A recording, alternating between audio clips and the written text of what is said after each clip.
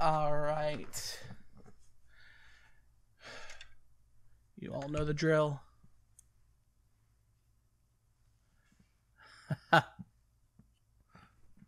Hey yo, hi, hello, I'm Hippie Rat, and in 2019 I celebrated the 5th anniversary of the hit indie horror video game phenomenon, Five Nights at Freddy's, with a 2-hour-long video reviewing everything the franchise had to offer. Every game, every book, every inch of the story, and general creative design. Listing all of my hot takes on the story and the scares and reveling in my many years of contemplative thought on the series. The video hasn't aged perfectly well in every aspect. I like Five Nights at Freddy's.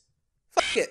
I'm allowed to like what I want. I don't have to say, oh, Five Nights at Freddy's has jump scares in it, therefore it's bad. In fact, I will punch you in the face by saying the exact opposite. But first, let me bring you back to the beginning. On May 17th, 1977, the first Chuck E. Cheese's, then operating under the name Chuck E. Cheese's Pizza Time Theater, opened its doors.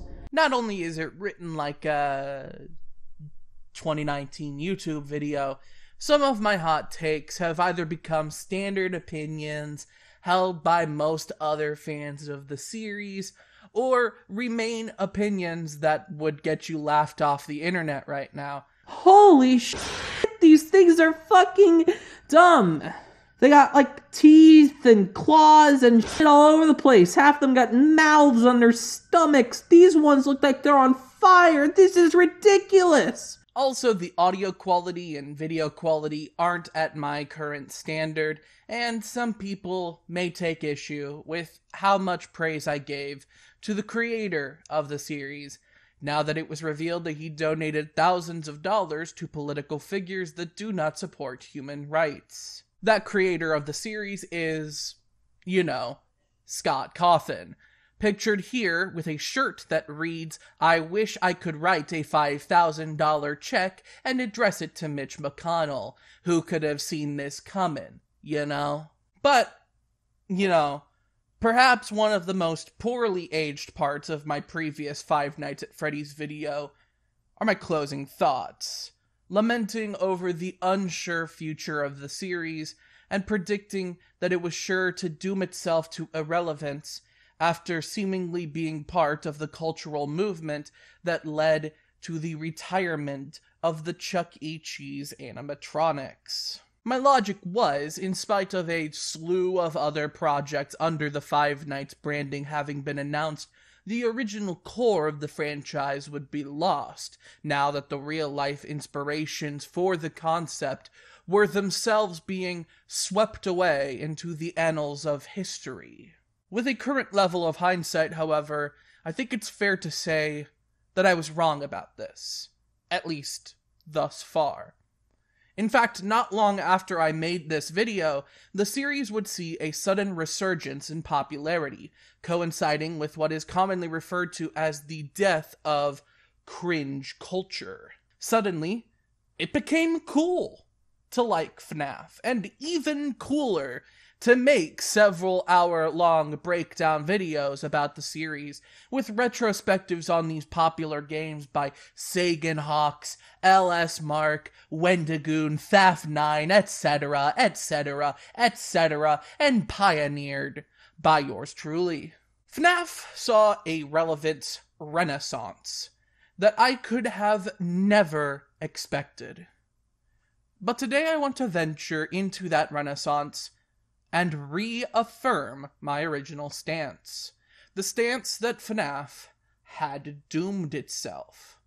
Because in the original run of games, FNaF saw a peak in content that I don't think it'll ever return to, at least not in most of the new main content helmed by the franchise, since Scott Cawthon began collaborating with various teams of storytellers and game developers, transitioning from one man's messy yet charming tale to a written by committee reboot, stuck in its own past yet also insistent on the grandness of its scale. This is FNaF after FNaF. And it's also Knockoff Knockoff November. Hit it!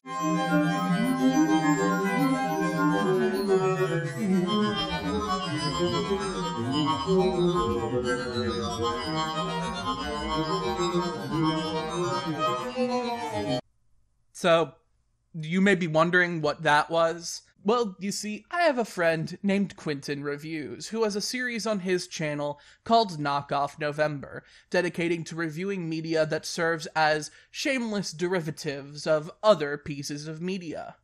Despite being an annual series, Knockoff November was on leave for a couple years because of his dedication to the increasingly lengthy iCarly saga, so I decided I would kind of keep the trend going by making my own knockoff of Knockoff November. Knockoff Knockoff November.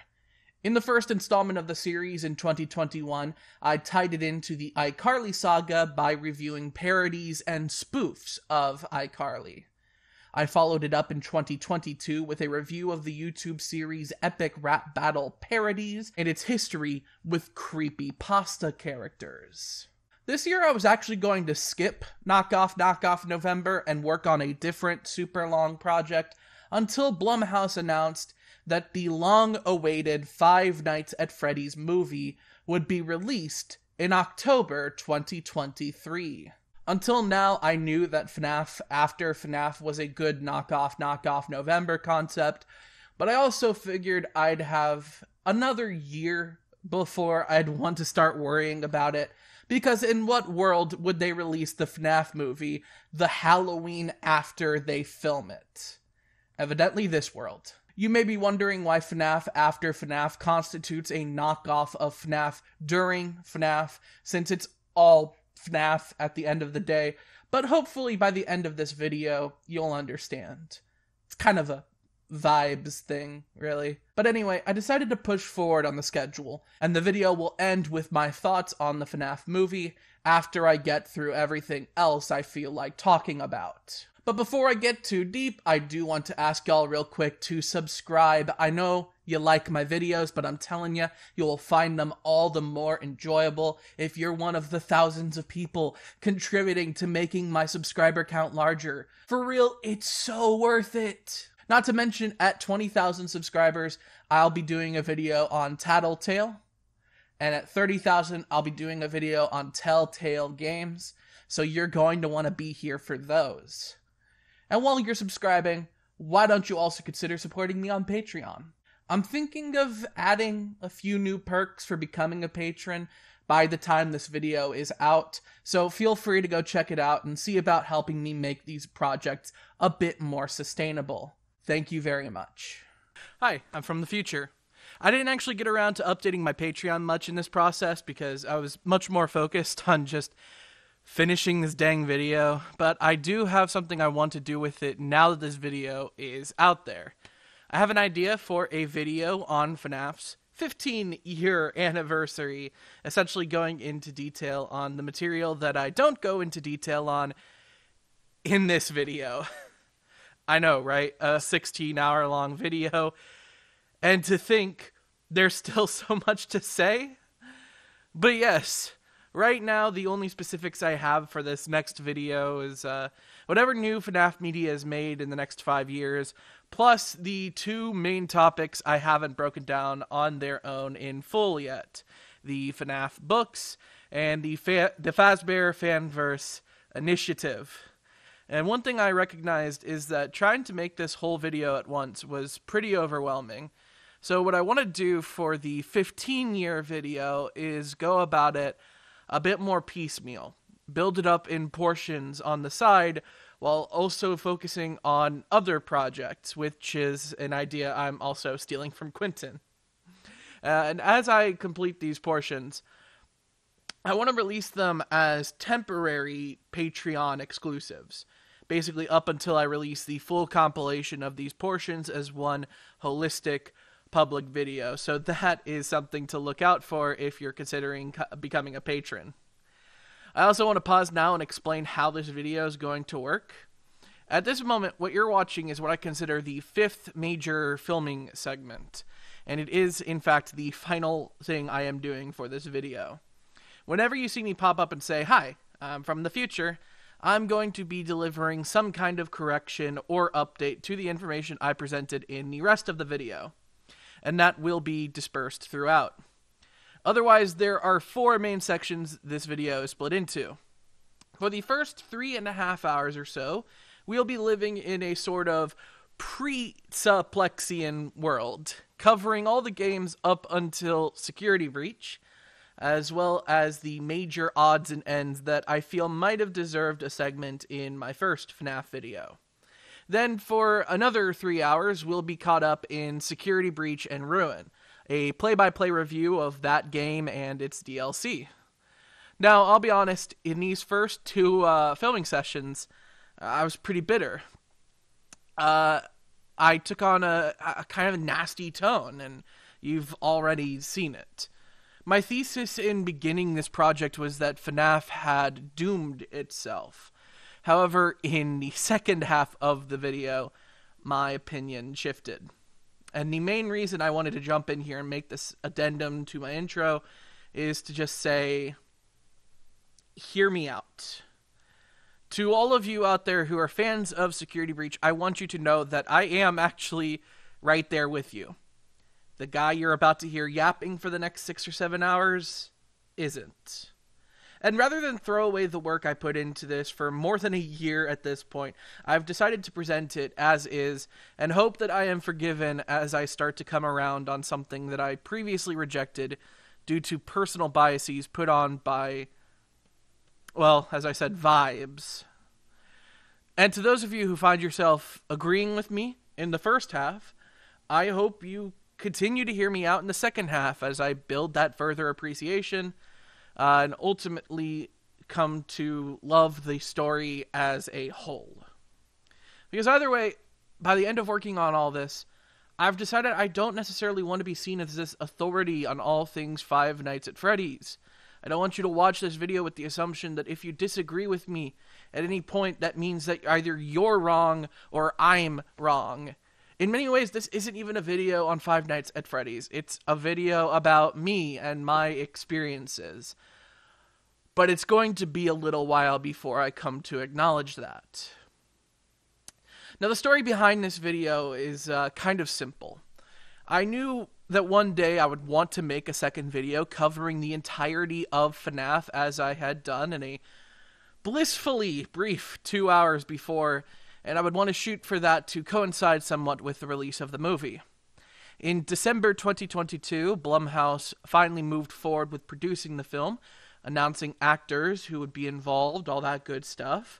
And I figured that that meant I could passively work on it a bit in 2023 and focus on it primarily in 2024, assuming the production cycle wouldn't lead to a premiere until after its film, a year after it is filmed. Thus, in January 2023, I made the first Google Doc for this project and started writing notes about tangents I would want to go on, topics I would want to dive deep into, etc., etc. And then they announced that the movie would come out in October 2023. So this video suddenly became my primary focus, and I really wanted to get it out in November 2023. And as far as you know right now, it still is Knockoff Knockoff November. Splitting the video into multiple filming sessions was my way of trying to balance the work trying to balance the work as I waited for the release of Ruin. But it also became my downfall, as I found room to expand these individual filming sessions and just cause them to balloon out of control. I always knew Security Breach was to be a pivotal focus in the video, and I always knew that I would end the video with a review of the movie. What I didn't always know was that 2 filming sessions would become 3, which then became 4 as I decided to add live reactions that I put off filming for several months, with the 4th being dedicated to odds and ends that didn't deserve as much of a placement, followed by an elaborate breakdown of the FNaF lore, a review of yet another FNaF game that took me by surprise, you know the one, and even some surprise segments thrown in for flavor that I think you'll get a kick out of. While I'm just as surprised as you are that I managed to make a video this long, and I'm paradoxically mad at myself that I caused so many delays by continually adding more and more and more and more, at the end of the day, I do want you to know that I wouldn't have had it any other way. I am immensely proud of what I have accomplished with this video. And furthermore, since Russ Reviews' Beverly Hillbillies video is under renovations, I will gladly keep the throne warm as the technical champion in the long video's Cold War.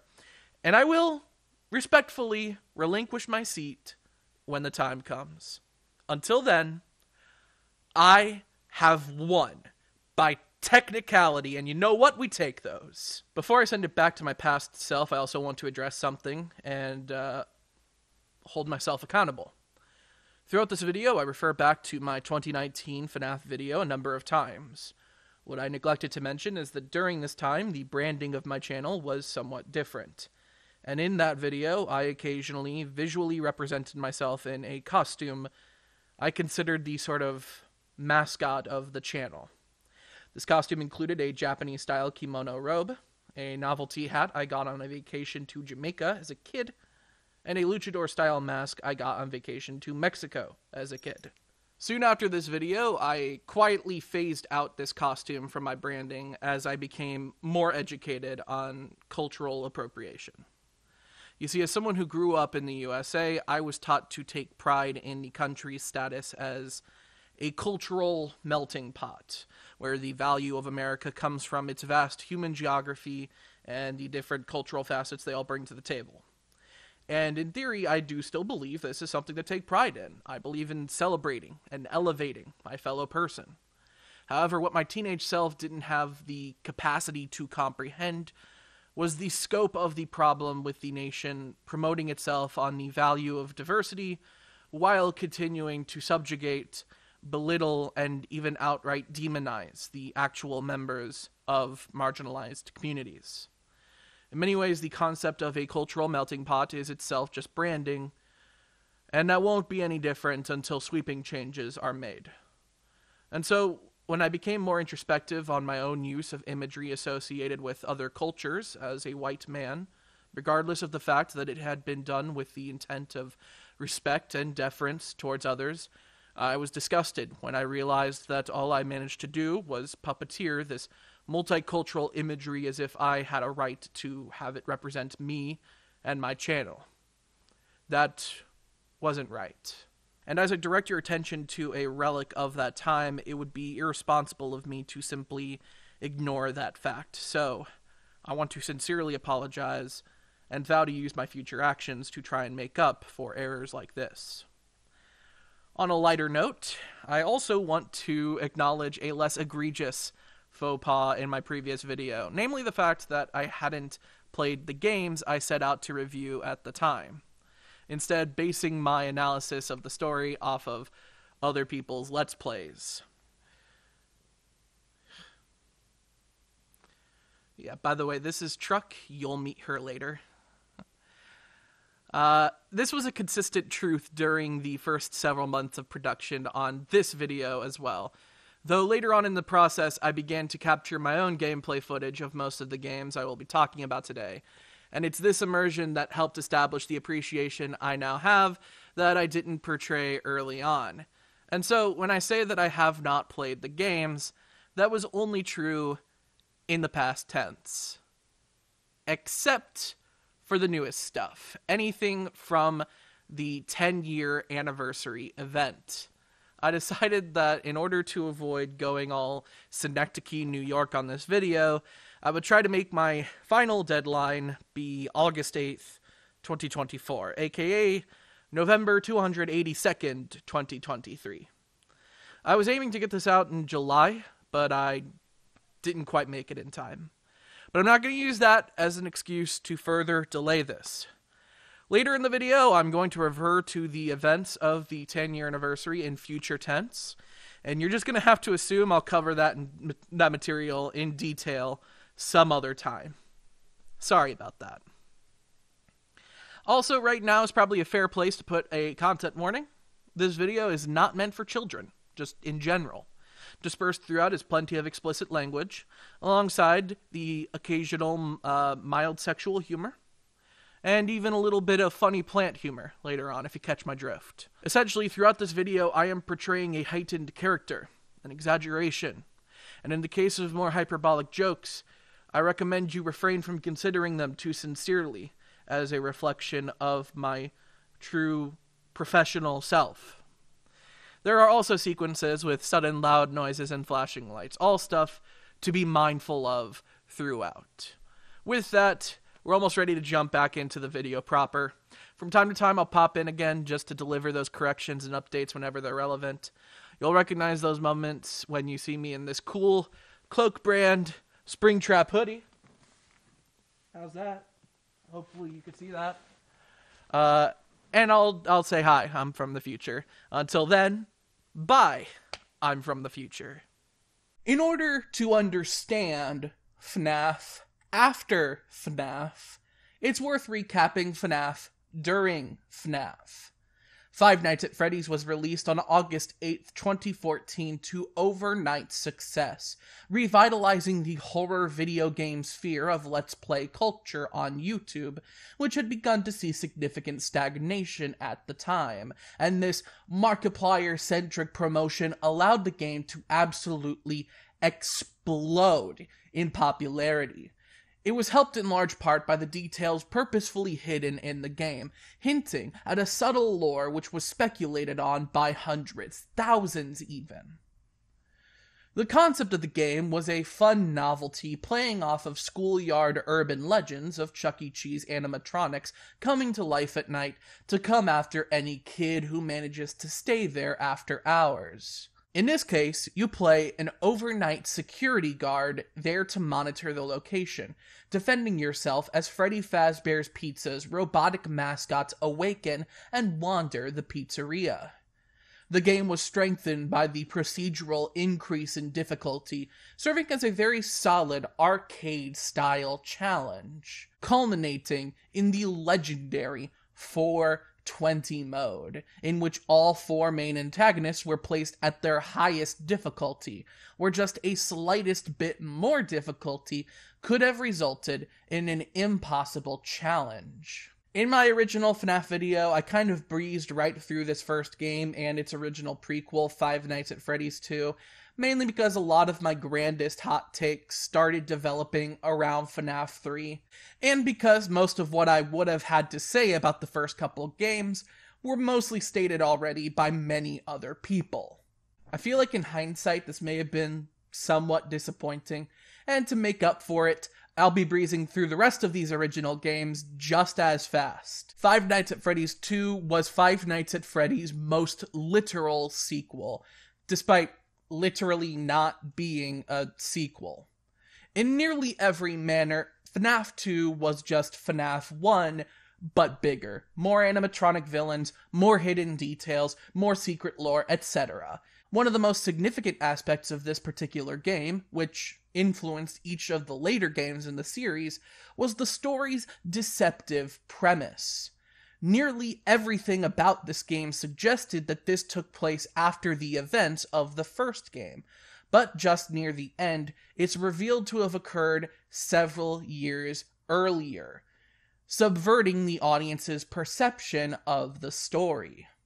From then on, Scott Cawthon would have a lot of fun presenting deceptive information to the audience that purposefully confused their understanding of the wider lore, and it would become a pervasive, if pretty annoying, facet of the franchise. Five Nights at Freddy's 3 takes place many years later, after the closure of Freddy Fazbear's Pizza, when the location is bought by obsessive fans and gossips fascinated by the old legends associated with the pizzeria. specifically the stories of children going missing at the location, implied heavily to have been killed by an employee of the pizzeria and hidden in suits worn by the animatronic characters, hence the robot's paranormal hostility. The game reveals the fate of the killer, having trapped himself in an animatronic suit after dismantling the others, dying upon being crushed by the robotic innards, haunting the animatronic himself and becoming the only antagonist in this game, save for the remaining phantoms of his victims, who themselves can be brought to peace in a series of secret minigames.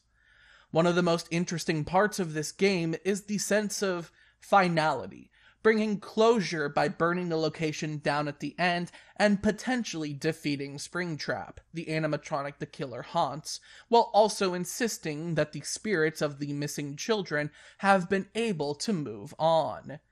This was originally meant to be the final game in the series before Quinton reversed that decision, and it would be a recurring trend to give most of the games following it their own sense of closure that suggested nothing would follow, culminating in Pizzeria Simulator, which I will discuss in due time. Five Nights at Freddy's 4 takes a different direction from the rest of the games before it, placing you in a children's bedroom years before any other game in the series, and taking on the perspective of said child, haunted by his own nightmares, which twist the Freddy Fazbear's pizza animatronics into grotesque abominations.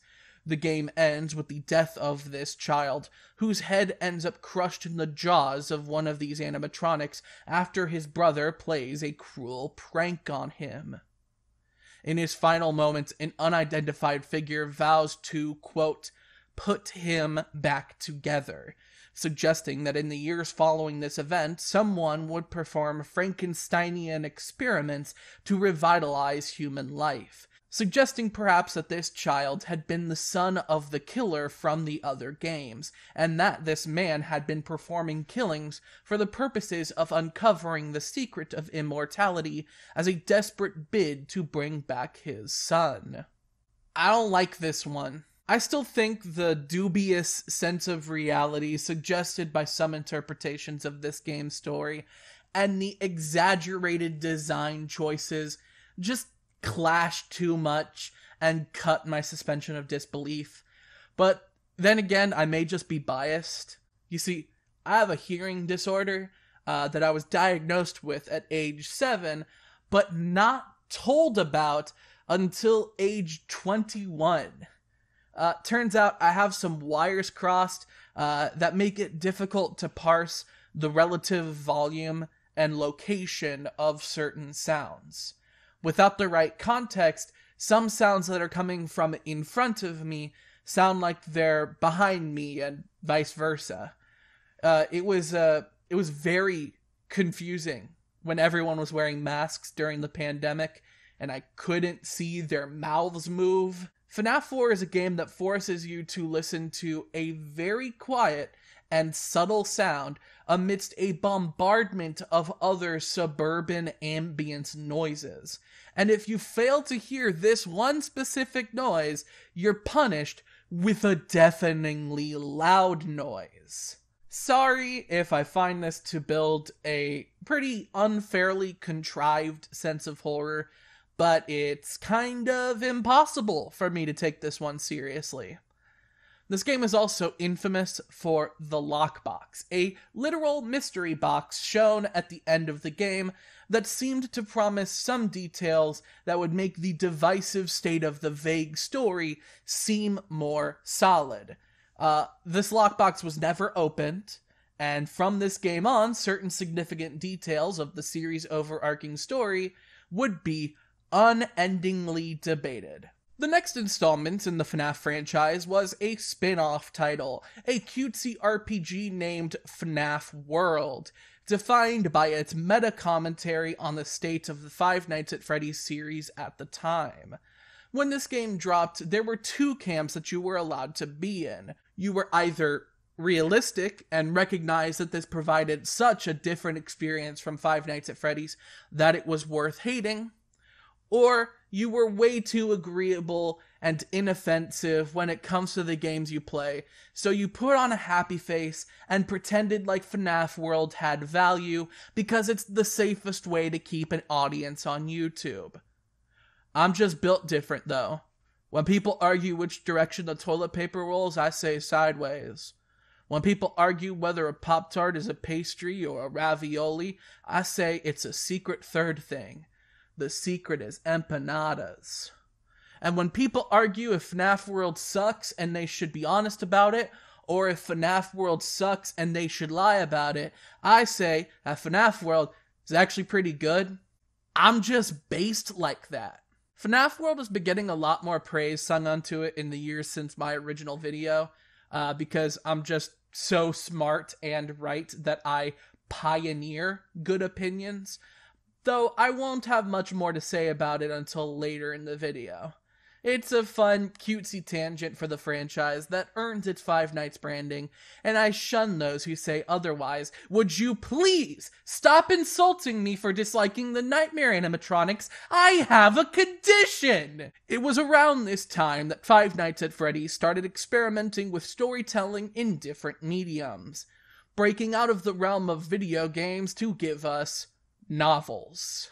FNAF's original run in the literature circuit, aside from guidebooks and activity books, was known as the Silver Eyes trilogy, consisting of The Silver Eyes, The Twisted Ones, and The Fourth Closet. Basically reimagining the Five Nights at Freddy's lore as a linear story that fits the young adult genre a bit more snugly. Many elements of the story are shifted drastically from games to books, essentially making it so these novels couldn't serve as one-to-one explanations of the lore that served as the game's biggest selling point at that time.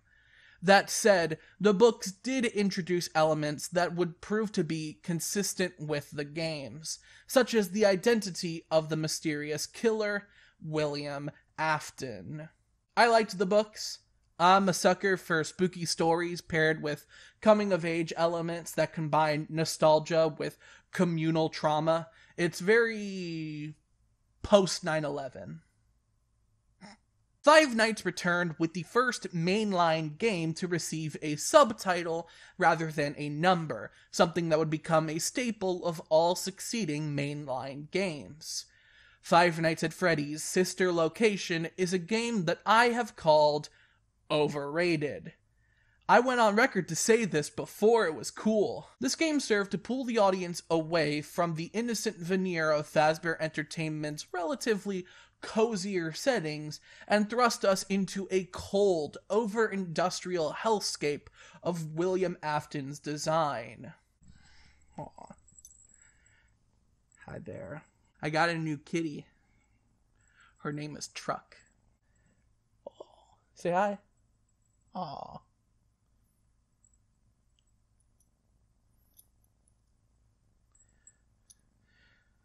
The Funtime line of animatronics, helmed by the dubiously reliable Circus Baby, are revealed to have secretly been weapons designed to kidnap and or kill children, all as a part of Afton's twisted experiments with Remnant, which is essentially soul juice that would be the key to immortality. The project was halted when he failed to keep his daughter, Elizabeth Afton, from falling victim to Baby, implanting her soul into said machine. In the game, you play as Michael Afton, the last living child of William, getting a job in the underground facility that stores and tests the Funtime animatronics, essentially torturing them, in order to discover the scope of his father's actions. By the end of the game, each of the Funtime animatronics amalgamate into one singular humanoid being, Ennard, doing so because the Remnant experimentations have caused the souls of the missing children, harvested from the original animatronics before William's death in FNAF 3, to be distributed amongst the Funtime animatronics essentially at random, and also because it serves as their last-ditch effort to escape this facility. They disembowel Michael Afton and wear his corpse as a human suit, escaping into the sewers to live in the shadows once their meat suit begins rotting away. However, the injection of remnant into his body during the disemboweling keeps Michael Afton alive after this, and he vows to find William Afton and bring him down, presumably pinning him as the one responsible for burning down Fazbear's Fright from FNaF 3, which Springtrap is revealed to have survived. My opinion on this game hasn't really changed, and in fact, it has been reinforced by other people who have finally come out with the same opinion and explained even more reasons why this opinion should be held. Sister Location is overrated. It was a hyped up game that didn't deliver on most expectations, right down to Circus Baby, advertised as the most intimidating foe you've ever crossed in the FNaF universe, being nothing more than a lifeless husk. Sister Location introduces new gameplay elements every night that never come back into play, requiring you to discover the skills needed to complete a section, but not prove mastery of them. All in all, the game is essentially too linear, needing to tell you what you need to do before you go do it, instead of capitalizing on the vast options that could have been available to you at most times, potentially requiring you to demonstrate some problem solving on your own. But no, literally every time you need to hit the light switch, this is because it is scripted into the game. Oh yeah, I said it best when they called this the best YouTuber game in the FNaF series. Because yeah, it's a tuber game. Each segment in the game is basically just a new thumbnail and title for Dawko's uploads of his Sister Location Let's Play series. I crawl through Ballora Gallery, and all I can think is, crawling through Ballora Gallery? Five Nights at Freddy's Sister Location Part 2. The writing, and specifically the jokes, are just there for tuber reactions. It is a tuber game with the most disconnected piece of the FNaF lore puzzle since FNaF 4, and that's saying something considering what that game did was lie about having more puzzle pieces than it did. And look, I know Five Nights at Freddy's has always relied on YouTube for its relevance, but this was just heavy-handed. And perhaps one of the most egregious examples of YouTube being a necessity in the FNaF story came in the gap following Sister Location. Remember how in Star Wars The Rise of Skywalker, Emperor Palpatine returns from death and announces it across the galaxy through a psychic force message of some sort? Now remember how the only piece of Star Wars media that message was ever shown in was Fortnite? Yeah, this is like that, except FNaF explains that Ennard ejected Baby from them because they thought she was super annoying, and the only piece of Five Nights media that explains this was the source code of the developer's website, which could only be read using the Inspect Element tool. I FNAFing wish we had Fortnite to show us this important plot point. Then at least I wouldn't need to sit through a game theory video just to know it happened. Who am I kidding? Yes, I would. I'll play Fortnite. This important piece of information that you better hope you are privy to served to tease the 6th official FNaF game, Freddy Fazbear's Pizzeria Simulator. Taking place at the end of the original FNaF timeline, this game sees Henry Emily, the original developer of Freddy Fazbear, his robotic gang, and the restaurant they reside in, fund the opening of one last restaurant, where he coincidentally happens to hire Michael Afton to serve as the manager. With this last Freddy Fazbear's Pizzaplex, he lures the surviving antagonists from the previous games there. William Afton in a more damaged Springtrap suit after the Fazbear's Fright fire, Elizabeth Afton in a more ramshackle interpretation of the Circus Baby animatronic following her ejection from Ennard, Ennard, haunted by the souls of the missing children and the corrupt software of William Afton's Funtime animatronics, now in the form of Molten Freddy, a pile of electro spaghetti with a Funtime Freddy mask loosely affixed to it, and Lefty, a variation of the Freddy Fazbear animatronic that had fused to the puppet, a robot that debuted in FNaF 2 and had been responsible for putting the missing children's corpses into the animatronic suits in the first place when it discovered that it absorbed the remnant of Charlie Emily, William Afton's first victim and Henry's daughter. Upon bringing every surviving character from the lore into one place, Henry trapped them and immolated the restaurant, pacifying the remnant in William Afton, Baby, Molten Freddy, Lefty, and Michael Afton, as well as taking his own life and liquidating Fazbear Entertainment for good. Let's put a pin in that. Pizzeria Simulator is a game with a lot more freedom and content than Sister Location, serving as a 2-in-1 game, part FNaF and part Tycoon. This makes for a much more entertaining game, and the story being a strictly conclusive bookend to the lore that answers all the most important lingering questions and ties up all loose ends, allows this to serve as a very strong finale to the franchise, especially considering just how strong the writing was during Henry's final speech. Sometime later, Ultimate Custom Night was released, originally intended as downloadable content for Pizzeria Simulator, a challenge mode inspired by that game, which quickly grew to a standalone franchise-spanning final challenge. This is where I gave one of my more abstract and potentially objectionable interpretations, which I'm still not fully convinced isn't at least somewhat correct. Ultimate Custom Night largely serves to wrap up one last debated topic in FNaF lore, the nature and identity of Golden Freddy, a more Phantom-esque animatronic from a handful of previous games. There are two main arguments regarding the identity of the ghost inhabiting this character, one being that it is haunted by Cassidy, one of the children killed in the missing children's incident, since the puppet put her body in this particular suit, and the other being that it is haunted by Evan, the Afton's youngest son, potentially having possessed the animatronic when it gave him his fatal injury. Hi, I'm from the future, and so I just called that character Evan Afton, because that used to be a theory about the character's name.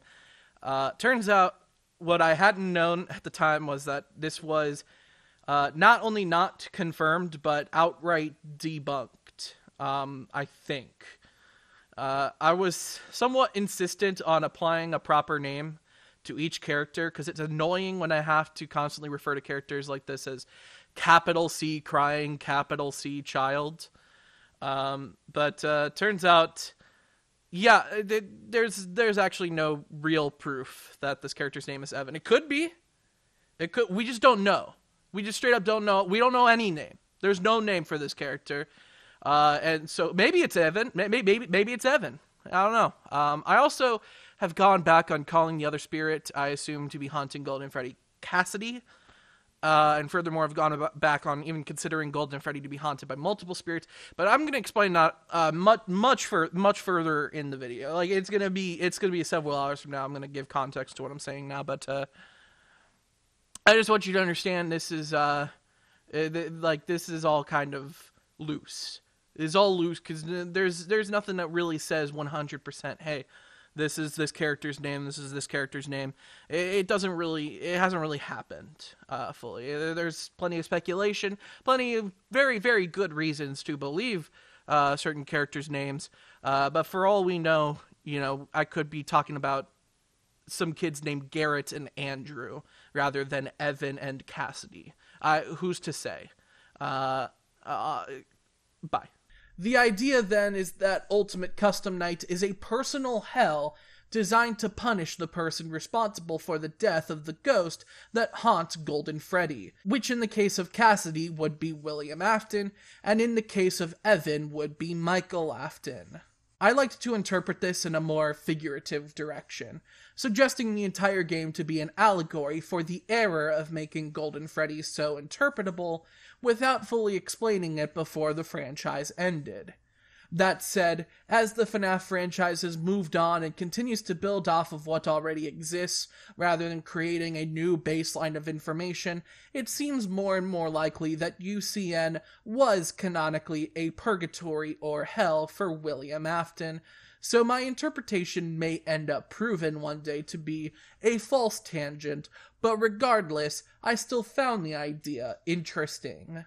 That said, despite the existence of something that could be considered the final chapter of the FNaF saga, where there is no way of arguing that FNaF could continue as is, Scott Cawthon and the game developers he began collaborating with their larger budgets and wider creative input, had made the decision to continue FNaF from where it ended, as difficult it would have proved to dig themselves out of the hole that was a satisfying conclusion.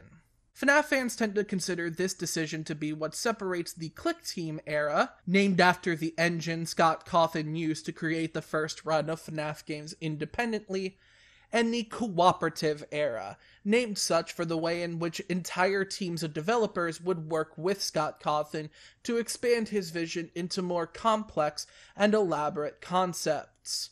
In my original FNaF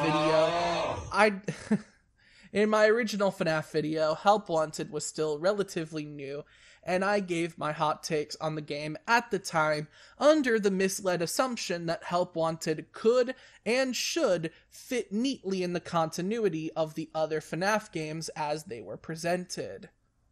Little did I know, Five Nights at Freddy's VR Help Wanted, developed by Steel Wool Studio as the first piece in the Cooperative era, was also the first chapter in the range of titles that I now consider to be FNaF after FNaF, ignoring the satisfying closure of Pizzeria Simulator's ending. Because remember how Fazbear Entertainment was liquidated? Ow! Who put a pin in that? So Help Wanted in the real world is just a video game. But in the FNaF universe, it's a video game. In-universe, it's revealed that the preceding games in the Five Nights at Freddy's series were all video games canonically created by a Scott Cawthon equivalent, capitalizing on the company's secretive scandals. Now, this alone raises some questions, since each game in the series served to introduce more information about the world than the last, information that people in that world logically should already know, so it doesn't make a whole lot of sense that the Funtime animatronics, for instance, go with minimal to no mention or reference for the first 4 or 5 games in the series. But regardless, we must come to terms with the idea that Five Nights at Freddy's as we know it is now no longer canon in Five Nights at Freddy's. I mean, it still is canon, don't get me wrong, but now we have confirmation that Five Nights at Freddy's is essentially a story within a story, which kind of gives the entire thing less weight in a way. Like, logically, it shouldn't matter. It's still just fiction. It's just now interpretable as fiction or non-fiction within a fictional universe. But I still feel like it's a shame that this story that was so influential and had so much pop cultural weight to it is now retconned as this smaller piece of a wider puzzle. This is further troubling when you consider that the previously satisfying ending that explicitly cemented an endpoint to the timeline has been retconned as having mostly happened, but the timeline is free to continue because Fazbear Entertainment didn't actually cease to be a corporate entity. In fact, it's more corporate than ever, for whatever reason. It's also worth noting that this isn't just the decision of new management.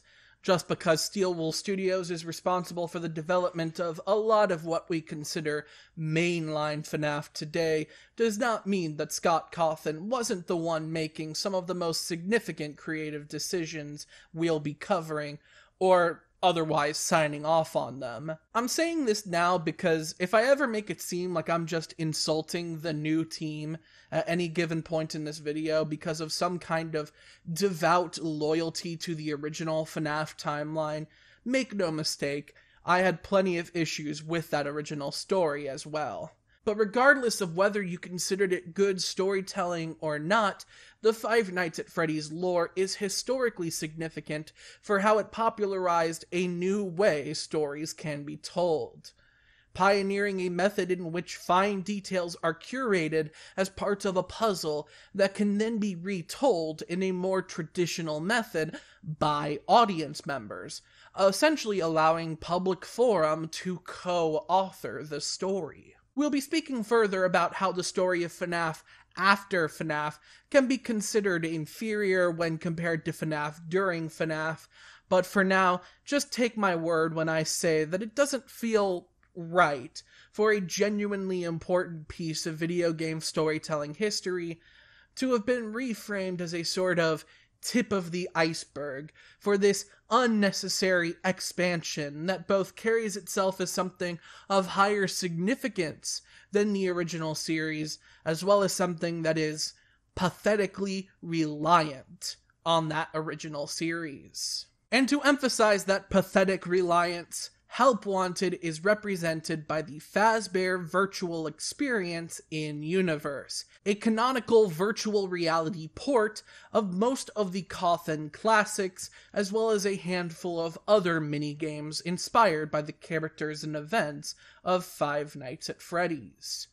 The logic here is that by embracing Five Nights at Freddy's ironically, Fazbear Entertainment can treat this whistleblower's indictment of their cover-ups and secretive scandals as an inside joke they're all in on.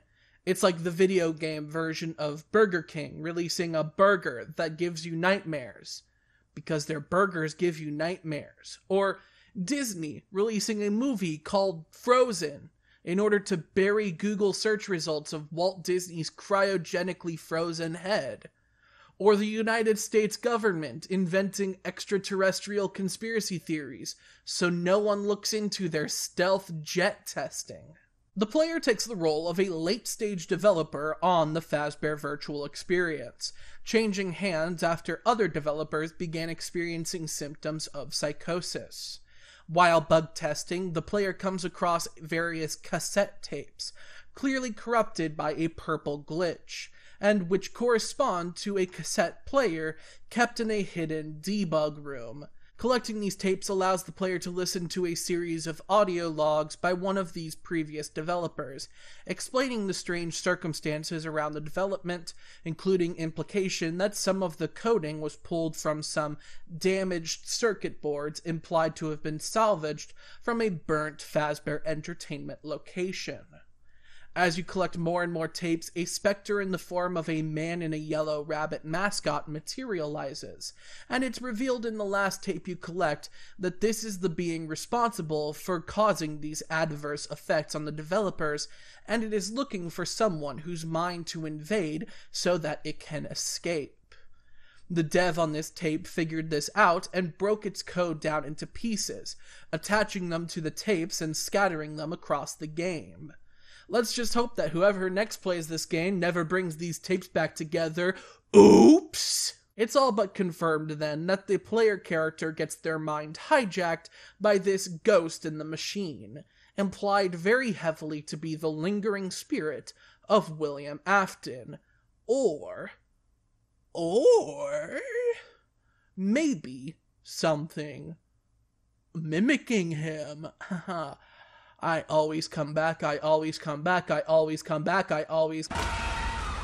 So back when this game was new, I took notice that the references to Pizzeria Simulator were so few and far between when compared to the much more relentlessly referenced other installments in the franchise, which seemed to me like a hint that the events of Pizzeria Simulator had yet to happen in the timeline, and its status as a satisfying conclusion had not been sullied. In my defense, the Pizzeria Simulator references that were there were so non-committal that they might as well have been absent, and it's not like Help Wanted will ever have a direct sequel that implements more Pizzeria Simulator content.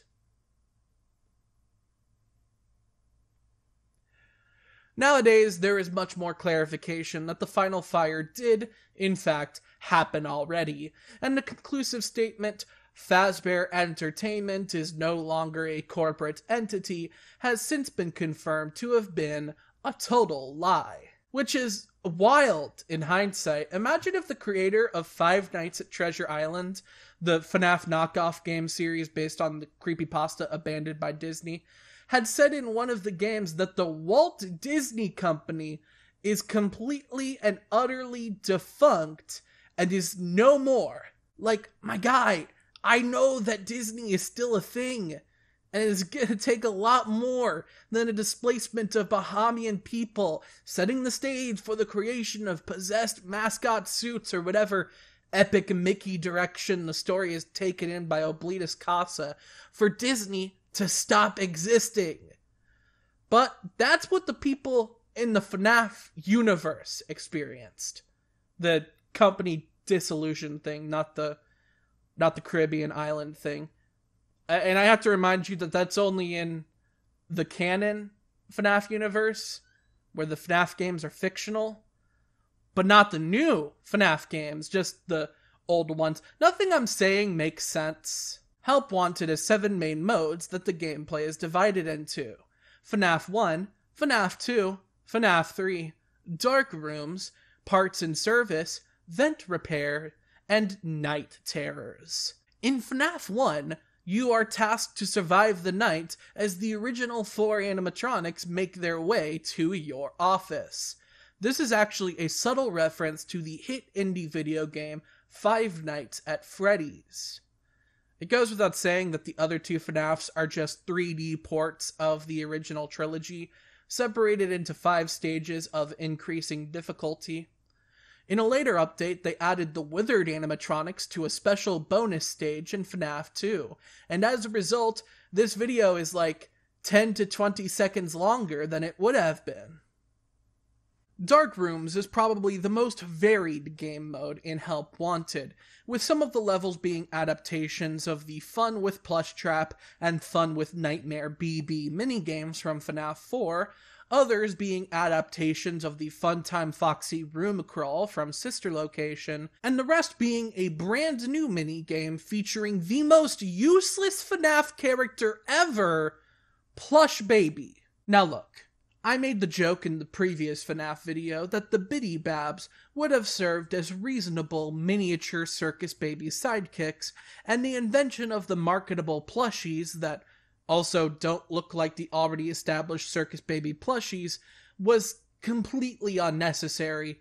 But make no mistake, if the Plush Baby minigame was the exact same except there were Biddy Babs in place of the Plush Babies, I don't care who I'm meant to turn my flashlight towards, this game is unfun and I want to punt these stuffed chumps with the laces out. Parts and Service is effectively this game's spiritual adaptation of Sister Location, in that it is scripted to hell with 0 variation every time you play, and the entire point of the game is that you follow the directions precisely or you lose. Here you are tasked with pulling pieces out of the original 4 animatronics and putting pieces back into them, and once you do that, you have to do it again, while screwed up on ayahuasca. This game is really only interesting that first time when he's like, remove Bonnie's left eye, and you're like, his left or my left? But like, you already knew the answer to that because you saw Dako play this on YouTube.com, so even then, all you can really do is be like, it's so cool to see the original 4 so goddamn up close and personal, or whatever. I don't even like the Help Wanted models, but I'll go over that later. Vent Repair is slightly more entertaining in that there is at least a little bit of variation every time you play, but only so far as the Simon Says that controls the air vent, don't ask, will have a randomized order, and the breakers that connect to various buttons will turn on in different orders between playthroughs. Otherwise, the most you can really say about Parts and Service and Vent Repair is, at least they are technically new and original content, Not to downplay the achievement that is the adaptation of Click Team era content into virtual reality, but this is enough to kind of give Help Wanted its own identity, which can sometimes be all you can ask for in FNaF. The last game mode is Night Terrors, which is the closest this game comes to adapting the core gameplay of Five Nights at Freddy's 4, though with some minor alterations, namely being that each level features a different animatronic character, each with slightly different mechanics. However, where this mode varies most from the others is in the Blacklight level. The way that the Blacklight levels have worked for the other game modes is by retreading the same ground as the original levels, but this time with some twists that makes it more difficult. For example, Funtime Foxy's Dark Room Blacklight level now has dozens of Funtime animatronics out to get you. Ennard's Vent Repair Blacklight level is upside down, and the Parts and Surface Blacklight levels, whoa, man! Far out! Whoa! However, the Night Terrors levels do not have this, substituting a second, harder round with each of these characters with what is essentially this game's final level, called Pizza Party, in which you must navigate a digital dreamscape version of several settings from throughout Help Wanted, until finally you come across the backstage area, where you will be rewarded with video game cake and video game pizza, and this guy, the mascot rabbit dude who haunts the game's hub world. Upon following this guy, the credits roll as you look out upon the pizzeria from Freddy Fazbear's eyes. It's my understanding that this appearance of the mascot rabbit dude isn't really connected to his other appearances in-game, because this seems like his only deliberate inclusion in the Fazbear virtual experience. Like, here, it's a scripted event meant to lean into the alleged murders William Afton committed, which is what the Fazbear virtual experience is supposed to be about. I mean, he still shows up here even if you don't collect any of the tapes that the malhair is bound to. Yes, I call it malhair, and yes, it is because I'm better than you. Anyway, the game also has prizes. It's essentially just a system for collecting random props in-game by winning levels. There's a reason I didn't care to discuss this part of the game last time I did a FNaF video. Or maybe I did. Either way, it's forgettable. Also, there's like a gallery level where you could just admire the character models designed for this game.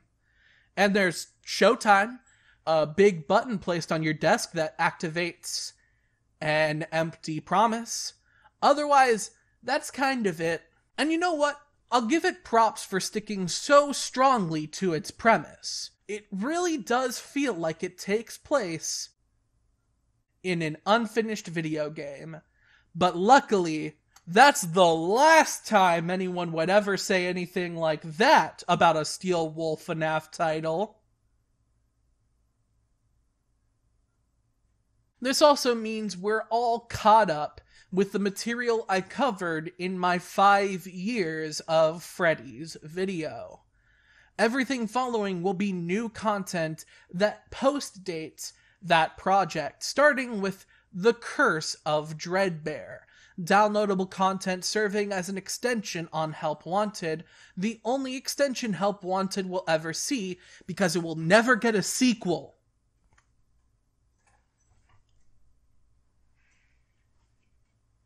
Released between October 23rd and 31st of 2019, Curse of Dreadbear is a Halloween-themed update to the Fazbear virtual experience, essentially a bonus game accessible through a second level select hub. Curse of Dreadbear might be one of my favorite pieces of FNaF media, especially in FNaF after FNaF. And I think a lot of it comes down to the fact that it's not trying to do more than it can handle. It's not trying to bog itself down with too many unnecessary details. It's not trying to impress me with stuff that I wouldn't be impressed by, examples of which we will certainly get to. This is just a bunch of fun ideas that the creators decided to play around with, deliberately disconnected from established or future lore because it is canonically presenting itself as Fazbear Entertainment playing fast and loose with the fiction this game takes place in. While I have a problem with FNaF during FNaF becoming semi-fictionalized through this manner, I appreciate the way Curse of Dreadbear is like, screw it, it's spooky season. Of the 3 new game modes introduced in Curse of Dreadbear, Danger Keep Out is the one most akin to a classic Five Nights at Freddy's game mode, based directly off of the first game, with the Jacko variations of Nightmare Bonnie and Nightmare Chica taking Bonnie's and Chica's roles, a new Jacko variation of Nightmare Foxy named Grim Foxy taking Foxy's role, and the Frankenstein's monster variation of Freddy that serves as the eponymous Dreadbear, taking Freddy Fazbear's role. Danger Keep Out is a survival challenge where the player must fend off the animatronics for long enough while flashing them with a light to slow or reset their progress, making sure to strategize the use of the lights for opportune moments. It's okay, but I tend to have the least to say about these survival challenge games. That said, hot take? This may be one of the best survival challenge games in the franchise? Feel free to debate in the comments. It won't matter. I'm the one with the YouTube video. The next game mode I want to highlight is named Spooky Mansion, which is my favorite I Spy point-and-click CD-ROM game. Spooky Mansion is separated into 4 different minigames, and is easily the most varied game mode in all of Help Wanted. The first level, Hallway Crawl, sees the player walk down a hallway, presumably in the titular Spooky Mansion, but also presumably in the house from Five Nights at Freddy's 4, I guess. They need to avoid the 4 original Nightmare animatronics, with Bonnie and Chica occasionally opening doors near the player and killing the player if they happen to be standing there at that moment, Foxy occasionally materializing out of nowhere in front of the player and killing the player if they move while he's there, and Freddy walking down the hall from the entrance to give the game a sense of urgency. This is perhaps one of the most forgettable parts of Curse of Dreadbear. Like, it exists, don't get me wrong, but I usually only ever think of it in the context of beating it to move on to the other Spooky Mansion levels. Speaking of, the next Spooky Mansion level is named Build a Mangle. This takes place in the Fazbear Entertainment Fulfillment Center, which is clearly meant to serve as a satire of the delivery service Amazon's warehouses that the name is borrowed from. An interesting trend I've noticed in FNaF after FNaF is that there's kind of a balance found between the humor of the first few games in FNaF during FNaF, where the comedy was a more subtle world-building tool used to hint at Fazbear Entertainment's shady corporate practices that casually cover up casualties, and the random, casual bongos surrealism of later Click Team era games. Like, there is flavor text in Security Breach that hints at modern FNaF projects taking place in dystopian near futures where a lot of the natural world outside of the settings of these games are in ruin. But they'll reveal that by saying stuff like bears are extinct now, which is perhaps the most exotic Butters way of communicating this to the player. But anyway, back to Build a Mangle, where I guess an annex of the Spooky Mansion was flipped and repurposed as an Amazon warehouse, because surely the levels are designed to coincide with the game modes, and the names of these game modes aren't just haphazardly chosen from a series of Halloween-y buzzwords that vaguely differentiate the levels among a series of inconsistent themes. /S. This game places the player between 2 conveyor belts that transport various pieces of random FNaF animatronics, and the player must take the parts shown on the television screens in front of them and place them in the chute, where they will then be assembled into a jumbled mess of parts similar in style to the original Mangle design. Failure to do so will lead the original Mangle to kill the player. I like this one. It's got a lot of variance and replayability for a Help Wanted game, and the semi-customization of being assigned a specific set of parts to make your very own mangle is really neat and succeeds in feeling like a bit of a throwback to Build-A-Bear Workshop, which was always a good time as a kid. I also like the implication that the mangle can essentially be an entire brand of animatronics rather than just the one, whose design has always been relatively consistent throughout the series, despite the implication that they could have always had a leg pulled off and reattached somewhere else, for instance. Next up in Spooky Mansion is Trick or Treat, and that's more like it. This is the most Spooky Mansion-ass Spooky Mansion I done ever saw. In this game, the withered animatronics all live together like what I'm sure would make for the most mid-ass sitcom ever, and the player must watch in the window to see who will come to the door when they ring the bell, with the other robots all moving around erratically to disorient the player. Once the door is to be opened, the player must put on a Halloween mask corresponding to the correct animatronic, or they lose. I love this one. It's fun, the characters all have different movement patterns, there's frequent replay value, the Halloween vibes are off the charts, it's just altogether a good time. Finally, the last Spooky Mansion level, named simply Dreadbear, takes place in a Frankenstein-style laboratory, where the player has a short time allotted to prepare a dismembered brain for the husk of this Franken-Freddy monster, including applying the correct paint job, growing or shrinking it to the right size, and applying the right brain frequency to it, each of which are randomized in each playthrough. Again, I love this, and the mad scientist vibes of this one kind of help justify Build-A-Mangle's placement in this game mode. It's exciting to see a new character design get such an involved role in a FNaF after FNaF game, because otherwise, all we've had that has felt new rather than a retreading of old ground is Mr. Retcon and the Puntables.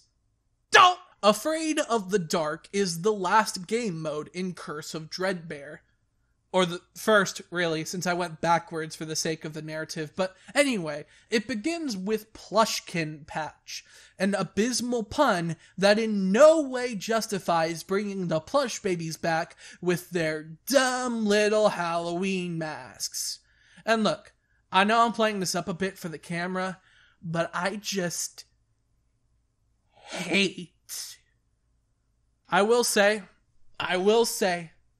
this is technically the best plush baby level in Help Wanted, because they bless us by shortening this dumb flashlight nonsense and not forcing us to withstand the pain for the full 2 minutes and 58 seconds, with Plushkin Patch only lasting 2 minutes and 56 seconds, and I'll tell you what, I'll take what I can get. The next level in Afraid of the Dark is Pirate Ride, which is one of the most involved games in Curse of Dreadbear. This level has the player go through a pirate-themed dark ride starring Foxy, all dripped up in his captain's regalia. The ride takes the player through several cardboard cutout set pieces, with a built-in ball shooter that the player fires at targets like a carnival game. Hidden throughout the ride are a series of alternate routes activated by hitting the Helpie cutouts, which take the player through behind-the-scenes sections of the ride, where the player must hit various buttons to avoid Jacko Bonnie and Jacko Chica's approach. This is another fun one.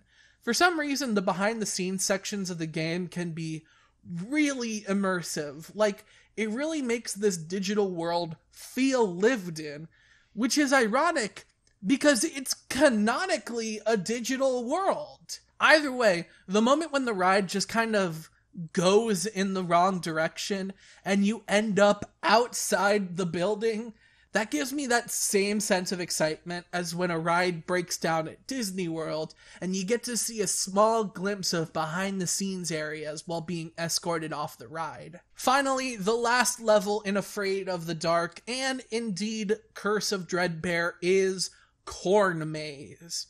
Here, the player is tasked with navigating the titular corn maze while avoiding the aforementioned Grim Foxy. Grim Foxy seems to be named after the Grim Reaper, though instead of his signature scythe, Grim Foxy wields a more standard sickle, matching the shape of his normal hook hand, which I really appreciate.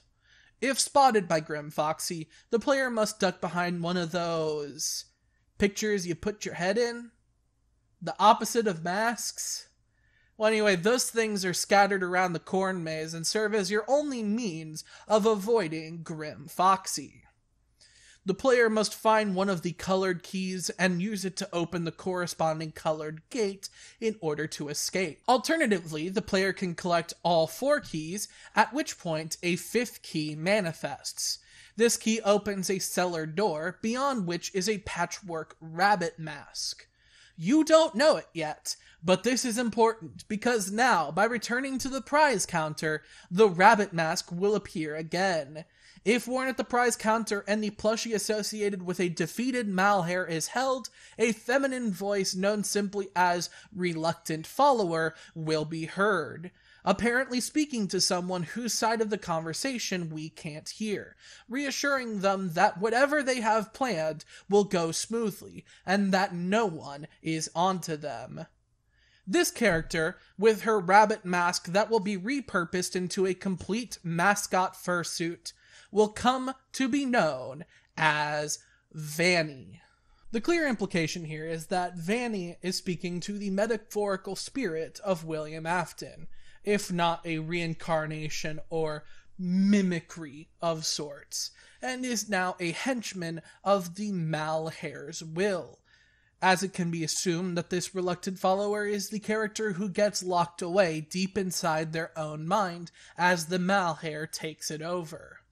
Around this time, a few new teaser images began making the rounds after being posted to Scott Cawthon's website, each showing elaborate art teasing what looked like a shopping mall-sized Fazbear entertainment facility, with a new band of animatronics themed around the glam rock movement of the 1980s, including another Freddy Fazbear variation, Glam Rock Freddy, a new Chica variation, Glam Rock Chica, an alligator animatronic in Bonnie's place, Montgomery Gator, and a wolf animatronic in Foxy's place, Roxanne Wolf. A couple months after Curse of Dreadbear, in December 2019, an update to Help Wanted saw the addition of a secret room at the end of the Pizza Party level, which will prove to be the last piece of Help Wanted adjacent content FNaF will ever see, because Help Wanted will never ever get a sequel. This secret room places the player in a snowy environment some ways off from a construction site for a large building, with a large Fazbear Entertainment billboard assuring viewers that the immense plaza promised in the illustrated teasers will certainly be the setting for the next chapter of the Five Nights at Freddy's saga. Said immense plaza will come to be known as Freddy Fazbear's Mega Pizzaplex, the next step in the evolution from Fredbear's Family Diner to Freddy Fazbear's Pizza to Fazbear's Fright to Freddy Fazbear's Pizza Place. And I mention its earliest teasers now while knowing full well that we have much ground to cover in the lead up to the game that is being teased here. Five Nights at Freddy's Security Breach. I do so because I want to make it very clear that the FNaF experience from late 2019 to even in some ways now has always had this mega pizzaplex looming over the franchise, insidiously shaping the entirety of its identity around it. So proud of the raising of stakes from a Chuck E. Cheese's sized pizza joint to what I can only compare to something like Disney Quest, the defunct indoor theme park with several Disney-themed games, small-scale rides, and other activities. Disney Quest is now looked back on as a famous failure for the company, and foreshadowing has always been looked at as a famous literary device. I just want the viewer to keep at the back of their mind the knowledge that everything I'm about to talk about, from late 2019 to even now as I film this video, no matter how distinct it alone may seem from the Mega Pizzaplex branding, all of these newer pieces of FNaF media have to coexist with this particular story element, with the merchandising and branding of Five Nights at Freddy's all reshaping themselves to advertise Security Breach in particular, and the mega scope of the Pizzaplex seeping into some of the story elements of other pieces of the wider franchise.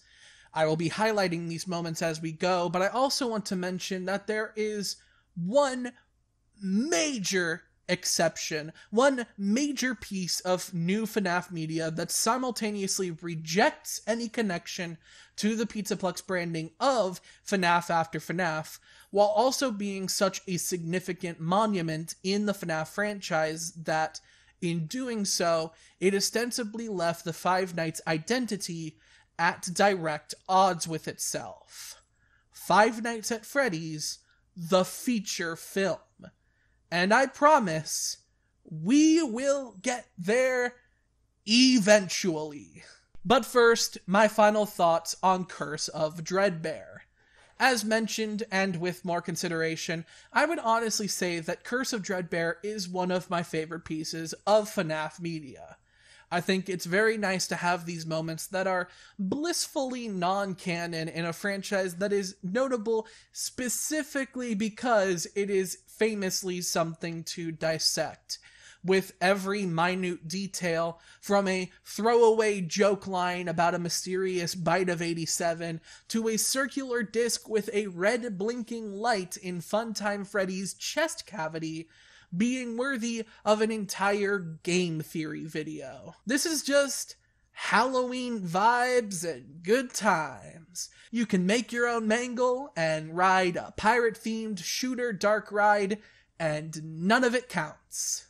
And while, yes, there's a little lore teaser at the end there just to appease your Doccos and MatPats of the world, I can really, truly turn my brain off while trick-or-treating at a home inhabited by the withered animatronics. And even just ignoring that, the amount of completely original content here that expands the concept of what FNaF gameplay can be makes this an easy step above Help Wanted's base game.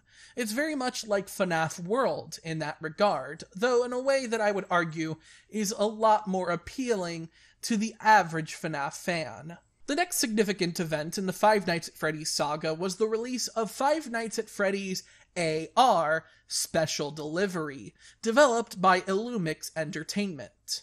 Now, when I made my first FNaF video, the plan to release an augmented reality mobile game in the series had been announced as a part of an outline on the future of the franchise, along with nearly everything else I'm covering in this video. And at the time, I had made the bold statement to highlight this game as the thing I was most excited for in the era of what I've since called FNaF after FNaF. I had been enticed by the mental image of involved technology that would implement aspects of the environment around me to create a very immersive Five Nights gaming experience. I had been a sweet, naive fool. For context, in summer of 2019, I was still going to college for engineering, so I had been kind of tricking myself into being more hopeful about the state of technology in general as a means of coping with the fact that I was sending myself down a life path that I had decreasing confidence in. About a month after the FNaF video came out, I changed my major to English, leading to a direct improvement in my YouTube videos. But anyway, back before then, I mistakenly had faith that an augmented reality game about FNaF would have any substance whatsoever, and would feel like a personalized experience. Instead, it was what every gosh darn piece of augmented reality software is.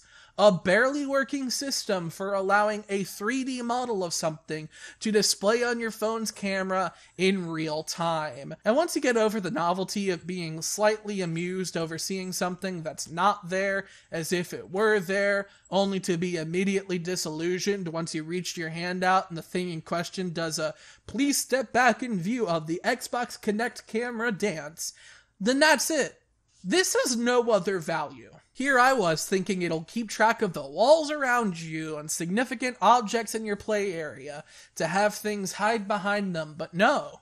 In fact, instead, the animatronic characters are just written to have science fiction cloaking technology that allows them not to be seen. So instead of ducking out of sight when you turn your camera toward them, they just sort of peace out.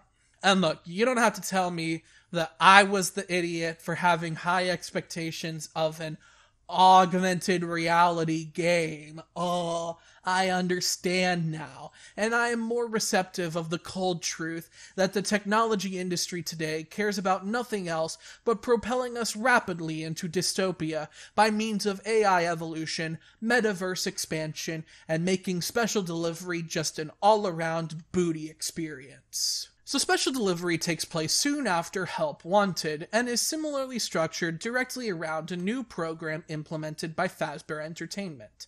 The Fazbear Virtual Experience in Help Wanted, and the Fazbear Fun Time Service in Special Delivery. At the end of the Fazbear Virtual Experience, it is assured that going forward, Fazbear Entertainment will move on from the controversies of its alleged and rumored history, and towards bigger and better things.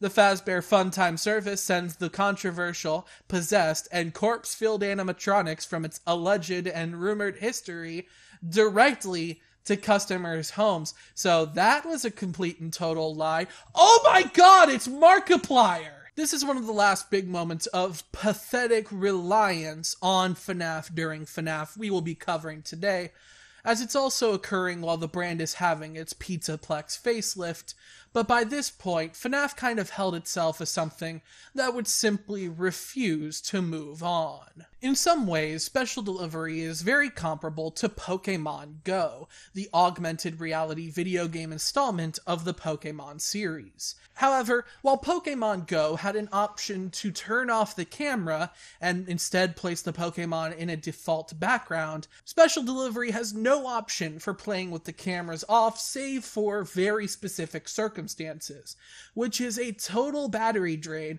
and also forces me to put myself on blast wherever I am should I want to screen record gameplay. Pokémon Go was also an interesting game because all gameplay features were essentially digital geocaches, affixing Pokémon encounters in randomly assigned GPS ranges and placing Pokéstops and gyms at various landmarks. This meant that experiencing the game would, more often than not, involve leaving your home and exploring places around you. And if you shared images or footage of yourself playing this game, it likely wouldn't lead to you being doxxed.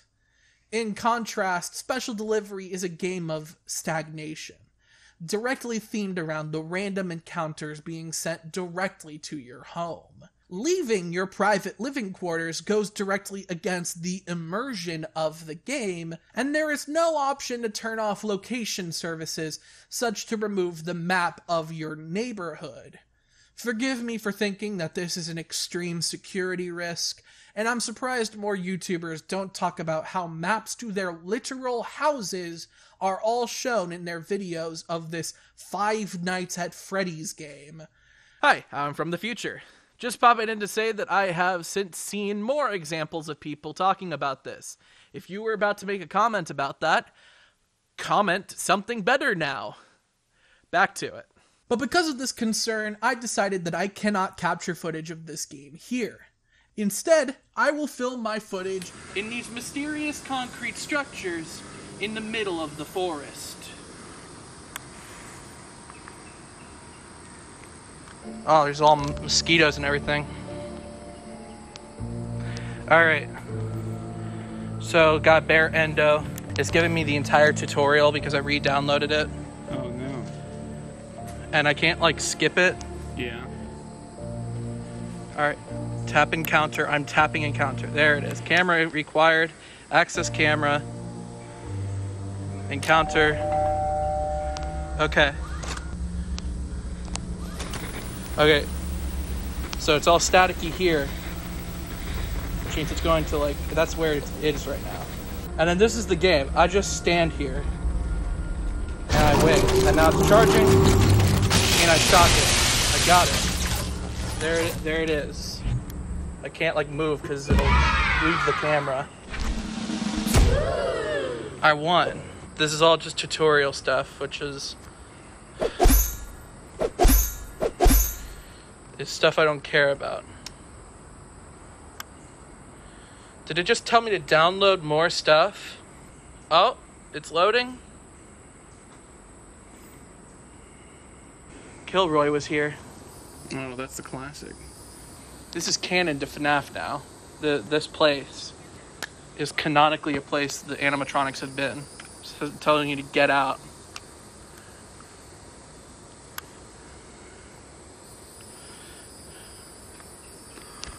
Alright.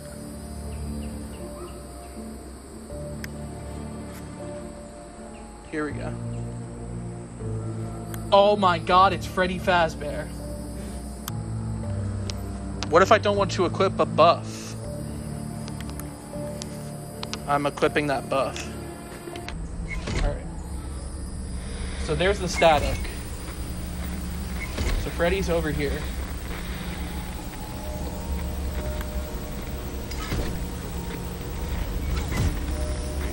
There's a glare. You might want to change your angle. I can't change my angle. Can you change your angle? Now would be a good time to hold your breath. Oh, there he is. I didn't get him. He just, that was a fake out. What's this app called? Special delivery. We gotta get kids to special delivery to the polls. Oh, jeez! He just hit me. I lost half my health. Oh no. I don't know where he is. There he is. You got this angle? Round and round. Can you get this angle? Oh, there he is. I got him. He takes more than one hit. There he is. He's over here. Hold on to me. Oh, there's a nice breeze. Oh, he's like moving around. Hold on, where did he move to? He's still there.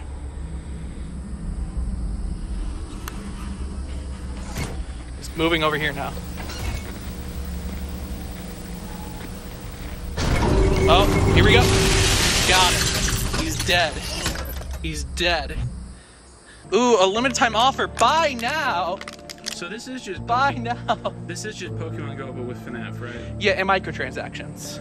Oh, good. No. That's what it was missing, Pokemon Go. So not enough microtransactions. Well, what makes it different from Pokemon, it just restart. It just, what the fuck? The app just restarted. Yeah, Pokemon Go doesn't do that. The thing with Pokemon Go is you have to like go to a place Right. to find a cool Pokemon. Right.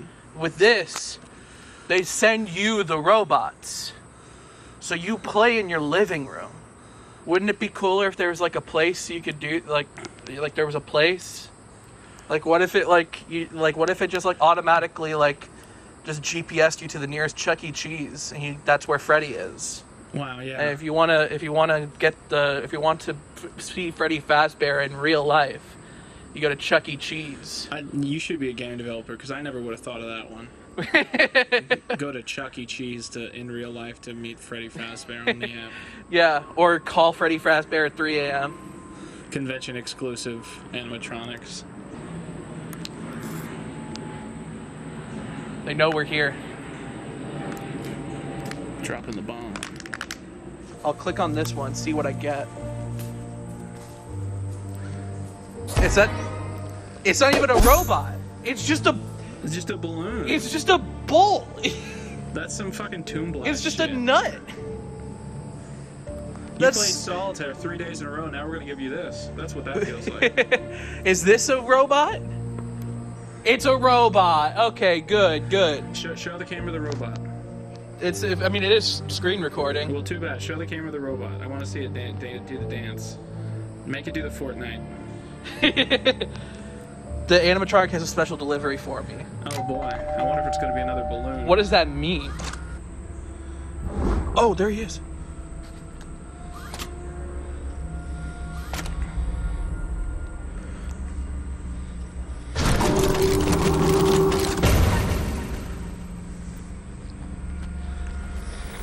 It's right next to you. Well, you don't see it. It's invisible. Yeah, because it's a bad game. Oh, shoot. Oh, it hit me. Did it get me? Am I good? It ran right past you, I guess. Oh, shoot. Alright. That got a hit, but it's still alive. So is this game also made by furries, or was it just that one? Which one? There's like 9, 10, 12 games. Well, there was one that came out where, like, Freddy's your friend, and... Oh, that's Security Breach. Oh, Security Breach, yeah. That one feels like it was made by furries. And they did a good job. There it goes, it's dead. Just, that's always the vibes I got. Yeah. We siphoned off too much of our energy. Now it's not safe. Yeah, no, I siphoned off all my energy just walking over here. Yeah. It's another bear endoskeleton. I'm gonna record this one like I'm Christopher Nolan. Ooh, a Dutch angle? Yeah, Dutch angle. That's broken neck Gregory. This is not safe. Oh! I got it! Right in front of you. Quinton, it was right in front of you, didn't you see it? Whoa! Oh, it's right here again. This guy's in and out. It's sus. Oh no, is he about to hit me? What's going on with the static right now? Basically, the way this works is they're invisible. You have to like walk around, you have to like circle around until you see like the static distortion. Yeah. Oh, and there it goes. I killed it. You killed it. I killed it right next to the structure. It's another bear endoskeleton.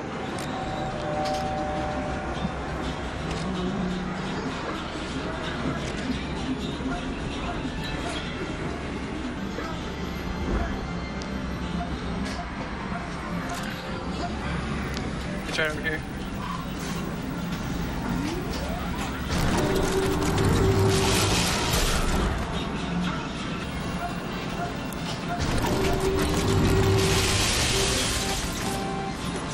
Killed it. I think it just disappears before it even like cuts out. Like, way to ruin the illusion that already has been ruined by, you know, the way that things show up on the screen, perspective. Yeah. Oh jeez, that was a lot.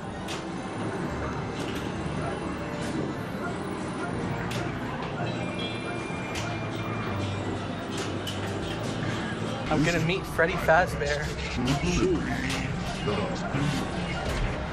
It's really awkward to film. Yeah, sorry. He's in the Frogger machine. You did it. I'm gonna let him jump scare me, and I'm gonna do like the reaction.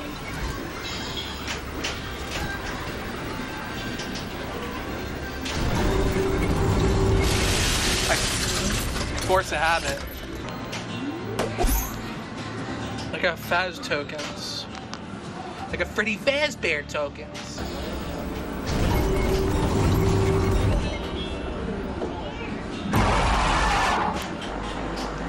Better luck next time. How did I get here?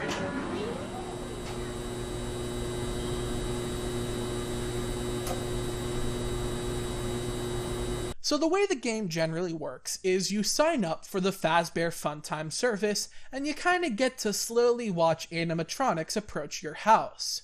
Once they show up, you can accept them, but they will mostly be cloaking themselves and hiding nearby, only identifiable by a slight distortion in an area around you, or because they will randomly uncloak when you aren't looking, only to recloak once you turn toward them, giving you a brief glimpse of them. Sometimes they will haywire, at which point they will uncloak and start jittering around, and you need to either look at them or look away from them based on their eye color. Some characters need you to wear a mask when this happens.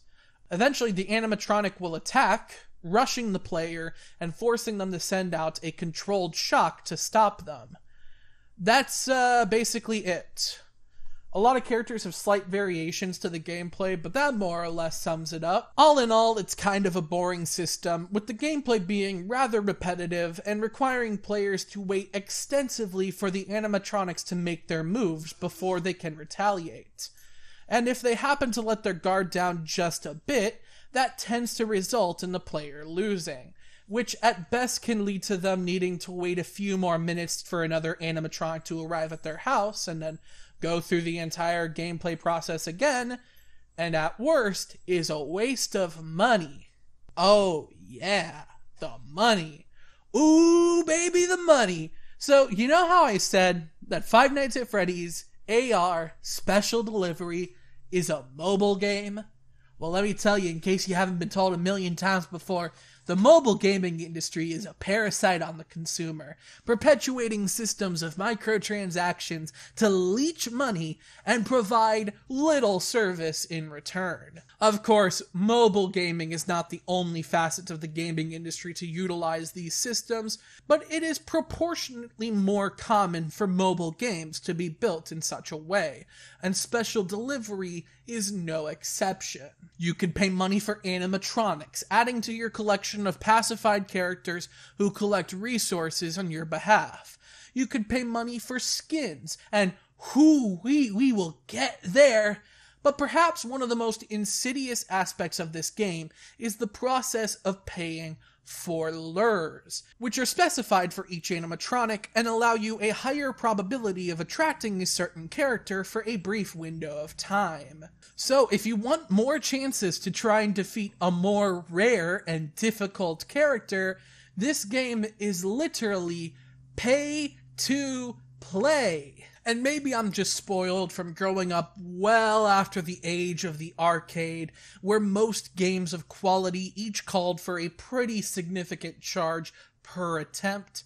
But I feel like gaming peaked when you could just buy the game and have that be all you need to do for however long you want, however many times you want, without having to worry about buying it again in order to play it again. That said, in order to 100% this game and experience everything it has to offer in a reasonable period of time, you kind of have to keep dumping money into this game, so that even without considering customizable skins, you're probably going to pay orders of magnitude more for this game than any other game in the series combined.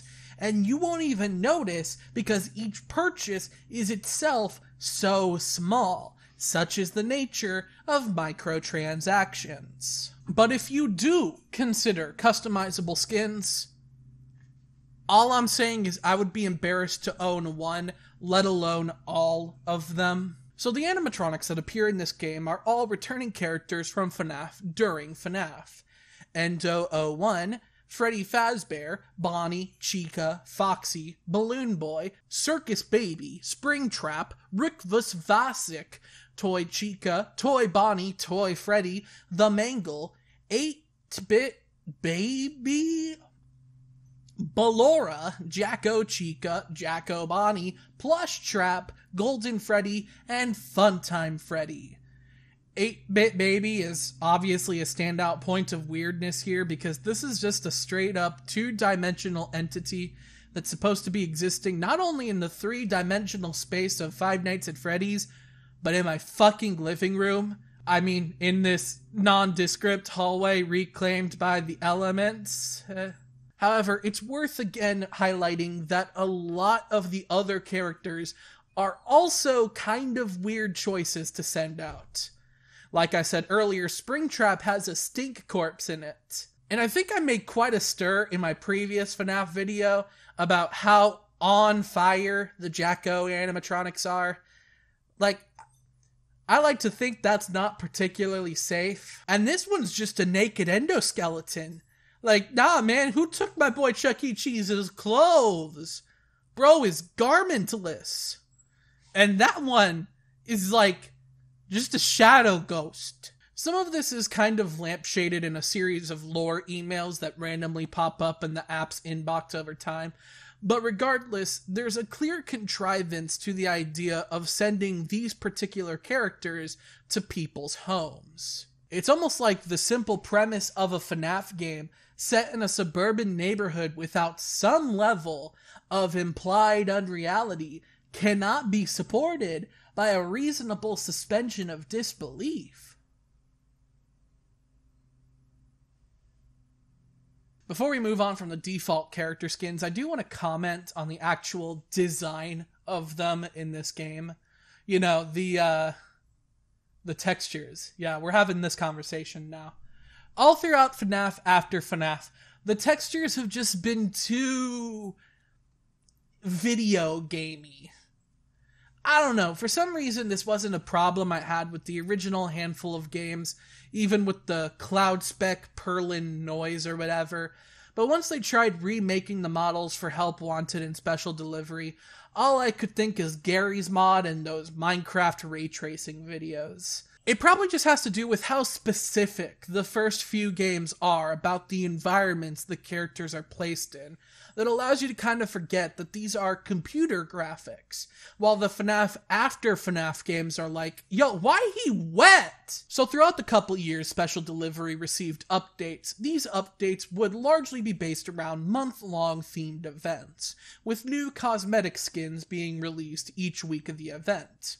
The first of these skins, Freddy Fazbear, a variation of Freddy made of ice, was released in December of 2019 as a winter special, and serves as the only variation with special abilities, being able to freeze the screen over temporarily, adding an extra challenge to the normal Freddy encounter. It's technically its own character, rather than a skin for Freddy, but if you were going to correct me over that, go outside. The next skin would come out 3 months later and would be the first of many to be entirely cosmetic.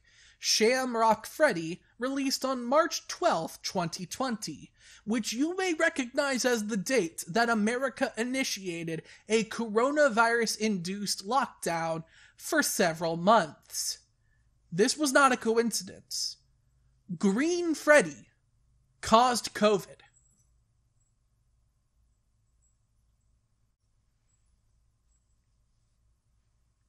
Spring of 2020 continued with 2 Easter-themed skins, both for Bonnie, one being made entirely of chocolate, which is sure to melt eventually, and the other being designed around for a video game-themed event called Arcade Mayhem that culminated in the release of 8-Bit Baby. Neon Tron-esque cosmetics for the toy animatronics were released. VR Toy Freddy, High Score Toy Chica, and System Error Toy Bonnie. Radioactive Foxy and Toxic Springtrap were added during the Wasteland event. Firework Freddy, or as I like to call him, I Just Want to Grill Freddy, and Liberty Chica were added for Independence Day. And don't ask them where they were on January 6th, am I right? Firework Endo, Broiler Baby, Scorching Chica, and Flaming Springtrap, all of whom just want a grill, were added for Sizzling Summer. Ringmaster Foxy, Magician Mangle, and Clown Springtrap, isn't he always, were added for Dark Circus, with Great Escape Golden Freddy being added for the Dark Circus Encore the following year. Katrina Toy Chica was added for Halloween 2020, specifically as a Dia de los Muertos rep. Woodland Toy Freddy, Boulder Toy Bonnie, and Swamp Balloon Boy were added in the Haunted Forest event. Black Ice Frostbear, a variation of Freddy made of ice, but different this time, was released in December of 2020 as a winter special, as were Arctic Ballora, Frostbite Balloon Boy, and Frost Plush Trap. Heartsick Baby and Black Heart Bonnie were added for Valentine's Day 2021, an event called Heartstoppers.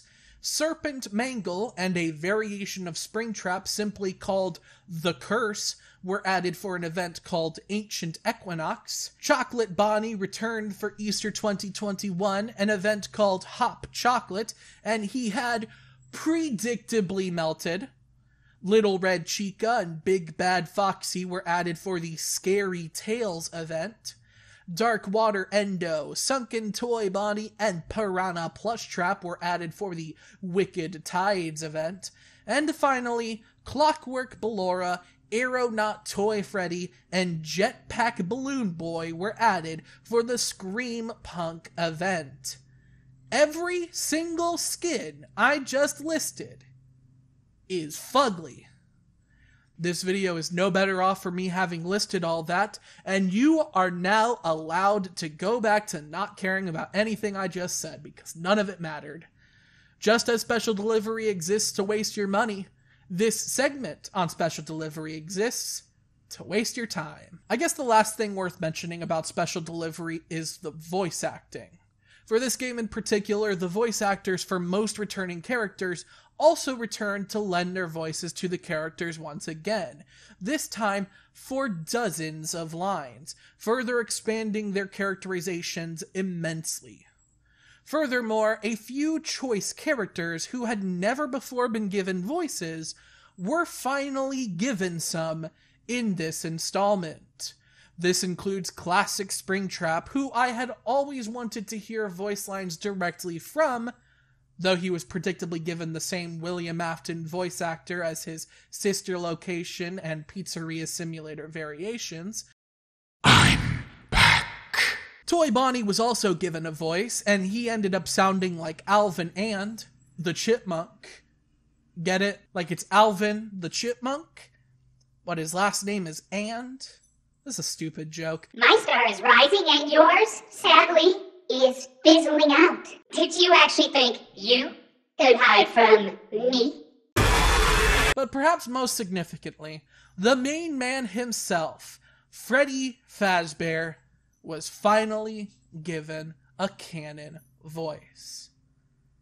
And I like it. It's good. Round and round we go. Where we're going, nobody knows. I have nothing else to say about this topic, and we are now going to move on without any other witty jokes, because this segment on special delivery exists to waste your time. Hi, I'm from the future, where the pack watch on special delivery has been fulfilled. R.I.P. Bozo.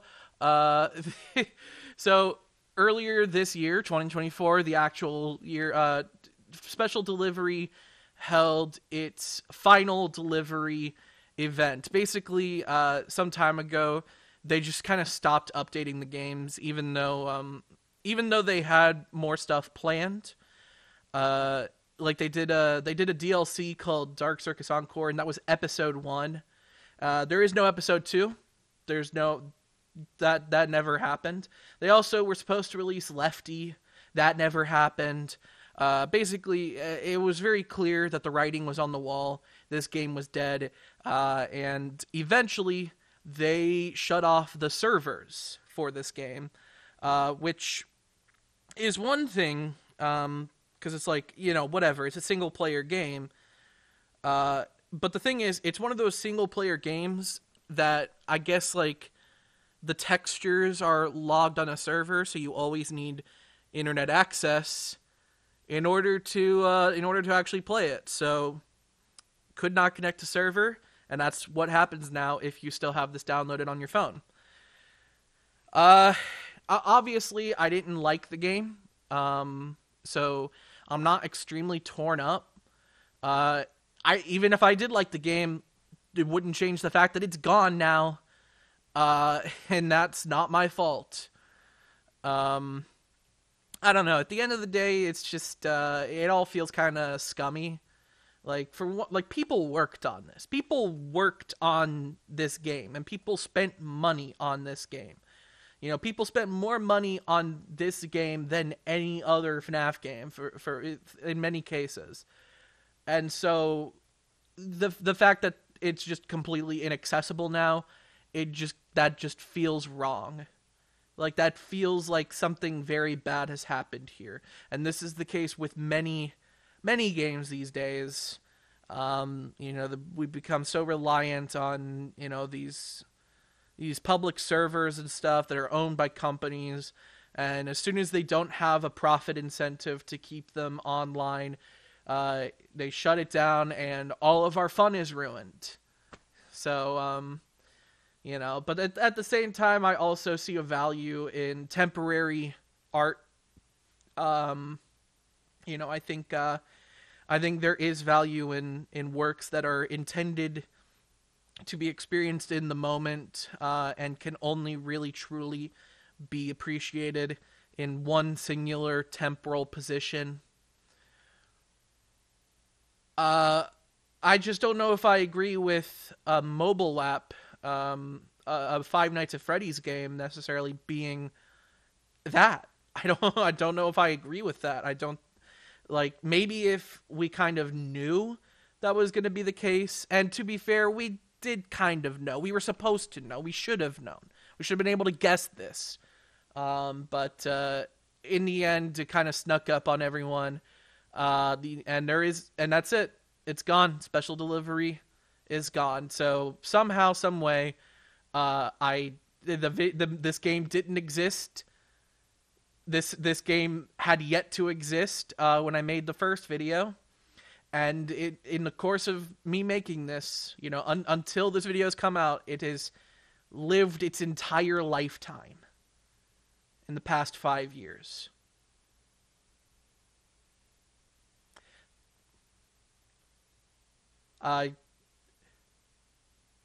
It's kind of fucked up, actually. Like, I'm actually like shit, really. Like, everything's fleeting. This is all temporary. We're not gonna be here forever. That's fucked up. The funny thing is, this isn't even the only Five Nights at Freddy's game to be made in augmented reality. The other is an immensely obscure installment called U2's Presents Five Nights at Freddy's. Released to promote a vinyl figurine product launch by merchandise company U2's, the game follows a U2's employee having to keep an eye on the new stock of U2's figures, which come to life and slowly attempt to approach and attack the employee, only returning to their boxes when the spotlight is turned onto their box. The characters that attack are some of the main characters of the teased Pizzaplex installment of FNaF, which we will cover later, including Glamrock Freddy, Glamrock Chica, Montgomery Gator, Roxanne Wolf, and Vanny. The last character is YouTuber Lewis Dawkins. What? So, this doesn't count, right? Like, there's some stuff I'm going to cover in this video that doesn't count, but this really doesn't count, am I right? Like, I have no clue in the slightest why this is listed as one of the official Five Nights at Freddy's games on the wiki, because there are maybe like 2 or 3 videos of this game in existence, and you can't even download it anymore. This game is lost media. Dawko, motherfucking Dawko, is in this fucking game, and he didn't even make a video on this game. I feel like there should be a rule about that. If Dawko doesn't play the officially licensed Five Nights at Freddy's game, you cannot put it on the Five Nights at Freddy's wiki. And since I mentioned this spin-off game that doesn't count, I might as well use this time to cover the rest of the spin-off games that don't count. I guess I should begin by backtracking a little to cover something I really should have talked about in my first FNaF video, in a brand new segment I like to call Stuff I Didn't Remember, which, in the spirit of Knockoff Knockoff November, is a knockoff of the segment Things I Forgot from Quinton Reviews, who created Knockoff November, which Knockoff Knockoff November is a knockoff of. Stuff I Didn't Remember, number 1, the FNaF Troll Games. Basically, in the lead up to certain FNaF during FNaF installments, Scott Cawthon would use his independent control over the series to tease the audience with fake-out releases named after the game he would be working on at a given time, usually to revitalize the community shortly before the official release, as well as assuage any worries about inactivity in said lead-ups. Some of these troll game releases would involve Scott playing the character of an illiterate network invader named Lol's Hacks. The first of these troll games was Five Nights at Freddy's 3, Troll Edition, a re-release of one of Scott Cawthon's previous arcade-style games. There is no pause button, with Freddy Fazbear's head placed on top of the player character. Next was FNaF World, Halloween Edition, a reskin of Cawthon's previous RPG, Fighter, Mage, Bard, with each character from the original game being replaced with FNaF World adjacent characters, essentially serving as a heavily truncated FNaF World experience. Then came Sister Location, MA, released under the narrative that Sister Location's storyline had been proving to be too mature and would need several months of reworking to be ready for younger audiences to also enjoy. Sister Location MA was this supposed mature version of the game, which was proven to be a joke when the game was opened to reveal a reskin of another arcade-style Cawthon game, Sit and Survive, which had actually been one of the main creative foundations for the Five Nights at Freddy's gameplay structure. You may remember Freddy Fazbear's Pizzeria Simulator opens with a quaint arcade-style minigame, presenting itself unassumingly, which was clearly meant to be a subversion on this troll game tradition, tricking the players into thinking that this was just another troll game until it breaks down and reveals itself to be the actual next installment. It's like a troll game, or a game. The last troll game was Ultimate Custom Night Demo, clearly meant to trick players into thinking it would be the same version of the game YouTubers were given access to in order to gather footage for the Ultimate Custom Night trailer. Instead, it was a reskin of Cawthon's first ever computer game, 1989's Doofus the Dinosaur. Since the end of the original Click Team era and the inception of the collaborative era, there hasn't been another regularly presented troll game, mainly because it's hard to trick people into thinking they're downloading the next official FNaF game off of Scott Cawthon's Game Jolt page or whatever, when we all know it's supposed to be released by a company through wider distribution methods. Instead, Scott has pivoted into other avenues for reutilizing the FNaF characters into the arcade-style games he's made since the beginning of his career. These are the spin-off titles in Five Nights at Freddy's that I consider to be spiritual sequels to FNaF World, either continuing directly off of ideas introduced in that game, or just otherwise having a similar vibe to minigames introduced in the meta self-parody known as Update 2, with each of these FNaF After FNaF spin-offs serving a similar purpose as the FNaF During FNaF troll games, in part meant to keep FNaF fans busy as they await upcoming official installments in the story. The first of these FNaF World spiritual successors was Freddy in Space 2.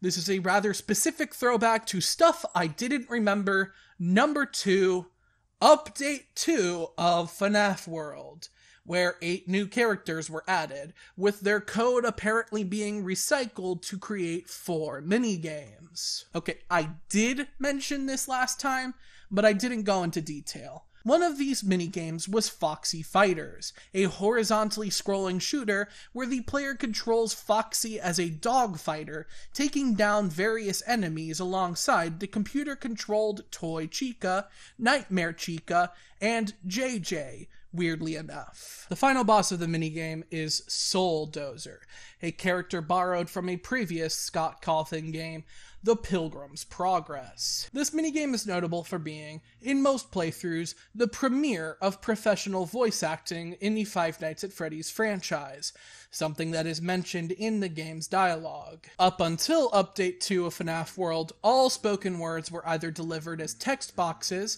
by Scott Cawthon playing a character himself, or with stock sound effects. Another minigame was Foxy.exe, something that had no business flying under my radar considering my hyperfixation on horror netafiction, as this was FNAF's official parody of Sonic.exe, the infamous haunted game hack creepypasta and its popular video game adaptation.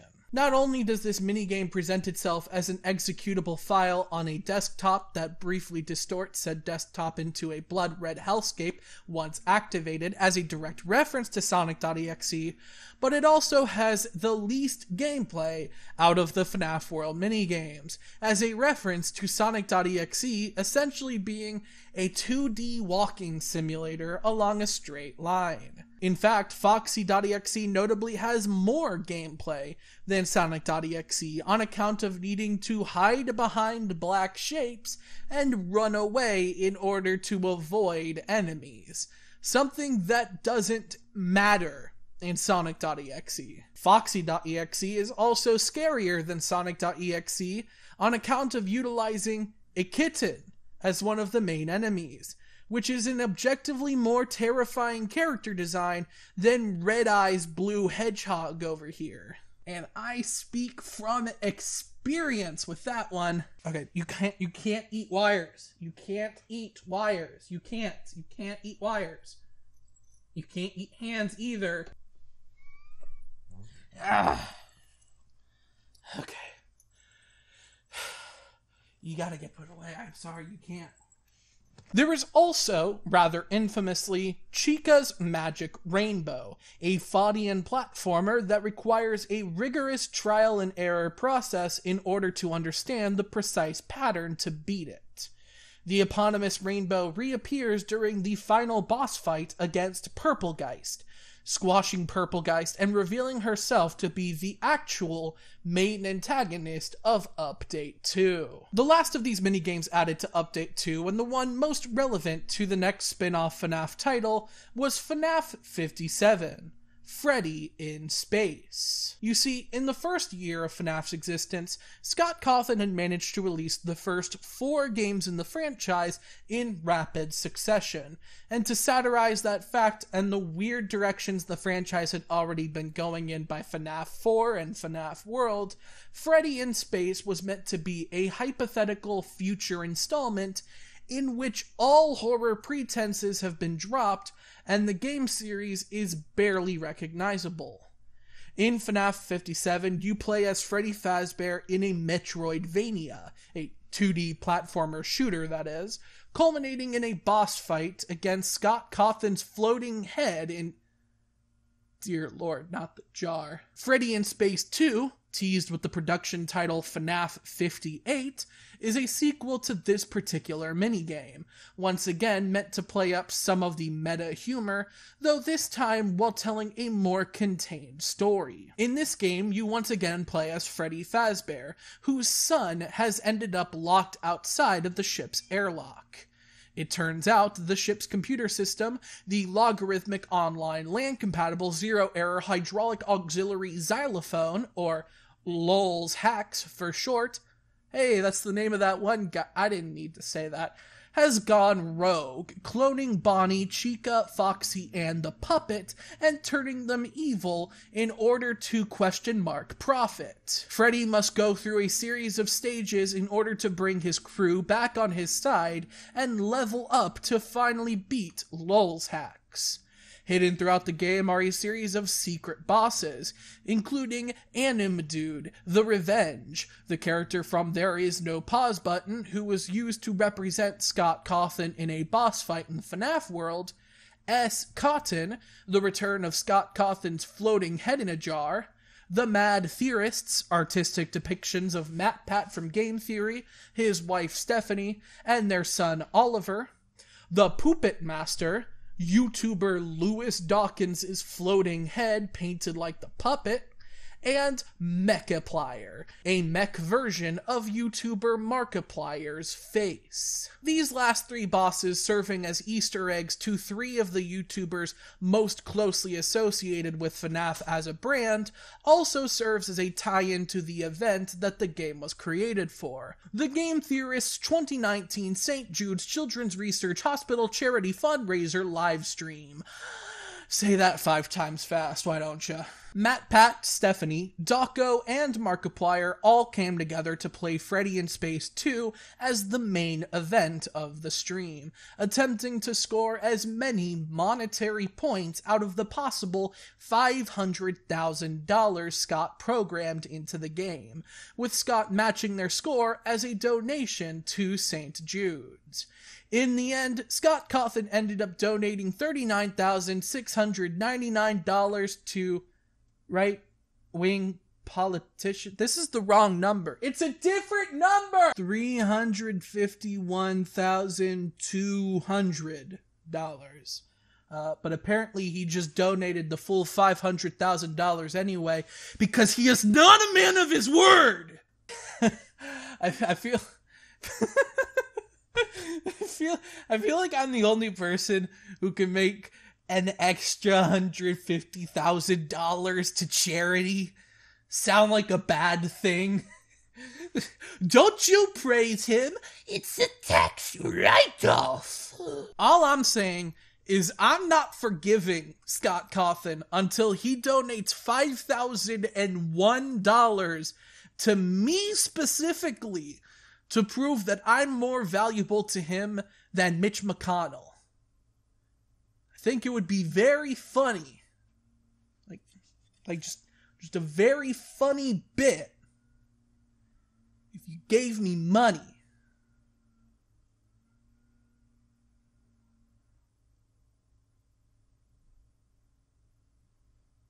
Originally, Five Nights at Freddy's Security Breach had been teased with a vague 2020 release window. However, due to the COVID-19 pandemic and just the general process of video game development, this release was pushed back to early 2021. By April of 2021, however, it became clear that Security Breach was not in a workable state as of yet, and had, in fact, already gone through a series of ground-up revisions that made a second delay inevitable. As a result, Scott Cawthon decided to make another small-scale indie game, similar in style to Freddy in Space 2, using 2D art assets to reimagine FNaF characters in a non-horror game in order to give the fanbase something to tide themselves over with for some time, ostensibly announcing the delay of the video game through another video game. Security Breach Fury's Rage is a side-scrolling beat-em-up arcade-style game that opens with the game's actual backstory, though embellished to a cartoonish degree, reimagining its inception as Scott's way of reframing himself as a hero by releasing a new game in order to avoid an angry mob that might form with the announcement of a new mainline FNaF delay. And look, I know it would have just made him look so much worse if he responded to his political donation controversy by releasing a video game about how actually he's a hero and people are being ridiculous. But it would be so funny if he happened to hold on to this game a couple more months until people were actually threatening him in his own home. You know, like what trans people have to deal with on a regular basis in this country, thanks to culture war distractions and cruel fascist laws perpetuated by the very politicians he gave money to and not me. Give me money! Anyway, I don't know anything else about this game because I decided it would be funny if there was just one thing in this video I do no research on. To be fair, you never played this game either, so I could just make something up, and you'd have no choice but to believe me. Like, one of the enemies you go up against is a variation of Freddy, made of ice. And, L-Chip returns, and he's named after the Thug Life meme from 20 years ago. And also, mildly amusing third thing. Just a few minutes ago, I discussed the troll games, reflecting on the fact that I probably should have discussed them in the first FNaF video. And if we're gonna talk about things I should have mentioned in the first video, stuff I didn't remember, number 3, merchandise. Nowadays, it's not unusual to see games within the mascot horror genre establish a merchandising brand as early as the inception of the game's concept, but when Five Nights at Freddy's hit the scene, it's worth noting just how much of a novelty it really was. FNaF pioneered the mascot horror genre, single-handedly reshaping the identity of the indie video game chapter of horror metafiction into something that I feel comfortable calling mascots. And in that novelty was a much slower start in developing an official merch line than your Poppy Playtimes or Garten of Bands. FNAF's merch story perhaps truly begins with the first game in the franchise, albeit in the mobile port. In the mobile port, a cosmetic shop allowed you to purchase a Freddy, Bonnie, and or Chica plush, which would appear as an item sitting on the security office desk as you play. My theory as to why this feature was a mobile port exclusive was because the game happened to be a few dollars cheaper on mobile when compared to the desktop version, mainly due to hardware limitations causing it to not serve as the full experience. And by purchasing these plush dolls of the characters, you would essentially be donating the difference in price to Quinton as a gesture of support for his efforts as an indie developer. In FNAF 2, the plush dolls of the animatronic characters were repurposed as part of the set design for the prize corner area in the pizzeria, as well as unlockable cosmetics for beating certain challenges in the custom night, alongside new plastic miniature figurines for the toy animatronics. This established the Freddy Fazbear's Pizza plushes as tangible merchandise that has a diegetic world-building purpose in-universe. And I'll tell you, I'm a sucker for merchandise that recreates something that actually exists in the piece of media. Death Note made the titular Death Note as an actual notebook. Ben 10 released several wearable toys based on the Omnitrix. You can own a recreation of the button-eyed doll from Coraline, or a Dundee Award from The Office. It's one of the more fun novelties of collector culture. So naturally, when FNAF finally broke through into the world of real-life merchandise, one of their priorities were these exact plush dolls, licensed and manufactured by, it's Funko Pops. Look, I'm not saying that Funko did a terrible job translating the plush designs into the real world, but I will say that they have taken the brand in strange directions while flaunting their nearly exclusive official rights, with weird design choices made to persist a standard design foundation amongst the plushies, despite that foundation not working with many character designs, as well as the release of lines based on the most obscure and unnecessary FNAF characters, or characters that just don't exist. Like, they have multiple products based on the unused designs for the blacklight animatronics from Help Wanted. Look at this. This is Blacklight Freddy. This was scrapped. U2's Presents counts more than this. Why does this exist? And you may be wondering to yourself, Hippie, I think the more important question is, why do you have one? I don't know.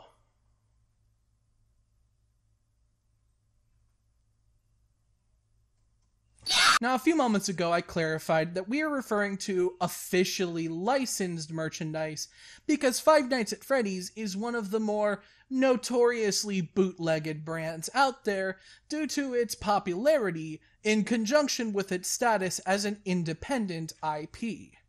It's a very low-risk, high-reward scenario for merch companies. Like, this is Sun Stashes. One of at least 2 designs for Freddy Fazbear sunglasses I've seen out there. Are they official? This wouldn't be so much of a problem if bootleg FNAF merch was differentiable from official FNAF merch, but the thing is, it really isn't. And that's not a testament to the quality of the bootleg merch.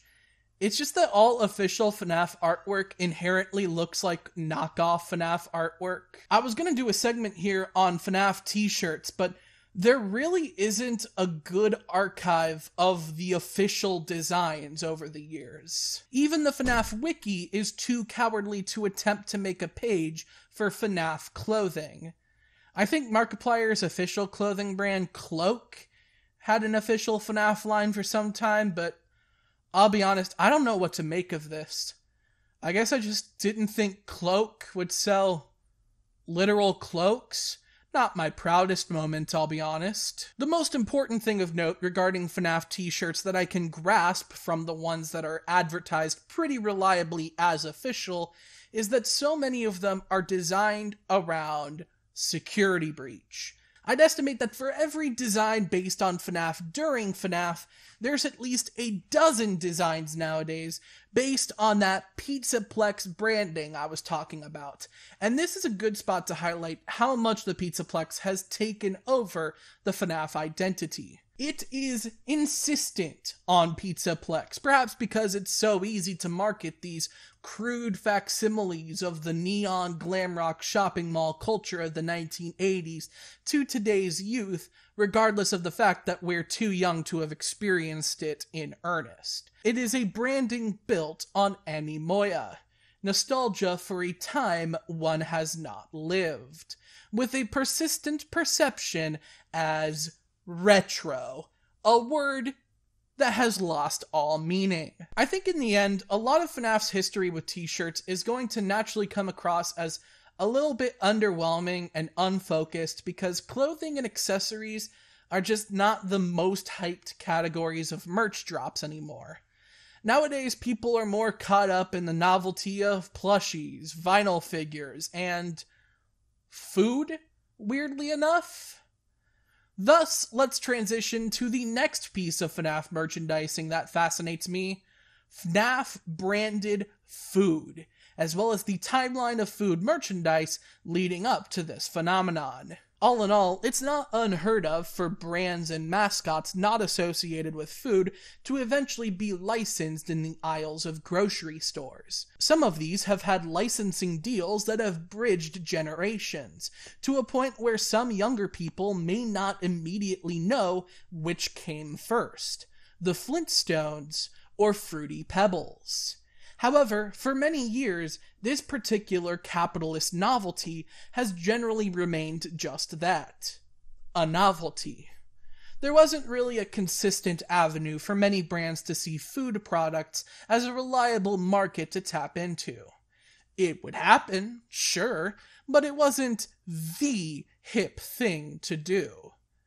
This all changed with the expansion of the food delivery industry during the COVID-19 pandemic and the normalization of ghost kitchens and digital kitchens. Ghost kitchens are restaurants that don't exist, usually attempting to disguise themselves as local businesses, only to actually be extensions of an established food corporation.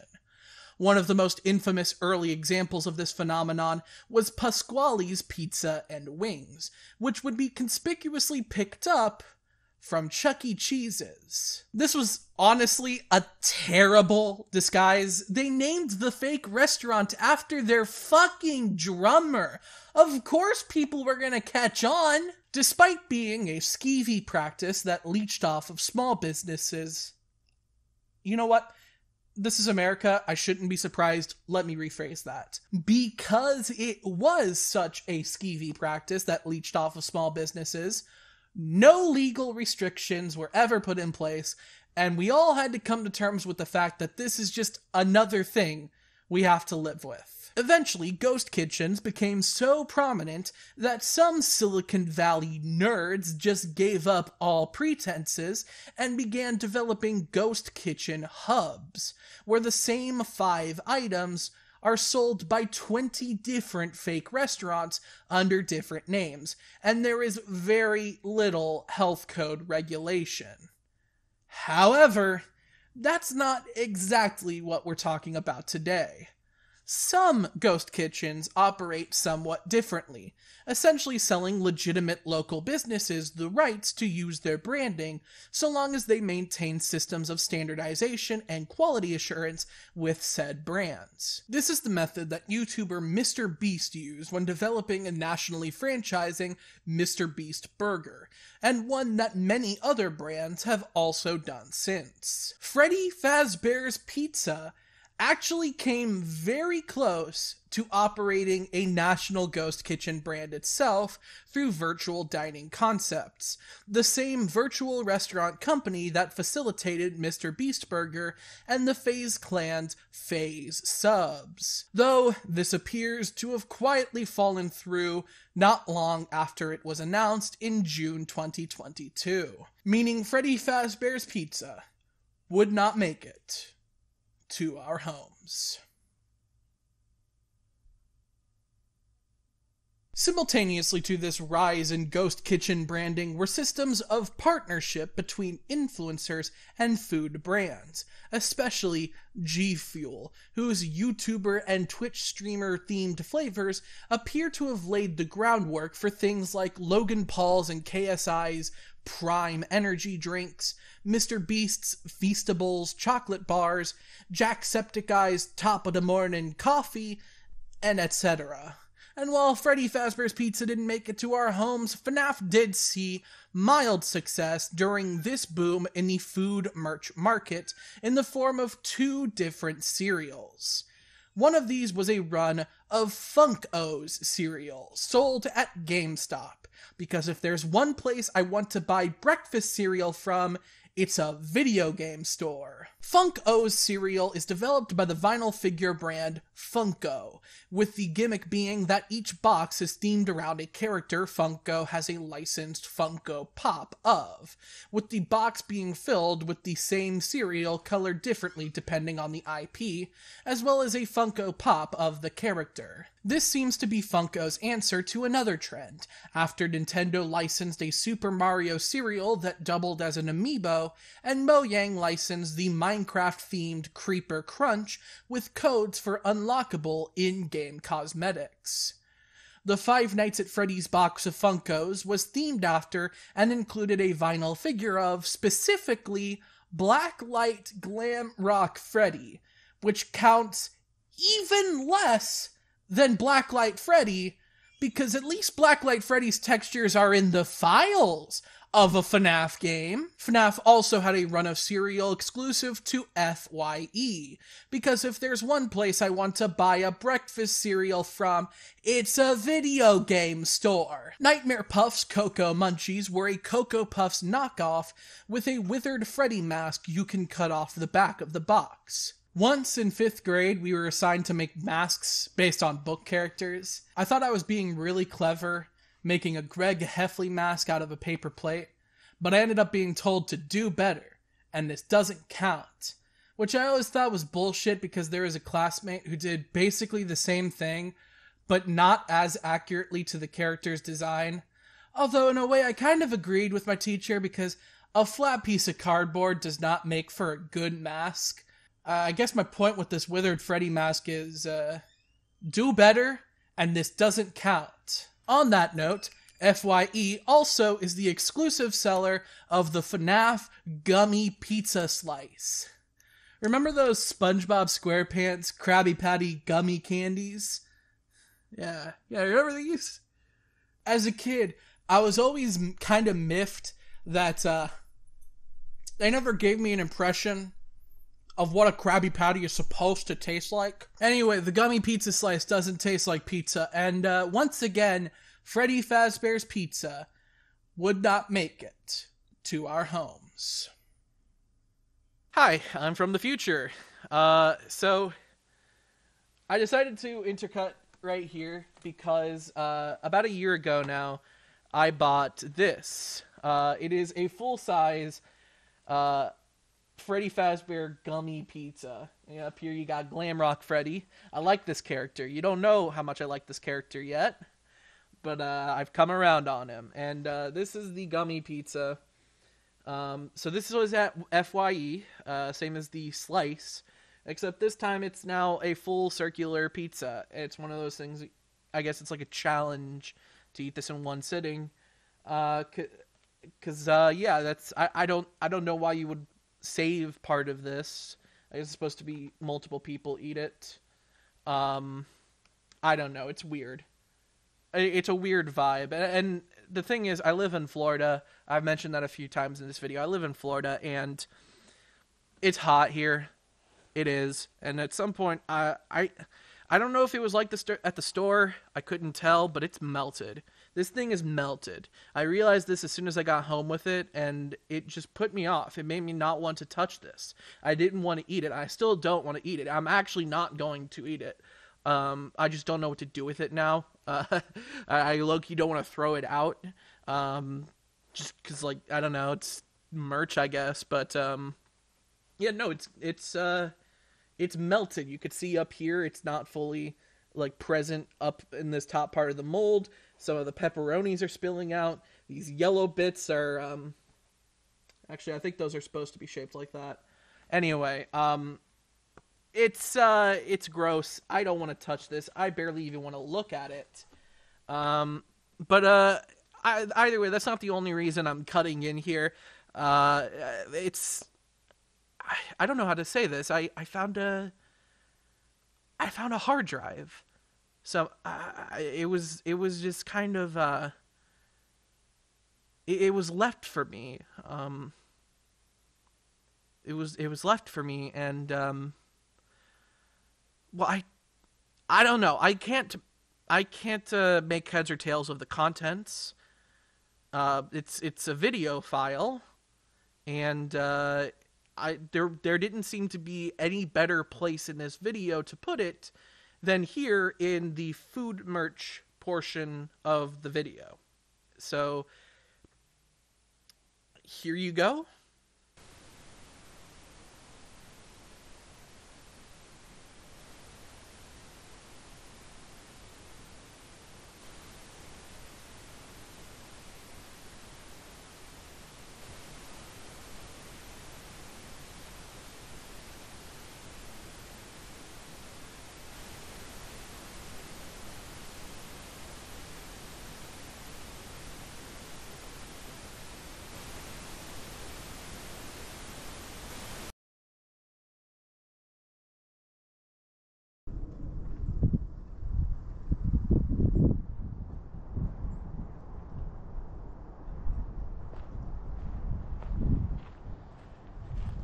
Hey, I don't know how I got out here. This video has been kind of a blur. Like, you have no idea. I mean, you could check the timestamp yourself right now. You can see how much left is left. This is a crazy video. This video has taken forever, and I think I've just entered a sort of fugue state and I've ended up, let's leave it at that. I've ended up. It's kind of rough out here. I don't know. I've lost my phone. I can't find my phone anywhere. But luckily, I do have this, which helps me see because it's really dark out right now. And luckily, I don't have to worry about sustenance for at least a few days, because I have here limited edition Glam Rock Orange Fizzy Faz. I bought this in August. It's March, but I don't see an expiration date on it. So I also have this. I have limited edition Roxy Cola Fizzy Faz, or as I like to call it, the Rizzy Raz. Hippie rat drinking the Rizzy Raz. Throwing a bar too, why not?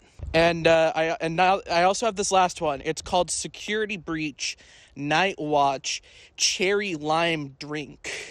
And luckily, I didn't get this one in August. I think I got it in like December. It's still March though, so this is not a good system. I figure what better time than now that I have no other fucking option than to drink these and kind of tell you guys what I think, because I gotta do something about the situation I'm in, you know? So I think I'm gonna start with the orange Fizzy Faz. Now, I've heard terrible things about these drinks. I've heard terrible things. I've heard someone drank one of these and had to go to the hospital for food poisoning. That's what I've heard that. That is a thing that I have come to learn about these drinks. So I'm drinking it for your amusement.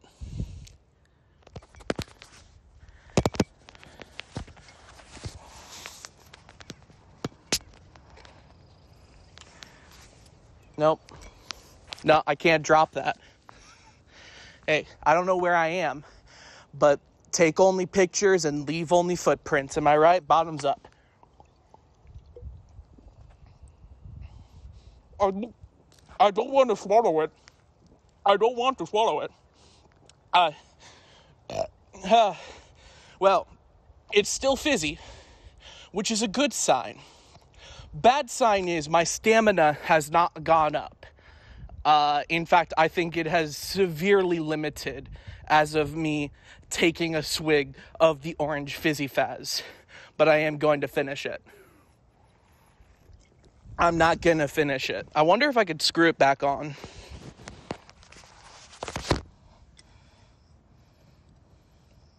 Oh my god, it worked. It screwed back on. That's chill. Okay, I'm gonna be honest. This is the one that I'm actually genuinely scared about. The Rizzy Raz.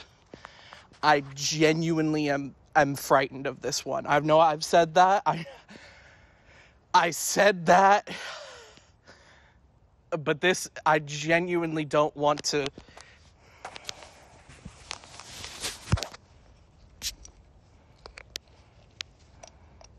I did drop it this time. I don't want to do this. I don't want to do this. Somebody talk me out of this. Somebody talk me out of this. Okay. See, okay. So I was expecting a very nasty taste. Like I said, I got this in August. And I know these are supposed to be like shelf stable and stuff, but like I purchased this at an FYE. If there's one place, yada yada, breakfast cereal and whatnot, and the lack of expiration date it really makes me very concerned about what I'm putting into my body here. But I am doing it. And I think I'm fine. Obviously that's up to future me to decide if I'm fine, but I'm not immediately dying upon taking a drink of this. It doesn't taste bad per se. It tastes like it tastes like a sub-average store-bought Coca-Cola. It is below average. And that might just be the bias of the fact that I was literally scared to drink it talking. But it's not a great flavor. It's not, and in fact, the aftertaste is really, it's kind of a nasty aftertaste. So this one's just called Night Watch Cherry Lime Drink, which it doesn't qualify itself as an energy drink. It doesn't qualify itself as a soda. It doesn't qualify itself as flavored water. It just qualifies itself as a drink. No going back from this one. This one you open and it stays open. Okay, that is a sickly red. That is a sickly, like, pinkish red color that gets too dark and murky too fast.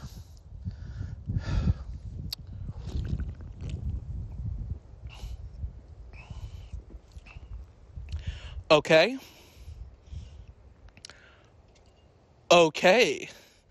You see, I don't hate the flavor. But this edible ain't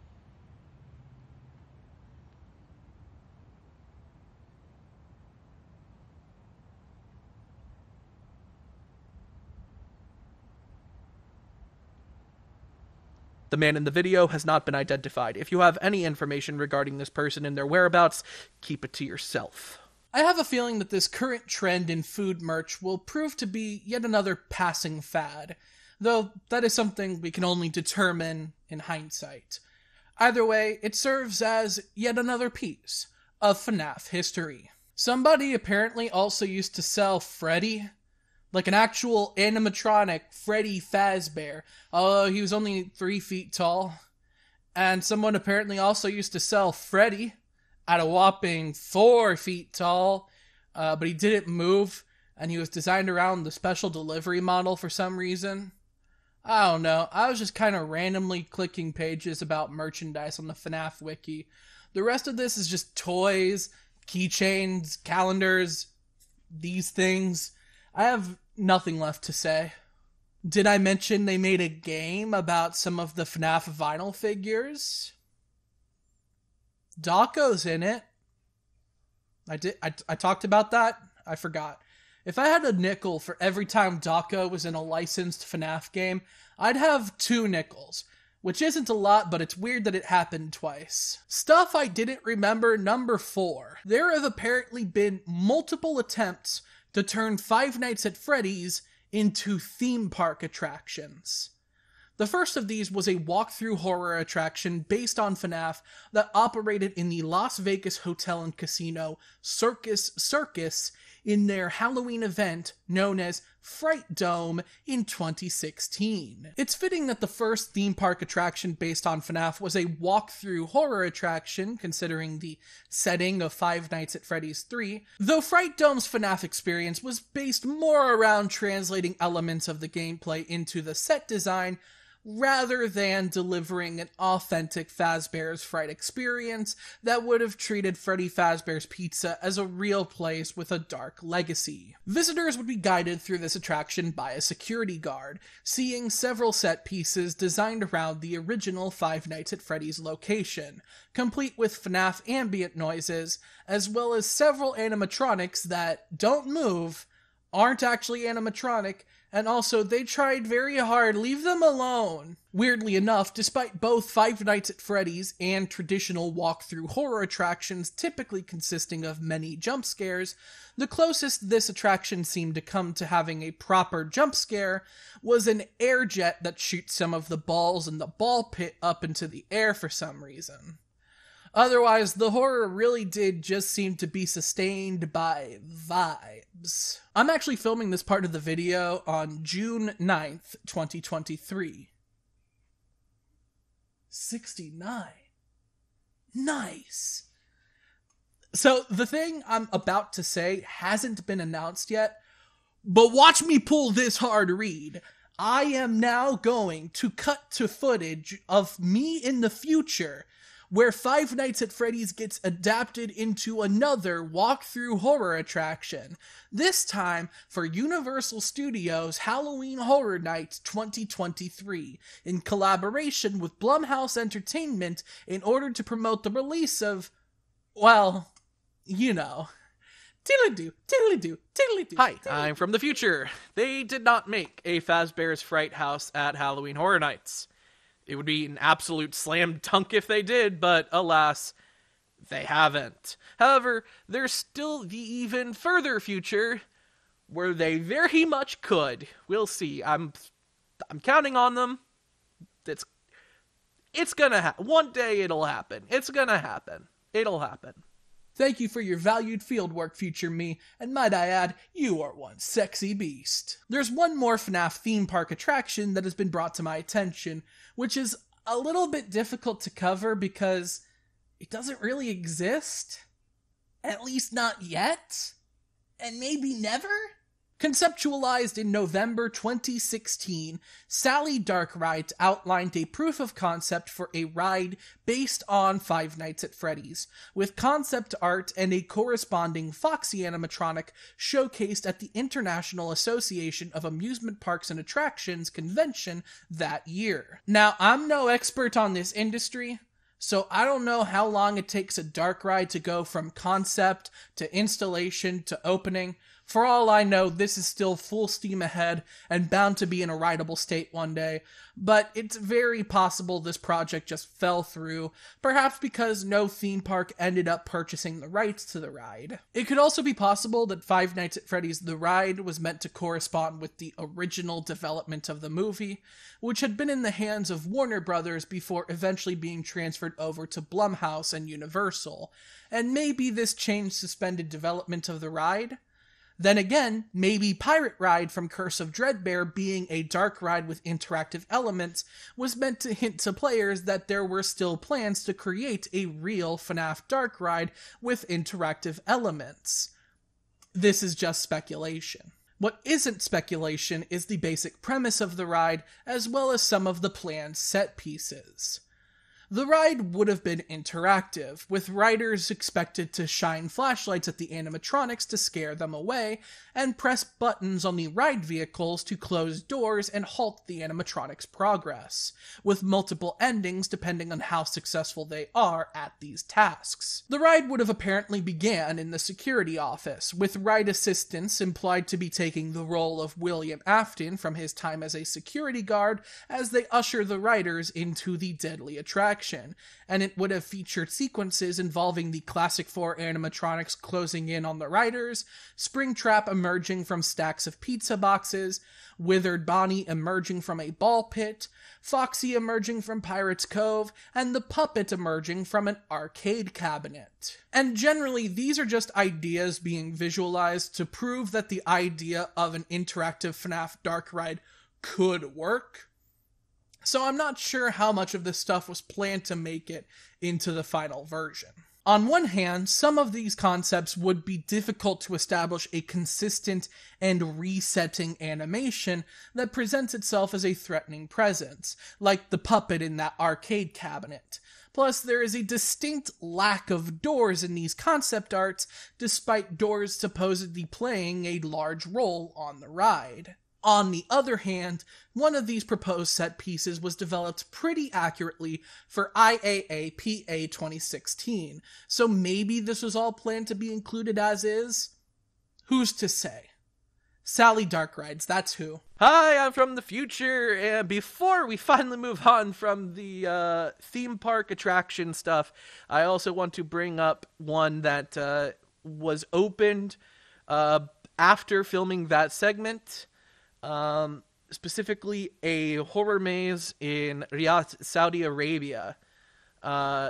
This one is, I'm told it was to promote the movie, and I'm told the way it worked was it was a horror maze that would start off with a security guard who showed you gameplay footage and showed you how the game worked. The actual Five Nights at Freddy's game.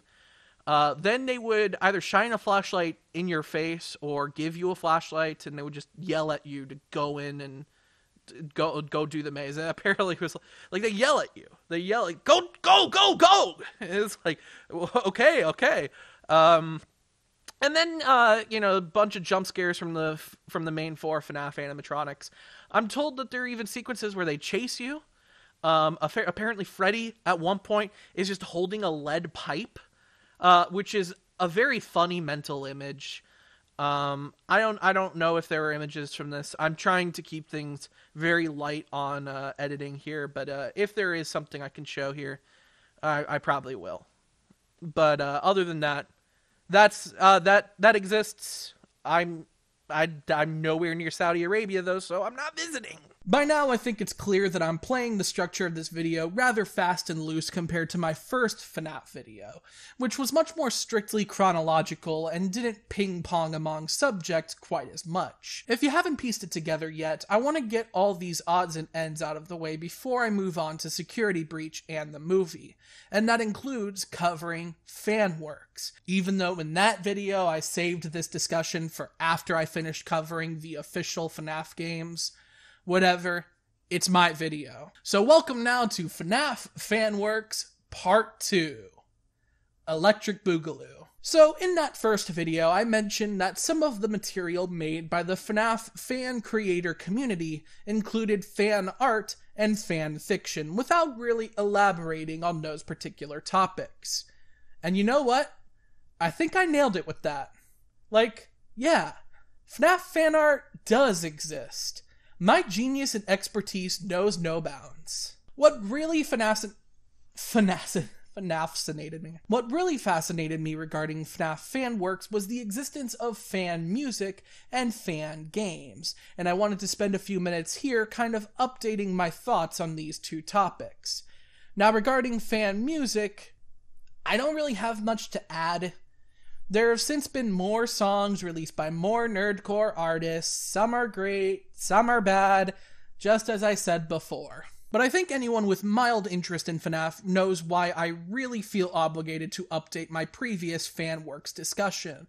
And that's because almost 1 year after my video came out, Scott Cawthon announced the Fazbear Fanverse Initiative, a program in which he personally sponsors FNaF fan game creators, funding the productions of new games from fan-favorite series, as well as other promising game developers, while also retroactively licensing previous games in certain series as official Five Nights at Freddy's products, albeit in a separate canon than the mainline titles, complete with merchandise deals under the FNaF label. Funnily enough, nearly every FNaF fan game series I mentioned in my previous FNaF video sees at least a mention in this announcement, albeit because many of them are highlighted as examples of series rejected from the Fanverse Initiative, either for their vulgar content or use of copyrighted characters.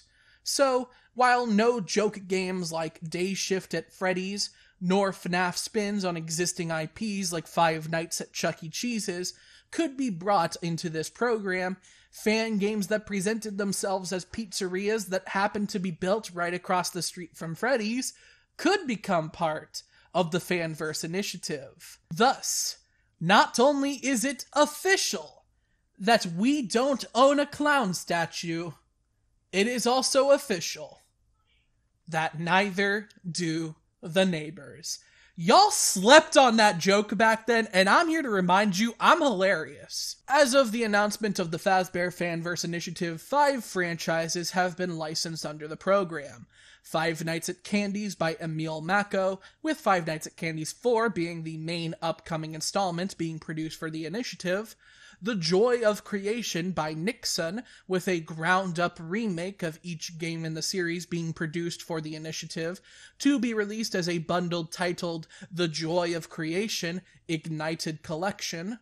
Pop Goes by Kane Carter, with Pop Goes Evergreen, a reboot of the series, being the main upcoming installment being produced for the initiative. One Night at Flumpty's by Jonochrome, with the series wrapping up on Halloween 2021, with the main installment produced for the initiative, One Night at Flumpty's 3, and Five Nights at Freddy's Plus by Fiznom, a new concept for a ground-up remake of the original Five Nights at Freddy's game, inspired by his previous work. Another FNaF fan game, open source, which Scott Cawthon demanded to have removed from distributors due to being a shameless remake of Five Nights at Freddy's 2. Various campaigns have occurred over the years to bring new devs onto the Fanverse Initiative, with these campaigns falling through due to reasons ranging from games being slightly more obscure copyrighted characters, to developers hosting Discord servers themed around leaking other Fanverse Initiative projects,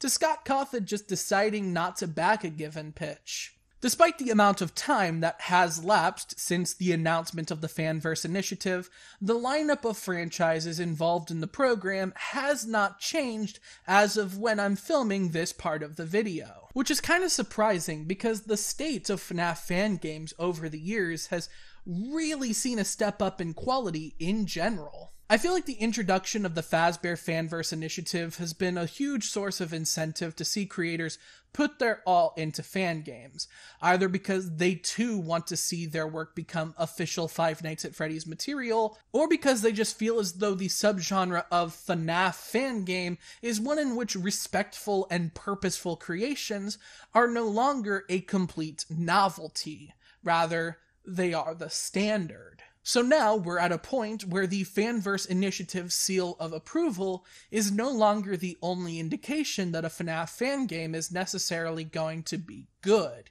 And in fact, it's been suggested that this is one reason that we've only seen one of the announced new Fanverse Initiative games get released within the first 2.5 years of the Fanverse Initiative. Allegedly because the creators sponsored by Quinton feel as though there is an intense pressure for their games to justify being official FNaF titles, while other admittedly amazing games aren't.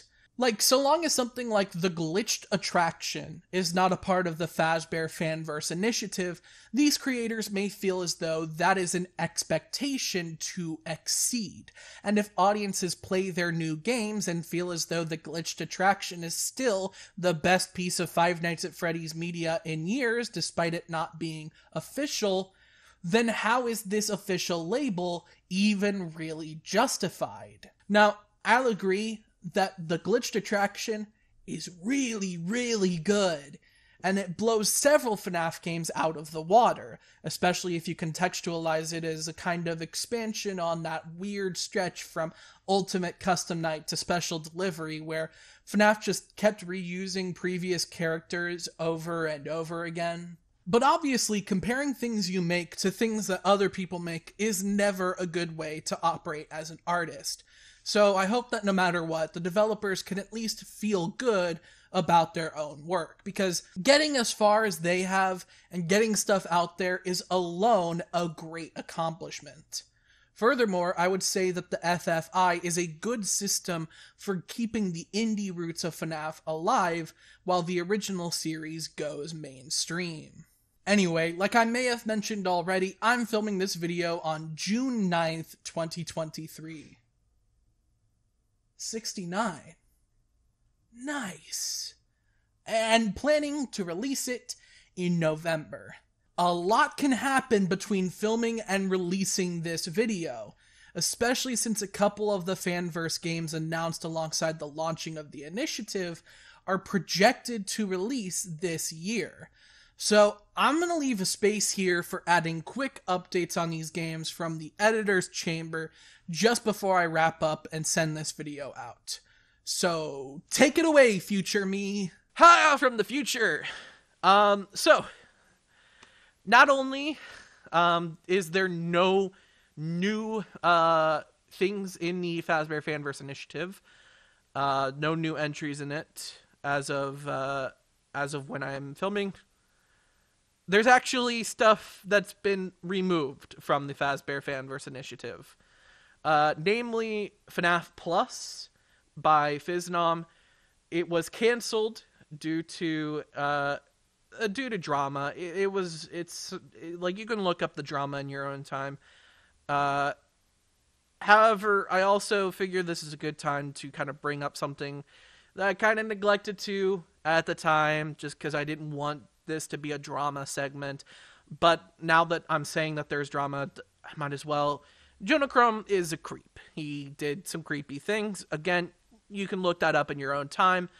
But because this stuff all came out well after One Night at Flumpty's 3 came out, Flumpty's is still official. Like, he's not going, I don't think Scott's going to retroactively remove it from the Fanverse Initiative.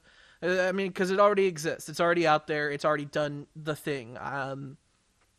I wouldn't anticipate merch deals with it, but it still exists. It's still a part of the Fanverse Initiative in an official capacity. But I'd figure I might as well be transparent and acknowledge that issue. And also, one last little update. The Joy of Creation Ignited Collection has been renamed to just The Joy of Creation, very simply. And that is, that's it. Since the announcement of the Fazbear Fanverse initiative, I've always had this idea of a standalone video reviewing all the games in this fan-based extension of the FNaF brand in detail, though because only one mainline Fanverse game has come out since then as of making the main contents of this video, and because there are at least a dozen games to discuss in detail, if you count the games that were grandfathered into the initiative, that's still a topic for me to get around to discussing in detail later, like another video. If ever. On the topic of FNaF fan works, there is one last major update in terms of what kinds of FNaF fan works get developed and released, and that is the niche genre of FNaF VHS videos. These videos are various unfiction series developed by different creators that combine the already extant art of FNaF animations with a trend in the unfiction sphere that had been developing at this time: analog horror.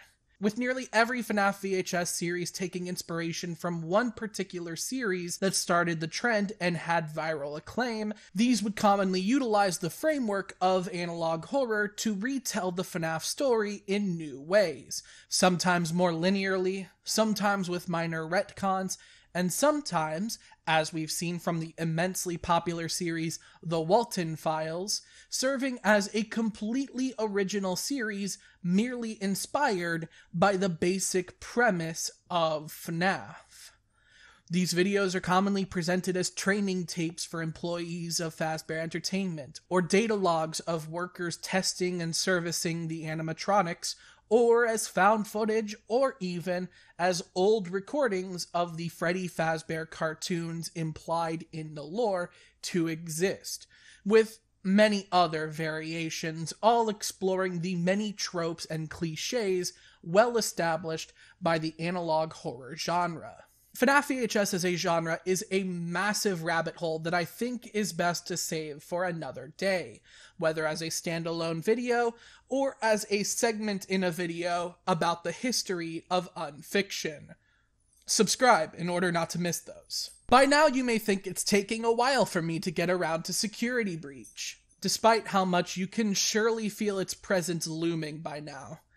This is actually a reference to Steel Wool Studios. So there's one last topic I want to cover before we move on to the next big step in the FNaF series, and that would be an update to my discussion on the Five Nights at Freddy's books from the first video. Oh no, we're gonna books. Part 2, Electric Avenue. Get it? Stuff I didn't remember. Number 5. I didn't actually read the Silver Eyes trilogy. Now I know that sounds bad. For what it's worth, I read the first book in the trilogy, The Silver Eyes, when it first came out in 2015, but that was during the era of my life when I was bad at retaining written information. Since then, I just never got around to the other 2 books because I hadn't read a book since the days when I was bad at retaining written information. I planned on reading the trilogy for the first video, including rereading the first book, but I just didn't really have the time, so I kind of just improvised, using my vague memory of the first book and brief summaries of the other 2 to supplement their segment in the video.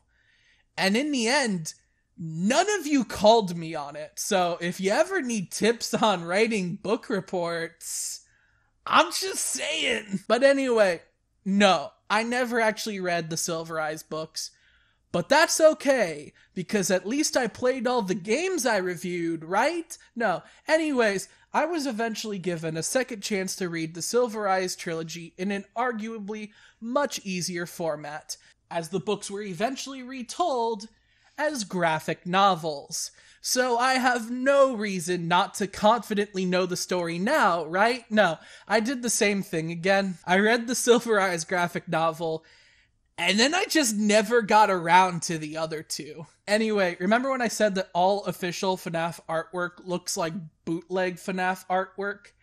This first graphic novel is probably one of the most controversially obvious examples of this, apparently being made on such a tight deadline that any funky looking art wouldn't really have a chance to be polished into something of high standard. Anyway, from what I've seen, the other two Silver Eyes graphic novels are kinda good, even if they needed to kind of emulate the rushed style from the first installment for the sake of consistency. And when they began adapting the short story collections, which I'll touch on in a bit, those seem to be yet another improvement. And altogether, like, I don't know, I'm really just not picky. I mentioned the rushed art mainly because other people who are more picky discuss it. All things considered, it's fine. It's serviceable. It doesn't necessarily elevate the story to a masterpiece, but I really don't enjoy denoting art of any kind as bad unless it's made maliciously. In my last FNaF video, I kinda glossed over the novelty FNaF books. I'd say stuff I didn't remember number 6, but if I was earnest about that, I would need to buy all of these books and review them all for real. I'm not gonna do that, so I'll be glossing over them again. Maybe next time. Anyway, they got guidebooks, activity books, coloring books. My sister got me a book on how to draw FNaF characters. Look, I drew Springtrap. He's my favorite. As of filming this part of the video, there's a FNaF cookbook on the way.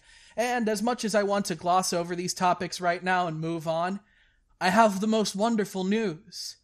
Freddy Fazbear's Pizza has finally made it to our homes. Here's a clip from the future of me making it.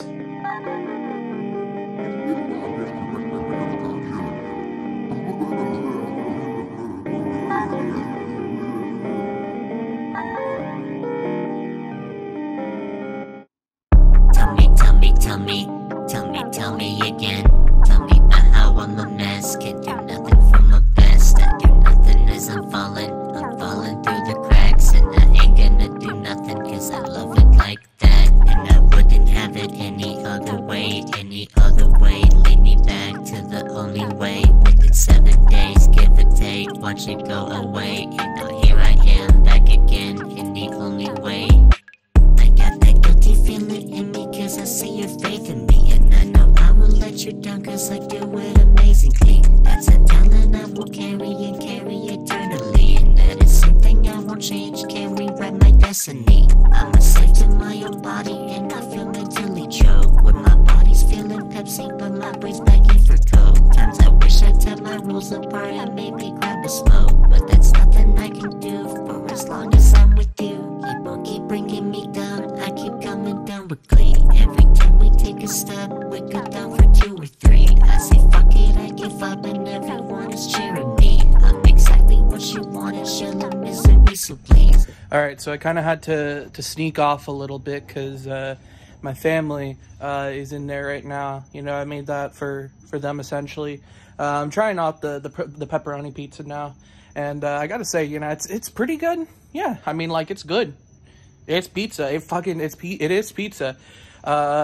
Obviously, this isn't like the Chuck E. Cheese level, like, fast food pizza or like sub quality fast food pizza that you expect from Freddy Fazbear's Pizza. It's like, of course it's not. It's from a cookbook.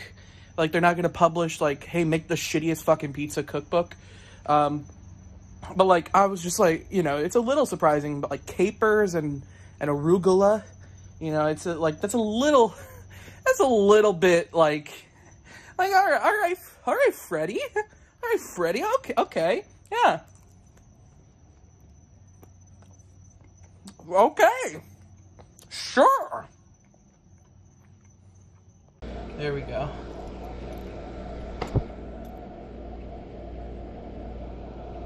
Man, you got me kidding me right now. You gotta be kidding me right now. So please tell me again. Tell me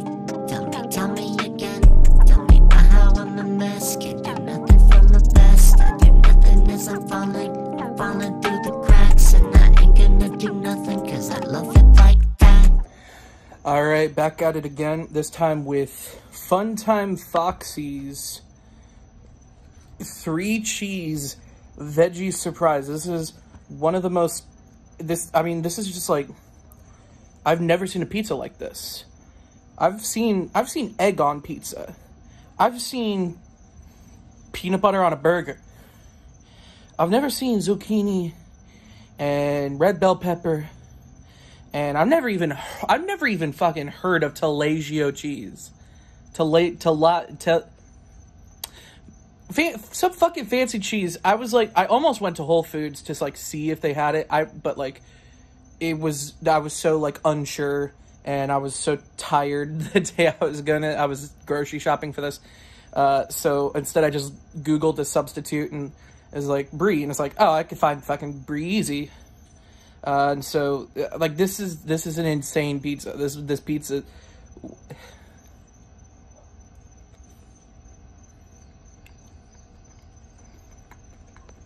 And again, I mean, like, someone who has culinary competence came up with the recipe. So, of course, it's good. Of course, it's good. But, sir, this is a Chuck E. Cheese. We don't serve zucchini on our pizza. Where did you get that idea?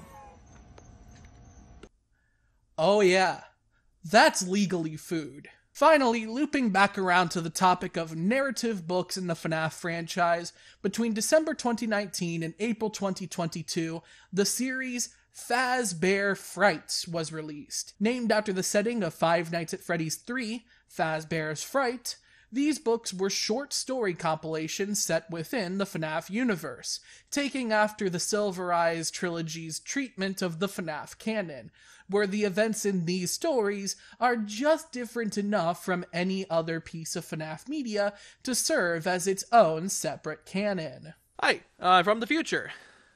So, here I just mentioned that Fazbear Frights is probably not canon.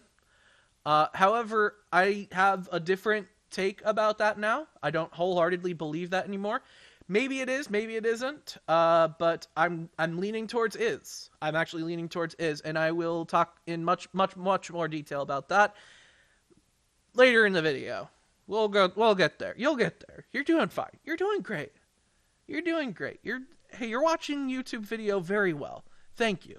You may remember Fazbear Frights from my previous FNaF video, where I mentioned its impending release under the false assumption that it would be a 3-book-long series of stories, due to those first 3 books being the only ones announced at the time.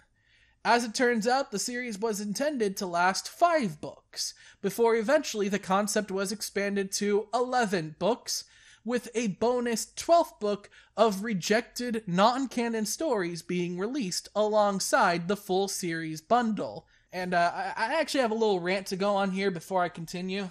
So I had been buying the Fazbear Frights books in small spurts as they came out, but I stopped after a while so that I could give myself time to read what I have before I bought any more. I even bought the first one twice because I lost my first copy of it and eventually found it again. But book 12, that book is exclusive to the bundle.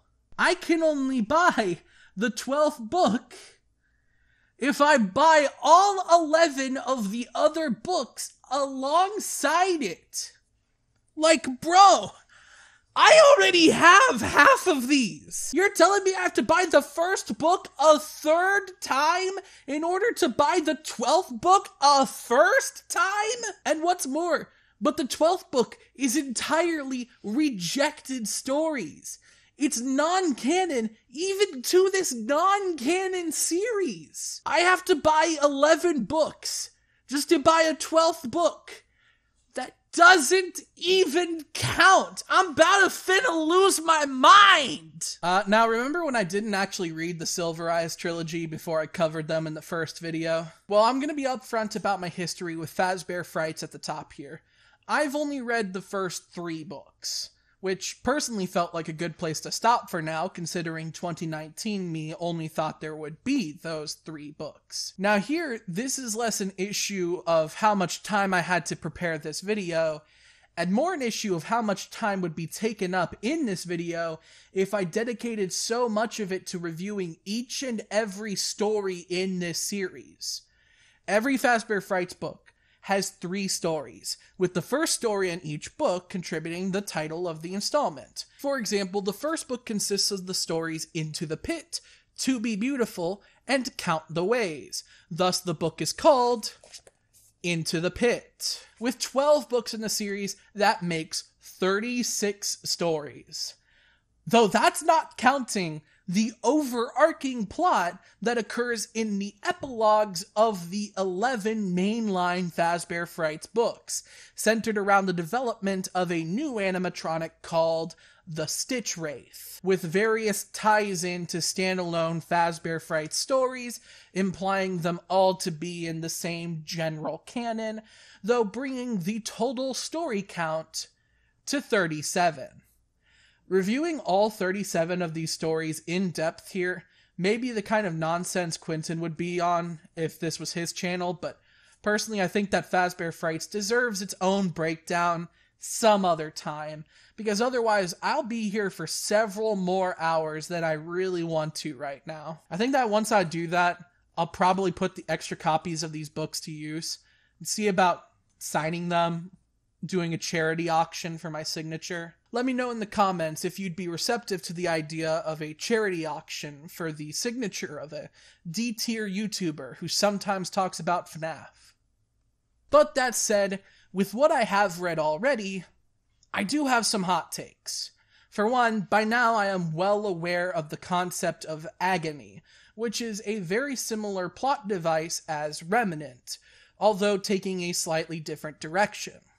It seems that the dichotomy of Remnant and Agony is meant to sort of parallel real-world interpretations of spiritual activity, with some believers in the paranormal claiming that ghosts are the manifestations of lost and wandering souls who are unable to move on into the afterlife, and others claiming that ghosts are the metaphysical echoes of deep emotional tragedy. Essentially, Remnant represents this first belief, being the literal souls of passed-on people living on within metal activated as this material. And Agony, introduced in Fazbear Frights, represents the latter, being a sort of consciousness adopted by artificial intelligence as the result of passionate, often negative emotions. Does it still count as a hot take if it's just an interpretation of a story element? Or do I need to have an opinion on whether or not I like it in order to count as a hot take? I like it. I feel like most of the conversations I've seen on Fazbear Frights online come from people who haven't actually read them, but have been told about some of the weirder bits and pieces here and there, and kind of deduce that the rest of the book series must be like those weird bits and pieces. And again, I'm only speaking as someone who's read some of these books, so I can't really talk on things like a MatPat insert giving birth to Springtrap. That one may be as weird as it sounds. To be fair, just because the character is named Matt doesn't mean it's that Matt. Maybe Scott Cawthon just knows multiple people named Matt. After all, he knows at least 3 people named Jeremy. Anyway, I guess my point is that the act of operating entirely on, I heard there's a story where YouTuber Matthew Patthew has a C-section and the baby is the man behind the slaughter statements is kind of an uncharitable replacement for reading the series itself, especially because I notice a lot of people writing the series off for indulging in themes that are somewhat consistent with what we'll call niche adult content. Hypnosis, transformation, consumption, things that would serve as categories on websites you're not supposed to be on. I think it's pretty uncharitable to treat these stories as if they're purposefully indulging in these themes for adult reasons, when they're clearly meant to be interpreted as horror for an audience that isn't even at the age to interpret it the way you are themselves. Like, I could be just as scrupulous towards Goosebumps if I really wanted to. But I don't really want to. Look at it this way. Things like knee-high parasites invading someone's body while they sleep and then erupting from within, or a malicious digital entity taking physical form by gestating within a man's body, are all classic examples of body horror. The kind of stuff you'd find in a Videodrome type movie. And yeah, that may be a bit extreme for kids, but that's a whole other conversation. Maybe there's some comedy in the fact that some of the scary aspects of these stories have an analog in adult content, but I'm not gonna act like it's the story's fault that some topics see crossover in sex and horror just because people get trained by endorphins to give those topics a Pavlovian response in either scenario.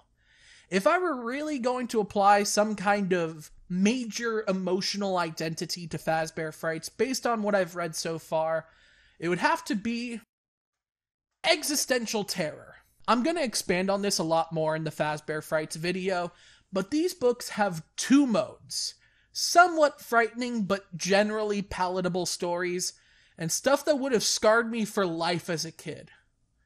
If that trend of childhood trauma videos about media that scared creators as kids starts back up in like 5 to 10 years, I would not at all be surprised if Fazbear Fright stories end up being recurring subjects. Like, out of the stories I've read so far, you got Into the Pit, which has some description of dead children's bodies propped up in a sick display in the style of a birthday party, and that's screwed up on its own, but it's framed within a story about a ball pit time machine, so there's kind of this disconnect I get by that point. It's the same kind of stuff with Fetch, Out of Stock, basically any story where the protagonist seems to survive the story.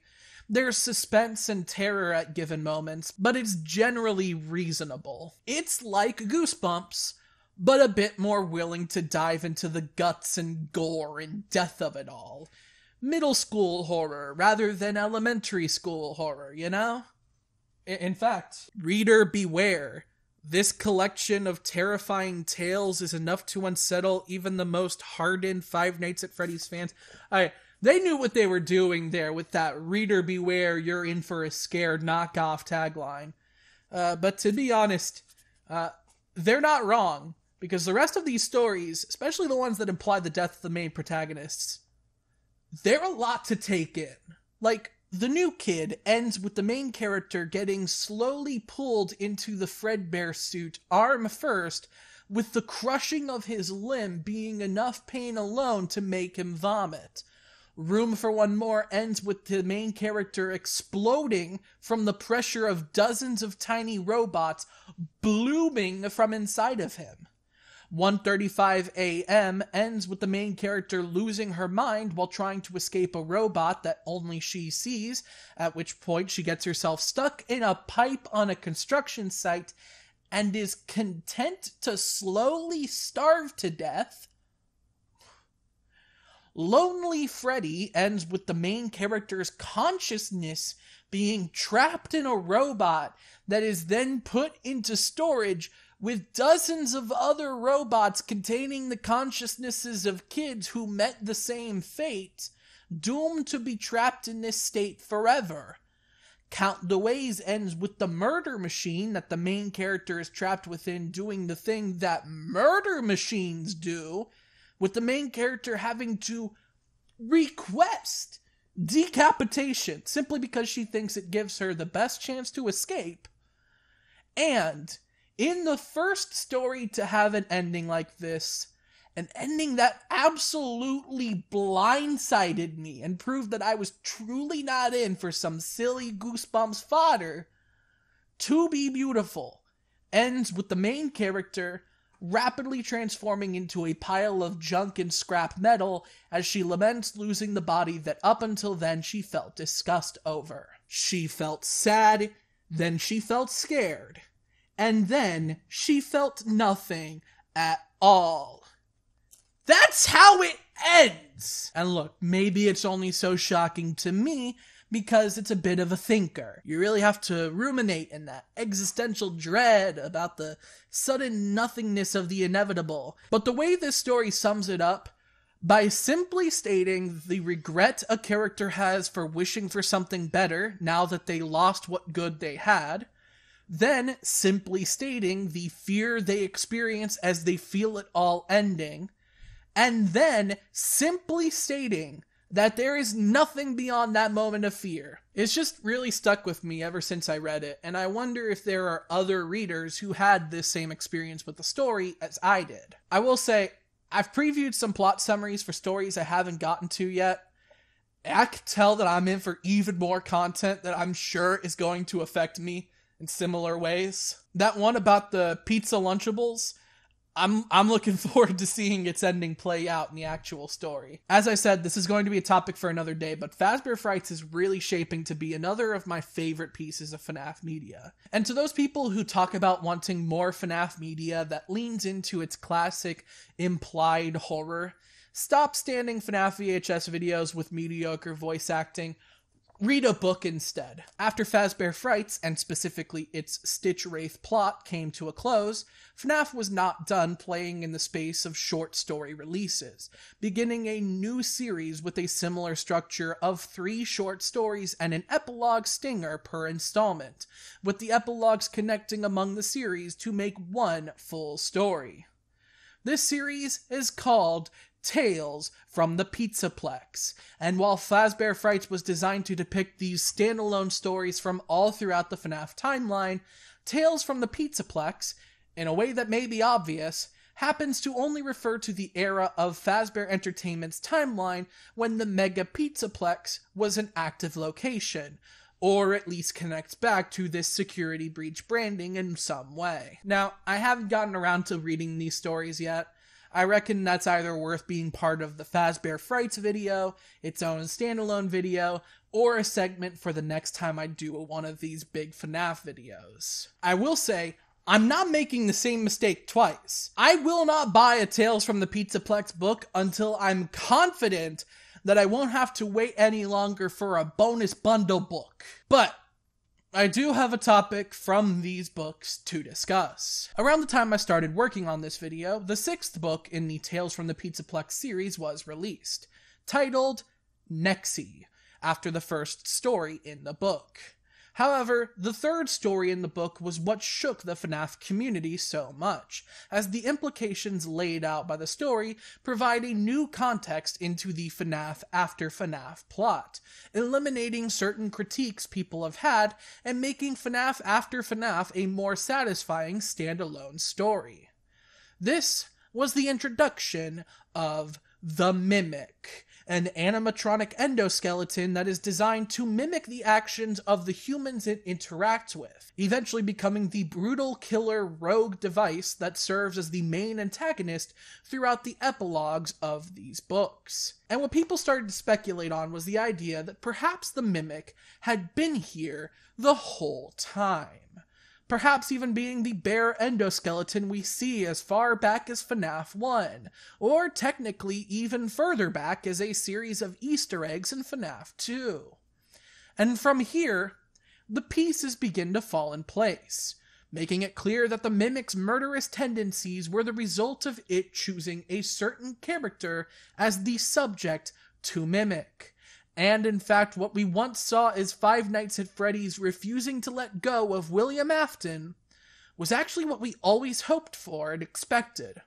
A new character who is corrupted by William Afton's influence and set to carry on their legacy themselves. We just assumed it would be Vanny doing that until we saw William Afton in the flesh in Security Breach, which I will get around to, trust me. But now that we know of the Mimic's existence in Security Breach's supplemental materials, we can now apply a new identity to this Afton lookalike.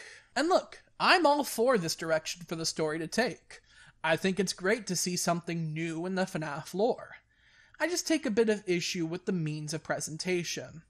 For one, Help Wanted has been out for about 4 years now, with the introduction of Mal Hare essentially being the first appearance of the Mimic as a main antagonist in FNaF after FNaF. But due to the nature of the Mimic being that it is programming itself to appear in a way that evokes the imagery of William Afton, and the fact that there really was no evidence giving us a reason to believe otherwise, the audience didn't really have an option but to believe that this was just the soul of William Afton, literally digitized. I remember having a hard time reconciling with this idea during my first video, trying to interpret Mal Hare in a more metaphorical manner, just because I really didn't want it to be true that the story was just supposed to suck like this. I always come back and whatnot.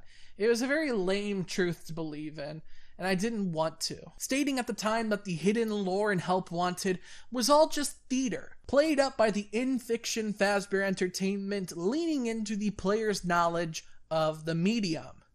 Classic metafiction. After all, that's what the entire premise of the game was built around. But in the end, I ended up kind of bending to the whim of the rest of the FNaF audience, coming to accept Afton's Ghost in the Machine as technically some of the most purposeful storytelling in FNaF history. I think all this really goes to show is that my truest fault when it comes to analyzing works like FNaF is that I give them too much credit as a story. I've said it before, but while I've been conditioned since my younger teenage years to consider this story the grand mechanism of a mad genius, the logical part of my brain takes back over at times and reminds me that this story, especially FNaF during FNaF, had been made up as it went along. And while there's clearly a bit more of a general groundwork for the direction of the story between installments here in FNaF after FNaF, many of the shortcomings of FNaF during FNaF still shine through. What I mean by that is that by waiting 4 years to make this aspect of the story clear, even when it seems to have been intentional for some time, it presents itself as a complete and total retcon. Like, I'd emphasize how disappointed people were in the Afton reveal and Security Breach, and how it took 1.5 years for any information to come out to make that reveal more acceptable. But really, people have been disappointed about that since Help Wanted came out. They just got more vocal once he was a robot corpse again, somehow. Just because we can say in retrospect that the story of Security Breach is better off now that we know this detail, though this game's story is far from perfect, and we will talk about that later, that doesn't excuse the 1.5 years that we spent thinking that this Mimic guy was the thrice revived purple guy, just as I can't really forgive the year we had to spend thinking that Michael Afton was Springtrap just because Cawthon made him Urple at the end of Sister Location. I think that's one of the main shortcomings of FNaF as a story. There are way too many red herrings to justify in a story that is being made up as it goes along. I joked in my other video about 3 Jeremys, 2 purple guys, 2 ghosts inhabiting Golden Freddy, but now, with the Mimic, we just have 2 entire William Aftons. And that's just counting the stuff that we are pretty sure is canon in both books and games at this point. I'm kind of operating on a pre-ruin mindset with this part of the script due to the whole June 9th-ness of the day that I'm recording this. So I don't know if the stuff I'm saying here will be invalidated by that DLC. If it turns out the Mimic isn't canon to the games, then I'm sure I'll add a rant in that section of the video, but regardless, I still think this is all worth saying. My second main point of contention with the Mimic reveal through the Tales from the Pizzaplex books is the fact that it's not a video game. It's a book. Now that may sound like a weird and obvious thing to point out, but I've always been cynical of people using details from one piece of multimedia in the FNaF franchise to justify an interpretation of another. It was the sound discs for me. Many years back, MatPat did a game theory about how in the Twisted Ones, the second book in the Silver Eyes trilogy, the titular Twisted animatronics appeared the way they do because of illusory sound discs that changed the perception of witnesses with the use of specific supersonic vibrations. MatPat then drew comparison from the description of the sound disc to the power module in Funtime Freddy's chest, with both being little circular devices attached to the animatronics, and used this as evidence that the sound discs were canon to the games, and thus any other animatronics that had campy, exaggeratedly scary designs akin to the twisted animatronics can be considered corporeal and tangible animatronics using this illusory device. In other words, I don't like giving credit to book-exclusive plot details because they are a slippery slope to saying the nightmare animatronics are not nightmares and are just actual real things in canon, which is stupid. Even if you approach it as true, which is such a stretch considering they explain what this little circular doohickey is, a power module, the speculation around this made-up detail doesn't even impact the game it's in. Like, he's talking about an entirely different game. Anyway, that's why I'm not huge on information about the video games being revealed exclusively in the books. If the information applies to the video game, it should be in the video game. Hi, I'm from the future. So, a few months after I said this, the 8th book in the Tales from the Pizzaplex series was released. That is Book 8, B7-2. Not to be confused with Part 2 of Book 7, as the book is actually named after Part 2 of a story from Book 2. Though the story we're actually talking about right now has nothing to do with any of that, so forget I said anything. The third story in B7-2 is called Dittophobia, named for the fear of repetition, following a trend throughout the series to name certain stories after particular phobias. The story essentially recontextualizes Five Nights at Freddy's 4 entirely, and while the original game seems primarily to reflect the terror as experienced by by crying child Afton, or perhaps Michael Afton's nightmares later on as a sort of atonement or recurring guilt for what he did to his brother, there appears to be a more literal form of these events. You see, in Sister Location and in Help Wanted, it's implied that the FNaF 4 bedroom is directly connected to, or at least part of the same facility as Circus Baby's entertainment and rental. Dittophobia confirms this, revealing that the bedroom as we know it is the observational conditions for an experiment meant to recreate the nightmares said youngest Afton had to go through, complete with real, physical animatronics. So, the nightmare animatronics, turns out they are real. Touché. But I am going to defend myself a little bit here, because I kind of buried the lead. God, I hope I've been using that phrase correctly. So this story kind of implies that FNaF 4's main game is actually the experience of a child put through these experimental conditions. Perhaps even, in fact, most likely even, Michael Afton himself. And perhaps even the rest of the bullies from FNaF 4. Now, I haven't read the story yet, but from what I'm told, these experiments are augmented with a hallucinogenic gas that affected the subject's perception of their own identity, as well as their perception of a series of what have been described to me as mannequins on tracks. I want to be clear about this being how it's been described in sources I've read, so forgive me if it's inaccurate. But essentially what it means is that the nightmare animatronics, as they appear, probably aren't real. Instead, they're made to look so twisted and horrifying thanks to illusory science fiction technology. So,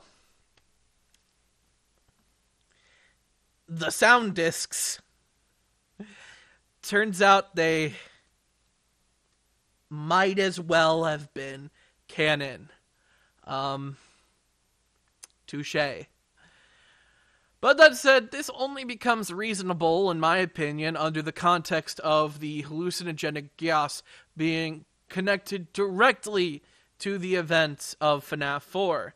And to somewhat amend my "if the information applies to the video game, it should be in the video game" statement, I'm okay with the logical reasoning of, in the books, the nightmare animatronics were real, but were exaggerated by illusions. Thus, in the games, the nightmare animatronics were real, but exaggerated by illusions. But I'm not a huge fan of the leap that had to go into, in the books, illusory sound discs exist, and in one of the games, there was a circle once. Thus, in the games, the nightmare animatronics were real, but exaggerated by illusions. I think that clears this part up. So I'll let past me continue from here. But I want to be really clear. Like, aside from that critique, which not everyone has to agree with, the books are better stories than the games. At least from a formal standpoint. Like, I won't argue that the game story isn't extremely culturally important and reshapes what it means to tell a story and make art, but like, the book stories were figured out before they were released. So they're like actual stories. When I say that I don't like when the book stories have details that people apply to the games, that's entirely an aspect of how I wish the games themselves were more purposeful in presentation, but only in such a way that I don't like the red herrings and retcons that confuse an already complex plot structure. But anyway, like I said, I'm probably going to cover Tales from the Pizzaplex in its entirety at some point in the future, especially once this series wraps up, but I'm not 100% sure I want to cover it alongside Fazbear Frights if given the chance.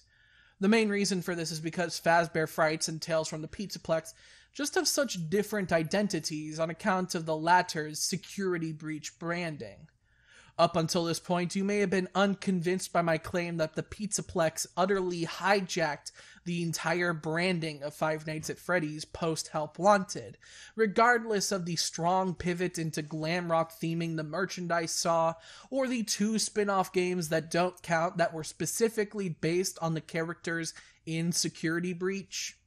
And as a counter to your criticism, I want to strongly reiterate that when it came time to retire Scholastic's big FNAF short story series, they replaced it with one dedicated entirely to this one specific shopping mall. I want to make it clear that this is an unusual act of synergistic insistence. This is like if Disney wrapped up the Kingdom Keepers series and decided to follow it up with a book series about Disney Quest. And look, we all know ruin is looming. I'm not going to act like the punctuation mark of Security Breach isn't the flimsy abandonment of Pizzaplex as a predictable failure like any other Disney Springs indoor theme park, especially one themed after powerful rat Charles Entertainment cheese.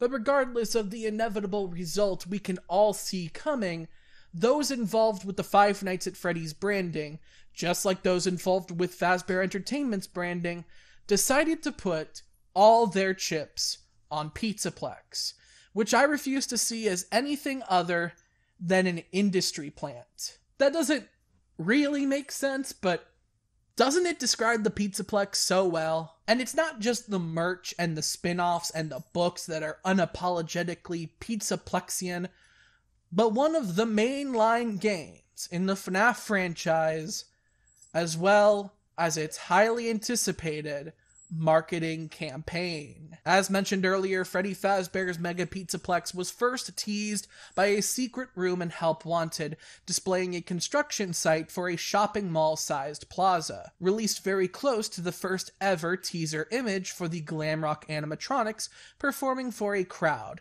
placing them in the setting of a large Fazbear Entertainment-themed complex with stores, restaurants, and attractions, all themed around Fazbear characters. Eventually, the identities of the glam rock animatronics were teased, the name Security Breach was revealed, and the game was delayed multiple times as the story and gameplay were reworked from the ground up, potentially because the story of Security Breach was guessed early by MatPat, and they decided to change it for the sake of making sure MatPat is always wrong out of spite, and for the sake of sacrificing a good story in order to subvert audiences' expectations. Since, as we all know, subverting expectations is the most important aspect of storytelling, and you can trust me on that because of irony. Anyway, I don't actually know if that's why they changed the story and started from the ground up. I'm just half remembering gossip from like a year ago. The first teaser for Security Breach after the announcement of the game once again occurred within Help Wanted, which will also prove to be the last piece of Help Wanted related content the series will ever see, because it will never, and I mean never, have a sequel.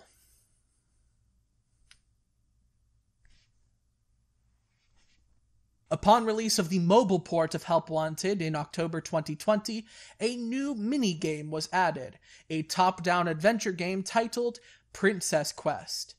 I'd say arcade style, but I feel like I've used that phrase so many times in this video to represent so many different things that it's lost all meaning. The game ends with a cutscene of a digital rabbit monster apparently corrupting the princess protagonist of the game, paralleling the Malhair's corruption of Vanny, once again suggesting the next game to focus on this new development in the story, as was previously suggested by the reluctant follower sequence in Curse of Dreadbear and the lore emails in Special Delivery, which refer to a character named Ness, a nickname for Vanessa, which clearly evokes the name Vanny. But anyway, Princess Quest will prove to be more important than you ever thought, and then it will prove to be less important than you ever thought, and then it would prove to be more important than you ever thought, and then it would prove to be even more important than that. In late 2020, a teaser trailer for Security Breach was released, featuring a series of shots of locations from throughout the game, alongside a series of voice lines apparently from Vanny, attempting to gain the trust of the protagonist, Gregory, at which point a voice that must be Glamrock Freddy warns Gregory that she may have found them, leading to a jump scare. Even though these voice lines don't actually make it to the game, this trailer establishes some of the character dynamics we will come to be familiar with in this game, especially Vanny's antagonistic nature and this game's Freddy variant surprisingly serving as a deuteragonistic ally rather than a villain. However, aside from that, this trailer was talked about largely because these shots of the Pizzaplex locations look really good. And, I mean, again, all I could think of is Minecraft ray tracing videos, but that's beside the point. The actual point I'm leading into is that, to the wider community, and likely by design, the characters, plot, everything that makes FNaF FNaF is taking a backseat to the setting. In a way, the Mega Pizzaplex is kind of a character in and of itself, which is a fancy way of saying that its importance is insistently contrived. And I don't immediately blame FNaF fans for taking the bait, really. After all, since FNaF 2 was teased, a free-roam Five Nights game was request numero uno, and after all these years, the fans were finally getting what they wanted. Just try not to think about how giving the fans what they want is almost always a recipe for disaster. The impression I got from this teaser trailer myself is simply map too big. My concerns were overflowing with the fact that there seemed to be more focus put on the Pizzaplex than anything else. Like, there is a creature hanging out on the shelf in the kitchen, and they did program a Vanny jump scare, but other than that, it's just the Pizzaplex, which is really big. There isn't any gameplay, any indication of the premise of the game outside of some character dynamics, and I know it's a teaser trailer, which isn't supposed to play its hand too much, but I wasn't very confident in the state of the game at this point. It's late 2020. The game was originally gonna be coming out around this time, and yet all I can really tell is going on is that they spent most of their time making it look new and shiny. And it's never a good sign when new and shiny is the primary selling point. But I was at least curious to see how a game could work within this setting, since a location of this size would certainly need plenty of direction to introduce players to new concepts as the game goes on, while also providing players the freedom to roam such to justify the existence of a free roam FNaF. In early 2021, a gameplay trailer was released, featuring even more quotes that don't make it into the base game, representing mysterious voices that are assumed to be some variations of William Afton, or I guess the Mimic, but go essentially silent in the final game. The voice instructs another character, presumably Vanny, to do his bidding under duress.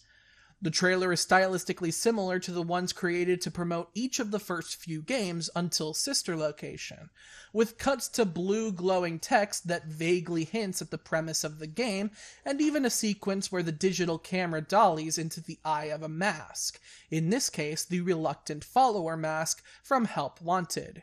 As we soon see, Vanny has upgraded from a mask to an entire fursuit.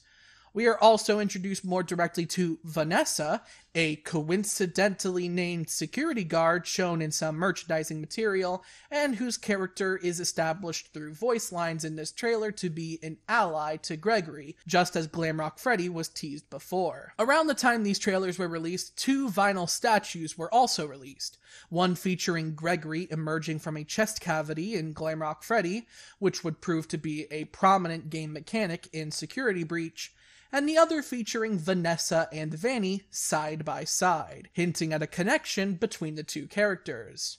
What one could piece together from this trailer is that Vanessa and Vanny are one and the same, with Vanny being an alter of Vanessa that the Afton analog forces her to become through the influence he coerced from her in the Fazbear virtual experience in order to complete his master plan, the details of which are sure to become more clear going forward. The player takes the role of a child, who, for some reason that will also become more clear going forward, is trapped in the Mega Pizzaplex at night and must escape, which Vanessa, outside of her Vanny alter, seems intent on helping them do. Without spoiling too much, this characterization of Vanny is evidently the remnants of a bygone era of the Security Breach development.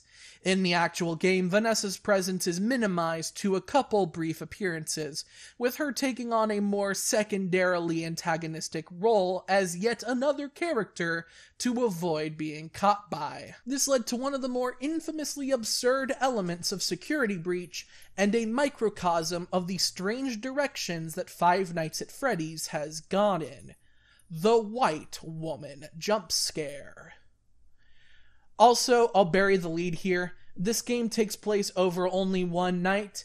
I never really got over the whole no Five Nights at Freddy's game technically sticks to the title thing, and this does not help. Anyway, this trailer features more footage of the Mega Pizzaplex, though now with most of it shown as gameplay, which has slightly less perfect-looking graphics as the shots captured by a cinematic digital camera specifically for this trailer, suggesting that the new and shiny selling point the game had been leaning on in its marketing and branding before may be a bit more hardware dependent than previously expected. Honestly, this isn't even a Security Breach problem necessarily. This is where the whole AAA video game industry has been for decades now, constantly playing up minor visual improvements and theoretically impressive play area scaling, which more often than not is used to distract from rigorous working conditions crammed into a short window of development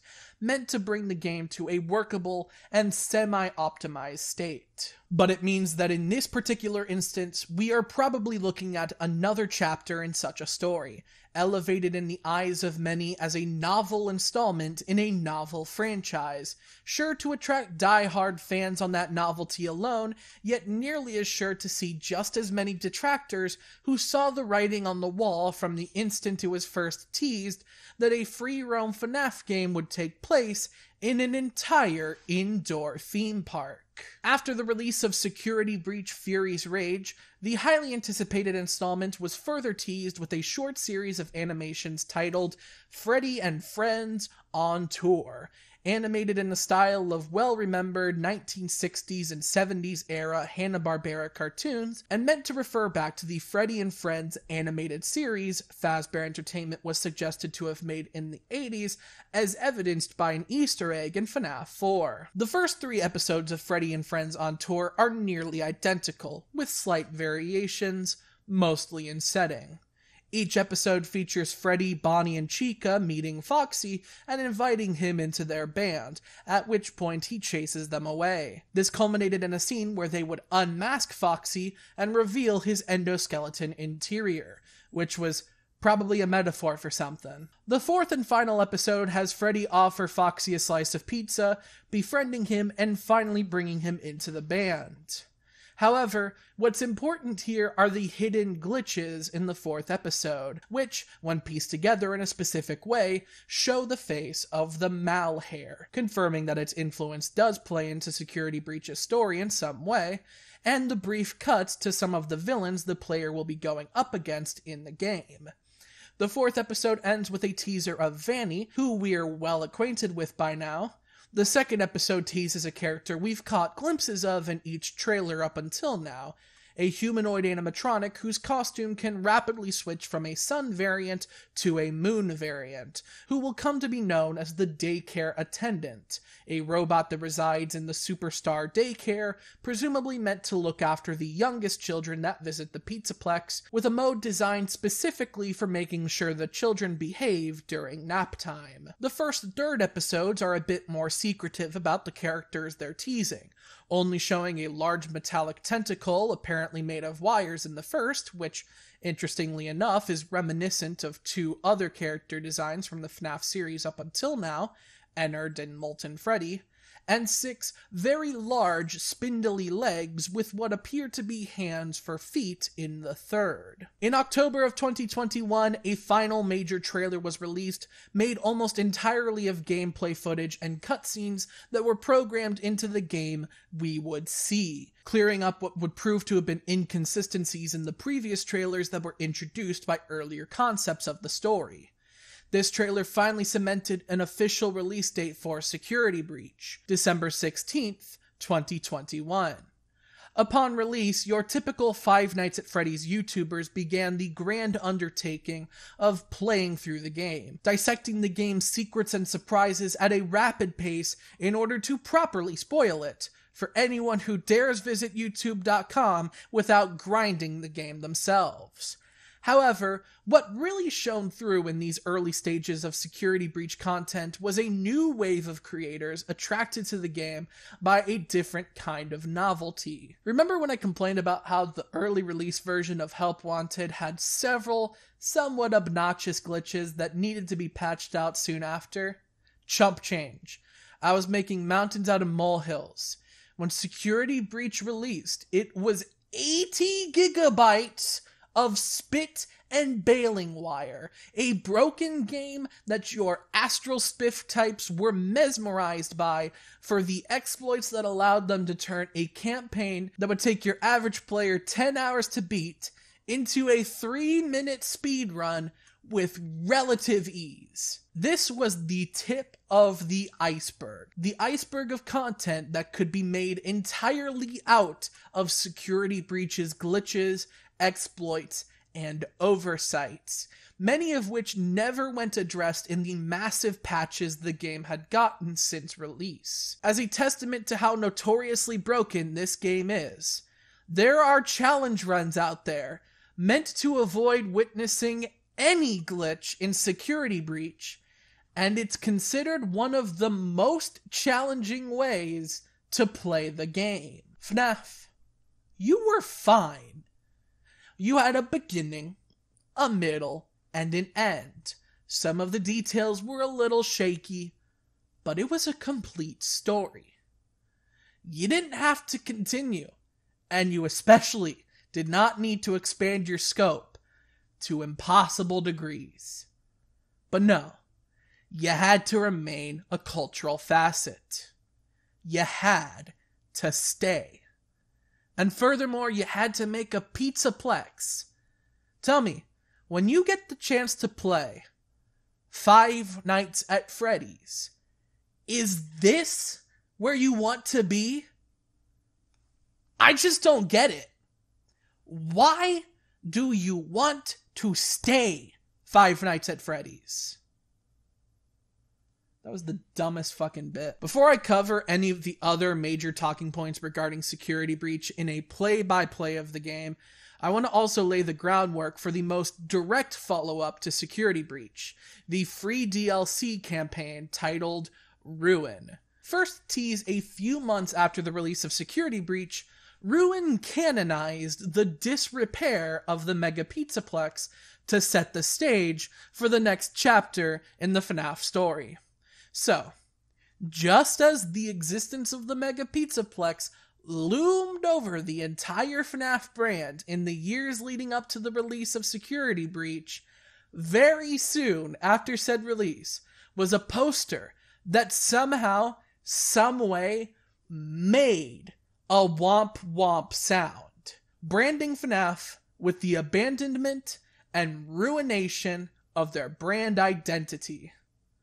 I don't know how it's possible. It's just a picture.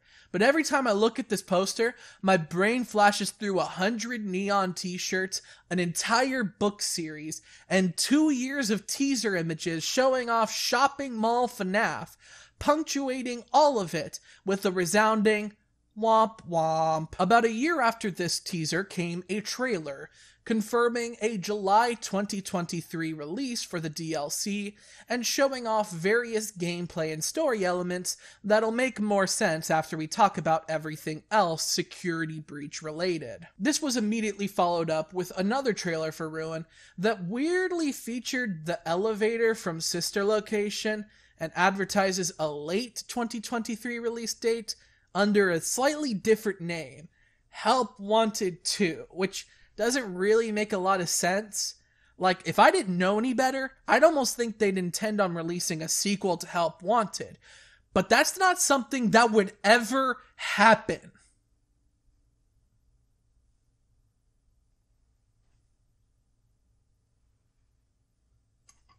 Now, I once again want to remind you of the date that I'm filming this first section of the video, June 9th, 2023. 69. Nice. That's slightly before July 2023. However, as you'll notice, July 2023 is also slightly before the release of this video, in late 2023. I'm making this video with the intention of having it be released in the same season the FNaF movie comes out, and I know that the only feasible way to do that is to film most of the video early and work on editing it until the movie is released, then film the movie review and other odds and ends in a separate session, and pin that onto the end. However, the announcement of Ruin's release a bit later into the summer of 2023 kind of throws a wrench into those plans, especially with the knowledge that the direction Ruin takes will in some ways need to shape my coverage of Security Breach. I could either wait until later in July to film any of this video, or just hold off on this Security Breach segment specifically until then, and film everything else here in early June, splitting this project up into at least 3 major filming sessions, while ultimately hoping that if anything were to happen in late 2023 that would require my coverage, it would either be early enough for me to cover it in the movie review filming session, or late enough for this video to come out before then and justify my lack of coverage of it. But granted, I can't think of anything FNaF related in late 2023 that could possibly throw me off on that front. Like, what? They'll release a sequel to Help Wanted? That is literally impossible and will never happen. You point too. It will never happen. Good job. Good job. But anyway, in the end, I decided... Oh, okay. Hi, truck. Thank you. In the end, I decided that I would split this into 3 filming sessions rather than the planned 2. Although that won't affect the viewing experience outside of me addressing it, since either version of the video would be paced identically if this section of me explaining my sudden change in appearance wasn't there. But since I am explaining my sudden change in appearance, please enjoy this sudden change in appearance.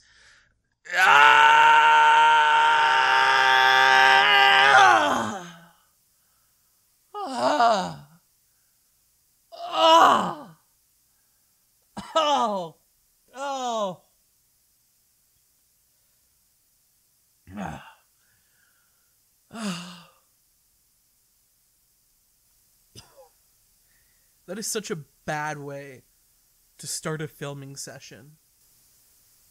Oh, that's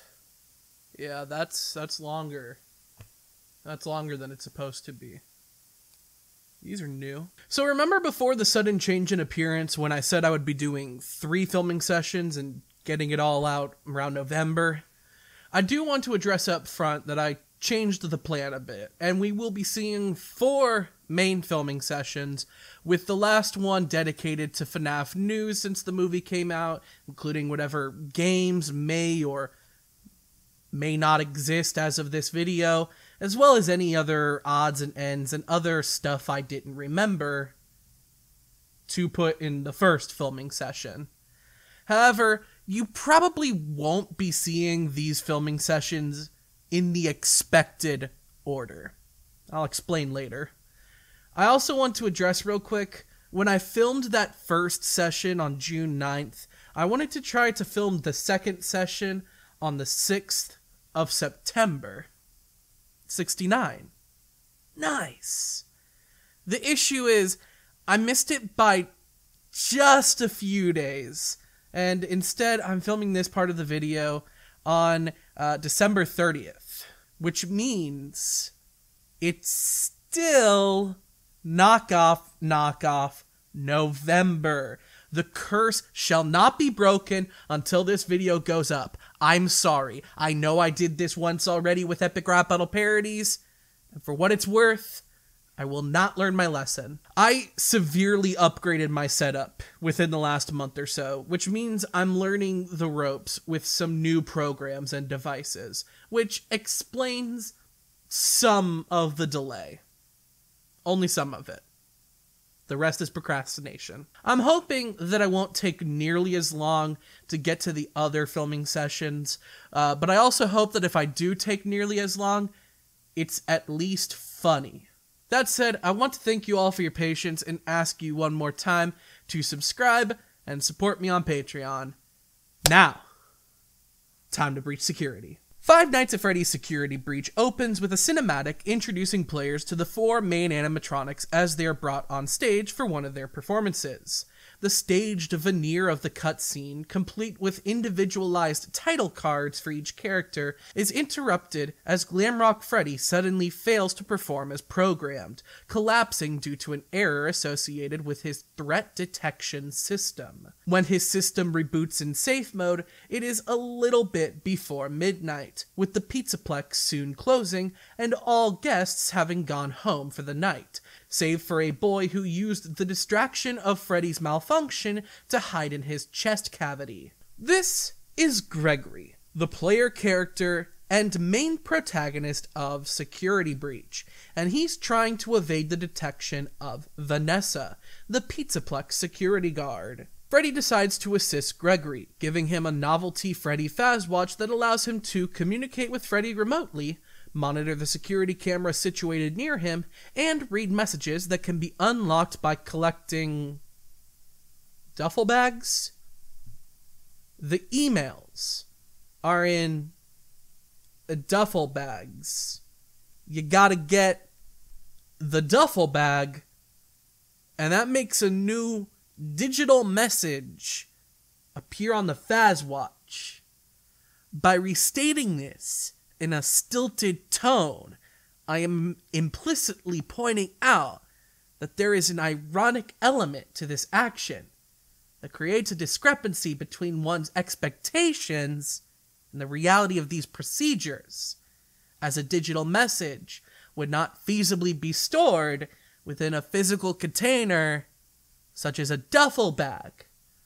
I rely on this stilted delivery at this moment as a crutch due to my insecurity regarding my ability to provide any fresh commentary on a game that has been analyzed by hundreds of people, and I am assuming, as an insult to your intelligence, that you will look past this insecurity and simply laugh along at my pandering commentary style without thinking too much about how often you've heard such a cadence before.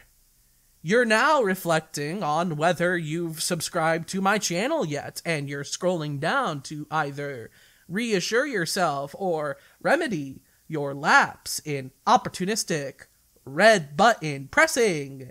You're now ringing that bell, and welcome back.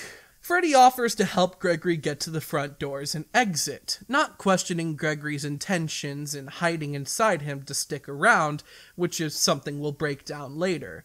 The issue is, Freddy's error necessitated his placement in lockdown within his personal room in Rockstar Row, a section of the Pizzaplex where the glam rock gang reside outside of Showtime performances and other specialized events. Since Rockstar Row is a meet and greet attraction, Freddy suggests that Gregory retrieve a photo pass in order to unlock his door so that Freddy can carry Gregory in his chest through a utilidor system, the only currently accessible door to which is only available to Freddy, and is the only door which is only available to Freddy in the entire plaza. Gregory gets the photo pass and they head underground, spotting a wall-crawling glamrock endoskeleton on the way down, but I wouldn't worry about that if I were you. That's just there because they...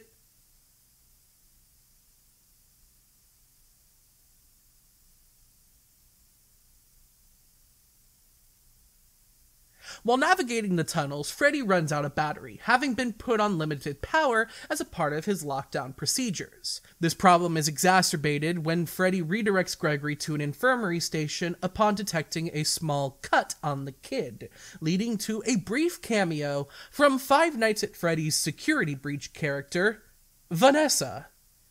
Freddy, you're supposed to be on lockdown. Officer Vanessa. Meme phrase. With Freddy out of power, Gregory has to navigate the rest of the way on his own, leading to what is essentially a tutorial stage where Gregory must learn how to stealth past the animatronics and successfully evade them when detected. Let's go. Let's go! Oh yeah, baby! Guess who's fucking back? After going back upstairs on the lobby side of the Pizzaplex, Gregory ducks into a security office reminiscent of the main setting of the first few games, closing the door behind him and allowing him to activate those cameras I mentioned earlier. From there, he exits the staff-only area into the lobby, arriving just as the clock hits 12 midnight, and a metal door shutters closed over the entrance to the Pizzaplex, locking Gregory in for the night, which offers this chilling challenge to find a way out. Now that he's in that little lobby area that's still inside the building but not past the turnstiles, Gregory has to obtain a complimentary entry pass, which, why are there turnstiles if it's never mind, whatever. Since Gregory can't go back the way he came because he needs to find another way to access the rest of the Pizzaplex beyond the lobby restaurants and gift shops, meaning he needs to upgrade his pass. So he goes to an upgrade machine, only for it to malfunction and take the complimentary entry pass, leading to him needing another way to get a full access pass to get into the Pizzaplex proper. After finding a glamrock Mr. Hippo fridge magnet, he uses that to make the upgrade machine malfunction even further, at which point it spits out a daycare pass, which allows entry to the Superstar Daycare, the section of the Pizzaplex specialized for younger children. Now at this point, you may be wondering why there are all these fundamentally arbitrary steps in the process of getting where you need to go. And I mean, let's be real, video games are a very inefficient form of storytelling. Sometimes things just need to happen in order to justify having more gameplay. But it makes a lot of plots feel meandering, and this is a stark example. Freddy arranges to meet Gregory in the daycare once he gets a clearance card from the security desk. Gregory heads over, only to be kidnapped by an overeager daycare attendant, a previously teased animatronic that has 2 wolves inside him, and both are dressed like 100 gecs. The son is distracted when Gregory knocks over a pile of cylinders, and Gregory heads over to the desk, obtaining a flashlight and a level 1 security clearance card. Upon opening the security clearance card holder, a nondescript error causes all the power in the daycare to go out, causing Son to transform into his deranged moon variant. Now, Gregory must navigate the McDonald's play places to find all of the backup gasoline-powered generators and restore power to the Who the fuck put generators in the Chuck E. Cheese sky tubes? Now, I know this is one of those what's the deal with airline food things that everyone has pointed out as a weird detail in this game, but this is egregious. Anyway, avoid Moon, turn on the Jennies, and go to leave, at which point Son, he turned back into Son when the lights turned back on, by the way, will ban you from the daycare and alert the Glamrock gang to come get you. Freddy arrives just in time to rescue Gregory, and they start to leave, only for the power to go out in the entire Pizzaplex because it's almost the end of the hour. You see, the power goes out at the end of each hour because, the one thing I should, excuse me for 1 second. Every time the power goes out at the end of an hour like this, the player must go to the nearest charging station for Freddy's hourly charge while avoiding Moon, who roams the entire Pizzaplex at those times.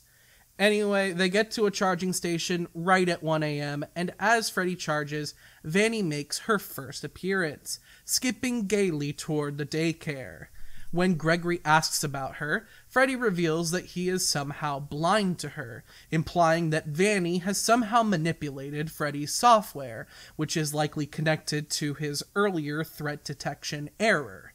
Anyway, with his level 1 security clearance, Gregory is now able to access the atrium, the centerpiece room in the plaza. On the way, Freddy mentions knowing of 2 potential exits Gregory could access: a loading dock near the kitchen under the food court, and a fire escape in the prize counter. This serves as the first of 2 major diverging paths in the game, both of which merge back together after either path is completed. I'll describe both paths now, starting with the most popular path, as voted by my own viewers. One of these paths involved the player heading down a vent to the soda fountain's syrup vats under the food court in the atrium. While navigating the vent, the player must avoid a wind-up toy variation of the obscure cymbal-crashing pizzeria simulator hexapod Music Man, known here as Lil Music Man. Imagine getting your shit kicked in by a fucking Jolly Chimp. Couldn't be me. In the syrup vats area, Glamrock Chica finds Gregory and chases him into a nearby security office, where he obtains clearance level 2. To escape, Gregory takes control of a pizza-making robot in the kitchen below that office, creating a vaguely pizza-adjacent foodstuff that distracts the pizza-loving Chica. Gregory heads into the kitchen and sneaks past Chica, emerging at one of the 2 potential exits Freddy mentioned, the loading dock. However, upon approaching the exit, Gregory discovers that he needs a security clearance level of 7. Dejected and suspicious of who must have updated the loading dock control permissions, Gregory and Freddy agree to reconvene, at which point Chica exits the kitchen and unlocks the door to the employee shower rooms and nearby industrial laundry room.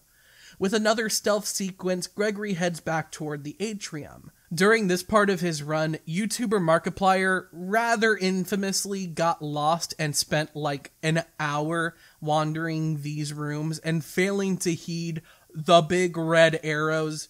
But to be fair, this game is not the best when it comes to making it abundantly clear to players what they are meant to be doing.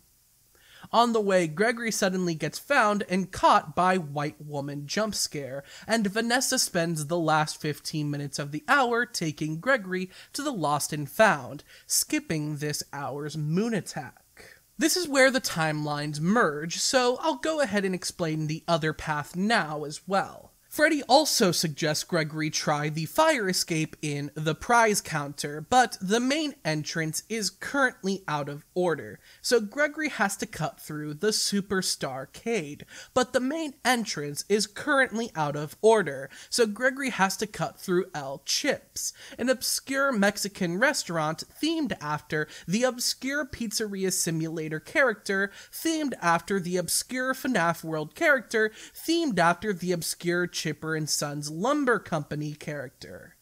After going through a side door to the arcade, Gregory approaches a side door to the prize counter, only to find that he doesn't have a high enough clearance, so he opts for a different side door, only to find that he doesn't have high enough clearance, and in the end, he decides on following an open vent toward the prize counter. While navigating the vent, the player must avoid a wind-up toy variation of the obscure cymbal-crashing Pizzeria Simulator hexapod, Music Man, known here as Lil Music Man. Imagine getting your shit kicked in by a fucking Jolly Chimp. Couldn't be me.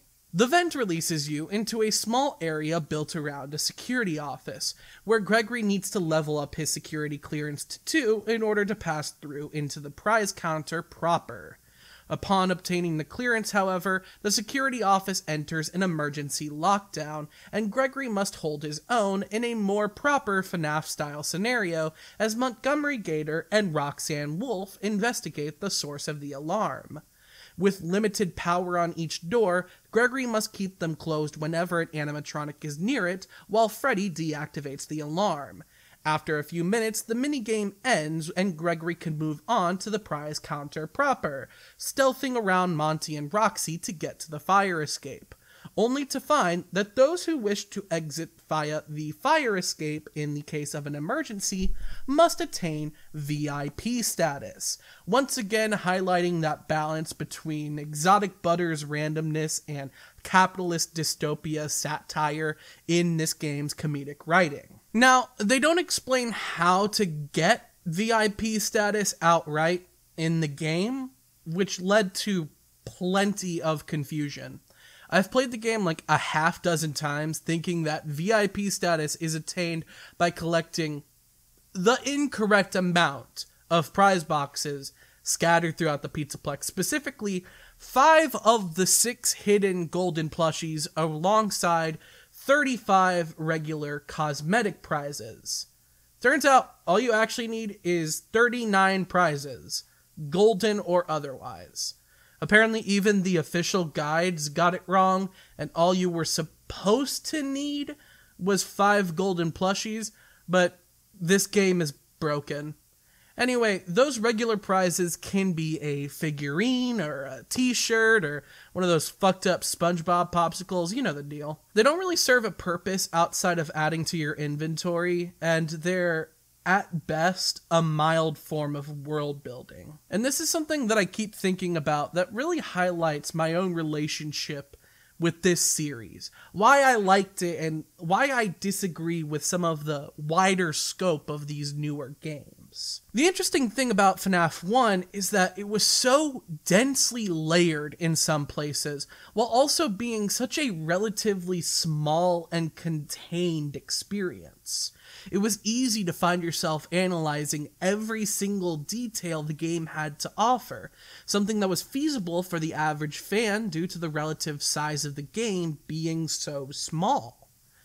Furthermore, these details all had the enticing potential of revealing the truth of the story. When you look at Freddy Fazbear, you may notice a smeared, dirty handprint on his face, suggesting that someone engaged in some kind of struggle with the character. This is probably more relevant than the fact that his name bears resemblance to Franz Fazaka's, creator of Muppet Fozzie Bear's ear-wiggling effect, which in turn is similar to Freddy's own wiggling ears, but since it's one of the very few pieces of information we could glean from this particular game, you still get the sense that it must connect to the bigger picture in some way. Back then, this was part of the fun of trying to parse the FNAF lore. By Security Breach, however, you're so overstimulated by small details like that you can't help but just ignore them. Like, in what world can this star shirt be relevant? It doesn't even have Freddy Fazbear branding on it. Oh god, it's Bush Baby again! In a strange way, this is kind of what makes this video so difficult to write so far, because in my previous venture into comprehensive FNAF reviews, there was this looming idea at the back of my mind that as I went, I would need to contextualize the story in a proper way. In the Click Team era, that was difficult because there were so many competing theories from people who are not good at basic reading comprehension, and because that was a natural aspect of how the games were authored, it caused so many red herrings and misdirections to be added that all had to be weighed equally because of the deliberate curation of details. So just imagine trying to stick to this mentality of holistic consideration for these newer and much more complex pieces of FNAF media. Ironically, in spite of the fact that I'm being so much more thorough this time around, the truth is, I don't need to be.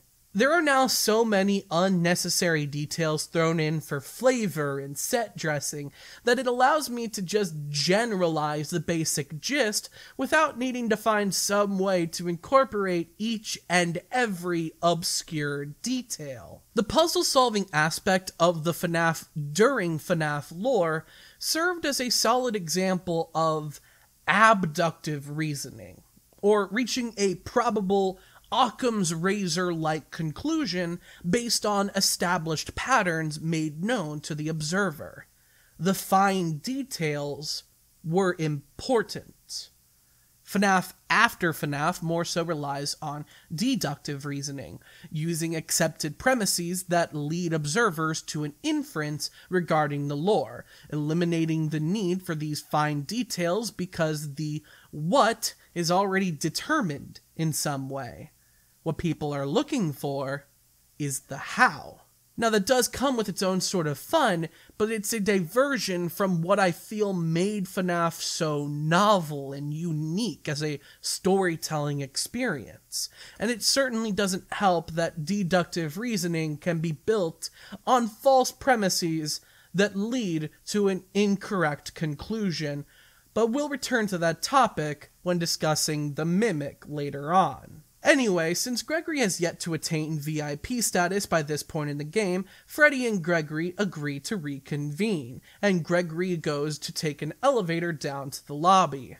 On the way, Gregory suddenly gets found and caught by White Woman Jump Scare, and Vanessa spends the last 15 minutes of the hour taking Gregory to the Lost and Found, skipping this hour's moon attack. Thus, the timelines merge, and from here, everyone's storyline will be approximately identical until the next branching path, with the events of the 1 o'clock hour simply being recalled as a futile attempt to access an alternative exit from the building. At 2 o'clock, Gregory finds himself in the Lost and Found, where Vanessa, who just kind of went to go do something else, I guess, addresses Gregory over a video monitor and commands him to stay right there until his parents or the police arrive. This doesn't come up again, likely a bluff Vanessa was making in order for Gregory to stay put. As Vanessa ends communication, the mysterious rabbit lady, Vanny, opens communication, taunting Gregory over the monitors before making her way to the Lost and Found herself, forcing Gregory to think fast and make a quick escape. He manages to find a screwdriver and unscrews a vent back into the lobby, making a mad dash for the elevator back to the atrium. On the way, he receives a message from Freddy, organizing a rendezvous in the entryway of Roxy Raceway, which is all under extreme renovations. When he gets there, he finds Freddy in bad shape, as he's still on limited power and missed the hourly charge. Freddy needs help getting down to parts and service, and the only way he knows how is by taking the main stage lift like we saw in the opening cutscene. But how is Gregory supposed to do anything about that? Wait a minute. I love that idea. How about some backstage passes? Freddy instructs Gregory to follow the path from the door on the side of the Roxy Raceway entry area to the rehearsal room, where he should be able to find a backstage pass, which should give him access to a way to turn on the lift. After a brief stealth sequence past Roxy and a horde of staff bots... Damn, have I even mentioned the staff bots out loud yet? See, the thing about Security Breach is that it has, a good half dozen or so secret storylines essentially told through implication, and one of these is the fact that recently everyone who held a service job at the Pizzaplex had recently been brought to a mandatory meeting at 11 p.m. one night, and presumably were all let go, being replaced with these faulty sentries of automation who all speak in a default text-to-speech voice. That last part there being something I wouldn't have even thought about if they weren't credited for their voice work as themselves, all tongue-in-cheek and whatnot. It just makes the cast list for this game feel all the more empty. There were dozens of people brought on to act in Ultimate Custom Night, but Shopping Mall FNaF only gets 6 or 7 humans and then passes off half of its dialogue to one of those TikTok accounts that reads out Ask Reddit posts over footage of Minecraft parkour. And what does STAFF even stand for? Shake that ass, Freddy Fazbear? So Gregory makes it to the rehearsal room and collects the backstage pass, giving him access to the lift controls. He exits the rehearsal room and finds himself back in Rockstar Row, where another security office with the stage controls can be found. In the office, Gregory upgrades his clearances to level 3, though the badge container is also holding a performance disc that Gregory pockets. Opening this badge holder also activates an alarm that alerts the enemies to his position. Meanwhile, Freddy has a second win because in this game things just kind of happen, and he contacts Gregory, promising to help him escape the office before the other animatronics can get to him. Do you see that large vent on the floor? Have you ever heard of meme phrase, Gregory? Freddy instructs Gregory to watch the monitors to see where he is and open the corresponding doors for him during this lockdown sequence while electrocuting any doors that Monty or Roxy are banging on. And Vanny appears over the monitors briefly herself, proving that she knows where Gregory is and giving him a time limit to successfully open the doors for Freddy. Anyway, Gregory does the thing and Freddy enters the room below, knocking out the vent and allowing Gregory to escape. They then follow a corridor back to the atrium. Since Gregory couldn't figure out the lift controls from the security office, he must use the performance disc in the sound booth on the 3rd floor of the atrium to activate the Showtime program, which will activate the lift controls on the stage itself. So Gregory navigates upstairs with the entire Glamrock gang out searching for him. Except for Monty. Monty's manning the spotlight to try and find him, but his ass is not reading. Once Gregory gets to the sound booth and turns on Showtime, nothing happens, and they quietly remove the button from the game a few months later. At least, that's what would happen if this were a hypothetical Help Wanted sequel.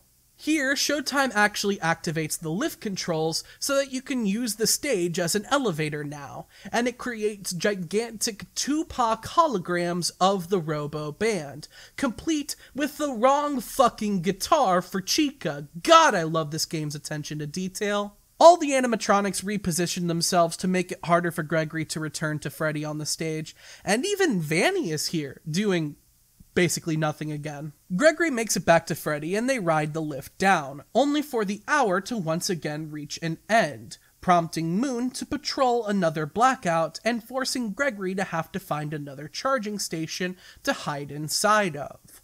Once down near parts and service, Gregory finds a charging station, but before Freddy could follow him in, Moon subdues Freddy and kidnaps him.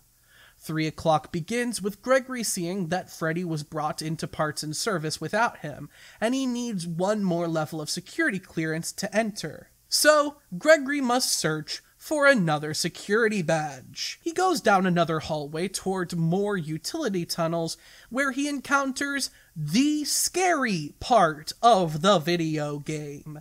An area where glamrock endoskeletons undergo testing to demonstrate appropriate service to Pizzaplex guests, presumably graduating to a proper mascot character should they prove aptitude here. However, some apparent bug has caused these particular endoskeletons to freeze up when looked directly at, meaning navigating this section of the game implements a sort of red light, green light system, somewhat akin to the Weeping Angels of Doctor Who or the Sculpture of SCP fame. Interestingly, this concept is lifted directly from a similar endoskeleton character from the Fazbear Fanverse Initiative game, The Joy of Creation Story Mode, in which this particular endoskeleton had been named after the Weeping Angels. The Joy of Creation is referenced further with an arcade cabinet in another part of the game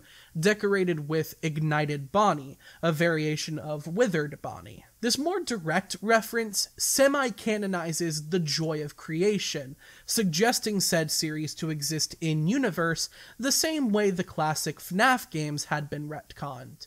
And while that alone is neat, this glamrock endo section serves as a nice integration of the ideas brought on by the fan creators and really helps justify the FFI as a system. After navigating past all the glamrock endos, Gregory finds a security desk with a badge on it, increasing his clearance to level 4 while activating like a dozen more of these endos, slightly complicating his escape and making for a good reaction moment. Gregory returns to parts and services, where he eavesdrops on Vanessa as she confronts Freddy, accusing him of being Gregory's accomplice. She explains that there is no record of Gregory, suggesting that Gregory is hiding some secret about his reason for being at the Pizzaplex in the first place, and threatens to promote Monty to the star of the show if she can prove Freddy is involved in Gregory's meddling.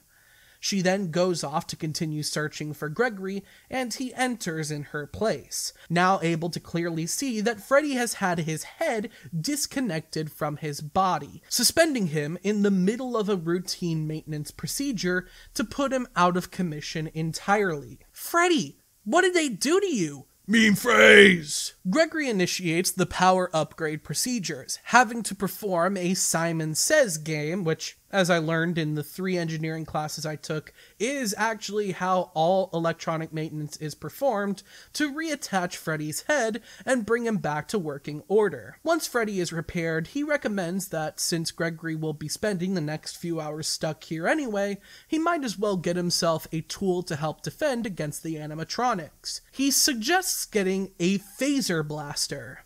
A phaser blaster from Fazbear or a Fazcam, which is often confiscated in Monty Golf because flash photography is not permitted in that area, which is coincidentally the only place in the Pizzaplex they're sold.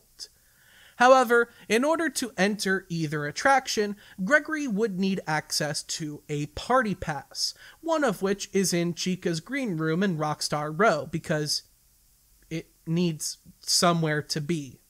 Can't just make it easy and have Freddy be like, here's a party pass I just happen to have on my person, or whatever. So right now, for no reason, the only elevator up from Parts and Service is Roxy's personal green room elevator, and Gregory starts to head over, only to notice several schematics on the walls for high-tech upgrades for Monty, Chica, and Roxy.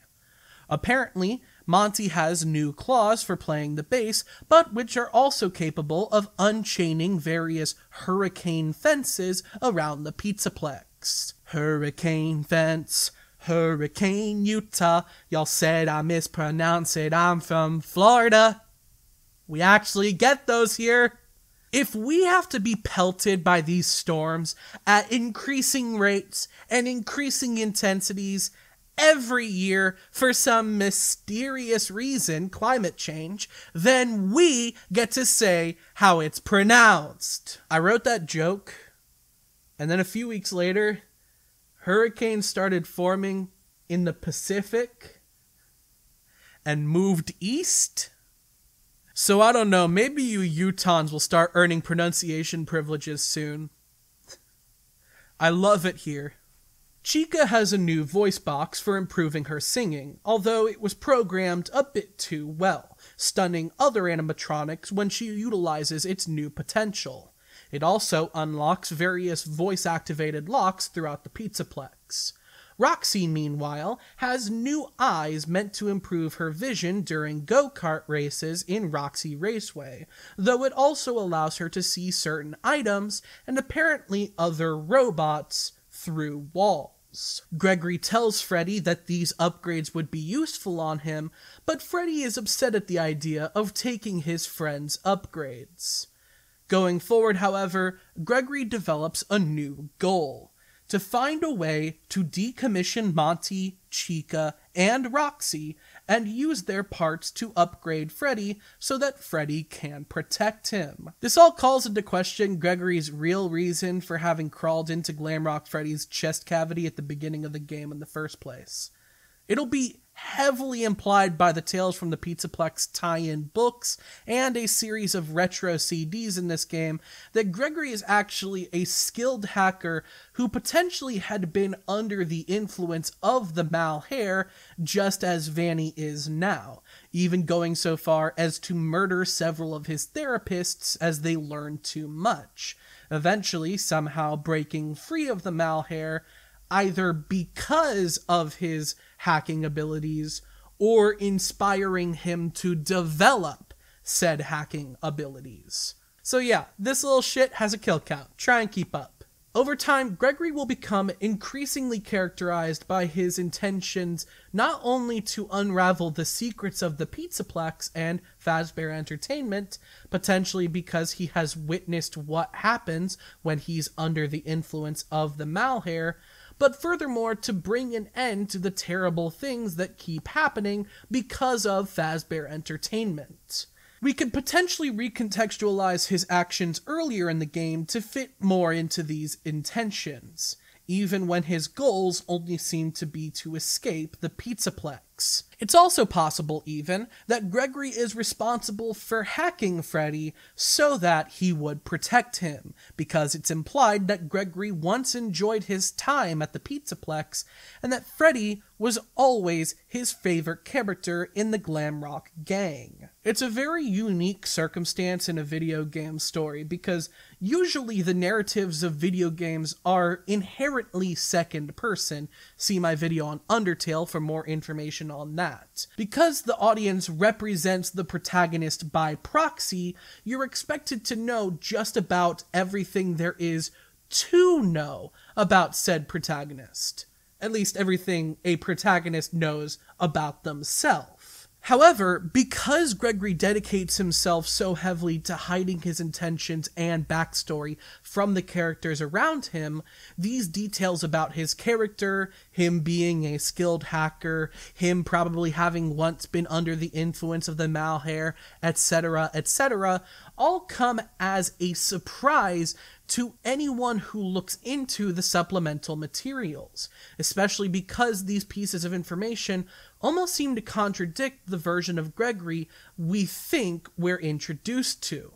Some random, helpless kid who got curious at the wrong place at the wrong time, and now just wants to get out of harm's way. I don't know if I've ever seen the literary tool of the unreliable narrator be utilized in this way before, aside from when previous installments in the Five Nights at Freddy's series have introduced just enough information to imply one scenario while omitting the information that debunks that scenario, such as when people were convinced by the Sister Location Custom Night DLC that Michael Afton was the same murderous purple guy we have since been reassured was, in fact, William Afton. So Gregory heads up to Rockstar Row, needing to sneak past Roxy in her green room before getting to Chica's green room, where he gets a party pass from her vanity just as we approach the end of the hour. Once again, Gregory must get into a charging station before Mac Tonight can get him, initiating 4 a.m., and bringing us to our second branching path in the game. To recap, at 1 a.m., players were given the choice of finding alternative exit routes at the kitchen loading docks or the prize counter's fire escape, with either path revealing the necessary steps the player must take in order to open said exit, and both paths end with Vanessa catching Gregory. In this case, as mentioned, the player must choose whether to get the Phaser Blaster from Phaser Blast or the Phaz Cam from Monty Golf, either of which require the use of the only party pass available to the player at this point in the game. What the player does not know on first playthrough is that following either path will provide them the materials to follow up on Gregory's new goal to damage one of the Glamrock animatronics and use their parts to upgrade Freddy. And without that information, the player is incidentally blindly choosing a major direction the game will go in. Once again, I'm going to use the poll I hosted to see which direction turned out to be the most popular outcome for my community, and start off by describing that path, then I'll describe the other path. We'll start off with Phaser Blast, a laser tag arena. In the Phaser Blast lobby, there are two main places to explore: the actual Phaser Blast game room, or the Phaser Blast lobby security office. In the security office, Gregory upgrades his clearance once again, reaching level 5, and he comes across a bowling ticket, giving him access to Bonnie Bowl, a bowling alley. Near the bowling ticket is a message duffel stating that all Monty Mystery Mix, a frozen drink flavor syrup, is to be taken to the ice cream storage behind Bonnie Bowl as part of recall procedures, with more information to follow. At this point, if players really wanted to, they could just leave. Here's the funny thing, you don't need to get the Phaser Blaster. You can just go straight from the security office to Bonnie Bowl and continue the game from there. Nothing's stopping you. Well, okay, they did kind of cover their asses here because there are two kind of important endings to the game that you can only unlock by doing a special secret thing in the Phaser Blast game, so you might as well. So you can head down the hallway to the Phaser Blast briefing room, where the teams are each told how to play, and you're assigned to the orange team, needing to beat the game in order to leave now. The game, which is themed around Freddy in Space 2 weirdly enough, has a capture the flag structure, requiring you to defend 3 buttons from oncoming robots for 30 seconds each, and if you win, then you get a special golden Phaser Blaster to keep, which is more powerful than the silver Phaser Blaster. I'm lying to you. In the room where you get the golden Phaser Blaster, you can also enter a nearby vent, which will take you to another security office in Phaser Blast, this one being above the arena, and makes me question why there is also one in the Phaser Blast lobby. This office is locked, though players can look inside to see the name Vanny graffitied on the wall, as well as some sleeping arrangements. At this point, Gregory and Freddy walk players through the obvious speculations one can make regarding this development, noting that Vanny appears to be a portmanteau of Vanessa and Bunny, suggesting that the rabbit mascot lady that Gregory has seen a number of times now might be the security guard Vanessa. Finding this hideout is actually the secret condition for unlocking those 2 extra endings, so we will return here later. After this, you can leave Phaser Blast and follow up on your lead in Bonnie Bowl. Interestingly, Bonnie Bowl is themed entirely around glam rock Bonnie, a character who you'll notice is otherwise absent from this game. Astute players will take notice of an old message in a duffel bag that outlines some of Bonnie's final known whereabouts, implying him to have gone missing after entering Monty Golf. This, compounded with Vanessa's threats to replace Freddy with Monty if Freddy is caught assisting Gregory, as well as a couple other hints that Monty is vying for the top spot as the face of Fazbear Entertainment, implies that Monty is responsible for killing Bonnie in order to take his place in the band. Freddy is also depicted as being rather emotional about Bonnie's disappearance, and if you bring Freddy to Bonnie's special stage in Bonnie Bowl, he'll mention that he doesn't come by anymore because he misses Bonnie too much. It's also implied that Freddy is just too naive to piece together that Monty killed Bonnie, hence why he still considers Monty his friend. Now, I've been kind of ripping into Security Breach so far, saying that its scope takes away a lot of the fun of unraveling every single little detail in FNaF, and I will have much more to say about the main story of Security Breach and how much it was mishandled, but there are minor mysteries like this that do uphold some of the charm of FNaF, and I do think it's worth highlighting them as some of the best aspects of this game. Think of it this way. In 2014 and 2015, the topic on most FNaF fans' minds was the Bite of 87, just because of the air of mystery around it. But in hindsight, it's kind of just a blip in Fazbear Entertainment's lengthy history of shady events. One of many that kind of gets overshadowed by the main shady event that FNaF lore is accepted to revolve around.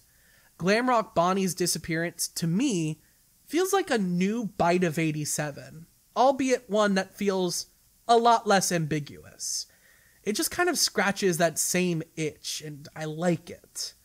This is good world building. This is good lore. This is peak FNaF.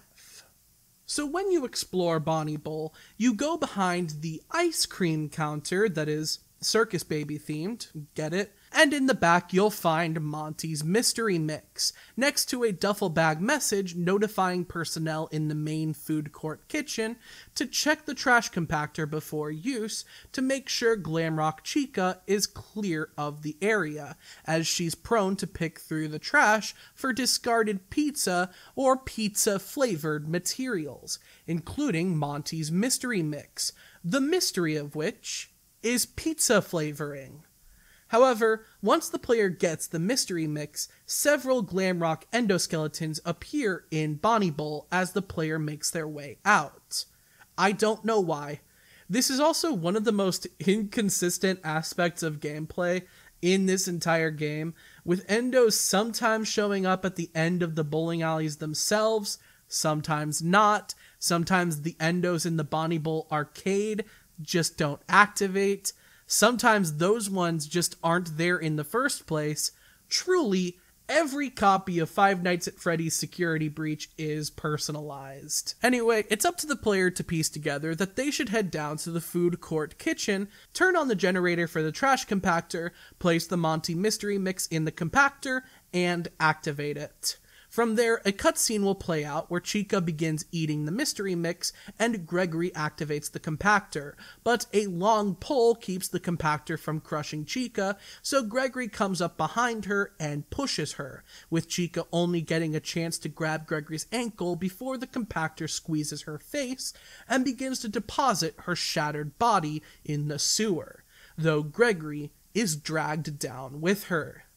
With that, Gregory can take Chica's beak and the attached voice box and make his way back up to the Pizzaplex proper, needing to activate a few generators on the way first, with the now profusely damaged robot chicken, referred to here as Shattered Chica, in hot pursuit. These tangents to activate the generators and avoid Shattered Chica along the way essentially serve as a boss fight, which culminates in a brief sprint away from Vanny before you enter a strange room covered in post-it notes in a silo and a staircase back to the laundry room, with a diorama of the Afton family around the table on the way up.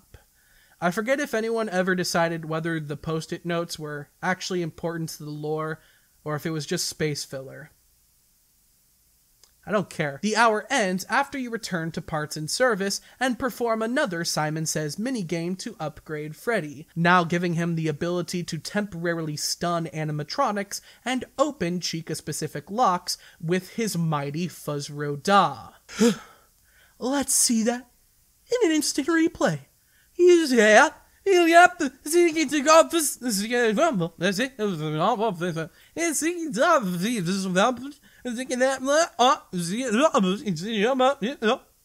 So instead of going to Fazerblast, let's head to Monty Golf, a Southern Bayou-themed mini-golf course. In the back halls of Monty Golf is a security office, inside of which lies a Fazcam that had been confiscated from a guest, which only has one use before cooldown as opposed to the Phaser Blaster's 6, but that one use stuns all vulnerable animatronics within a radius around the player, so it's actually, good. Monty is immune right now, though, on account of the fact that he wears his sunglasses at night so he can watch you weave, then breathe your storylines. In the security office is also a mazer-sized ticket, giving the player access to the upstairs activity room, combining exercise and maze navigation. Monty golfers can also reach clearance level 5 here and read a duffel bag message about how the vents at the back of Mazer-Size lead to the catwalks above Monty Golf, which seems to coincide with a duffel bag message in Monty's green room that cites said catwalks as one of Monty's favorite haunting grounds, though he recently was severely damaged when the Hurricane Hole-in-One splash bucket knocked him down. It's up to the players to piece together that they should head up to Mazer-Size and go into the vent to get to the catwalk to activate the splash bucket to damage Monty. But the maze is currently in a state where you can't reach the vent, so you have to find the control panel to shift the maze into a better configuration. But the maze control key isn't in the room. In fact, according to another duffel bag message, an employee had left the key in possession of a robot that was supposed to be trained to work the maze controls, but got sent to do busy work underneath the daycare theater. I feel like now is a good time to mention, this whole 4 o'clock hour is probably the easiest in the game to get lost during. Mixing the implied steps suggested in the duffel bag messages, most of which had been set dressing up to this point, with a brief dialogue suggesting that you should find a way to kill the robots, it leads this section of the game to really highlight the unclear direction of the story.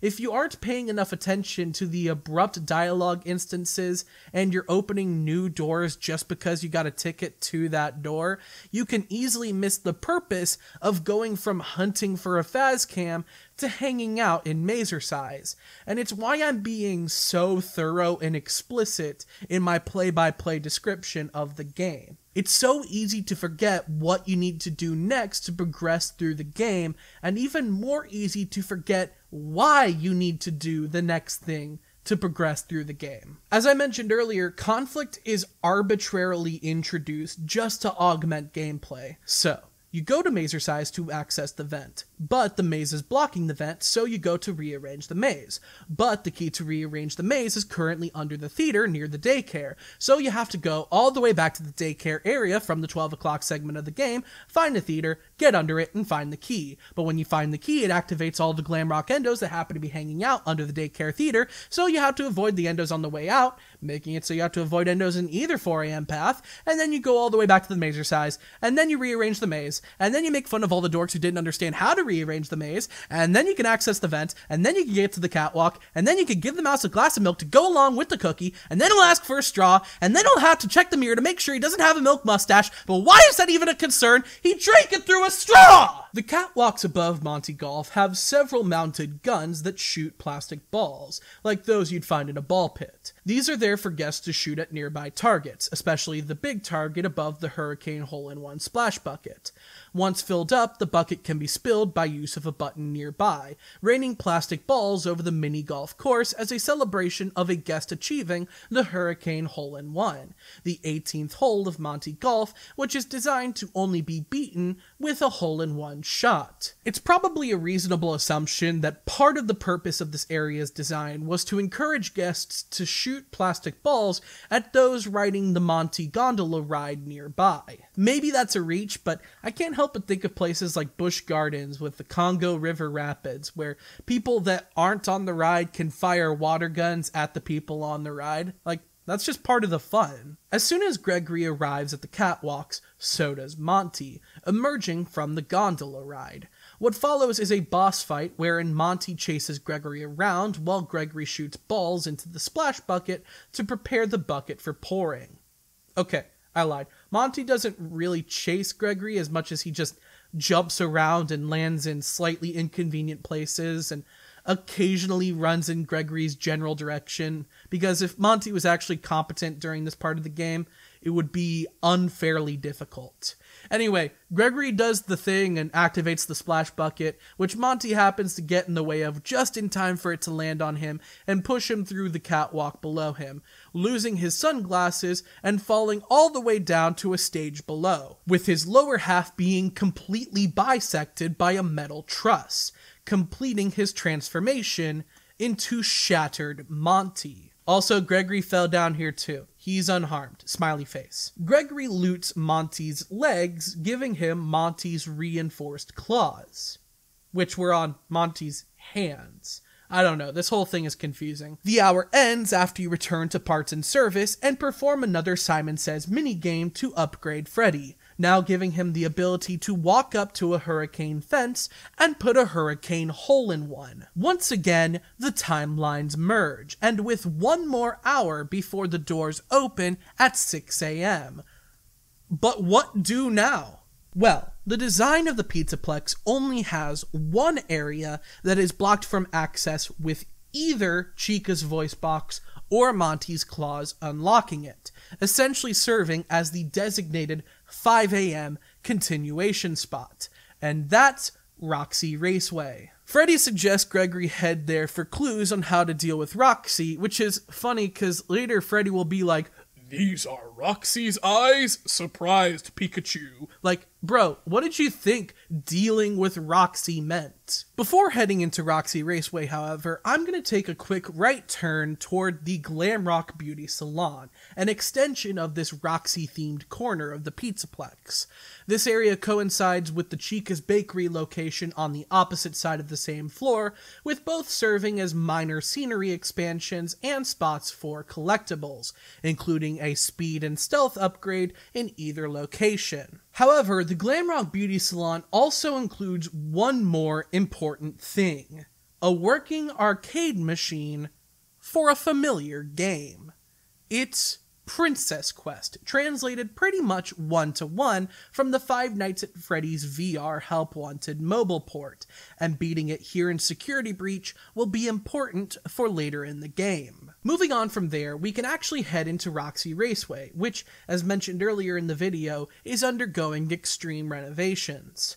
Some duffel bag messages reveal that this portion of the Pizzaplex was built over a sinkhole, and some mysterious goings-on are being conducted in said sinkhole, which is going to be worth keeping in mind going forward, but for now, this is a reasonable explanation for this section of the map being a construction zone. Exploring Roxy Raceway, the player can find a duffel bag message discussing how a glitch in Roxy's programming causes her to hate missing a race so much she will jump on the track if one is occurring, and implying that she's causing further damage to the track by causing go-kart crashes in doing so.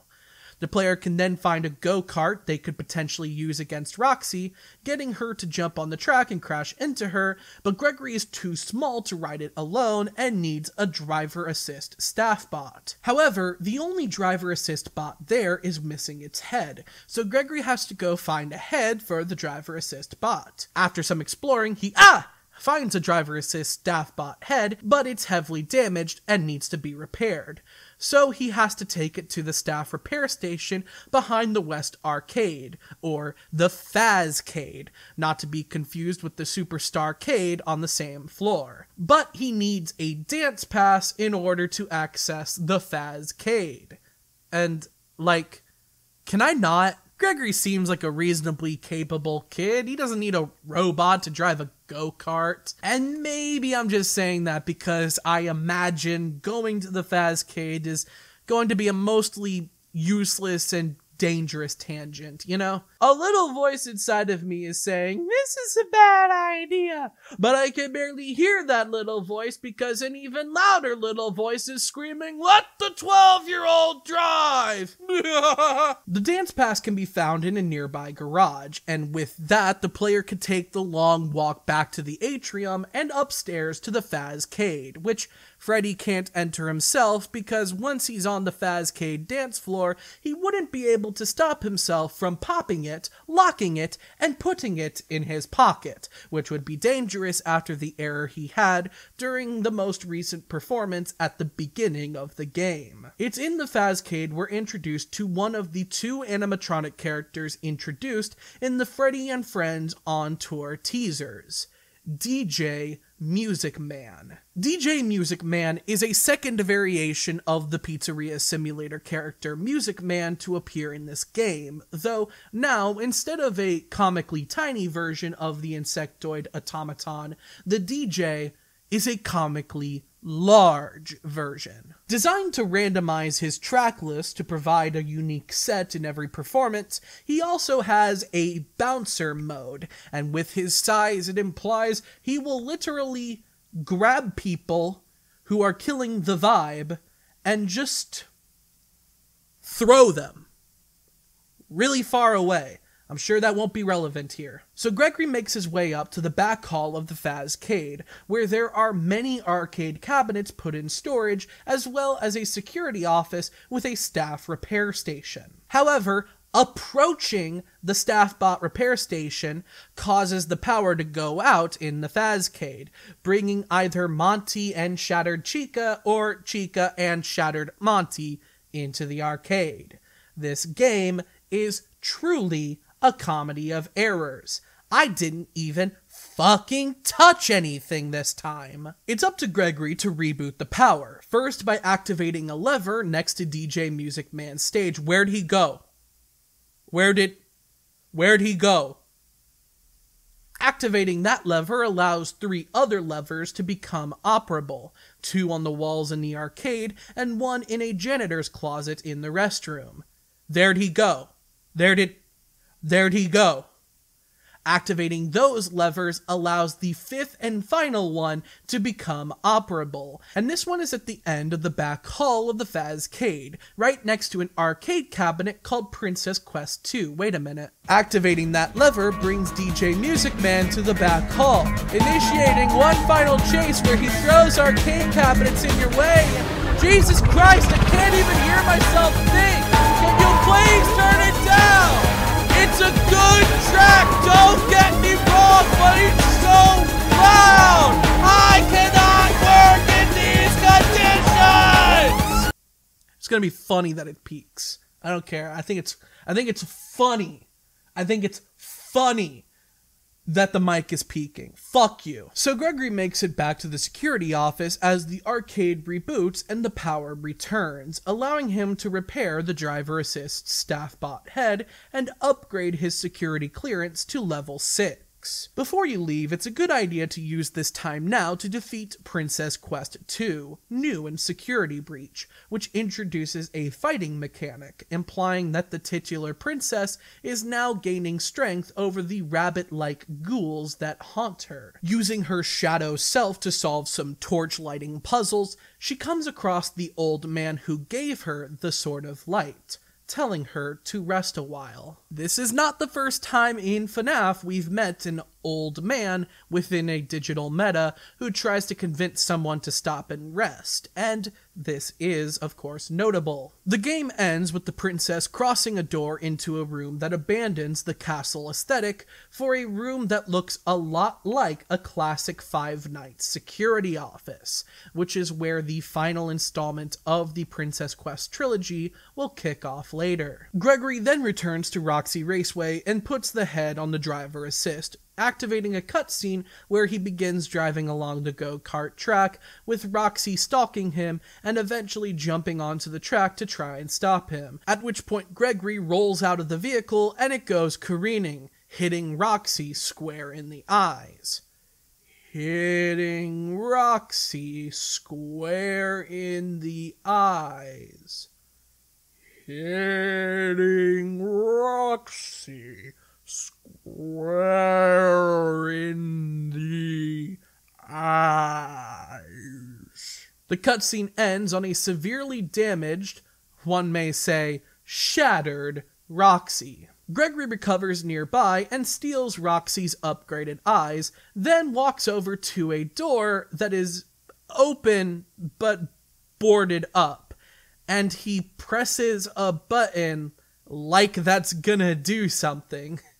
It does something, as Shattered Roxy awakens and attempts to blindly attack Gregory, only to run through the boards blocking off the door. What follows is a sequence where the player must play the matador to Roxy's bull, until finally the player reaches the Pizzaplex's fire room. You know, where they keep their fire.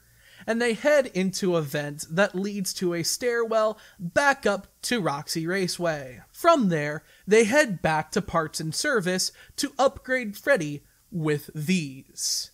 These are Roxy's eyes, and they reveal to him the location of the gift box collectibles around the Pizzaplex, making it easier to complete the requirements for attaining VIP status in the prize corner. They also reveal certain secrets that we'll go over later, because first, it's almost 6 a.m. Once Freddy gets upgraded, the end of the hour moon chase begins anew, though now that the doors are due to open, it's up to Gregory to use this time to make a mad dash for the exit rather than head to a charging station. Assuming the player doesn't have the requirements for the other exits they found during the 1 a.m. hour, this time is usually spent heading toward the front doors in the lobby. If you enter the elevator to the lobby, Vanessa's voice will come over the intercom, which is funny because we've only seen her like 3 times in the whole game. She tells Gregory that she's impressed by him, and then tells him that she has a reward for him on the main stage. It's kind of a weird moment, and there are 2 schools of thought regarding this strange attempt to lure Gregory back to the atrium. For one, it could just be a way to sidetrack Gregory and keep him from reaching the exit in time, as evidenced by the message that pops up if you get caught by Moon at this point. A mission simply called Plan A. Others argue that there is a reward waiting for Gregory, a retro CD that only appears once Freddy gets close enough to see it with his new eyes. The idea is that Vanessa lures Gregory back to teach players about these secret collectibles, but I'm unconvinced on account of this first retro CD's location not quite being on the stage, instead being some ways away on the floor below. But either way, listening to Vanessa won't directly be of any use, so the players should return to their sprint to the doors. Upon arriving at any exit, Freddy will have a heart-to-heart with Gregory as he knows he cannot leave with, or he'll risk running out of battery. Gregory and Freddy will also come to the conclusion that if Gregory leaves, nothing at the Pizzaplex will change. There will still be mysterious disappearances, which we now know was probably why Gregory was sneaking around the Pizzaplex in the first place. So Gregory now has a choice to make: leave the Pizzaplex or stay and investigate further. People who took the Fazbear path and went to the Vanny security office will have a third option, and that's to look into Vanny, but we'll go into more detail on that later. Besides, Freddy even mentions he suspects that there's more to the Pizzaplex's strange events than just Vanny. But anyway, we are faced with the opportunity to keep playing the game, though with added difficulty as all or all but one save stations are deactivated beyond 6 AM, depending on the version of the game, or see the first of 6 endings. If you leave through the front door, you get what most people have called the bad ending, the only 1-star rated ending in the game due to the lack of extra effort put into attaining it. This, like most other endings to this game, is presented in the style of a comic book animatic.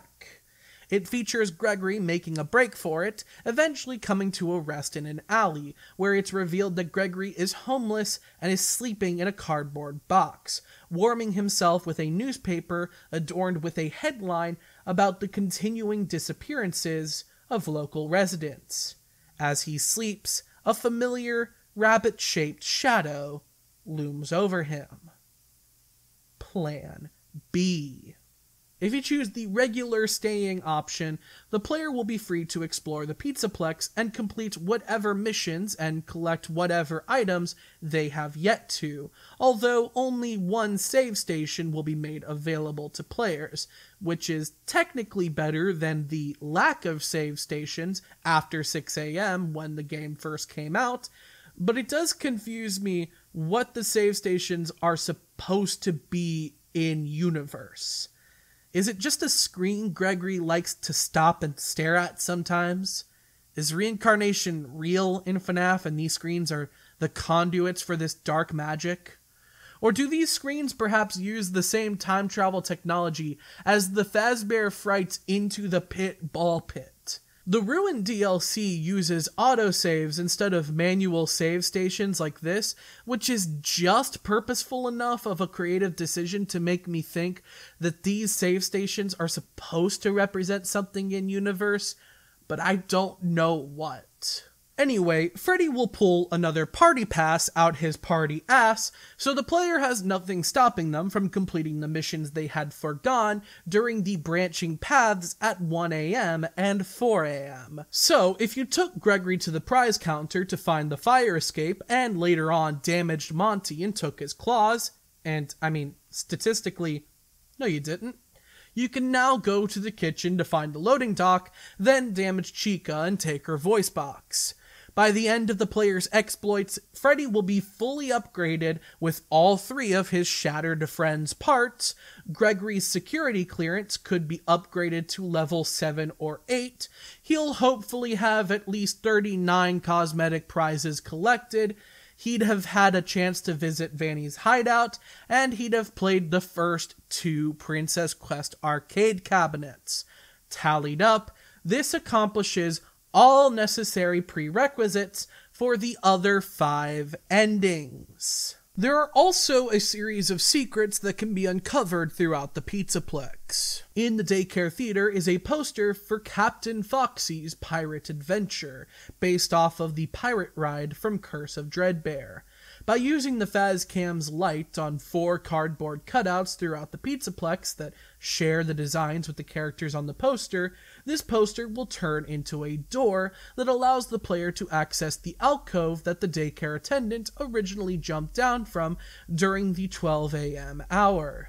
In here is one of the 6 golden plushies, as well as a playable arcade cabinet called Balloon World, a Flappy Bird-inspired game where you play as Balloon Boy. In this game are various purple glitches the player can run into that are reminiscent of the Afton-esque corrupting software from Help Wanted and Princess Quest. Not much happens if you follow their paths, but hey, hopefully by saying this now, it won't become a stuff I didn't remember segment in 5 years. Also, there's a playable mini-golf arcade game in Monty Golf. It has some levels that serve as throwbacks to legacy FNaF material, but it's the Help Wanted version of legacy FNaF material, so Also worth consideration are the secret rooms hidden behind Monty Claw and Chica voice box gates, most of which can be found in the utilidors from the beginning of the game,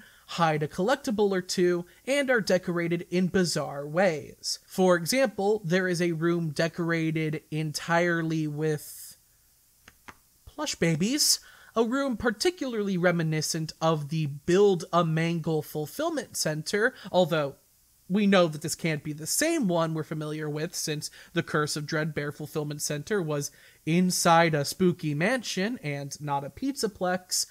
And if you go down the way Monty came from as he started to chase you in the beginning of the game, you will find a dead end with a section of the wall conveniently shaped out in Freddy's Roxy vision. Using the Fazcam on this section of the wall unlocks the last and perhaps most significant secret in this game. At least one that isn't directly connected to an ending. The wall suddenly transforms into a door into a room decorated like Michael Afton's home in Sister Location, complete with a gift basket of exotic butters atop the television, which happens to be playing Freddy and Friends on tour. What's more, there's a coded message on the wall that reveals a poem when decoded. Break and mend, I built the breath. They hunt now, drawn to life. Not real, still keen, and frit and fraught with thought and zest and jest, no, blunt woes. Dodge, duck, flash, shoot, crawl, run, crush, the vile band. Cry not, try not, do not, hold out hope, no. Your life, your aim, will save those with soul.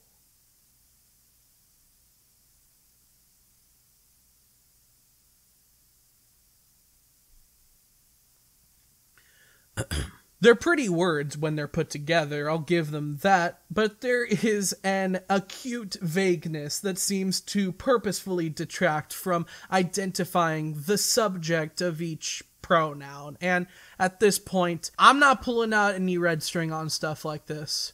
As far as I'm concerned, these are the criteria of your special obligations under paragraph 4, and some things are best left forgotten forever.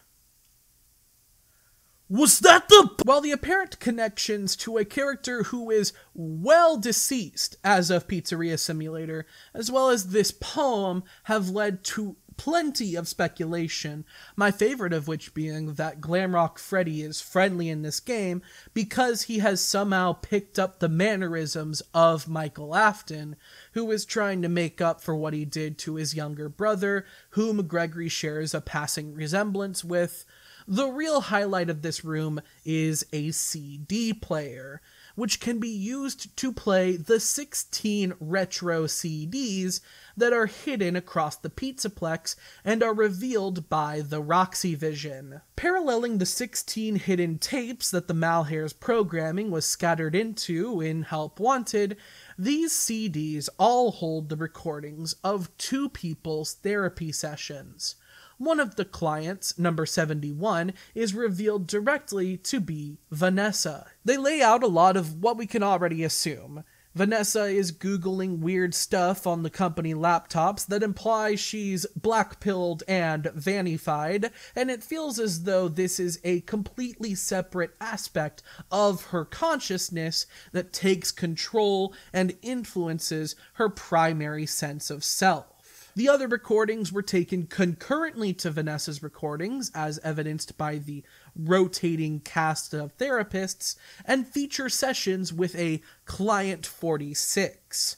Client 46 never speaks during these sessions, and is heavily implied to be responsible for killing each of these therapists one by one as they learn too much about this subject's hacking skills, falsified backstory, and the mysterious circumstances around the previous therapist's deaths. When the game first came out, most people seemed contented in accepting that this was Vanny, being treated as a separate client as part of a diagnosis of dissociative identity disorder, but as you may remember from a previous tangent of mine, supplementary materials have since directed people to the conclusion that Client 46 is actually Gregory. Perhaps this Michael Afton-themed hideout is a creation of Gregory's since breaking free of the Malhair's influence, using the FNaF during FNaF lore of a protagonist motivated by his drive in balancing out the mistakes of his past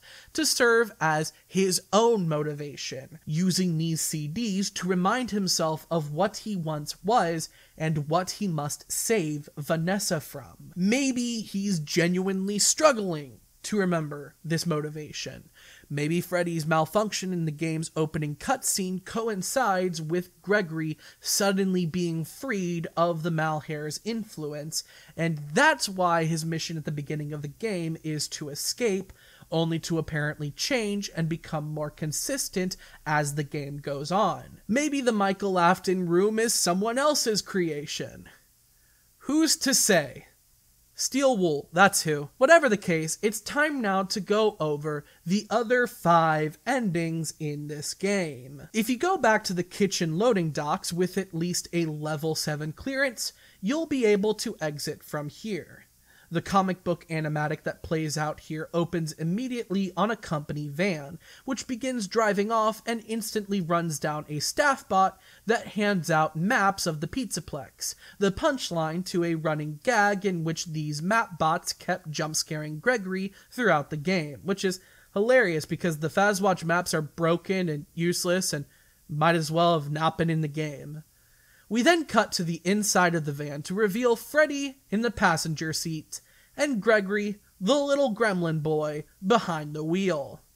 During their destructive joyride away from the Pizzaplex, Freddy slowly runs out of power. And okay, that's borderline dangerous. Yeah, why don't you just hook a car battery up to his head? Car battery! So now that Gregory has a consistent means of keeping Freddy charged, they ride off into the sunset together. After the credits, we get a newspaper clipping revealing that the other Glamrock animatronics were renovated back to their former glory, and without Freddy around anymore, Monty has been promoted to the face of the franchise, with only one other Glamrock character implied to be in the dugout, ready to take Monty's former spot at any point in the game.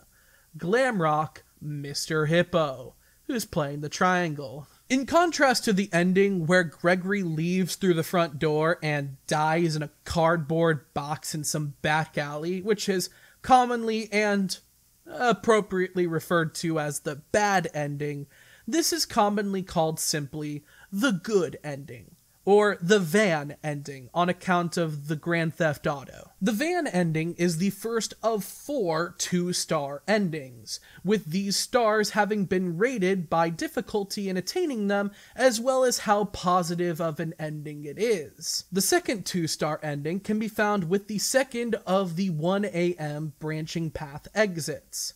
By going to the prize counter with at least 39 clues, 39 cosmetic collectibles, you can exit through the fire escape. This comic book opens with Gregory preparing to exit while Freddy... Wait. Why is Freddy here? The door to El Chips never went up all the way, and since that's the only way to the prize counter, Freddy was never able to join Gregory at this exit. So why come he's joining Gregory at this exit? Anyway, Freddy gazes upon the marketable plushies he'd been turned into and realizes the true horrors of capitalism, abruptly proclaiming that it must all end. He activates his built-in butane tank for lighting candles right at his fingertips and uses it to set all the plush toys in the prize counter alight. While the Pizzaplex goes up in flames around them, Gregory and Freddy race out the fire escape and up the stairs to the roof, only to find Vanny there, waiting for them. Vanny descends on Gregory, only for Freddy to call her out, stating that she can't hide from him now that he has upgraded vision. He tackles Vanny, causing both of them to fall off the roof of the Pizzaplex. They both fucking die, and once Gregory makes it down to the ground, he unmasks Vanny, revealing her to be none other than... Vanessa? I love how confused Gregory looks, as if she wasn't his main suspect. Yeah, no, Gregory, totally. It was Vanessa's twin sister instead. After the credits, we get one last shot of the burning Pizzaplex, and on the roof is none other than... Vanessa's twin sister? I love this ending because it's so purposefully confusing, but that's really only a problem if you don't have strong media literacy skills and can't spot a visual metaphor from a mile away.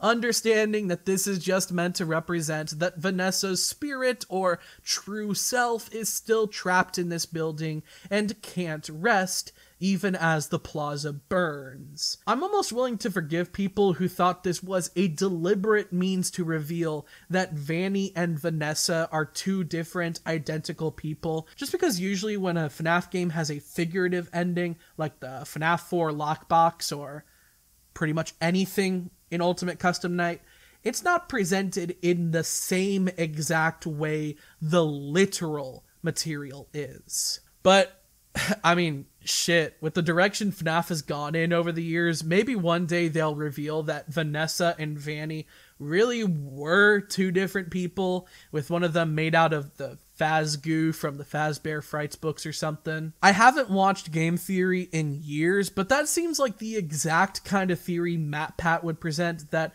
I would think is very stupid, only for it to be proven pretty much true several years later, like those FNaF 4 illusion sound discs, hallucinogenic gas, whatever.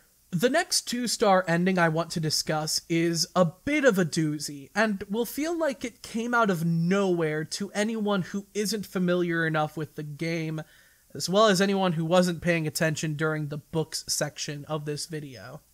If you are familiar with what's coming, try to put yourself back in the mindset you were in when you first experienced this ending. So once you decommission the third and final threat in the Glamrock Gang and upgrade Freddy, he will now be able to unlock both Monty Fences and Chica locks, and there's only one place in the Pizzaplex where both must be unlocked in order to enter: the sinkhole under Roxy Raceway.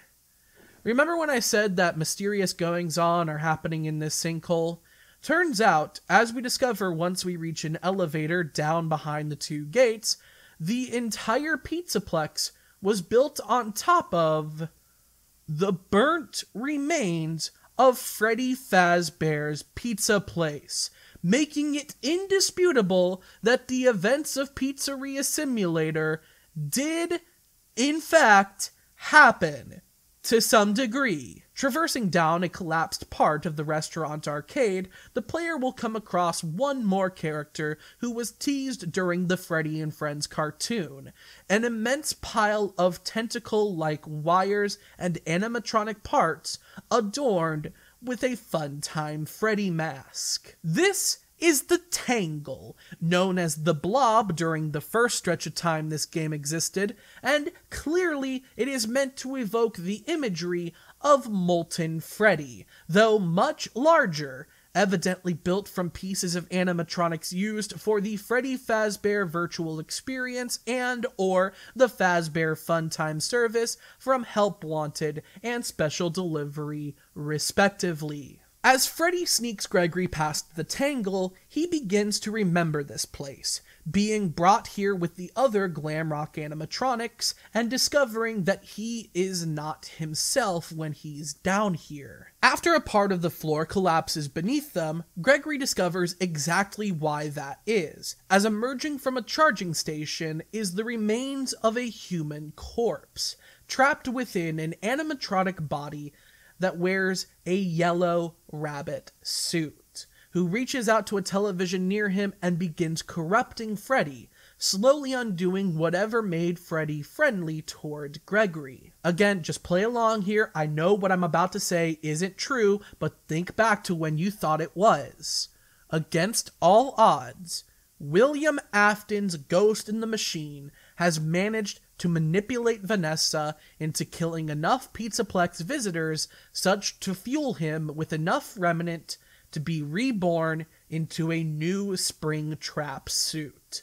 And now he's using his newfound digital manipulation power to try to turn Freddy evil. What follows is a boss fight where Gregory must halt this character's progress in manipulating Freddy by activating what appears to be Henry's old fire starting systems in the floor beneath the character, while avoiding attacks from Shattered Monty, who crawls through the vent and must be stopped by a vent door, Shattered Chica, who comes down one of the halls and must be stopped by a door herself, Shattered Roxy, who comes down a hall and can't be stopped by the doors and thus must be shooed away by Freddy's ability to stun animatronics with Chica's voice box, and the Tangle, who starts sending tentacles through grates in the floor and ceiling, feeling around for Gregory. Because of the fire that originally ended FNaF during FNaF, as well as the fire used to defeat the character in this game, this new rendition of William Afton's persona tends to be called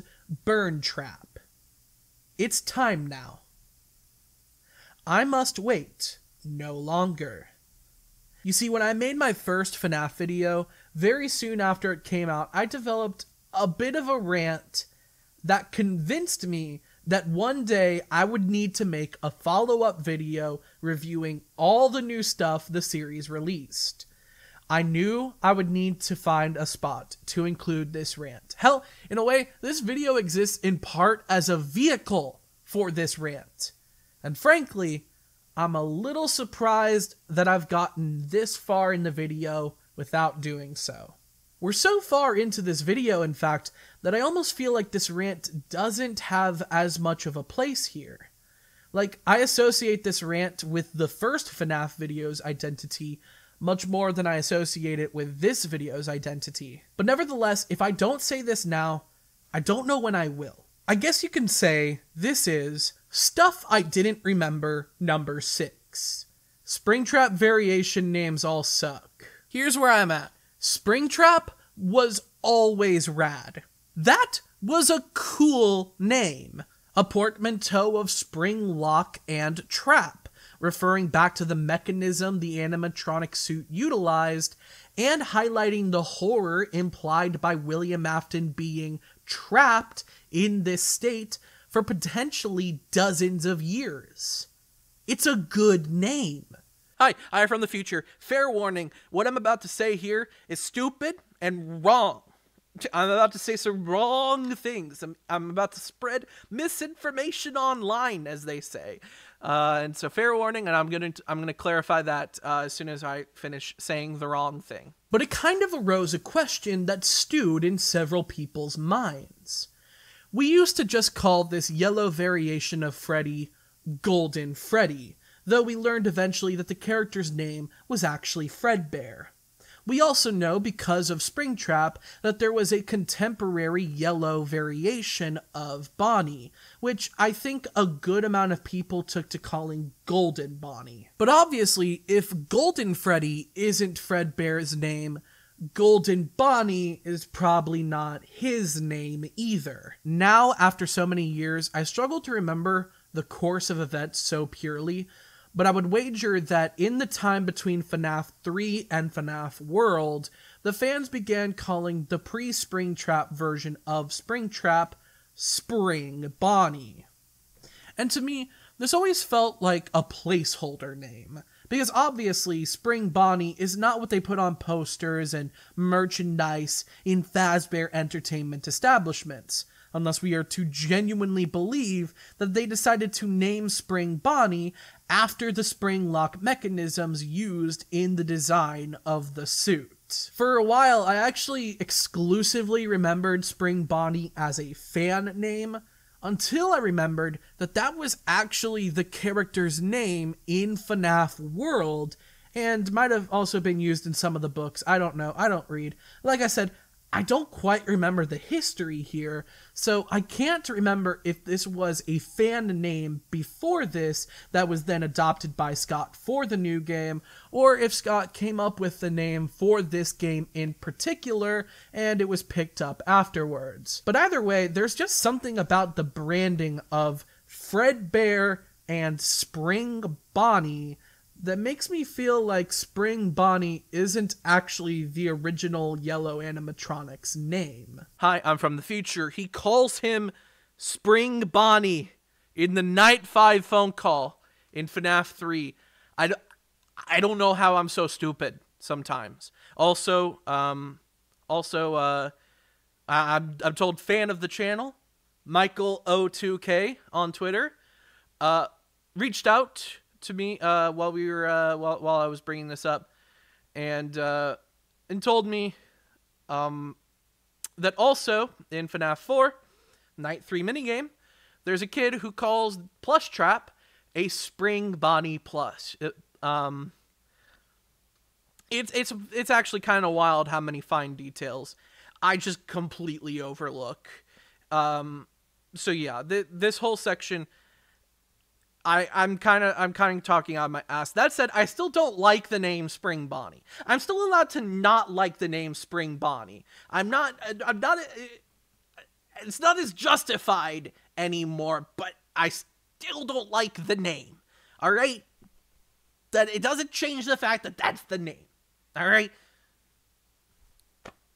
I guess in my head, I imagine this Bonnie predecessor having a bit more of an old-fashioned sounding name to kind of fit Fredbear's naming convention. Like Fredbear and Bonnebear or something. You know what I'm saying. Oh, and I can sell you the rights to that name, Scott. You know the price. Now, you could probably argue that Spring Bonnie makes sense because it represents the season spring, which is associated with bunny rabbits, and the association with spring locks is only a coincidence. But my previous point still stands, and I feel as though turning a yellow rabbit character blue or purple or whatever doesn't outright remove association with the season spring. Is any of this making sense? My point is, I feel like we forgot to give this character a real name. It all feels placeholder. I don't know, it's just vibes. Yes, this has been bothering me for 4 years now, and no, I am not anywhere near as confident about how bothered I am by this as I was 4 years ago. In Sister Location, Springtrap makes a brief cameo during the final unlockable cutscene in the Custom Night DLC, emerging from the burnt remains of Fazbear's Fright. Due to the shadowy darkness the scene is seeped in because of the smoke and ash, certain fans and Funko Pop merchandise manufacturers have taken to referring to this as a completely new design of Springtrap named Dark Springtrap. Very inventive, guys. So good. That's a Dark Springtrap if I ever done seen one. Oh, also, this doesn't count. I don't know who managed to convince other people that this is, like, a new character design. If Dark Springtrap is a separate Springtrap variation, then so is Springtrap, but from Help Wanted, or Springtrap, but from Special Delivery. Because those ones also look ever so slightly different from how he looked in FNaF 3. I should cut this bit. Now, out of the 2 Springtrap variations we've discussed so far, one of them is a predecessor, and the other isn't even really a variation. We don't really get a proper Springtrap variation until Freddy Fazbear's Pizzeria Simulator, when the character returns with what is inarguably a different design. I played up how shocking this design variation is in my other video, and while I'm still not particularly fond of it, I'm not, like, actively offended by it. That was just 2019 hippie rap being silly. 2020 changed everything. That said, there's a reason I was very particular about referring to this Pizzeria Simulator Springtrap by the name used in the credits of this game, William Afton, or simply Afton as he goes by in Ultimate Custom Night. And the reason is that Scraptrap, the fan name for the character, was always something I found stupid.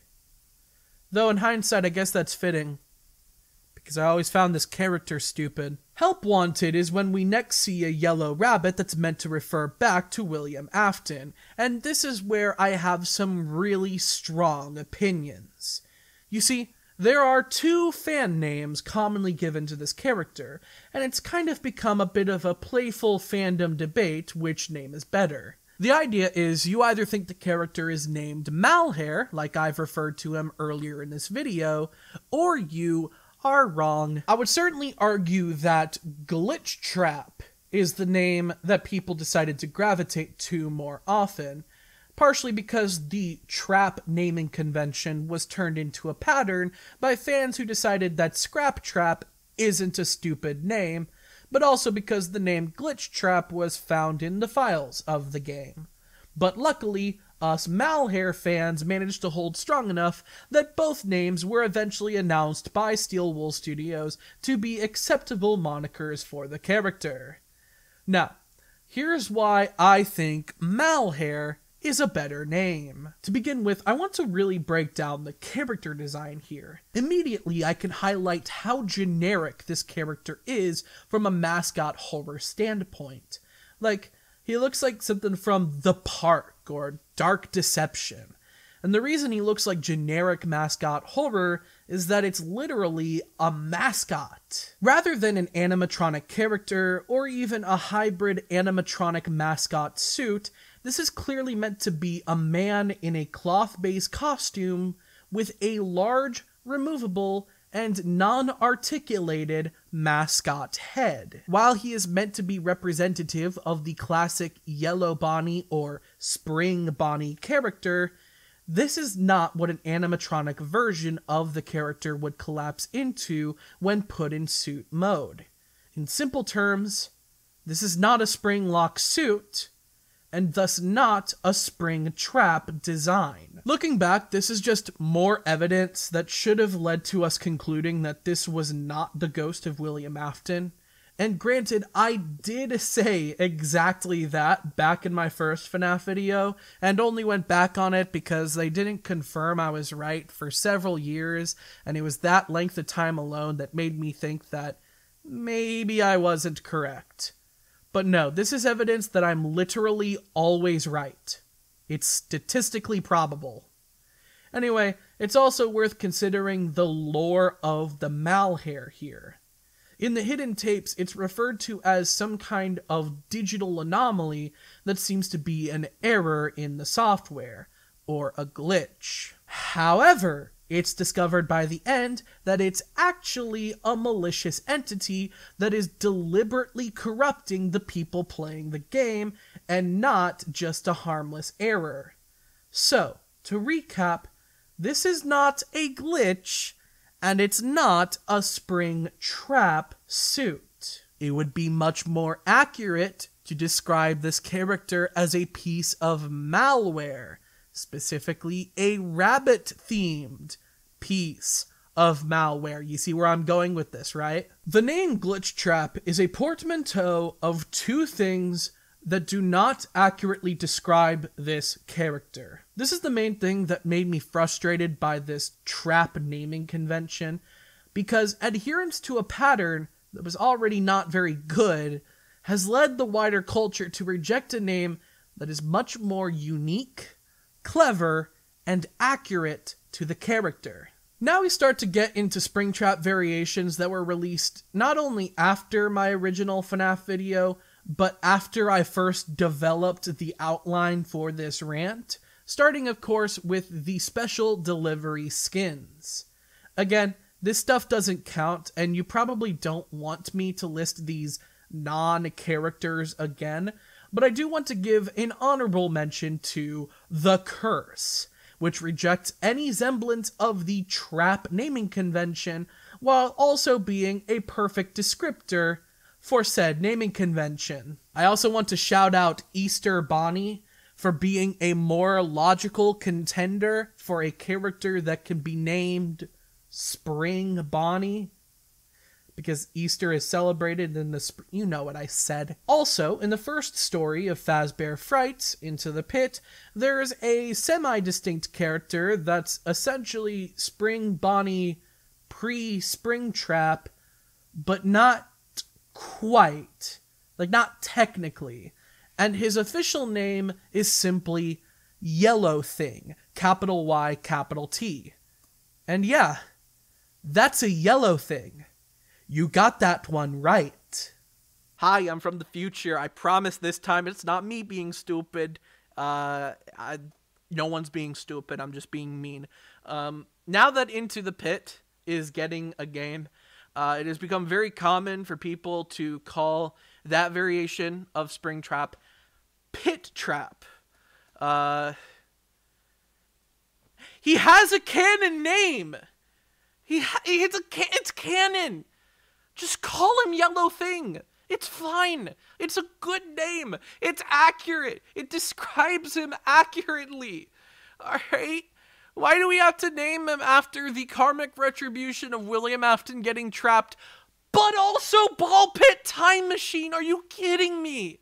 We're so close to perfection. He will always be Yellow Thing in my heart. On the topic of Fazbear Frights, there's also VR Springtrap of Mpreg Story Infamy. He's a VR version of Springtrap. He's the one from the Mpreg story. That brings us back to Burn Trap. I think the main reason I'm not fond of the trap naming convention is that, to me, the springlock element of the character design was always what made him so distinct. So when names like Scrap Trap and Burn Trap erase that element, it feels like it's not fully true to the spirit of Springtrap. However, I'd probably also say the exact same thing in the inverse if they were called Spring Scrap or Spring Burn. I think I just wish the FNaF fanbase was more creative. Peepaw Afton was good, though. That shit was funny. I fucks with that name. Anyway, is there anything else?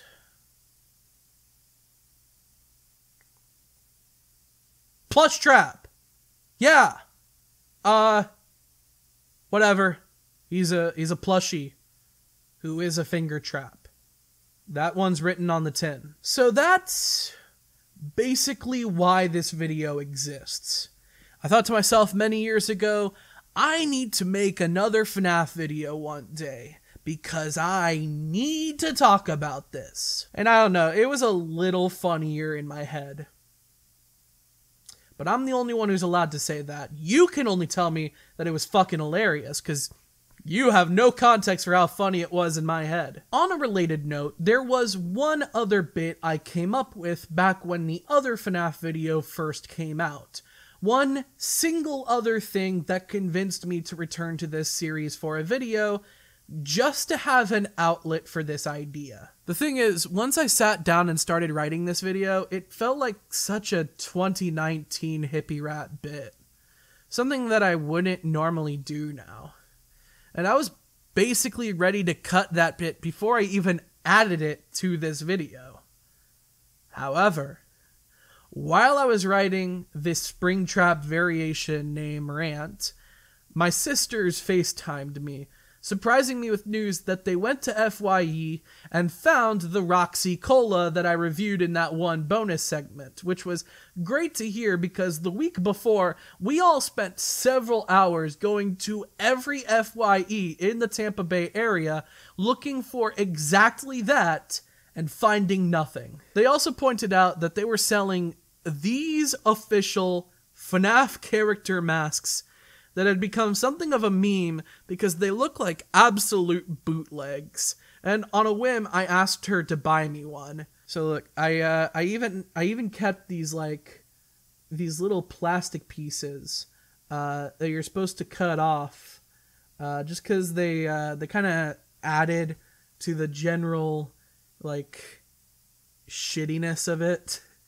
you know. Also, this hat is just monumentally fucked, which, you know, hilarious. I think my favorite aspect of this mask is the fact that it kind of looks like you know like the okay, so you know the screaming episode of Candle Cove? Like, you know how in the Candle Cove creepypasta there was the screaming episode? You know how sometimes back in the day people would recreate Lost Media creepypastas as described? One of those videos, it ends with a very brief shot, just a one frame of this dude wearing what looks like some kind of fucked up bear mask. This looks like that mask. Anyway, this is important because this idea I had was to do a segment where I would just mime the jump scares. I would do spoofs of what the jump scares of each game can be identified by. FNaF 1 jump scares in a nutshell, FNaF 2 jump scares in a nutshell. You get the gist. And so originally, when I envisioned this bit, I was imagining just doing it with my face. Just hippie rat jump scare. And can you see what I mean when I say that feels like something I would have found funny in 2019? But now that I have an official bootleg Freddy Fazbear mask, I need something to do with it. Stuff I Didn't Remember number 7. This skit where I generally spoofed the jump scares in each FNaF game.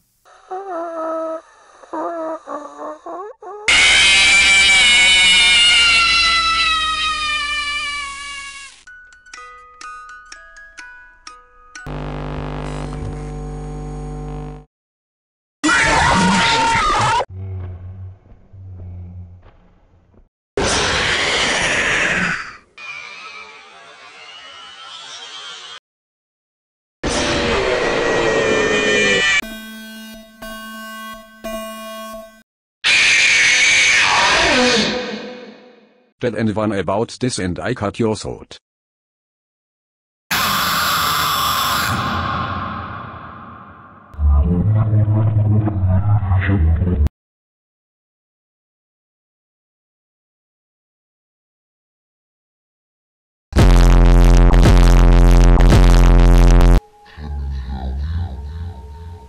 The fundamental theorem of calculus justifies our procedure of evaluating an antiderivative at the upper and lower limits of integration and taking the difference. What?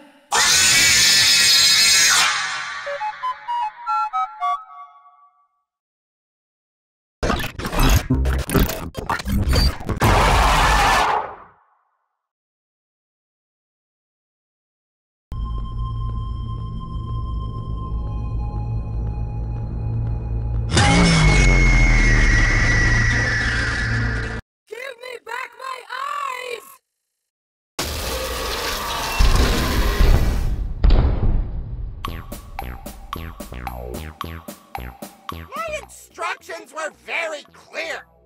Oh, I feel dumber just looking at it. Oh, you are banned from the daycare.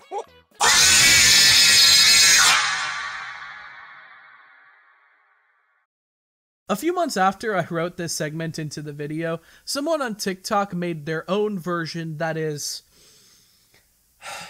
arguably funnier and certainly more accurate, but I decided I would still go through with it to apply my own ideas, which have been cooking since 2019. This is the most diverging, off-topic tangent I've ever gone on in any of my videos so far, but to be fair, I couldn't be bothered to think of any other part of the video where that naturally could have gone. Except, wait.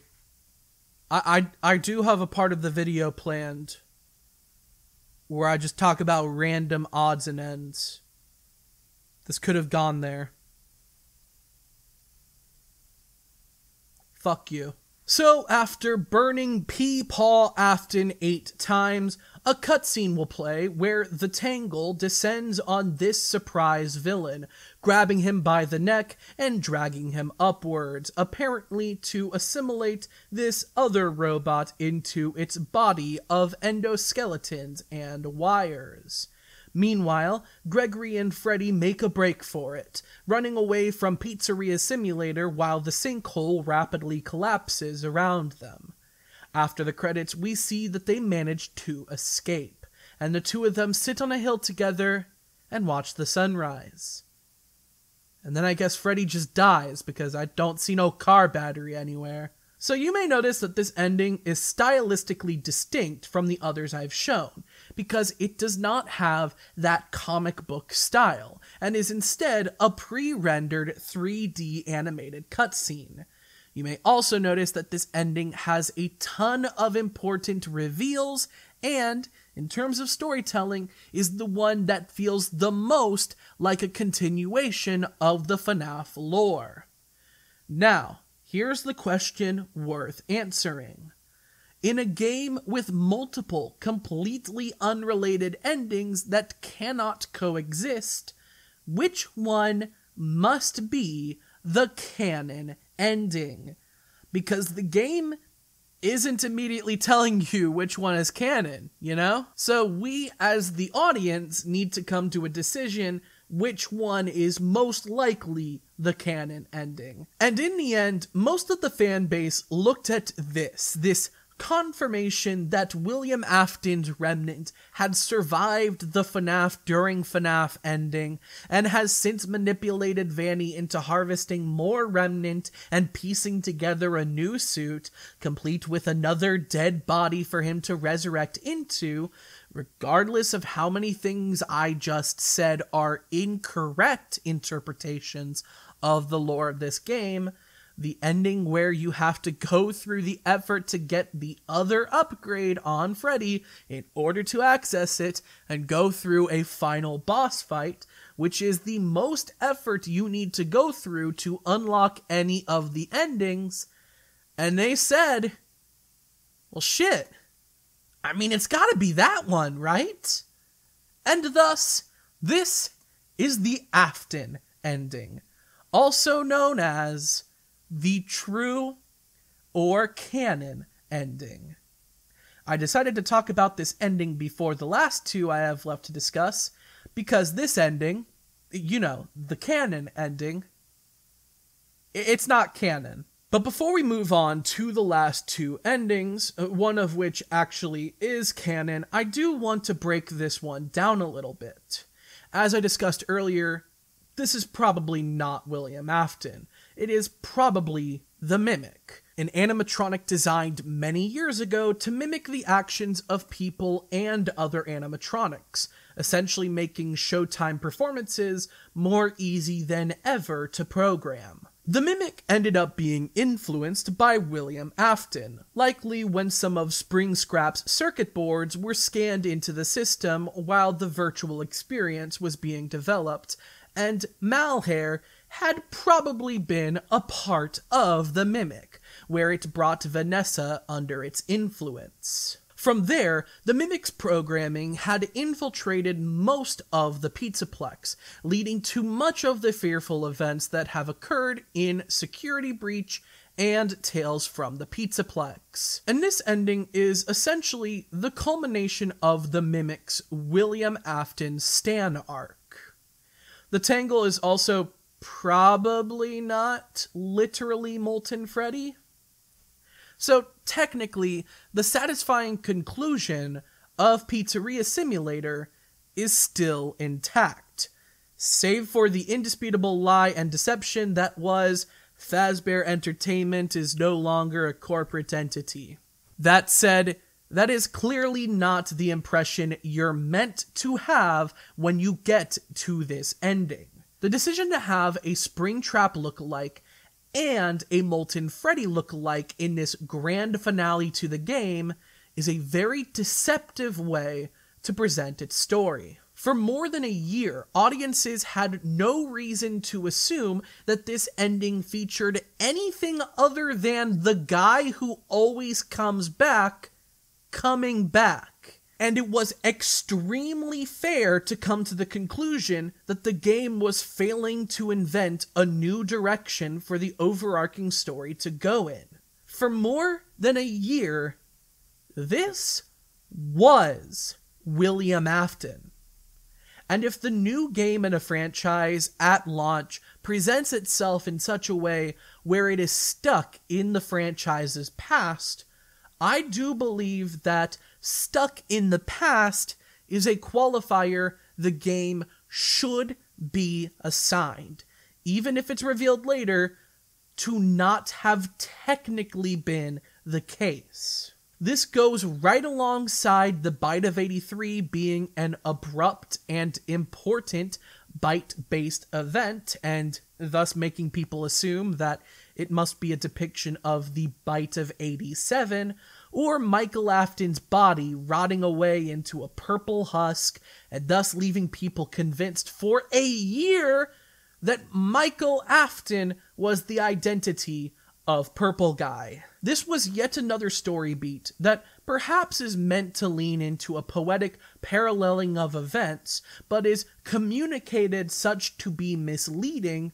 needing clarification in later titles, and leaving audiences in the meantime floundering and making themselves look like fools for interpreting the story the way that it's presented to them. It is frustrating. Now, technically, because we know now that this particular ending is not canon, there are certain elements that may not be literal as is. Like, I can't confirm that the Mimic wore a Springtrap cosplay.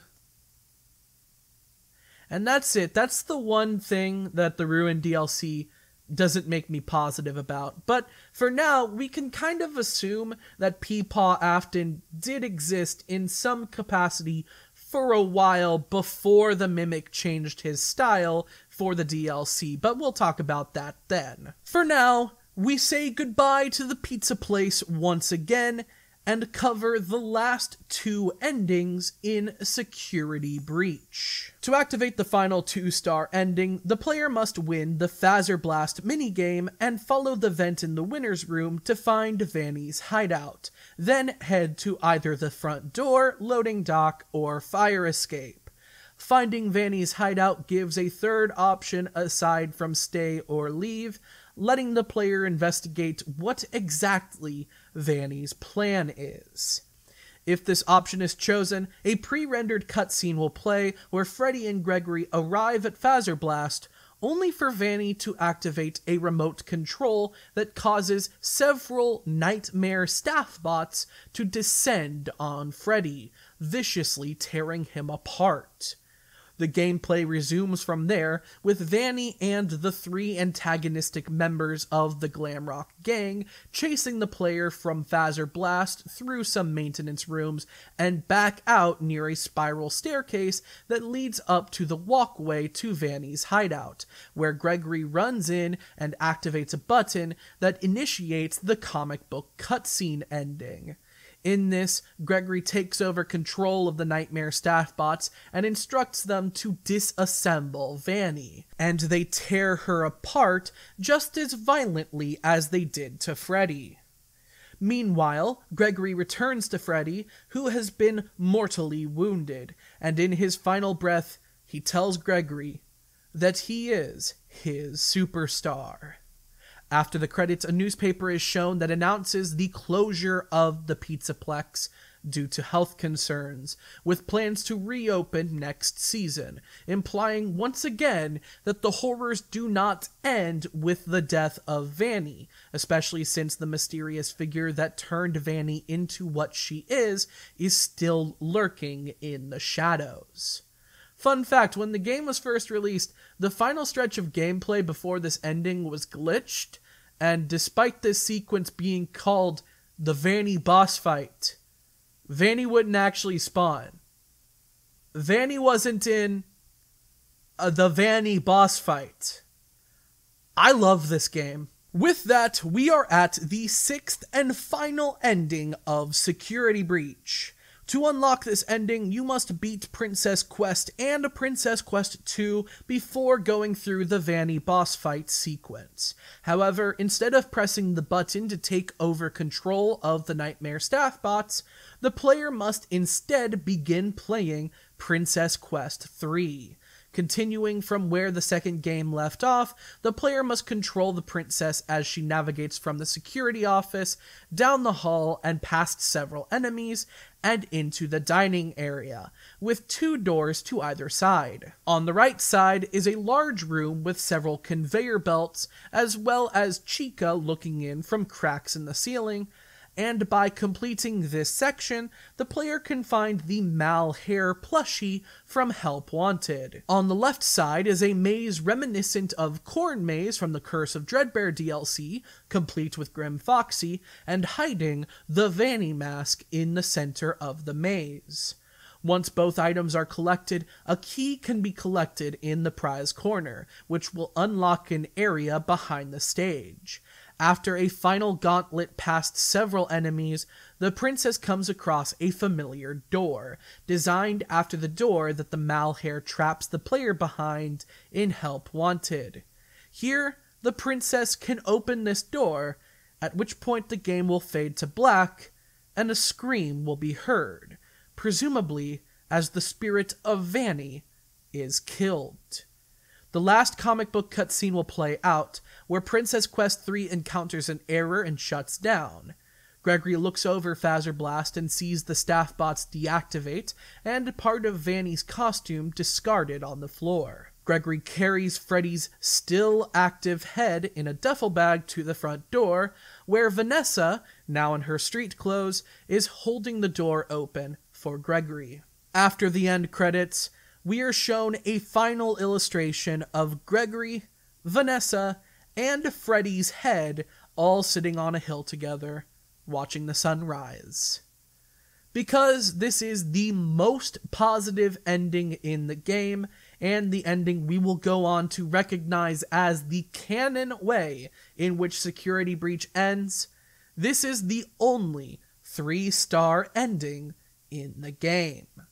And that was Five Nights at Freddy's Security Breach, a game that I have many mixed feelings about. As I've discussed throughout, the plot felt rather meandering, many elements of gameplay were unfinished, and the scope of the game is compensating. One thing that was pointed out to me recently that demonstrates this scope-based franchise identity insisted upon by this game is the main menu screen.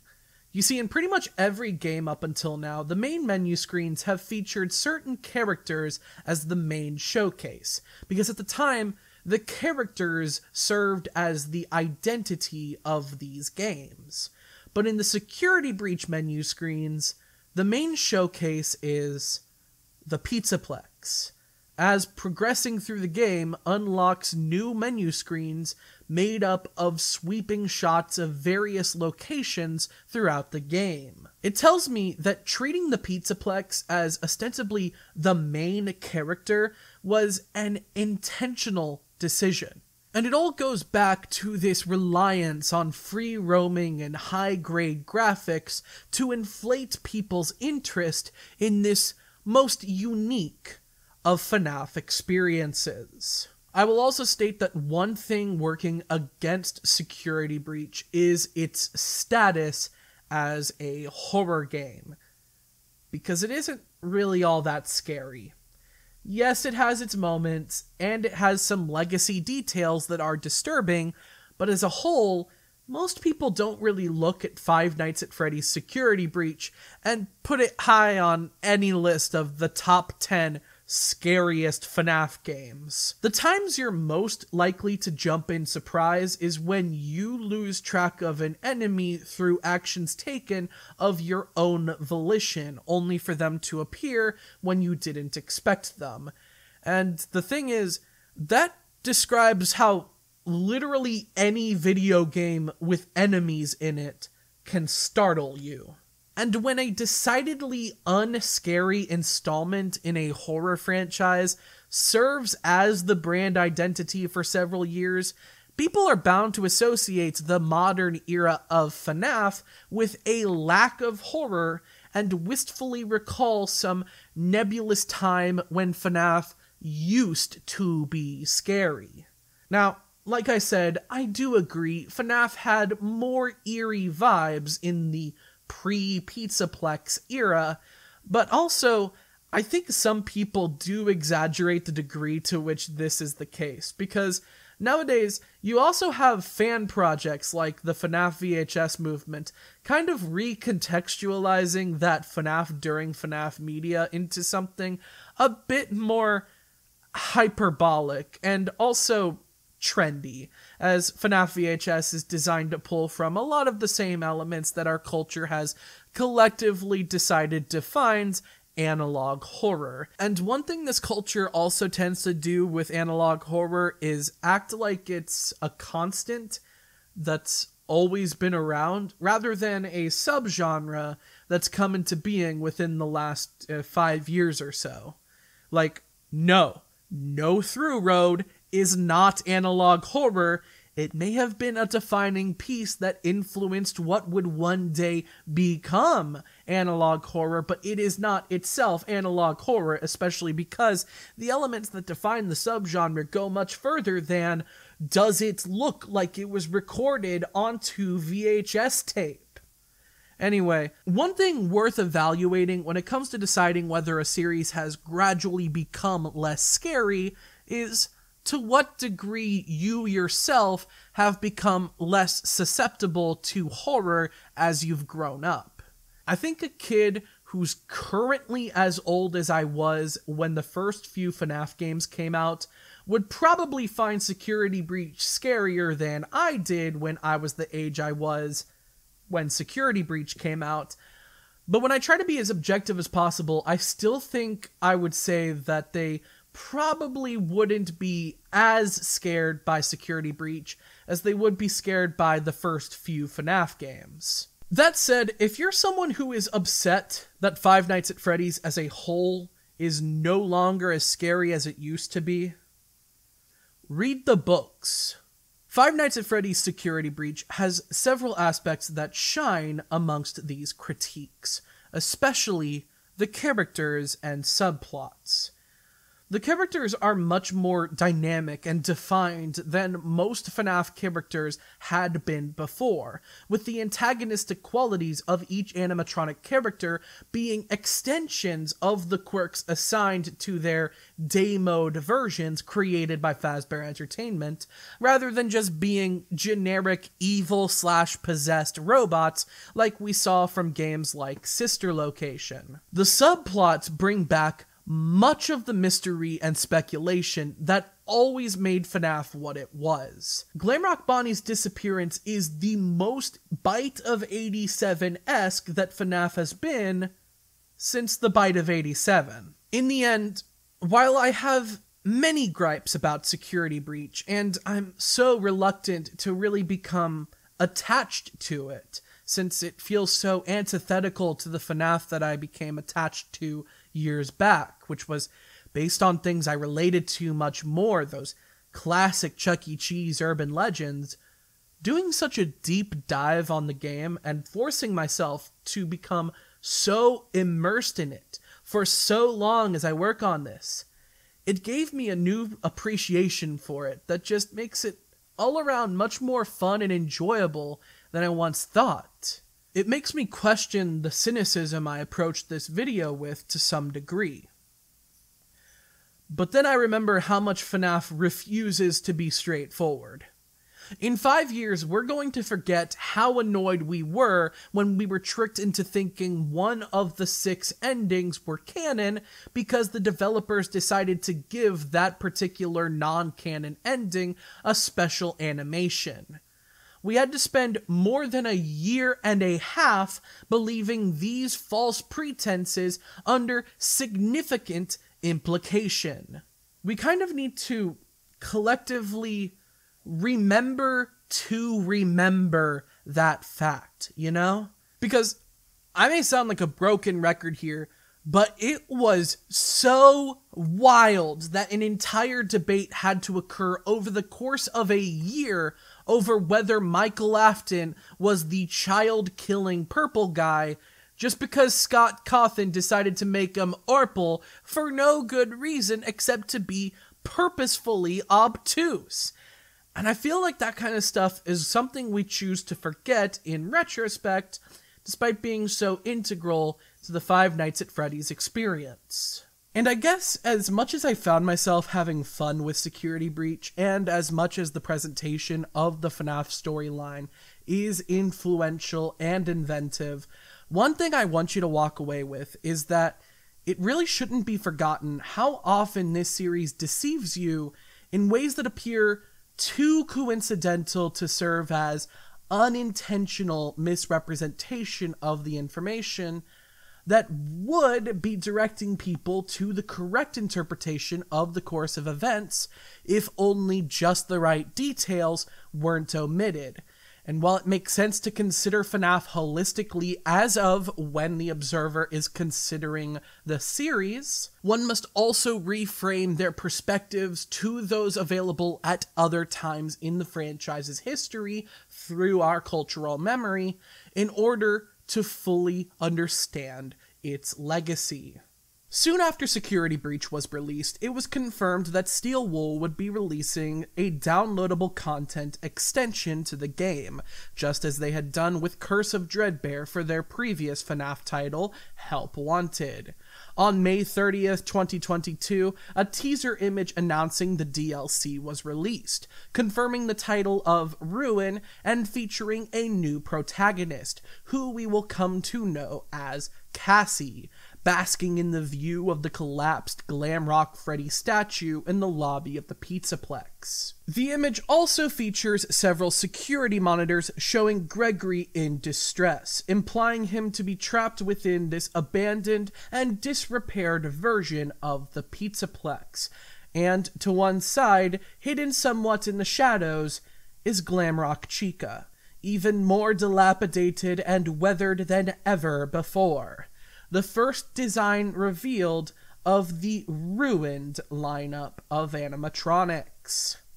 Earlier in the video, I described this image as the visual form of the sound womp womp, but in my time immersing myself in the world of the Pizzaplex, I can't help but consider a more striking descriptor. I met a traveler from an antique land who said, "Two vast and trunkless legs of stone stand in the desert. Near them, on the sand, half sunk, a shattered visage lies, whose frown and wrinkled lip and sneer of cold command tell that its sculptor well those passions read which yet survive, stamped on these lifeless things, the hand that mocked them, and the heart that fed. And on the pedestal these words appear, My name is Ozymandias, King of Kings. Look on my works, ye mighty, and despair. Nothing beside remains. Round the decay of that colossal wreck, boundless and bare, the lone and level sands stretch far away. But granted, that poem is just a very profound and poignant way of saying womp womp if you ignore nuance and brilliance and all that jazz. There weren't very many other updates on this DLC for about a year until a trailer for the DLC was released after a teaser image of a piece of Fazbear Entertainment technology was discovered on a Steel Wool Studios website. This trailer begins with several sweeping shots of the now disrepaired Pizzaplex, clearly meant to parallel the shots of this location looking shiny and new in the trailers for the base game. It kind of helps me appreciate the Pizzaplex a little bit more, regardless of how critical I've been so far, because while I do think the scope of the setting is designed to distract from other elements of the story, with this new context, there is a very expressive thematic arc on display. The trailer eventually transitions into shots from the gameplay, including teasers of the new ruined antagonists and demonstrations of some of the game mechanics unique to this DLC. A Faz wrench used for repairing mechanical devices, a truncated security camera mechanic, and a mask that is interestingly identical to the first Vanny mask shown in the series, the one under the corn maze in Curse of Dreadbear. This Vanny mask apparently provides the player with some kind of enhanced digital vision through advanced technology, and we will talk more about it later. We also are introduced more directly to protagonist Cassie, who is confirmed to be there to save Gregory after he sent her a message telling her that he's become trapped in the Pizzaplex, with a distinct phrase, "It's dark down here," implying that he's in the sinkhole where the pizzeria simulator location is. This detail, as well as the fact that both Chica and Monty had apparently been shattered before their ruination, suggested that everyone was correct to assume that the burn trap ending was the canon ending of Security Breach, as it was the only ending where Gregory went in the sinkhole in the first place, and the only one that required shattering both Chica and Monty. Although Gregory escaped the sinkhole in that ending, so I guess we're all just stupid. Fast forward a few more weeks, a few more teasers showcased more ruined animatronics and ruined Pizzaplex attractions until somehow Shopping Mall FNaF has returned with Five Nights at Freddy's, Security Breach, Ruin, releasing on July 25th, 2023. The game begins with Cassie entering the run-down Pizzaplex lobby around sunset, calling out to Gregory after getting his distress call. She finds a flashlight and a Roxy-themed walkie-talkie to communicate with Gregory on. She accesses a vent through an elevator shaft to the atrium, but the vent collapses around her, dropping her in the absolutely trashed food court prep area, where we get a brief jump scare from ruined glam rock Chica, "Oh, grow up," before moving on to a staff hallway. In this area, we find a strange tool called a Faz wrench. Here, we learn a bit more about Cassie, specifically that she's familiar with the Faz wrench because her father has owned one, implying that he's worked as a Fazbear technician, and furthermore setting up Cassie as a kid who is very familiar with the Pizzaplex and had been a visitor there in its active days. The Faz wrench can be used on these Faz wrench compatible units next to doors and other mechanisms to unlock or activate them, complete with a special minigame where you must point the wrench to each conduit for enough time. These didn't exist on any of the walls of the Pizzaplex in the Security Breach base game, This is probably important or something. It's also worth noting that there's no signs of the save point tablets on any of the walls anymore, as the Ruin DLC instead adopts an autosave system. This is probably important or something. The first door Cassie can unlock with the Faz Wrench opens to a stairwell down to a control room reminiscent of the one where Gregory learned to sprint in the security breach tutorial. But on the way down, a blink and you miss it cameo of Tangle can be seen through a hole in the wall, revealing that it is not trapped within the sinkhole itself and can traverse the remains of the Pizzaplex. The blob's escape is suggested to have caused some of the complications in the sinkhole that are new to Ruin, though technically something like that doesn't really need explanation since, you know, it's a massive sinkhole under a disrepaired shopping mall. You could just say that the sinkhole got bigger. Sinkholes do that. Anyway, Cassie explores the control room only for ruined Montgomery Gator to leap out of a concrete pipe, knocking Cassie into the large plumbing system. In the darkness, we are treated to the game's title card, and Cassie eventually gets deposited out of an alligator fountain decoration in Monty Golf. Cassie begins exploring Monty Golf, only to be jump-scared by Maskbot, a variation of Mapbot who has rabbit ears carved from its head and hands out masks instead of maps. The mask in question is Vanny's classic Curse of Dreadbear mask, now adorned with wires and electronics on the inside.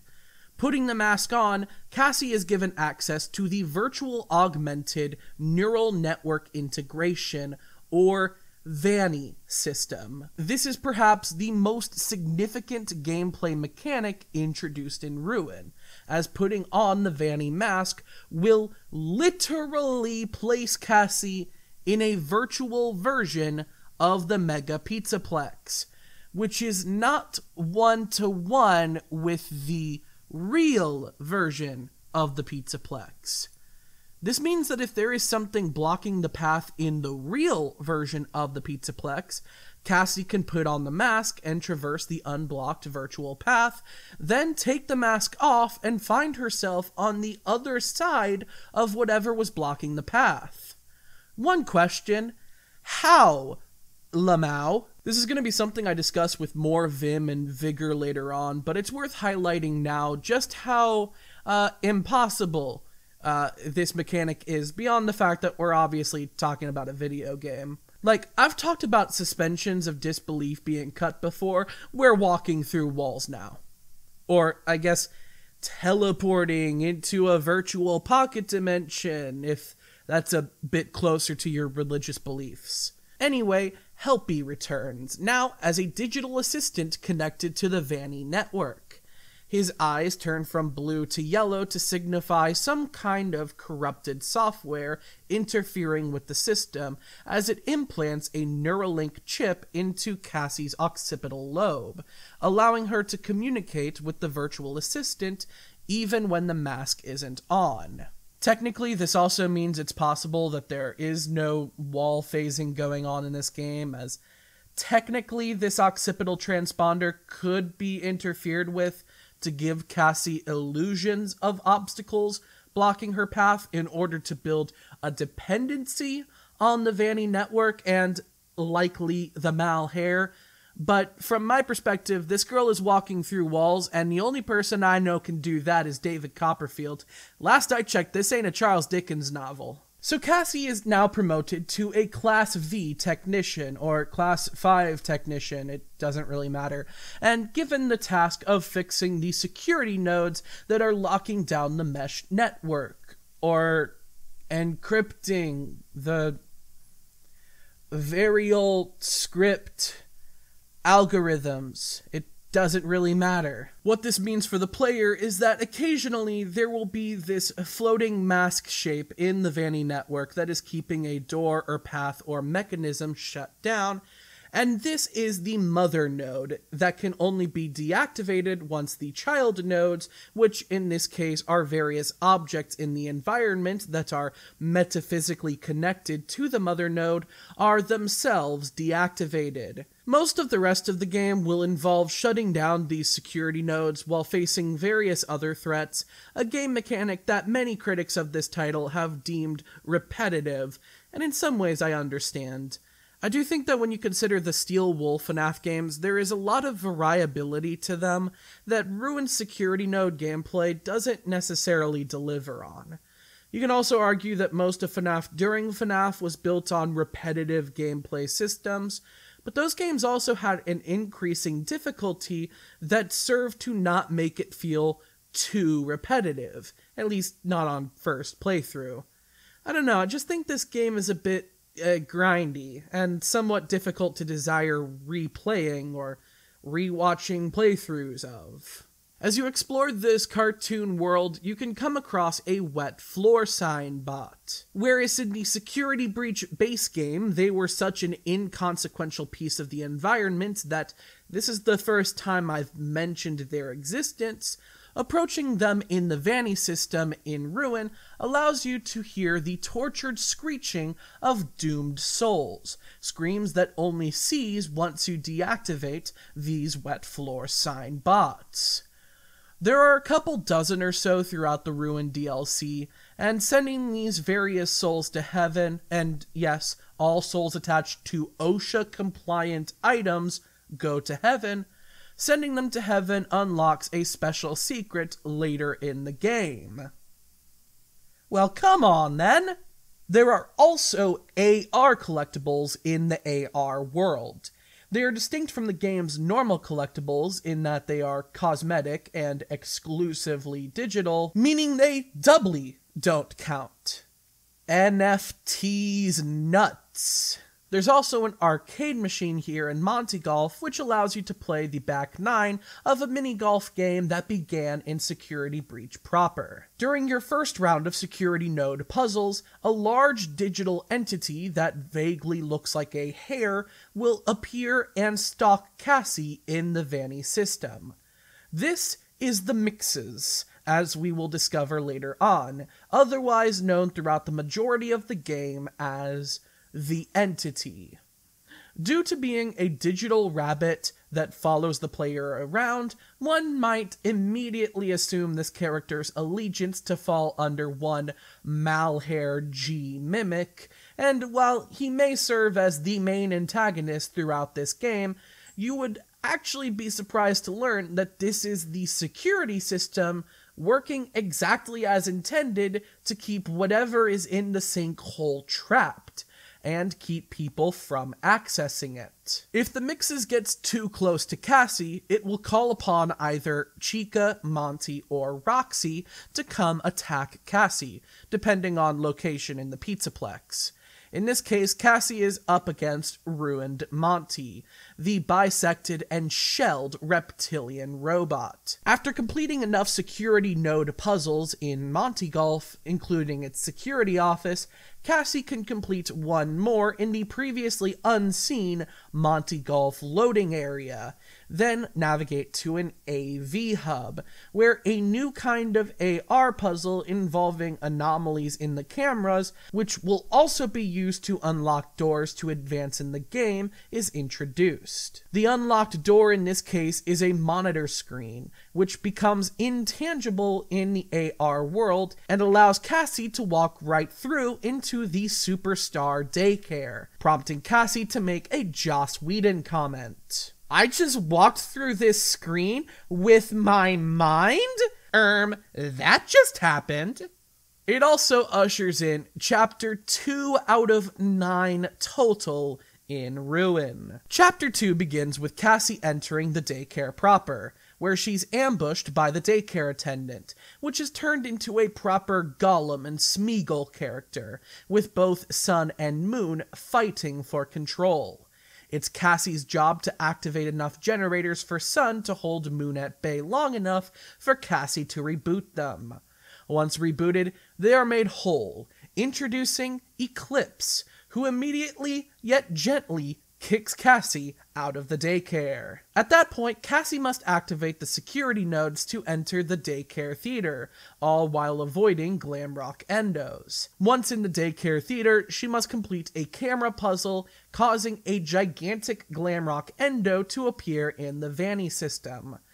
Cassie can enter its mouth, landing in a vent in the real world, which soon after breaks and drops Cassie into a ride vehicle from the Monty Gondola Dark Ride.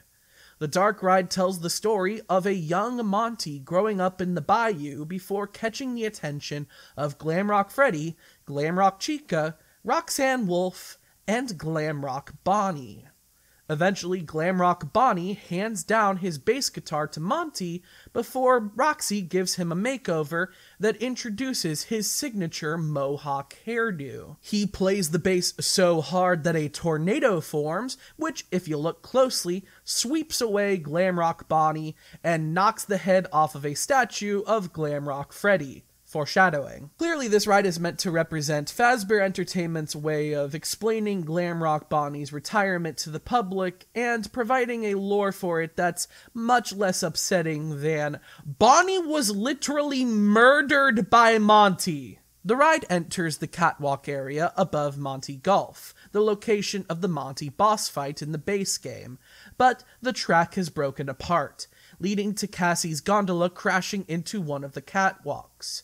Kicking off Chapter 3. Chapter 3 mainly follows Cassie completing the security nodes around the catwalks while avoiding slipping and falling down into the foggy Monty Gulf. Some areas need to be unlocked by shooting ball pit balls into targets, and others can be accessed by stepping through an augmented reality portal that teleports Cassie across the room. You know, I don't think the phrase augmented reality means that reality has literally been augmented to usurp reality, but that's just me. At one point in this FNaF World flip side, the Mixes makes a move to stop Cassie, only to be abruptly halted and dragged away thanks to Helpy's interference, which is thanks to the Mimic's interference. Once the security nodes are fixed, Cassie can ride a gondola on the other end of the track into a ride vehicle repair station, and from there, she can make her way over to Chica's Bakery, a minor location in the base game.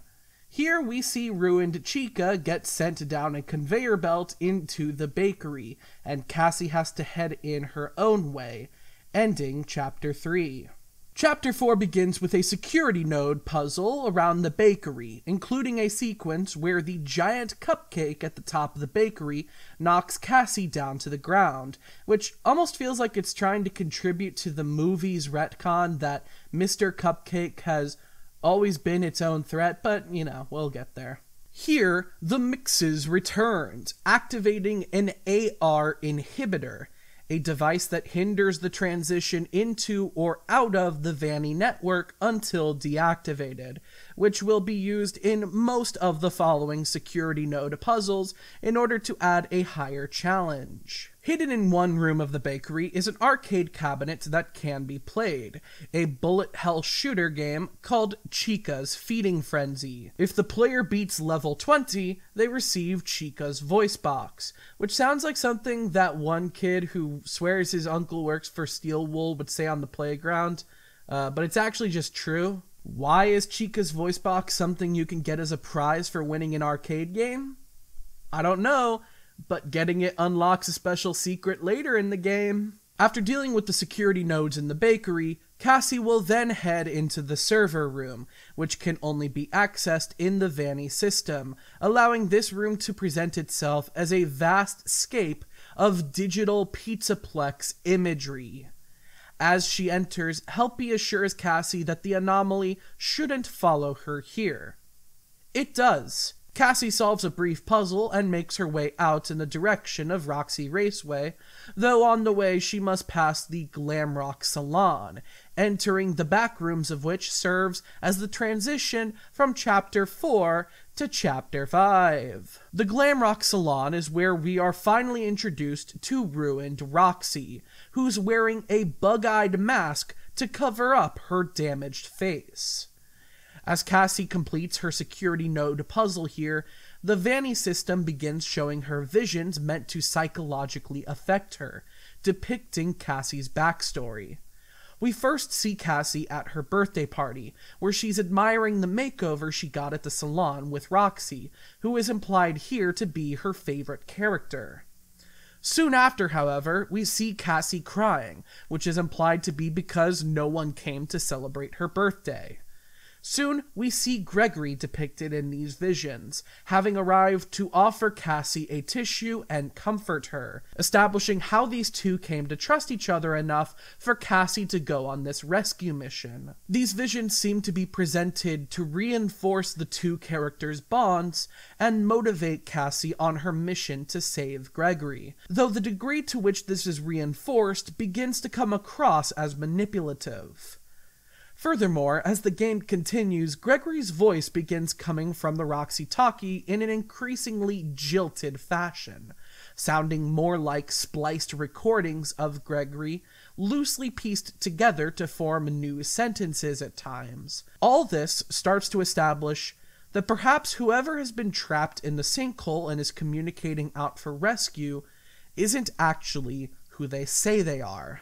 Near the end of the Glamrock Salon section, Chica will wander by and enter a nearby bathroom, where she will collapse, only reactivating if the player gets too close. However, the player may approach if they happen to have Chica's voice box from earlier, and they can insert it into Chica's mouth. In doing so, Chica will briefly power back on to announce once again her enjoyment of pizza before returning to her rest. Since this is the last time we see ruined Chica in the game, it can be assumed that this served as her death scene, unless she appears again in whatever is meant to follow up the Pizzaplex saga. I don't know, who's to say. But hey, if you got the voice box, then, so does this dead robot now. Says she smells pizza, refuses to elaborate, dies. Comedy. When Cassie leaves the Glamrock Salon, she finds her way to the remains of a defunct Pizzaplex attraction, a Wild West-themed log flume ride with mascot Foxy. This area serves as one of the only references to Foxy in the Pizzaplex, alongside the pirate-themed Kids Cove and other light appearances on merchandise, posters, and other displays. The unveiling of a previously unmentioned defunct attraction in a desert-themed setting with a canine mascot, which Roxy Raceway, another attraction with a desert-themed setting and canine mascot, now takes up the real estate for, kind of lends to the theory that Roxanne Wolf didn't replace Foxy the Pirate Fox. Rather, she is him. I like this headcanon. It's cute, it makes me happy, congrats on the transition. Past Foxy's log flume, Cassie comes across an area flooded presumably by the old ride. Here, Cassie is chased once again by ruined Monty, who swims around the flooded area with his mohawk serving as a shark fin emerging from the water. After a brief sequence here, Cassie activates another Faz Wrench unit, restoring electricity to a door and a nearby neon light fixture shaped like Glamrock Bonnie. Glamrock Bonnie ends up getting his revenge, electrocuting the water around Monty and short-circuiting him. After Monty's death, Cassie finally reaches Roxy Raceway, ushering in Chapter 6. Chapter 6 is relatively straightforward, being another exploration around a disrepaired security breach locale, more simple puzzles, and a few stealth sequences where you must avoid Roxy. Unfortunately, despite the fact that Roxy Raceway is your ultimate goal, what with Gregory or whatever trapped in the sinkhole here, there are still some security nodes elsewhere for Cassie to deactivate in order to access the area. Cassie first needs to stop by Bonnie Bowl and Phaser Blast and turn off their security nodes. On the way, Go-Kart jump scare, and Roxy briefly interacts with Cassie, assuming her to be Gregory and demanding her eyes be given back, only to stumble in confusion and shame when she recognizes Cassie's scream. Chapter 7 mostly takes place in Bonnie Bowl, where Cassie must distract, lure away, and avoid a small army of Lil Music Men in order to deactivate the security nodes. At least when there's several of them, there's, like, ant colony logic, strength in numbers, and whatnot. Doesn't change the fact that this is a easily kickable clockwork wind-up toy. Anyway, there are a couple secrets in this chapter. Near the beginning of Chapter 7, there is a room you can enter where you can see several scrap plush babies, but whenever they leave your line of sight, they disappear. Good. Clearly this is just one of several instances post-Help Wanted where Steel Wool was having fun with how much people were upset by the plush baby levels, the kind of thing that makes me glad that Help Wanted will never have a sequel.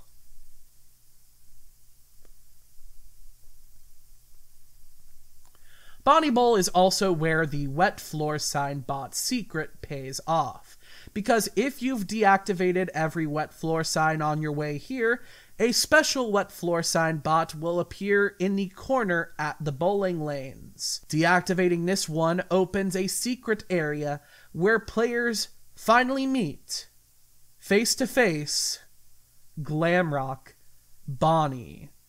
Who did this? Laughing, crying emoji. Deactivating the last few wet floor signs near Glamrock Bonnie will cause the lights in his eyes to go out, finally putting him to rest. Surely this, means something, lore-wise. Fazbear Frights had that Lonely Freddy story about the knee-high bots being vessels for various souls. The wet floor signs are probably that too, I guess. And Glamrock Bonnie is the king of the wet floor signs. In fact, I bet Monty didn't even do this. And no, not the Mimic either. I think this guy just had a bad slip and fall accident, and that's why they made the wet floor sign bots. But hey, once you finish the security nodes in Bonnie Bowl, Cassie can go through Bonnie's stage to find his private green room, complete with a poster from Freddy signed with a personalized message. Aww, they loved each other. It would be a shame if there happened to be some spilled water at Bonnie's feet. Oh no! In the Vanny system, a nearby vent opens up to a weird digital nightmare tunnel slide, which Cassie falls down. The tunnel echoes with sounds from the past, including Freddy and Roxy each singing a Fazbear Entertainment birthday song, and Freddy singing Toreador March through laughs, like the funny FNaF meme. This rounds out Chapter 7. Chapter 8 takes place in Fazerblast. Cassie navigates from Vanny's hideout, where Princess Quest 3 now has the Sword of Light embedded in it in the digital realm, helping cement the Princess Quest ending as canon. She heads down into Fazerblast and deactivates the security nodes. Here, she meets what's left of Glamrock Freddy. Ruined Freddy. He has the word prototype on the underside of his foot and a gift box in his chest, convincing several people that this isn't the same Freddy from Security Breach, playing with the concept of a Glamrock Freddy identity crisis, as was hinted at in a couple soliloquies in Security Breach proper. They're convinced of this even though he's right where he was when the staff bots disassembled him and his head is missing, as though taken by Gregory. If you ask me, the whole Toy Story Andy signature thing is just subterfuge. Subterfuge from what, exactly, you may ask? I don't know. I just think that revealing that our Freddy was a prototype the whole time would probably fit in with his identity crisis character arc better than if it wasn't our Freddy. But either way, it's one of those fine details that doesn't really matter much and is kind of just here to annoy us and keep us debating over inconsequential details. It's kind of purposefully obtuse in that way, intentionally dense and whatnot. So Ruined Freddy awakens once Cassie approaches and begins blindly chasing her around Fazerblast. Eventually she comes across an AR inhibitor and deactivates it, entering the Vanny system and finding that Ruined Freddy disappears entirely from here, whereas the other animatronics still appeared in wireframe form. This either means it's not really Glamrock Freddy for whatever reason, or this has something to do with Vanny being invisible to Freddy, or this has something to do with him rebooting into safe mode after his threat detection system error. There are so many different things that could explain Ruined Freddy not being in the Vanny system that I forgot to even mention that we then enter a vent and have one more Lil Music Man chase sequence before returning to Roxy Raceway. This initiates the final chapter of Five Nights at Freddy's Security Breach Ruin. Here, Cassie must shut down the final security node, which happens to be none other than Roxanne Wolf. Roxy happens to be trapped under a certified forklift because of whatever happened off-screen, I guess, leaving her completely vulnerable. However, when Cassie approaches, Roxy recognizes her from her birthday party and starts to recall how great of a time it was, even though her friends didn't show up. Tearfully, Cassie must use the Faz wrench on her empty eye socket, deactivating Roxy. After Roxy's death scene, Cassie must traverse down into the sinkhole, following the same path as the Afton ending in Security Breach, elevator and all. However, the original way to Freddy Fazbear's Pizzaplex is now inaccessible, so Cassie must traverse a grotto into the storage room where the salvage minigames had presumably taken place. On the way, Cassie's flashlight dies, and players can begin to collect more gift boxes. Alongside the AR collectibles, which were usually digital versions of Security Breach collectibles, this DLC has had a handful of IRL prize boxes. Until now, most of them contained panels from hand-drawn comics, each reflecting scenes from non-canon Security Breach endings, implying that the comic book cutscenes had such an aesthetic because Gregory literally drew them as what-if scenarios. Here in Pizzeria Simulator, a panel depicting the Afton ending can be found, reimagining it as one of these comics for the first time, lending credence to the rumor that the decision to make Princess Quest canon was a late-stage decision that went back on previous decisions. Also in these gift boxes are Faz tokens, and collecting 5 of them allows you to hear the entirety of Candy Cadet's story. That's right, while exploring Pizzeria Sim, Candy Cadet can be found, and when fed Faz tokens, he will tell the story of a mother who locks a monster away to protect her son. The monster scared the boy, so the mother would sing a lullaby to calm him down. Candy Cadet abruptly shuts down before it can tell any more of the story, once it states that one day, the monster learned how to sing the lullaby itself.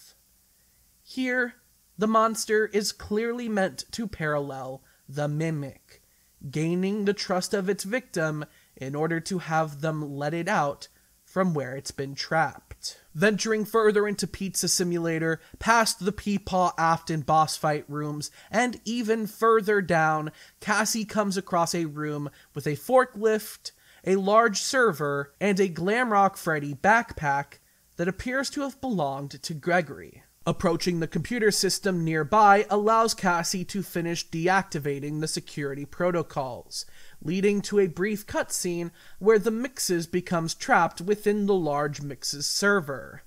This opens a nearby door to where the voice mimicking Gregory is trapped, but someone has poured concrete over it. Cassie activates the forklift, which dismantles the concrete fortification, and allows her to enter the room to rescue Gregory. However, this proves to be a mistake, as it's revealed that what had been trapped under the Pizzaplex is the Mimic from the Tales from the Pizzaplex book series. Using some of the clues in the environmental storytelling, it can be assumed that sometime after the events of Security Breach, Gregory, Vanessa, and Freddy returned to the Pizzaplex and snuck down into Pizzeria Simulator in order to trap the Mimic, who was presumably at the time still mimicking William Afton, in a room with a false wall over it, reminiscent of the plot of FNaF 3.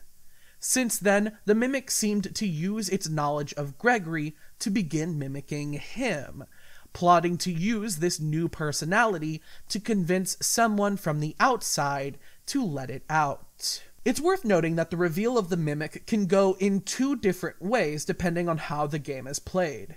Throughout the game, there are several camera systems. Some of these camera systems have zoom features that reveal secret camera feeds to various doors that open once viewed from the cameras.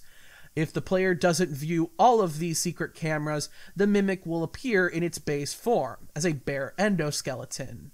However, if all of these secret cameras are viewed, then the timeline will shift, and the Mimic's room will be filled with various mascot costumes, while the Mimic itself will be wearing a strange hodgepodge of different mascots it seems to have stitched together. This combination of costumes appears to be an abstract interpretation of what Gregory vaguely looks like, creating an alternate universe scenario in which the Mimic has attempted to mimic Gregory visually, just as it probably did with Springtrap. Although the only technical proof we have of it doing that is a non-canon Security Breach ending, so don't think about it too much. As the Gregory Mimic, or Grimmick, approaches Cassie, he will be abruptly halted by, "Bitch, you died!" Roxy stalls the Mimic long enough for Cassie to get a head start in escaping it. Once past that room, Gregory's voice can be heard over the Roxy talkie again, and fool me once. This Gregory gives Cassie a brief explanation of what's happening, and tells her that a friend of his, presumably Vanessa, has access to the building's maps and he can use them to guide Cassie out. Amidst the music, dialogue, and other sound effects, Roxy's and Grimmick's shakedown seems to end with Roxy's death, and the Mimic re-emerges to continue chasing Cassie. Cassie runs through more caves, guided by Gregory's voice, and eventually comes across a room with a couple of doors. For the regular ending, taking the door on the right takes Cassie to a short hallway with one last Faz Wrench puzzle needed to unlock an elevator. Completing it allows Cassie to get into the elevator, with it closing just in time to cut off one of the Mimic's arms. The elevator begins riding back up, but Gregory's voice comes over the intercom again to tell her that they can't risk the Mimic escaping, and he seems to remotely disable the elevator, sending it crashing down with Cassie still inside, ending the game. After the credits roll, a final line can be heard, spoken by none other than, "Bitch, you died!" Roxy seems to have found Cassie, and may once again rescue her. However, before I break down that ending too much, I do want to briefly go over the other two endings, both of which seem to be ultimately non-canon, although I can't guarantee that until we see a follow-up to Ruin. During the final chase, if the player ignores one of Gregory's instructions and goes down the opposite path, Cassie can come across a cardboard cutout of Fredbear. If you put on the AR mask here, you are going to Brazil, and the game ends with Cassie looking over a cartoonish representation of the final shot from the Princess Quest ending. This is called the Brazil ending in the files of the game as a way of hinting players towards its correct interpretation, as it's meant to serve as an allusion to the end of the Terry Gilliam film Brazil, where the main character escapes a dystopia that is reliant on dysfunctional technology by mentally retreating into a fantastical, happy ending scenario. The last ending is known as the scooper ending, and can only be done if all of the secret cameras had been found, unlocking the entire sequence of closed doors into a mysterious hidden area. Hitting a nearby button locks it down just as the mimic approaches, trapping it in what reveals itself to be a scooping room, reminiscent of Sister Location. The scooper attacks and ultimately destroys the mimic, and the credits roll. The betrayal ending seems like the most likely candidate for the canon conclusion, mainly because it provides the most potential for a direct follow-up, leaving us on a bit of a cliffhanger where the fates of multiple characters are somewhat ambiguous and the personality of some others are called into question. Assuming you fell for it. One thing worth noting about the betrayal ending is that we are about to be more confused than ever.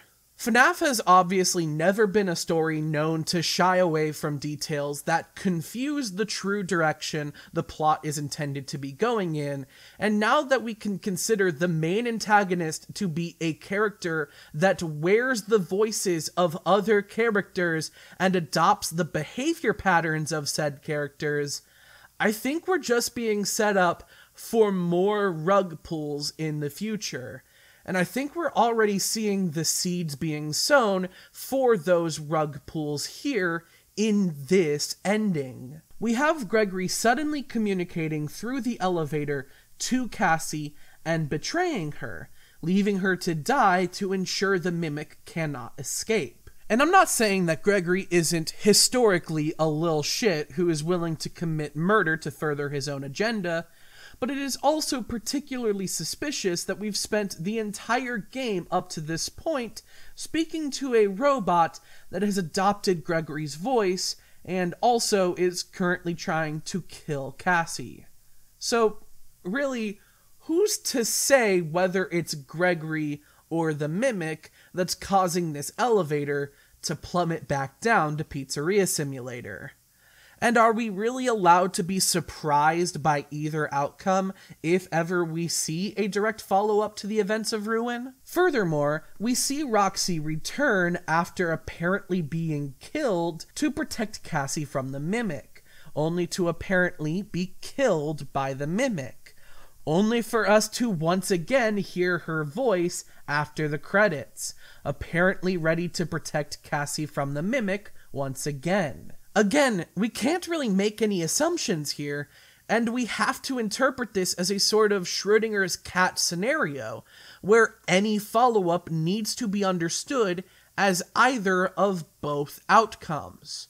Either Roxy has survived despite unlikely odds, something we've seen her do already, or the mimic is mimicking another character, something we've seen it do already.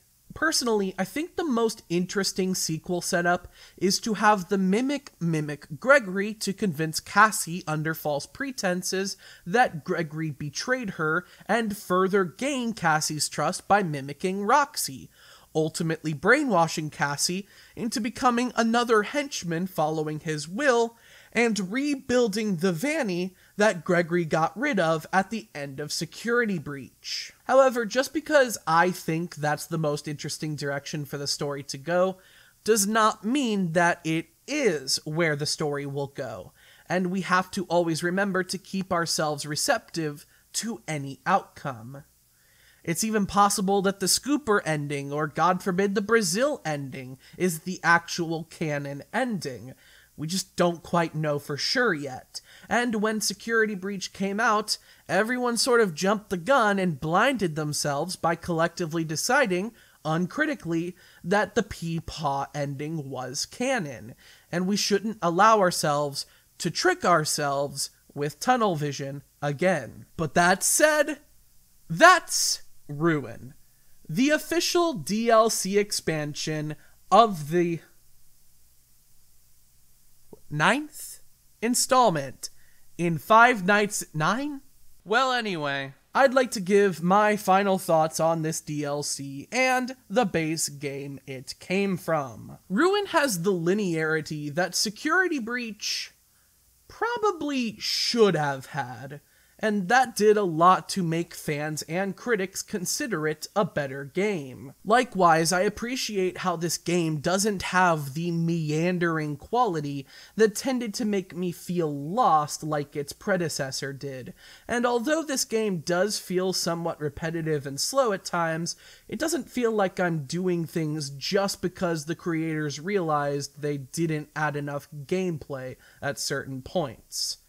That said, the concept of navigating a physical space using spatially impossible displacement in augmented reality makes the whole game feel metaphorical, like Among the Sleep or the ending of Hello Neighbor. Like, does this really all feel like FNaF? Maybe if you take into account things like FNaF World and Help Wanted, but Security Breach is supposed to take place in this world's form of reality. And by retconning the FNaF during FNaF games to be video games in universe, it's the only game in the series that has this kind of connection to this world's reality. However, Ruin dismantles the entire concept of a physical reality. And maybe in a future game they'll retroactively clarify that Cassie wasn't walking through walls, she was hallucinating those walls in the first place. But as of right now, I can't believe I have to say I miss when this series was grounded, like in Security Breach. Speaking of not feeling like a FNaF game, Ruin is structured and paced like a more typical horror game with mascot elements, like The Park or Layers of Fear, which contributes to it feeling like the least FNaF-ish FNaF title. I guess I can understand why they do this after Security Breach was criticized so heavily, since the blueprint for making a game with a coherent story and not so many major glitches has evidently already been made. And on one hand, I do appreciate having a new FNaF game with a coherent story and not so many major glitches, but on the other hand, it forces us to redefine what a FNaF game is, to a point where our new definition is really loose, vague, and generic.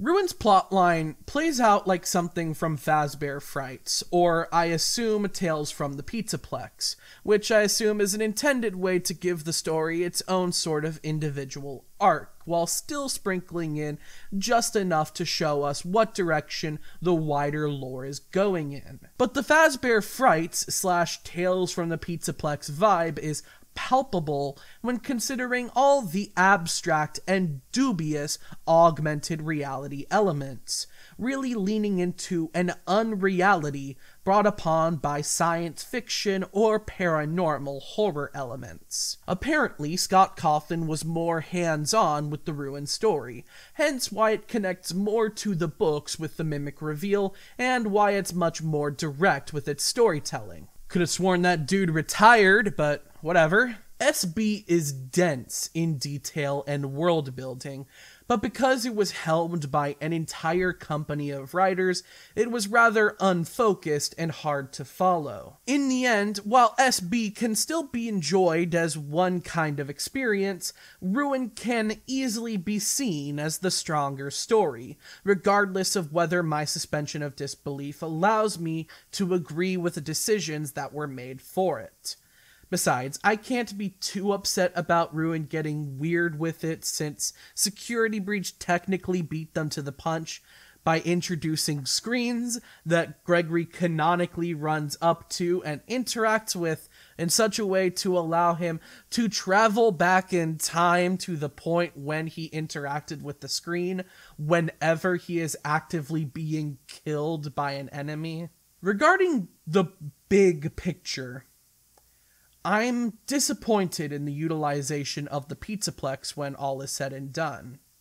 The game where we saw the Pizzaplex as it was meant to be, active, bright, and fun, wasn't well executed, and it took until the game where the Pizzaplex is abandoned, decrepit, and bleak for the developers to find their voice. Steel Wool seemed to learn from a lot of their mistakes with Security Breach, but it makes me wish that they had a chance to make those mistakes before Security Breach. Strangely, I wasn't fond of the idea of the Pizzaplex in the first place, since you'll remember it seems like such a huge jump from Chuck E. Cheese franchises to Disney Quest, but I'm still disappointed. And I think that's because when all is said and done, I started having a good time. I disagree with Security Breach. I think it did too much, too soon, and clearly couldn't handle its own scope.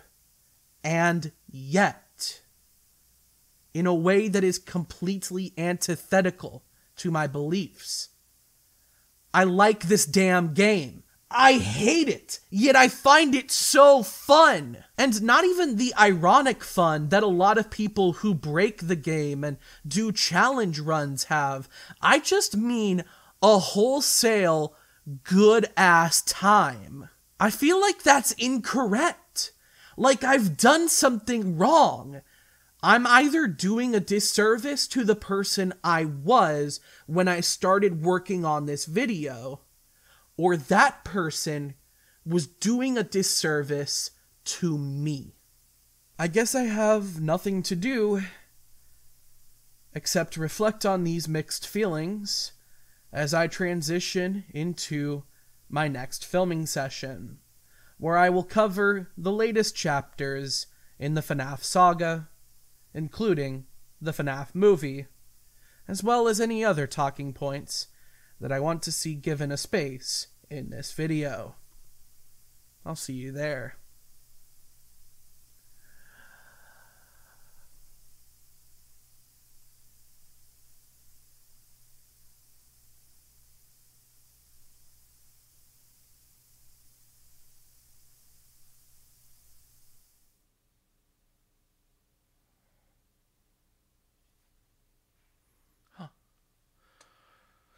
Oh. Huh. That was much more pleasant. Moments ago, in your time, I retroactively misspoke regarding what exactly this filming session would feature. In earlier plans for this video, I was going to get through everything in 3 filming sessions, with the third and final being reserved for the Five Nights at Freddy's movie. The third filming session was, in fact, going to be dedicated to the movie, but plans changed. Furthermore, this was originally going to be the 4th filming session, purposefully out of order, but since I finished writing this one before writing the movie review, I decided I'd just do this chronologically. Here I will be covering all the odds and ends before we move on to what still to me feels like the best way to conclude this video thematically. So for now, it is not movie time. We shall focus on everything else. What will hopefully be everything else I find any need to discuss here in Knockoff Knockoff November 2023. Yeah, remember when I mentioned filming that second segment on December 30th? I misspoke again. That was actually November 60th. It is now November 244th. But don't put too much stake into that. I'm very much not consistent with this bit. Point is, I don't get a lot of opportunities to sit down and film huge chunks of video like this. I could opt for smaller, shorter filming sessions, but I forgot to come up with an excuse for why I don't want to do that. But either way, at this rate, it'll still be November on the 10th anniversary. Oh yeah. And while it's on my mind, stuff I didn't remember, number 8. Happy 10th birthday, Freddy Fazbear. Because it has accidentally become tradition to make these videos near every 5th anniversary of this series. Speaking of stuff I didn't remember, I thought it would be fun to format this filming session entirely to that listicle format, because when Quinton decided to do a dedicated intermission for all the rest of his own things he forgot, that famously did not complicate things. /S. But anyway, even when it doesn't really make sense to say I didn't remember to cover something, I'm still putting it in this list because I've stopped caring about whether this video ever contradicts itself. Stuff I didn't remember. Throughout Security Breach, the Glamrock animatronics get progressively dirtier. Like, aside from the whole shattering business Gregory gets into later in the game, each of the Glamrocks, including Freddy, mind you, just get dirty. And this is never really given an explicit reason in the game, nor does anyone in the game ever even pay any mind to it. There was so much stuff going on in this game that ultimately this detail got forgotten and discarded. But you can all rest easy now that Hippie Rat is here to say, huh? I don't know, maybe when the Pizzaplex is open, there are staff bots that regularly clean this group, and the dirt and grime only accumulate after hours. Maybe this dirt and grime is only accumulating because these characters are going into decrepit and uncared for areas of the Pizzaplex to find Gregory. Hell, perhaps anytime Gregory doesn't see a certain Glamrock animatronic, they're taking trips down to Pizzeria Simulator and getting covered in soot. Maybe the Glamrock animatronics were never clean, and you were just tricked into thinking they were because of illusion discs. Or gas. This is one of those details that is prominent and notable enough to warrant highlighting in a video like this, but also one that is vague enough to have 100 different plausible explanations, none of which will shake our foundational understanding of Five Nights at Freddy's. For that reason, I think that the Glamrock animatronics are dirty because they opened the FNaF 4 lockbox. Stuff I didn't remember, number X. FNaF X Saw X. So this is less a thing I forgot and more just an opportunity I'm taking to talk about one of the original plans for this video that fell through. As I may have mentioned before, I began focusing on this video almost immediately after the FNaF movie was announced to be released this year, because it is still 2023, until I finished making this video. Soon after, I was surprised to find out that the FNaF movie was coincidentally due to release the same day as the 10th installment of the Halloween cinematic staple, Saw. Now, it's been well established that I am a Five Nights at Freddy's fan, but something I've had less opportunity to document on this channel is my enjoyment of the Saw franchise, and I've made a point to go to the theaters for each new installment since I learned about the original 7-year annual run of new movies that I was too young for. Because of this, I knew that October 27th, 2023 was going to be a busy day for me, and I was going to have to make a point to double feature both films. Little did I know that the novelty of the double feature was about to be revitalized in the cultural sphere with the July 21st release of Barbenheimer, preceding my already scheduled Halloween double feature. Make no mistake though, when I made these plans, the memes around Barbie's and Oppenheimer's shared release date were still combative, rather than collaborative, as in the cultural movement was based on the premise that people would need to make a personality-based decision on which of the two films they would see. It wasn't until later that the double feature aspect of the phenomenon gained traction, and alongside becoming one of the most significant cinematic events in recent years, it led to many imitator memes that wanted to capitalize off the return of the double feature. This further excited me because I had been planning my FNaF X Saw X double feature session for months at that point already, and I was sure to see many people jump on the bandwagon alongside me. I even had a really funny idea for how I would convey this in the video. I would make a point about seeing both movies, one after the other, and then, when I would recap the FNaF movie, I would instead relay the events of Saw 10. I would play it completely straight. Then, just when you thought I would never talk about the actual FNaF movie, I would recap Saw 10 as well, just because, and that's when I would talk about the plot of the FNaF movie. It was gonna be so fucking funny. But then, Lionsgate shit their pants. If it's Halloween, then it must be Saw. Con my nuts. Instead of releasing their movie the weekend of All Hallows Eve, they made the unprecedented decision to bump the release date forward a month, instead releasing the film on September 29th. Many speculated that this was an attempt to avoid the competition with the Five Nights at Freddy's movie, as the Saw franchise had a bad history of smash hit horror franchises distributed by Blumhouse, dampening its box office presence.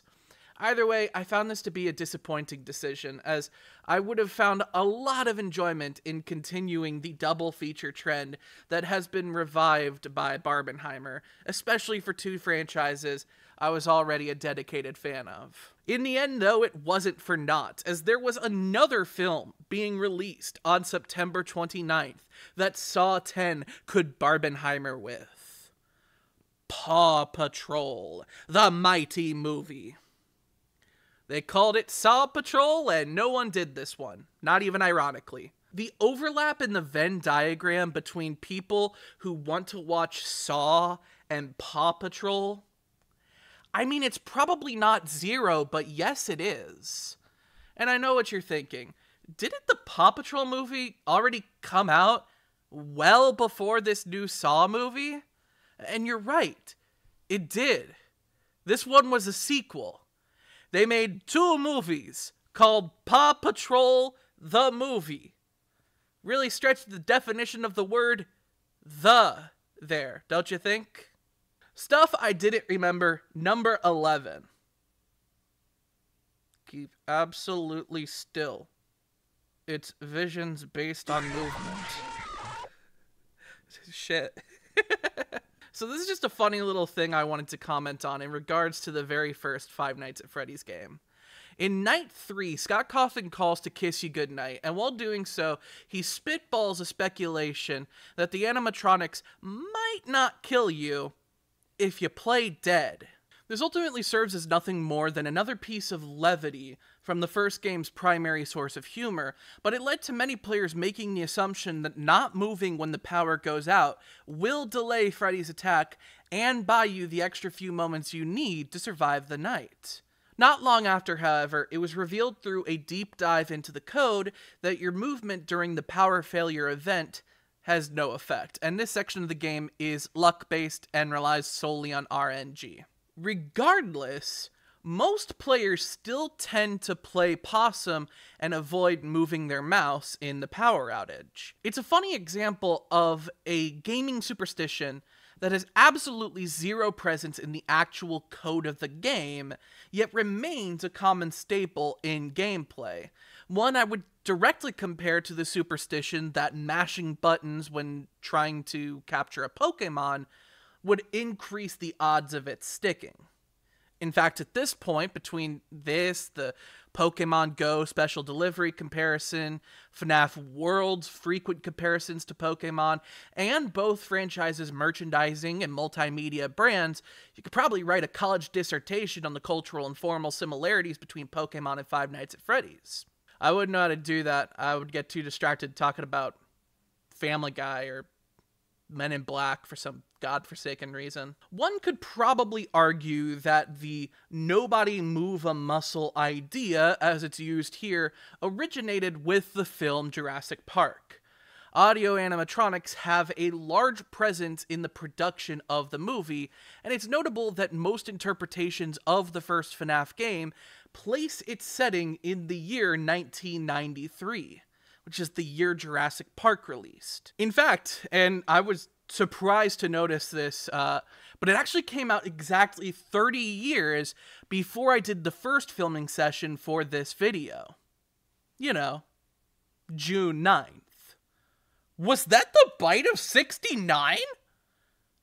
Nice! Anyway, correlating this superstition with the release of the funny dinosaur movie is probably not intentional, especially since Phone Guy's advice airs less on the side of don't make any sudden movements and more on the side of Andy's coming.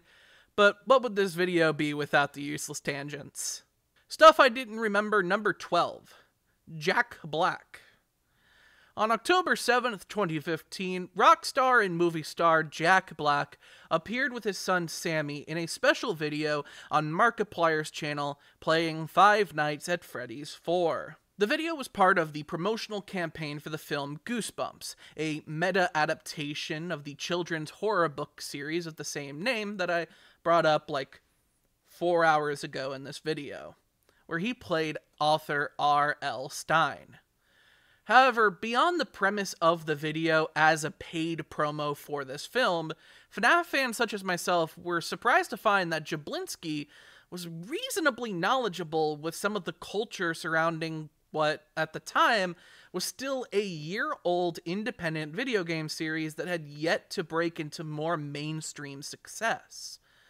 He was at least familiar with the premise and gameplay format, and he was well aware of Scott Cawthon's role as reclusive creator, and he even knew of the Living Tombstone's famous Five Nights at Freddy's fan song, erroneously assuming it to be an officially licensed theme song.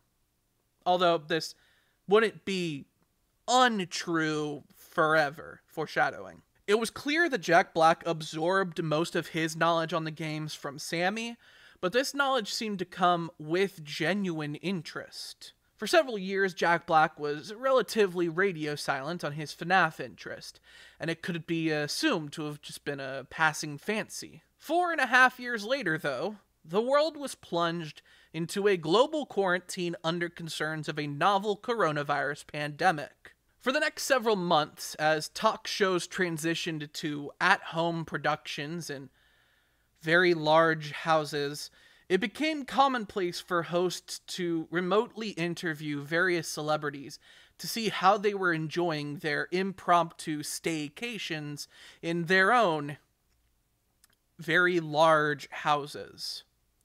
It was a very alienating time.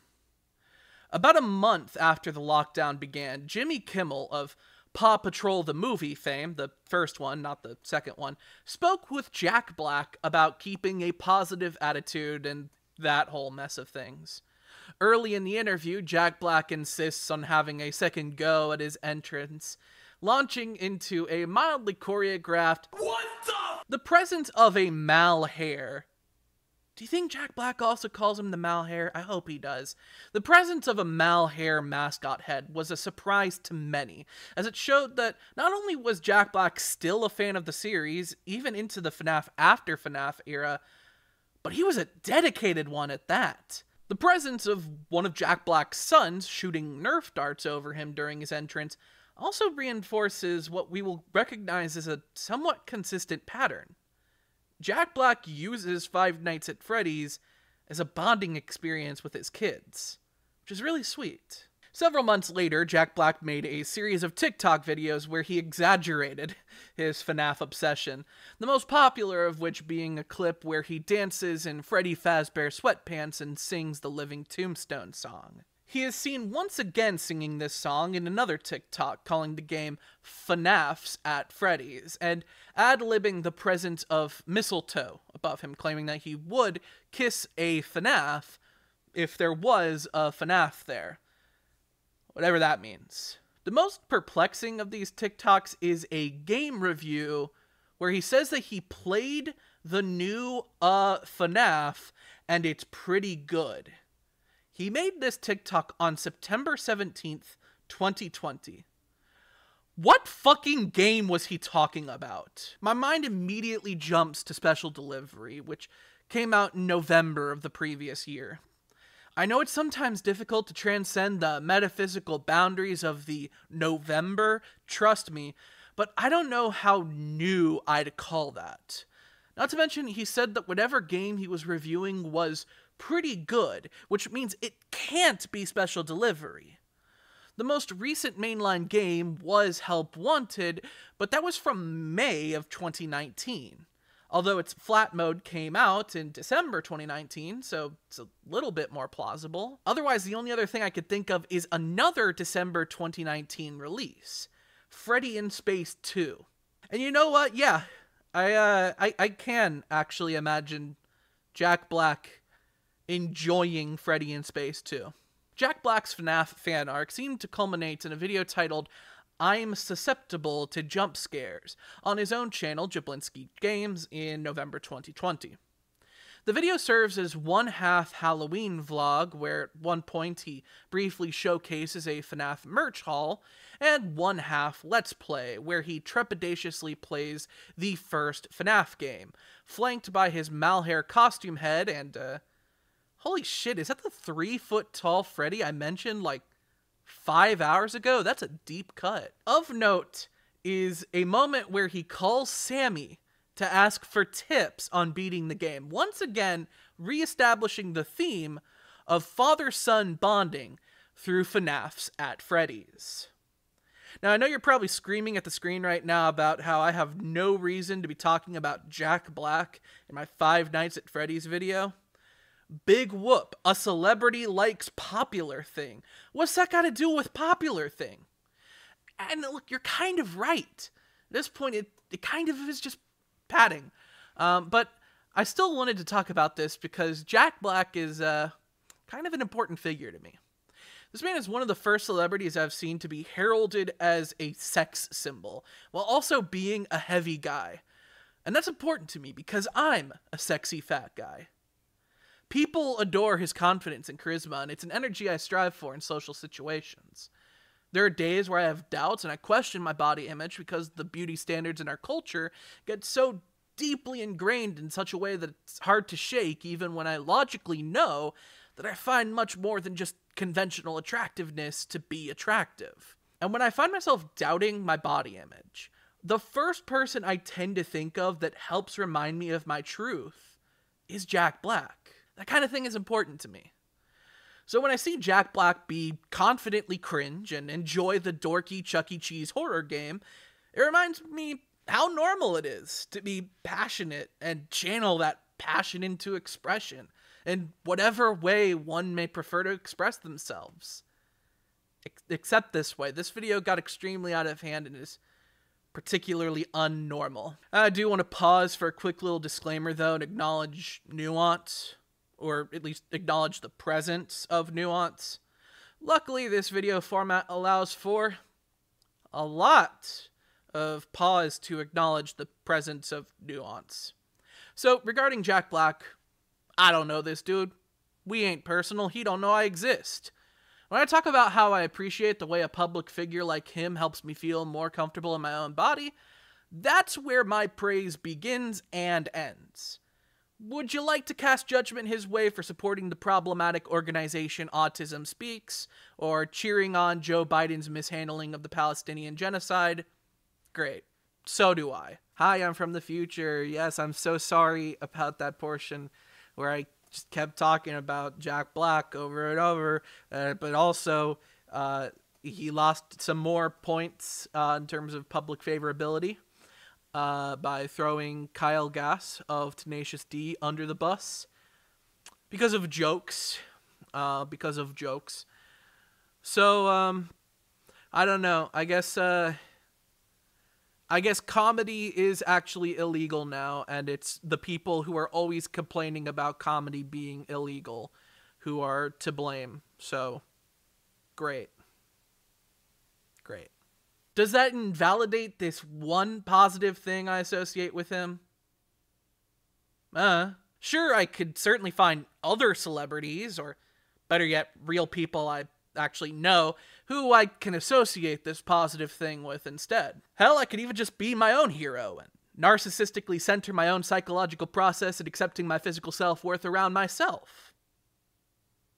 Lord knows I deserve it. Anyway, I have a running list of people who I would enjoy a cameo from in a Five Nights at Freddy's movie, starting with Markiplier, followed by Matt Pat, Dawko, Scott Cawthon, Kellen Goff, then Jack Black, and of course plenty of other people I would be pleasantly surprised to see, though whose potential cameos I have no particular stake in. Since the first FNaF movie already does exist, we'll talk about which of these cameos may have already been fulfilled later in the video. Anyway, speaking of Kellen Goff, stuff I didn't remember number 13. I met Kellen. Granted, it was at a convention, but this is still a fun little story I wanted to tell. For those out of the loop, Kellen Goff is one of the most prolific voice actors in the Five Nights at Freddy's franchise, entering the series very early on in the second title to feature professional voice acting, Sister Location, as the unique and energetic Funtime Freddy. He has since had a prominent role in nearly every game, including legacy lore character Dreadbear, recent series icon Glamrock Freddy, and a dynamic performance as the dual personality daycare attendant, aka the Blowjob Brothers. On October 5th, 2023, Kellen posted on his Instagram story about his flight to Tampa for that weekend's Spookala convention. My sister brought this up to me, and on a whim, I decided to buy us some tickets for that Sunday, where he had a Q&A panel and later on some meet and greet opportunities. Those of you who saw my interview with Max Burnett regarding the creation and production of the troupe will know that I am pretty particular about the questions I ask when given these kinds of opportunities. With Mr. Burnett, I had the liberty of an hour and a half one-on-one that dove deep into a particular subject. In a setting like this, however, I want to reasonably keep my questioning to one or two as common courtesy to the other guests, and I want to show respect to Kellen's professionality by not pigeonholing him into the one franchise I happen to know him from. I'm not much of a gamer or an anime watcher, and my fascination with FNaF largely comes from an extant fascination with internet-based horror works. It's probably telling that the only other work I know Kellen Goff from is a 3-second appearance as this shovel in Don't Hug Me, I'm Scared. So when I got the chance to go up and ask a question, I decided to ask a more general question about his career, a question I tend to have for most people I know who have a desire to pursue a career in voice acting. I don't know if this is like taboo of a question to ask a voice actor, but is there a part of you that would ever be interested in breaking out into body acting, live action acting? I mean, I've done a few live action parts. They've been small, but I feel like it could be fun. Yeah, I've definitely like explored it in theater and stuff. I don't know if how much of me I'd want to put into that, because the voice acting, being in this industry, is already anxiety-inducing, because you're getting judged constantly. So it's like, oh, at least with voice acting, they're just judging my voice, right? So there's a whole new factor to it for that, and that's just me. You know, if you're if you're like confident in that, all to you, right on. I don't know.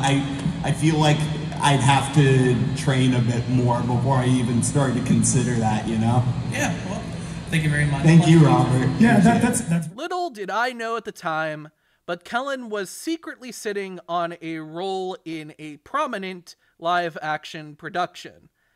And although it was still only voiceover, I feel it does in some ways serve as fulfillment of my curiosity.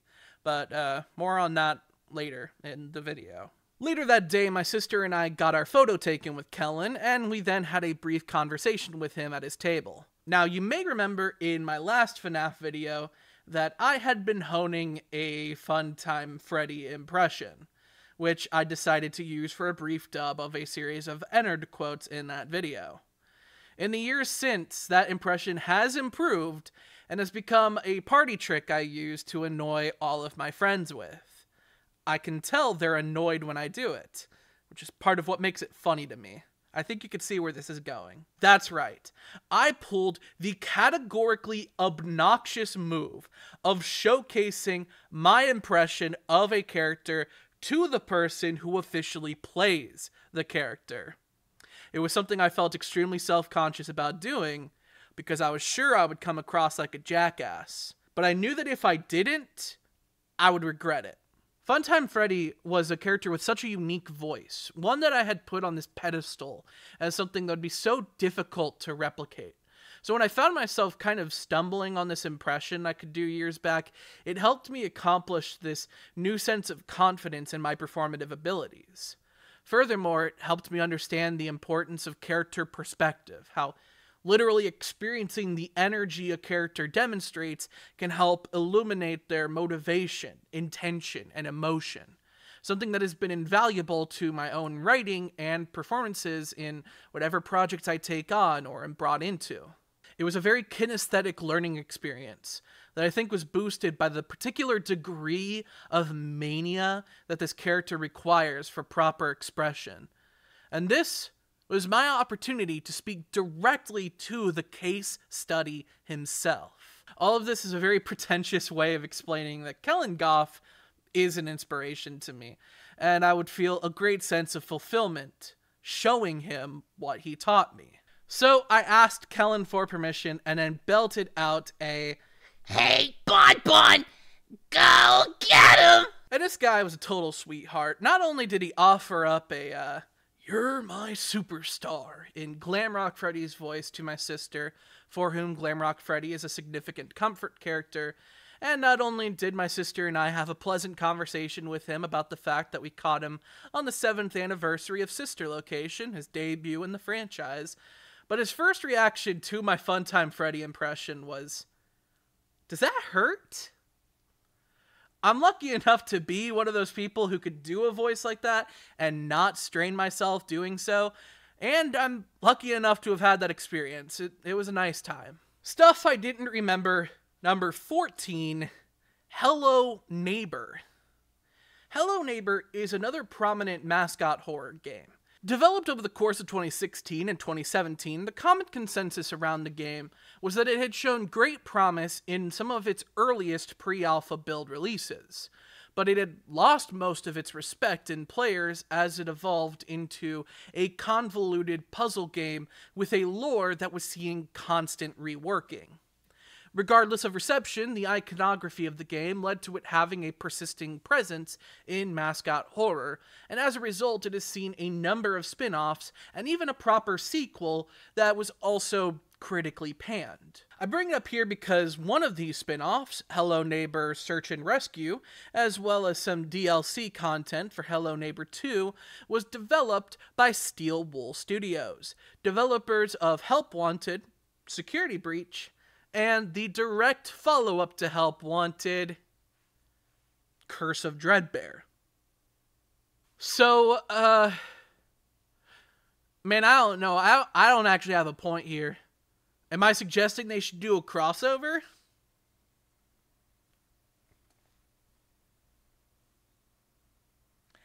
Am I actually hungry, or am I just bored? The funny thing is, I've been so hard on this other game, Tattletale, all these years, calling it trash. I made this subscriber goal where I'll have to make a video ranting about it and everything. And like, not only do I no longer feel so strongly, I'm now not even sure I agree that Tattletale is the worst chain-based mascot horror game. Especially not now, as new stuff coming out lowers the bar even further. But like, the common consensus now is that of its time, Hello Neighbor was the worst of the bunch, and that's probably true, and I think about that a lot. Like, I used to make part of my online persona be about choosing things to not like, and turning those things into, like, the main antagonists of my channel or whatever. Stuff where I'd blow up and start ripping my hair out at the slightest scripted mention of it. And now I forced myself into a position where I need to lean into that style for a video once I hit a subscriber milestone. How do I get out of this? Obviously, I could just make the video however I want, whenever I hit the milestone, but then will the video still have purpose? What direction should I take it in? And these are the same questions I ask myself regarding this FNaF video, where I went into it with basically the opposite opinion than what I have now, assuming something is terrible, only to be convinced over time that I actually enjoy it. Has it been worth it to just press on knowing that within the same video I'm currently talking in, I had expressed earlier opinions from a different version of me that I do not feel as strongly about now? Am I even thinking rationally now, or is it a result of the mere exposure effect? And if Hippie Rat cameos in a FNaF movie, should they portray Theodore Peterson as a nod to FNaF's connection to Hello Neighbor? This seems to be at the top of the movie-going crowd speculations, and I would hope they do not find themselves disappointed. Stuff I didn't remember, number 15. MatPat retired. Again, how could I forget to talk about it if it didn't happen until after anything else I've said? But if that's a genuine question you have, you clearly don't understand the actual purpose of this segment. By now, I've made a fair amount of passing mentions in both this video as well as the first big FNaF video of Matthew Patrick of the Game Theorists and its spin-off channels. In these mentions, I've been critical of his FNaF theories, his interpretations of the overarching lore. My criticism mostly falls on the absurd stretches he occasionally performs to justify his ideas, oftentimes failing to reconsider previous ideas that he takes for granted, and these interpretations tend to contradict the reality of the text. This issue is compounded with the popularity and pervasiveness of his videos, convincing many people that these flawed interpretations reflect the intended story. This isn't helped by the attitude he would tend to adopt in his videos, making snarky comments about how complicated the lore of the series is, when a lot of his confusion falls back on himself, as well as similarly confused theorists. In fact, it's the popularity of his videos that helped cement a legacy for FNaF as a game series with an impossibly convoluted and complex lore. And while it's easy to wag my finger at this mindset in retrospect when most major questions have been made clear by now, and I don't want to come across like I'm exonerating the actual needless red herrings that Quinton inserted into the story, it's here, with the influence MatPat has had on the perception of FNaF, that I want to take a moment and earnestly commend MatPat's importance to this story. As I've been working on this extremely long video, I've also been spending a lot of my time writing a large analytical series about internet-based horror as a whole. I intend to discuss this next topic in further detail in that horror metafiction analysis project, namely in the video dedicated to one of the main chapters of the genre, mascots. But regardless, as I may have alluded to earlier in this video, one of the major formal elements of the mascot chapter is the concept of co-authorship through public forum. Pioneered by Five Nights at Freddy's, it has become commonplace for these horror video game phenomena to present the deeper truths of their lore as breadcrumbs for the wider internet, and especially online personalities who specialize in this puzzle-solving school of media analysis, to piece together into the whole loaf. They essentially reshape the base text, told in a disjointed, abstract form, into a linear story. For most audience members, this is how the lore comes to be known, whether the interpreter is accurate or not, entirely because it is being shown to viewers in a more straightforward, understandable format. Because of this, my theory is that the wider internet gained a claim of authorship on this story alongside the game designer, who does still hold exclusive rights to the games and ideas therein themselves, even according to this theory, mind you. Co-authorship theory is not an erasure of copyright, it's just a lens through which we can consider a formal analysis of these stories. In the case of Five Nights at Freddy's, the theory posits that Scott Cawthon has effectively co-authored FNaF alongside people like Andy Matronic, Dawko, even myself, and plenty of you FNaF fans out there watching now who have ever tried their hand at interpreting the hidden details of this series. It's fitting, then, that even when the series is adapted into text for Scholastic, the stories are literally co-authored by people like Kira Breed Risley, Ellie Cooper, Andrea Wagner, Carly-Ann West, and Kelly Para. And there is perhaps no FNaF co-author so prominent and influential as MatPat. Game theory and its spin-off series have significantly impacted the ways stories are told online, most obviously in the case of mascots, but this extends to unfiction as well. For better or for worse, he is an important figure in horror metafiction, and the extent to which he contributed to Five Nights at Freddy's in particular is immeasurable. Say what you will about the guy, but I respect that, and I wish him well in his retirement. Yes, in early 2024, whenever that happened, Matthew Patrick announced his retirement, deciding to go out on a high note after an event we will get around to talking about in this video, I hope. On March 9th, he posited his final theory, with a special appearance from Scott Cawthon in what I'm pretty sure is the only full motion footage of him that exists. And then he handed off game theory to Tom Robinson, film theory to Lee Collins, food theory to Santiago Massa, and style theory to Amy Roberts. He wouldn't step down from the internet entirely, promising a minor presence on the theorist channels in the future, as well as opening his schedule for collabs with various other internet personalities and teasing future original creative projects. But his role as the primary face and voice of these channels was no more.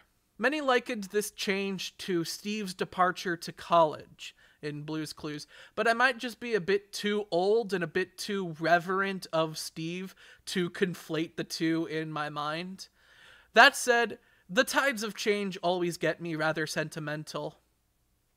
I cried, it's healthy, and I stand by it. So, I have nothing left to say on the matter, except stuff I didn't remember number 16. I can't believe MatPat's retiring. This is worse than the time I was on Family Guy. Hey Meg, I'm a hippie now.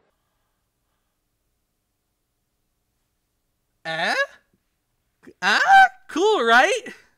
I fucking promise I found a way to make this relevant to FNaF. I swear, just hear me out. So Family Guy first premiered just a few months before I was born, and against my mother's better judgment, I basically grew up watching that show. A few years back, around when I was about to graduate high school and go to college, I just kind of fell off watching it.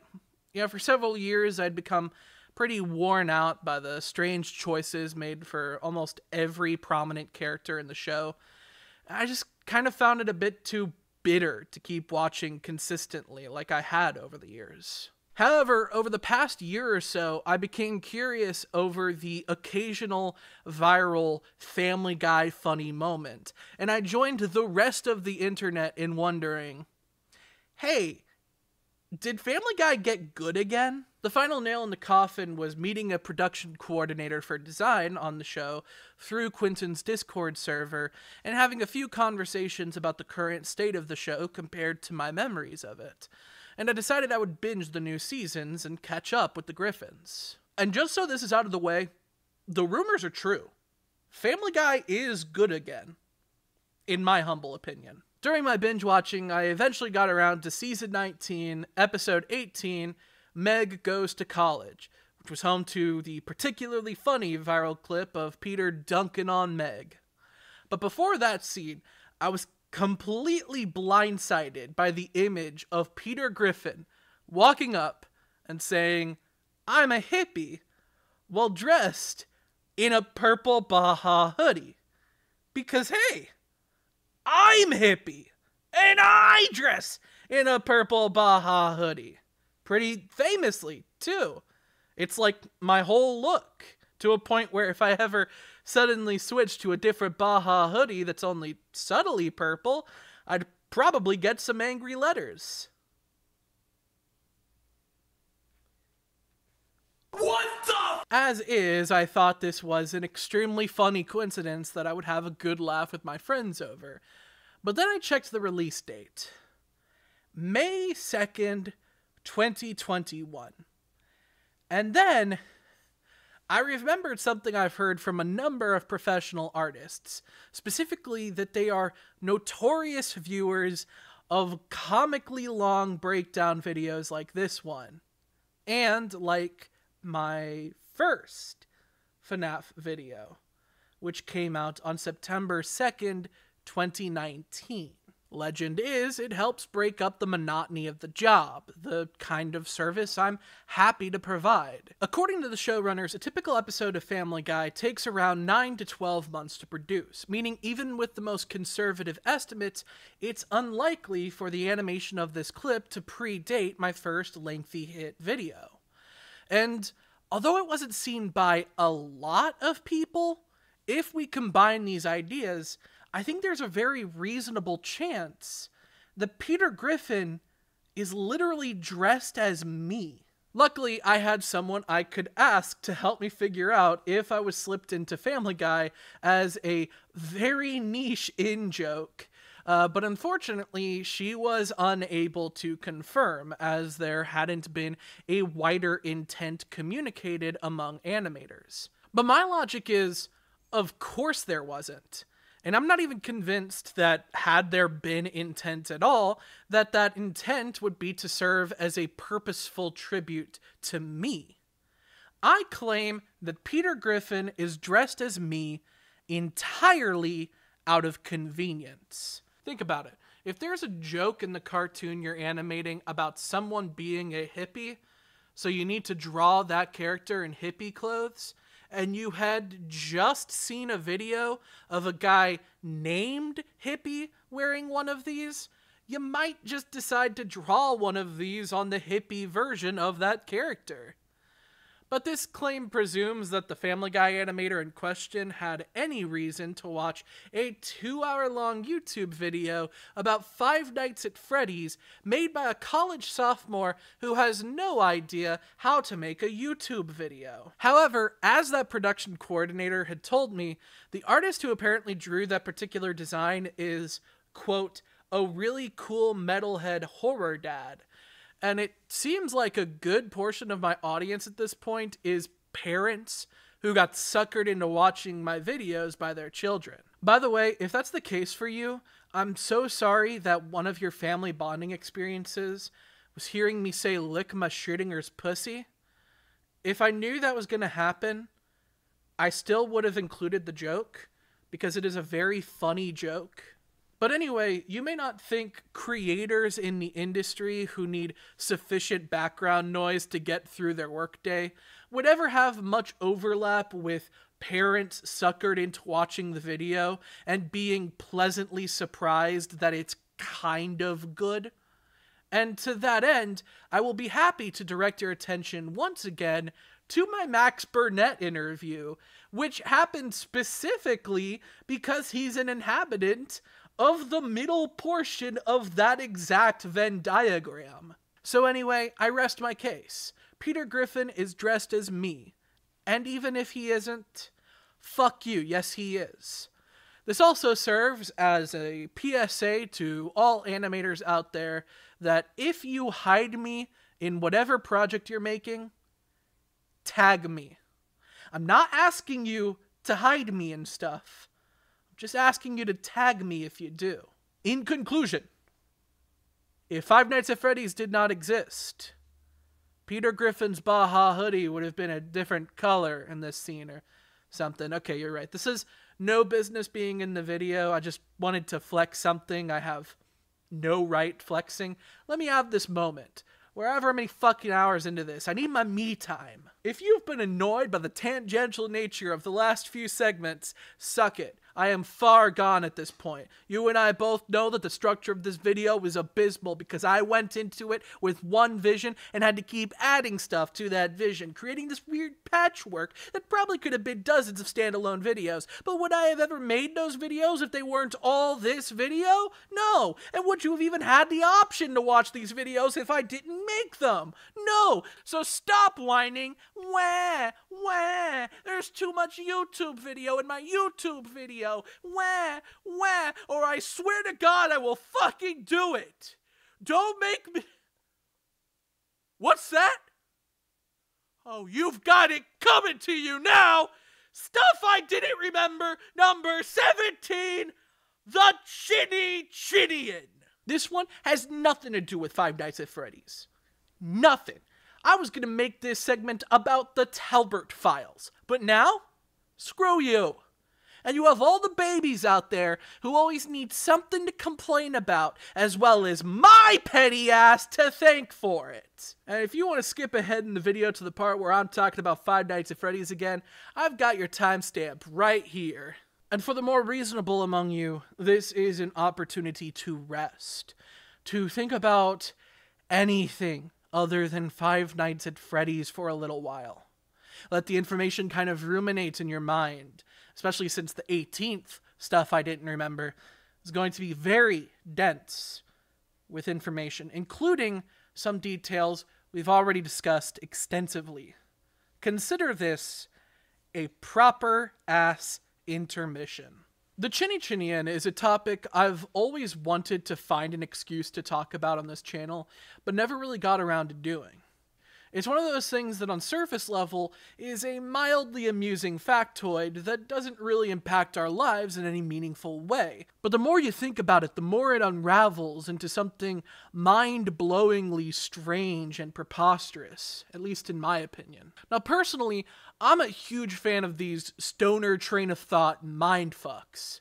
Fans of the channel may remember when I explored one example of this in the case of the escape room movies, and especially the two vastly different versions of the sequel that were released, with the lore of either version contradicting the other to a point where Escape Room 2 and Escape Room 2 are effectively two different movies. Or perhaps you're more likely to remember my video on The Troop, where a key premise to my interest in returning to the series was the fact that it went so far under the radar in the cultural zeitgeist, despite the series premiering next to a prominently remembered episode of iCarly, and otherwise having all the makings of a cult classic TV show. The Chinichinian is another one of these mindfucks, but it's one I want to set the stage for a little bit first.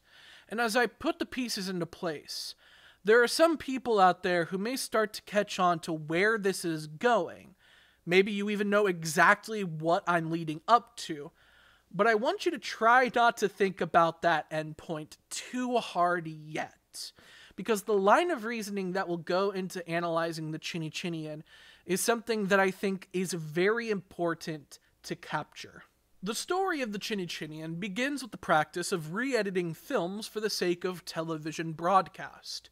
Cable networks and premium channels have had showings of feature films for decades now, and alongside home video distribution, it's one of the main ways that films can continue to live on past their original theatrical runs. However, television and cinema are two different beasts, and before re-airing a movie on cable, the movie needs a second pass through the cutting room. Often these re-edits are done for the sake of formatting, i.e. panning and scanning to fit widescreen films onto the television standard aspect ratio, or using 3:2 pull-down to achieve a smooth 29.97 frame rate. Sometimes the re-editing is for length, cutting material for time in order to hold consistent programming blocks or uphold advertising contracts.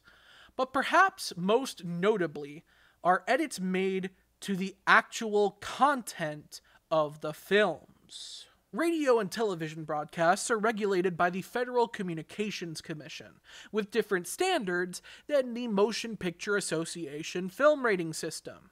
Explicit language, nudity, sex, anything that is antithetical with the morals of a good Christian America, these must be kept off the airwaves at all costs. Some may see this as anti-art, and while they are correct, on occasion there is added value in these edits that offset the value that had been lost in the edits.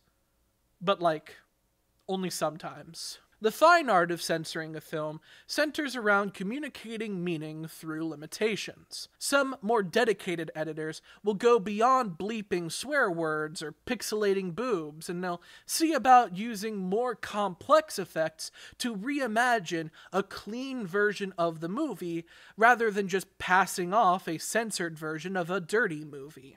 This is where we get some of your favorite TV edit dubs of famous movie lines, with cheeky euphemisms thrown in for flavor. For The Big Lebowski, "This is what happens when you fuck a stranger in the ass" turns into "This is what happens when you find a stranger in the Alps." For Snakes on a Plane, Samuel L. Jackson has had it with these motherfucking snakes on this motherfucking plane. So he opts for the cleaner monkey fighting snakes on this Monday to Friday plane. Those working on the Die Hard 2 TV edit even went the extra mile to set themselves up for the show-stopping catchphrase during the climax of the film. Rather than just replacing John McClane's motherfucker with some other phrase, they rename the villain of the movie. Kinda. They make it canon in an earlier scene that General Esperanza's men occasionally refer to him as Mr. Falcon. That way, when Bruce Willis blows up his airplane, he can also refer to him by that name, dubbed by a voiceover artist doing what appears to be a bad Arnold Schwarzenegger impression for some reason. Yippee-ki-yay, Mr. Falcon. And you may think that the fine art of TV edits have gone the way of the dinosaur, thanks to the rise of streaming.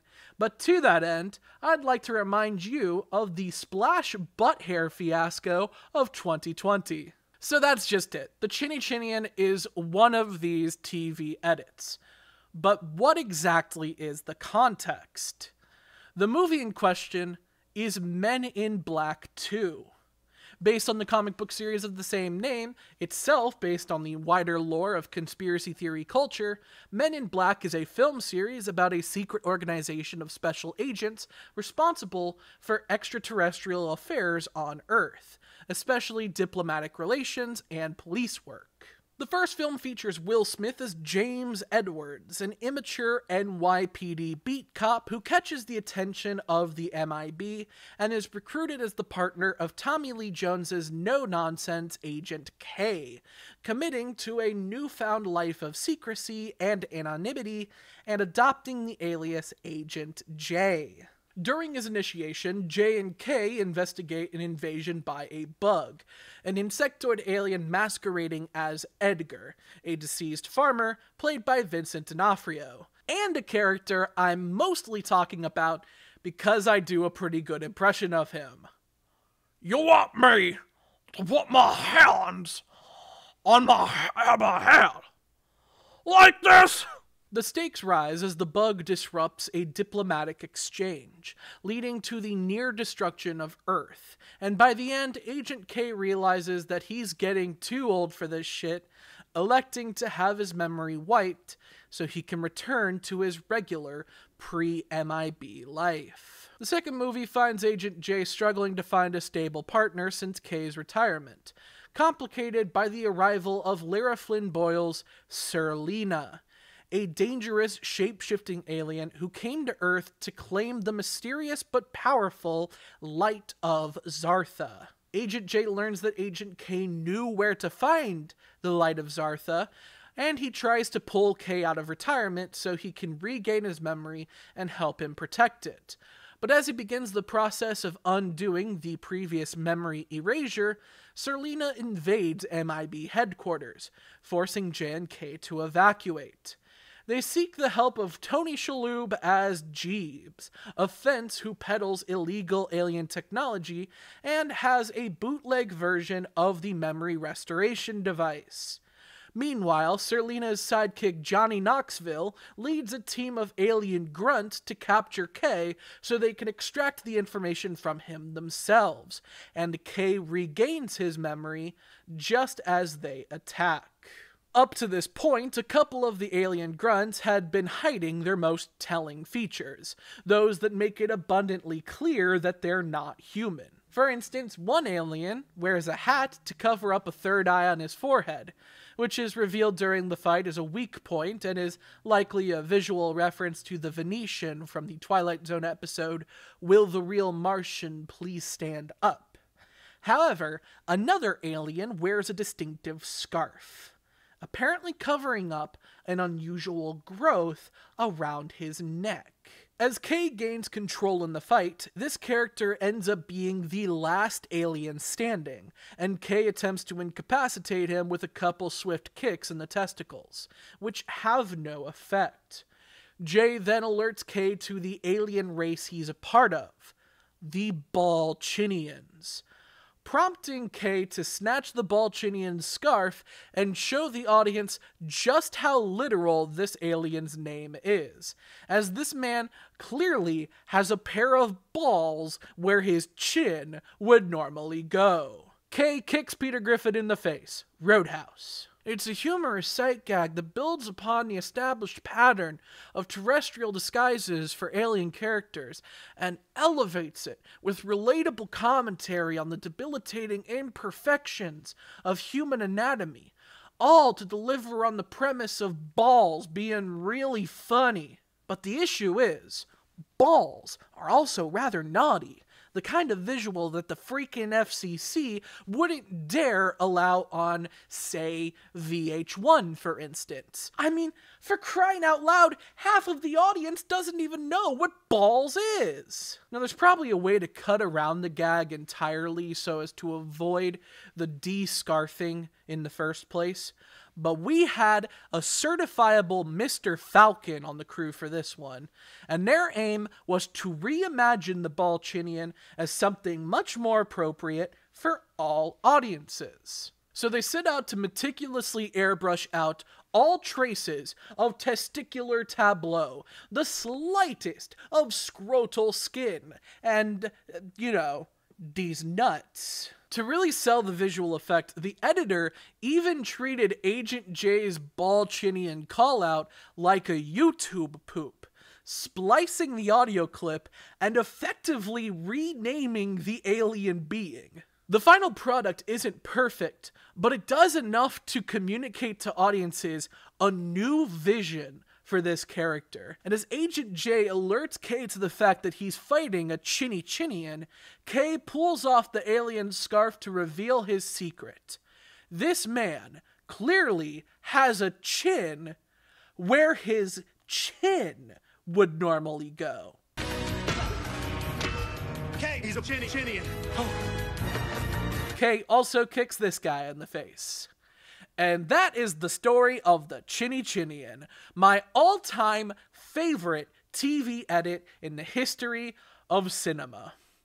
But what makes the Chinichinian so special in my eyes? To me, it all comes down to the idea of someone watching the TV edit of Men in Black 2 without any knowledge of the theatrical cut.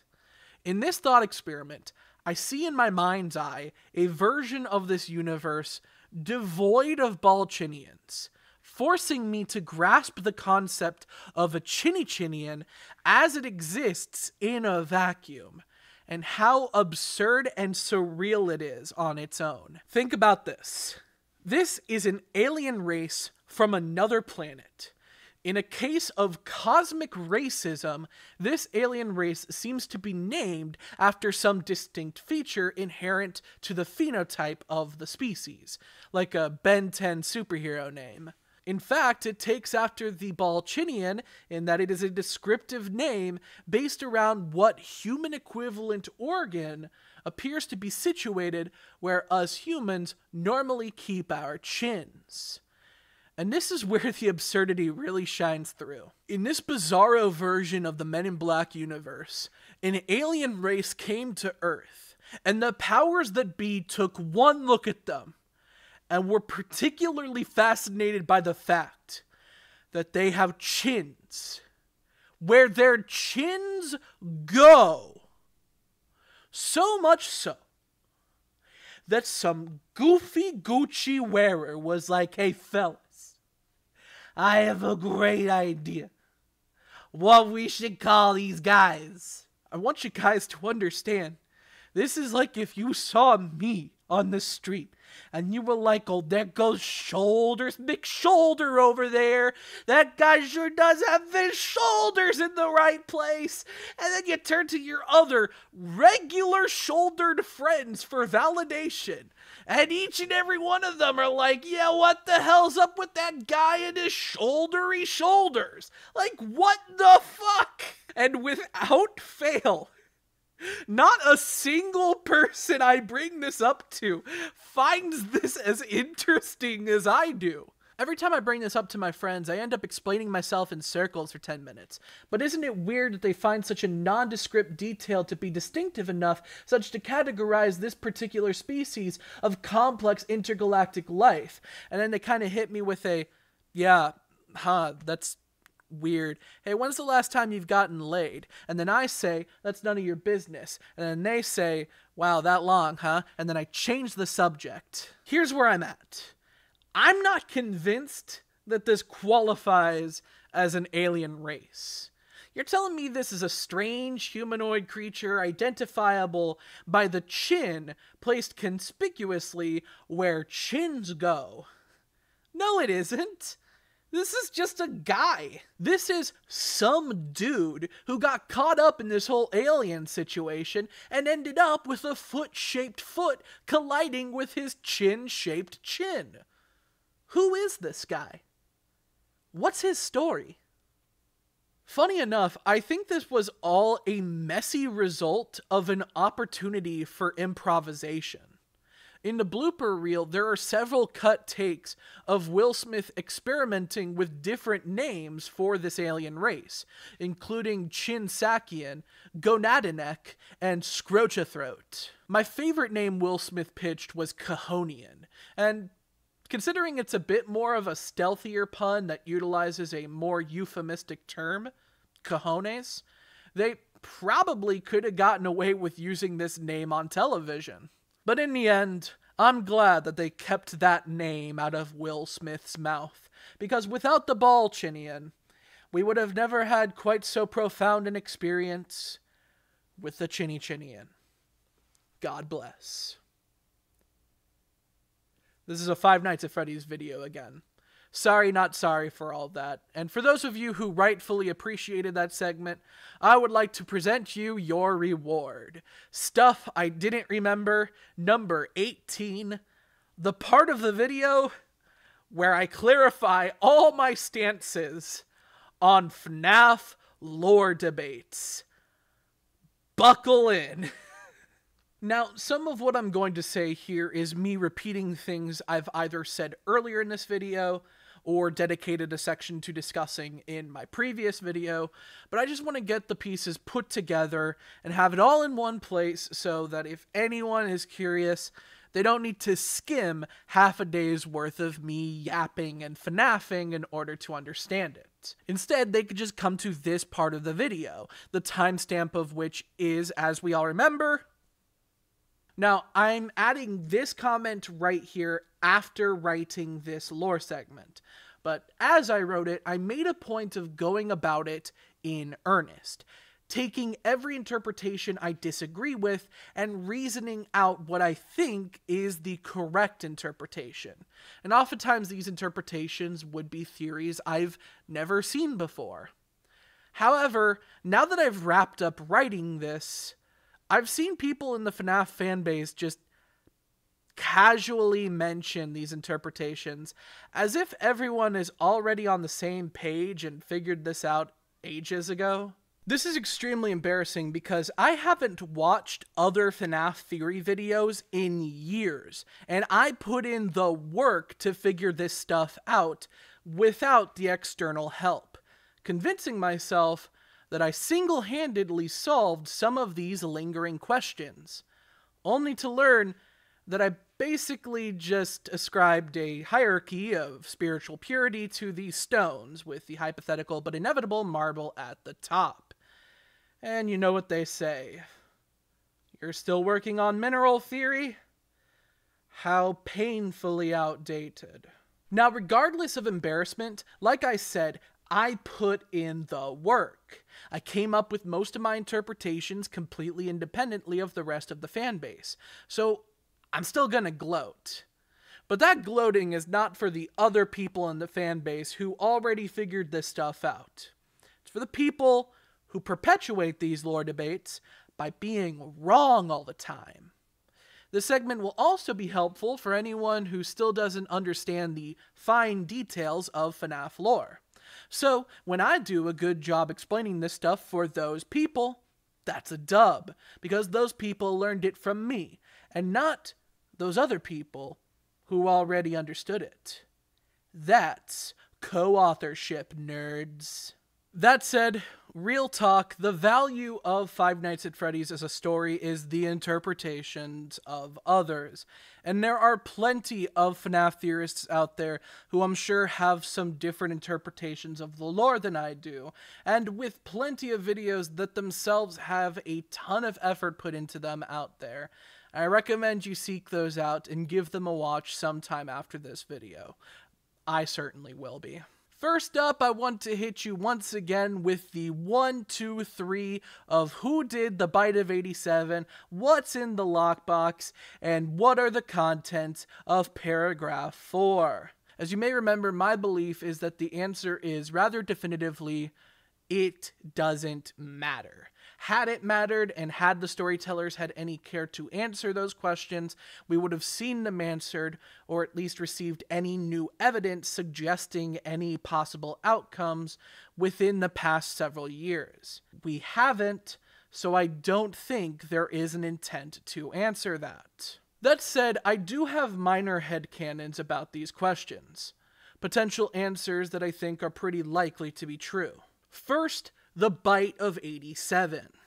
Now, I think that the event we now know to be the Bite of 83, where crying child Afton's head got squished, was originally planned to be a depiction of the Bite of 87, since the teasers for FNaF 4 had been leaning into that idea for some time, especially the use of several 8s and 7s in the source code of Cawthon's website for some time before the game came out.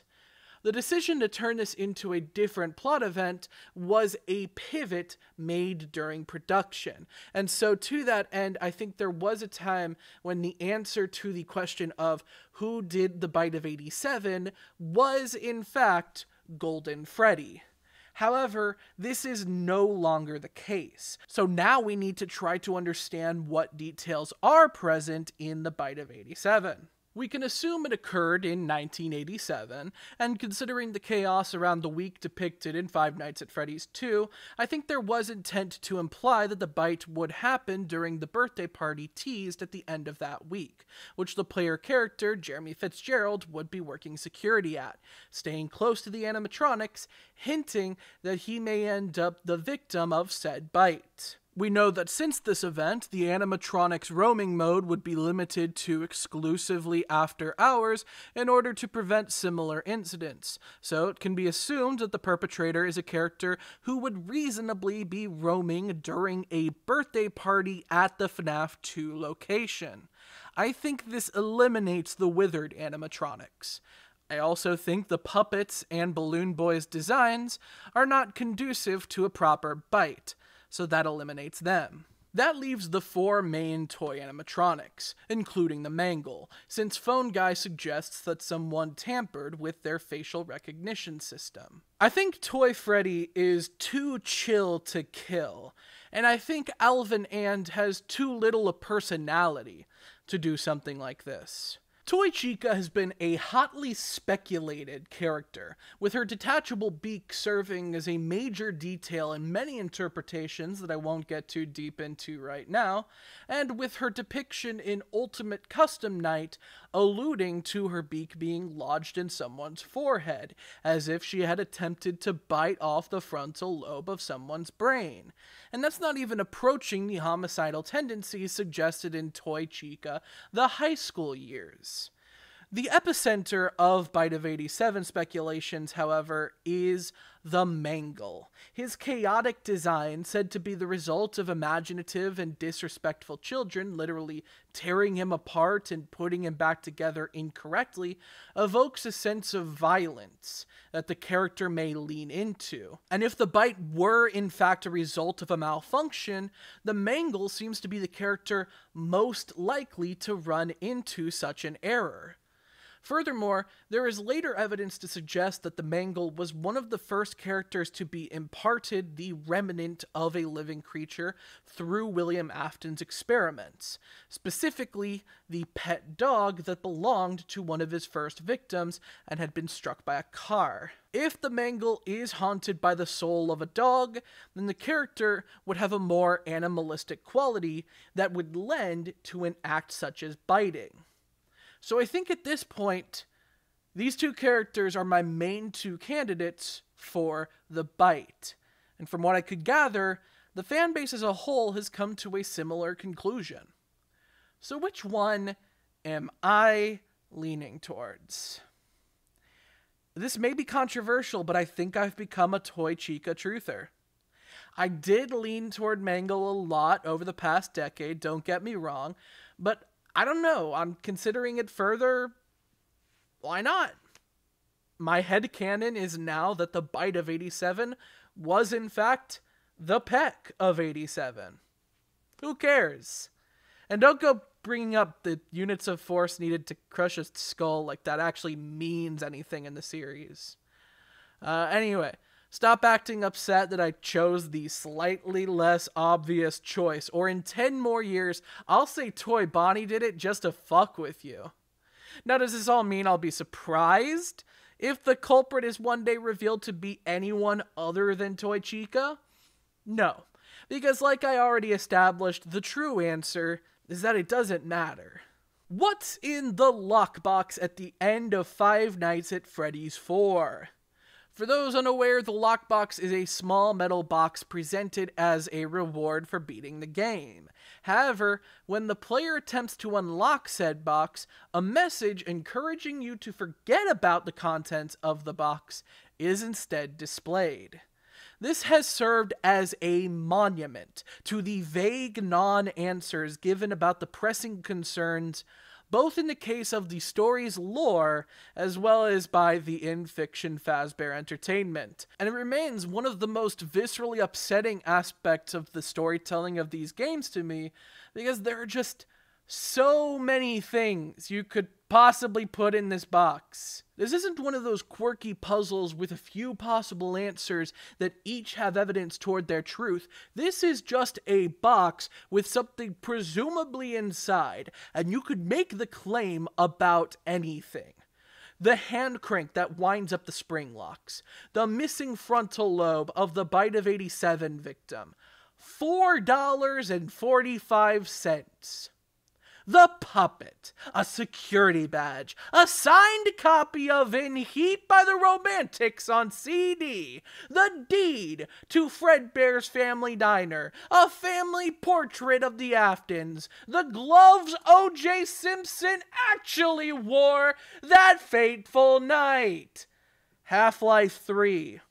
It could be anything. Eventually, we all accepted an explanation in the form of the lockbox being a metaphor for the trauma and buried secrets of Fazbear Entertainment as a whole, especially when Freddy Fazbear's Pizzeria Simulator wrapped up and had a map layout that looked similar to the lockbox design.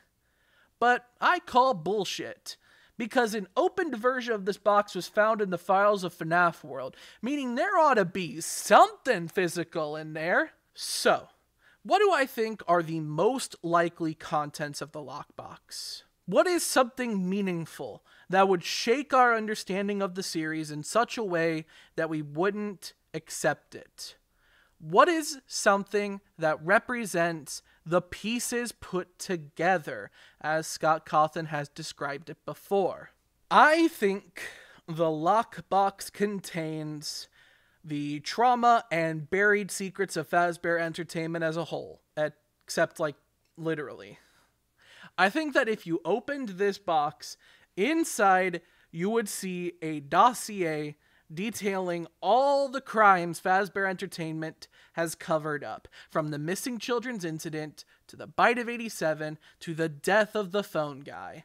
All of it compiled and contained in a box, presumably only unlockable by Henry Emily and William Afton together. See, I did a funny there, by pretending to be outraged by the metaphorical contents, only to claim that the literal contents are the same, thereby implying that the explanation also serves its purpose as a metaphor.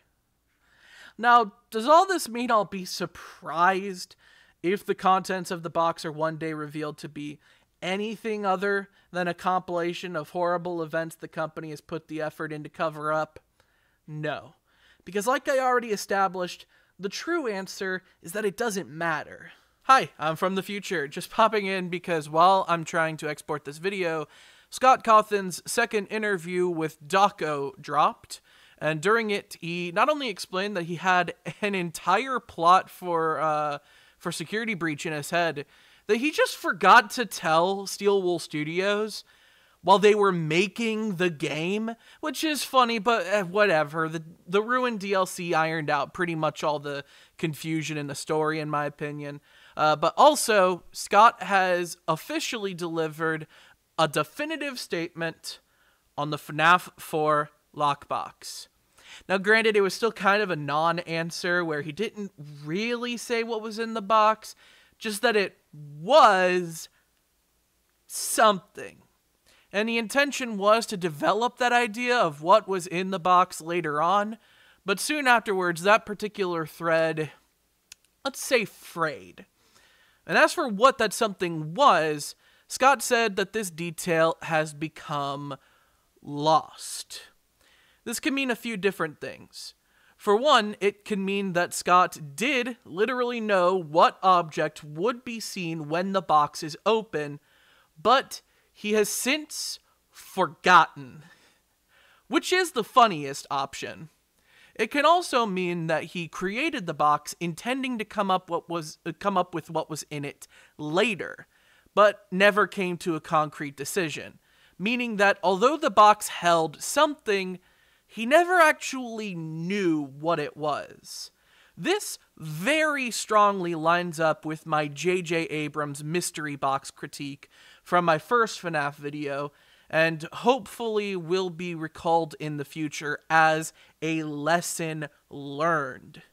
Finally, it's possible that Scott knew what object would be in the box, but decided it wasn't worth bringing up what that actually was, because it's now completely irrelevant, non-canon even.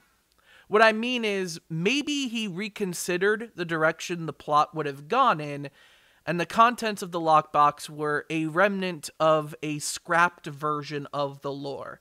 Hence why the contents are now lost. And Scott might have forgone explaining the contents because it would have caused even more confusion. Either way, I have won. Because my true argument is, and always has been, that the contents of the lockbox do not matter.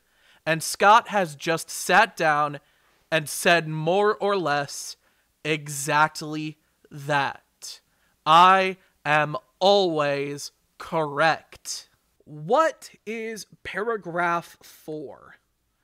In Pizzeria Simulator, Henry Emily contracts the owner of the final Freddy's franchise to check the back alley at the end of each shift and bring in any animatronics left there to assess their responsiveness. He specifically notes that the items brought in should meet the criteria of paragraph 4 of their special obligations, presumably in their contract for employment. Paragraph 4 had previously been teased during the lead up to the release of this game, specifically with the phrase, "What is paragraph 4?" suggesting the actual contents of this paragraph to be of particular importance, despite it never being revealed verbatim in the game. That said, considering the paragraph is meant to serve as a description of the 4 characters needed to be brought together in one place to fulfill Henry's plan, but with the proper legalese and vagueness necessary for an employment contract, especially without outright admitting to the existence of the supernatural, and with the assumption that some parts of the plan may not have gone exactly as expected, or that there may have been other unknown or unexpected variables, I am willing to suggest one potential draft of the contents of paragraph 4. Items of particular interest to Fazbear Entertainment and associated parties include, but are not limited to, 1. An animatronic character similar in appearance to or otherwise reminiscent of Fazbear Entertainment and Afton Robotics character Spring Bonnie. 2. An animatronic character similar in appearance to or otherwise reminiscent of Fazbear Entertainment and Afton Robotics character Circus Baby. 3. An item constituted of various electrical wires and animatronic parts with facepaint similar in appearance to or otherwise reminiscent of Fazbear Entertainment and Afton Robotics character Funtime Freddy affixed to it. And 4. An animatronic character with a dark color scheme similar in appearance to or otherwise reminiscent of Fazbear Entertainment character Rockstar Freddy, hereafter referred to as Lefty. Should any of the aforementioned items be witnessed on the premises, they are to be stored within the subsurface annex of Freddy Fazbear's Pizzaplex and assessed for responsiveness. Note, containment of Lefty must only be performed upon successful execution of extraction protocol. Failure to comply will result in termination of employment and forfeiture of assets obtained per laboris sub Fazbear Entertainment. You like that? I added a clause with language that implies that failure to win Pizzeria Simulator means they withhold the manager's paycheck and may even confiscate all personal property purchased during the week of employment. Feels like something they'd actually include in their contracts. So that's what I think is in paragraph 4. Now, does all this mean I'll be surprised that the contents of paragraph 4 are one day revealed to be literally any other combination of words? No, because like I already established, the true answer is that it doesn't matter. Hat trick! The next question I want to clarify concerns the books. Namely, are they canon? And my answer to this has actually changed somewhat recently. I still stand by the Silver Eyes trilogy not being canon to the games, instead being an alternate universe telling of the story where the events went much differently, mostly diverging from the lack of a Michael Afton and Crying Child Afton in this universe, as well as the decision of Henry Emily to rebuild Charlie Emily as a series of robots designed around the person she would have grown up to be, before he himself dies by suicide. It's difficult to say that the Silver Eyes trilogy is canon to the games when Michael Afton and Crying Child Afton exist in the games, Henry Emily survived to Pizzeria Simulator, Charlie Emily became the puppet, and, oh yeah, the events of the Silver Eyes trilogy didn't occur in the universe of the games. I also stand by the events of Tales from the Pizzaplex being canon to the games. I don't think there are many major contradictions that really make justifying canonicity difficult here, and the presence of the Mimic helps recontextualize Help Wanted and Security Breach in such a way that allows them to make sense. Now, I may have left a correction earlier in the video suggesting this already, but my opinion on the canonicity of the Fazbear Frights books have shifted. Earlier, I stated that the events of Fazbear Frights are just different enough to serve as its own separate canon. However, as I reassess these events, I realize that may not necessarily be the case. Obviously, there's a part of me that is ready to jerk my knee and say that because the Stitch Wraith, Eleanor, the Ball Pit Time Machine go unreferenced in the games, there is intent in saying that that must mean they are non-existent in the version of the story presented in the games. But I think in doing so, I would just be reacting once again to the same bias that poisoned my enjoyment of the most recent FNaF games when I first started making this video. The Fazbear Frights books, while largely encapsulating events all throughout the FNaF timeline in standalone stories, also follow the events directly after Pizzeria Simulator, the aftermath of the Pizza Place fire that should have sent William Afton to hell. In the story The Man in Room 1280, we see how the agony of a vengeful spirit keeps William Afton alive and in a perpetual state of torture until it breaks free and infects various Fazbear Entertainment artifacts, with many of the stories in this series involving these artifacts. And I'll be honest, I didn't like the idea of William Afton's story continuing. I didn't like the idea of him coming back, even if his whole deal is that he always does. I didn't like it when he might have been a digital ghost in Help Wanted. I didn't like it when he might have been a reanimated corpse in Security Breach. And the reason I didn't like it is because it removed the impact of the Pizzeria Simulator grand finale. I didn't particularly enjoy the idea that the definitive statement, "This ends for all of us," end communication, was hollow. I still do find the idea of the story continuing for some of these characters to be somewhat objectionable, hence many of my previous interpretations of the lore. But opinions about whether a story is satisfying does not a reasonable argument about canonicity make. Recently, Scholastic announced a game adapting Into the Pit, the first story in the Fazbear Frights series. You know, the Ball Pit Time Machine one. And I guess if I'm going to keep calling it a Ball Pit Time Machine, I should also clarify that it's not literally a time machine, and the presentation of the past upon travel into the pit does not take someone to a different time. Instead, it shows them an echo of the agony felt during terrible events associated with Freddy Fazbear's Pizza. But anyway, the adaptation of this story into a game helped reignite this particular debate within the community for some time, and it's why I wanted to do a segment cementing my stances on these debates. Now, for a time, my assumption was that Into the Pit couldn't be canon, because in the place of the original location was a joint called Jeff's Pizza, obviously meant to capitalize on the fact that the building here, which used to be the Fateful Freddy's, already had pizza ovens and other facilities that would be perfect for such a business. But of course, there's no place for Jeff's Pizza in the games. Except, why isn't there? There are multiple locations described in the Fazbear Frights books, and the language of the Night 1 phone call in FNaF 2 suggests a similar franchising system in the games. So it probably makes more sense to assume that the events take place at different franchises. Again, probably. And this cycle is consistent throughout the discourse around FNaF short stories. It's very easy to poke holes and find inconsistencies with information in the books and information in the games. For example, the missing children's incident in the games involved 5 children going missing. Their bodies were never found because the puppet put them in the animatronic suits.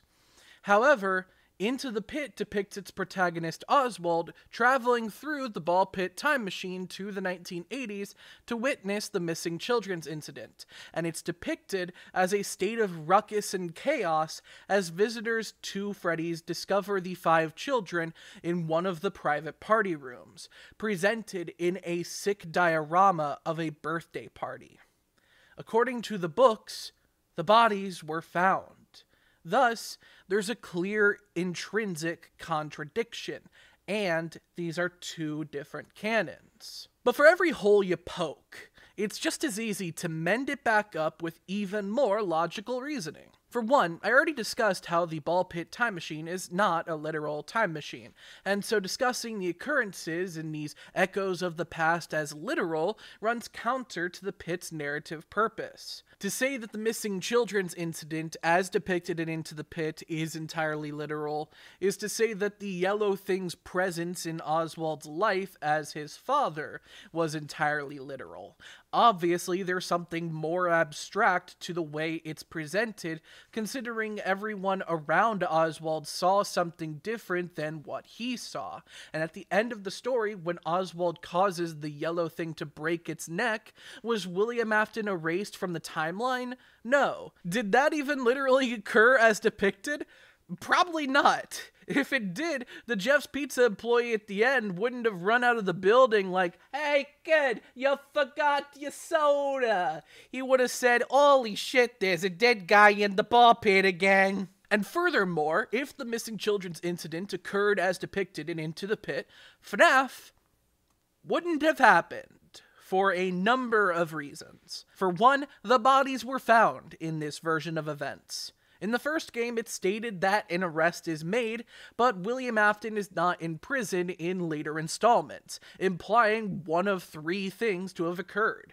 William Afton framed someone else, William Afton broke out of prison, or William Afton was acquitted because they couldn't pin him on the murder charges on account of the bodies never being found. Now, technically, this is speculation and an application of headcanon, but I believe the last outcome is the most likely, since so many other details of the case are known by the public, namely the fact that most of the children were last seen being lured away by someone using William Afton's trademark costume, implying that everyone knows what happened, they just couldn't pin him, like OJ. In fact, this is more or less confirmed to be the case in the Silver Eyes, with the only difference being that in the Silver Eyes, Afton is the one who hides the bodies himself, not the puppet. And furthermore, and perhaps most importantly, if the bodies were found in the Happiest Day diorama as depicted in Into the Pit,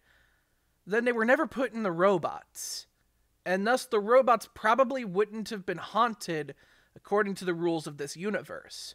Rules that still seem to apply in this version of the story when you consider the Stitch Wraith, for instance. And these exact debates can continue to occur with pretty much any potential plot hole brought up in the case against the book's canonicity, until we see confirmation one way or the other, which frankly demonstrates exactly why that confirmation is necessary, and why it's kind of narratively irresponsible for those in charge of the story not to give us that clarification. And we can handle that under one stipulation.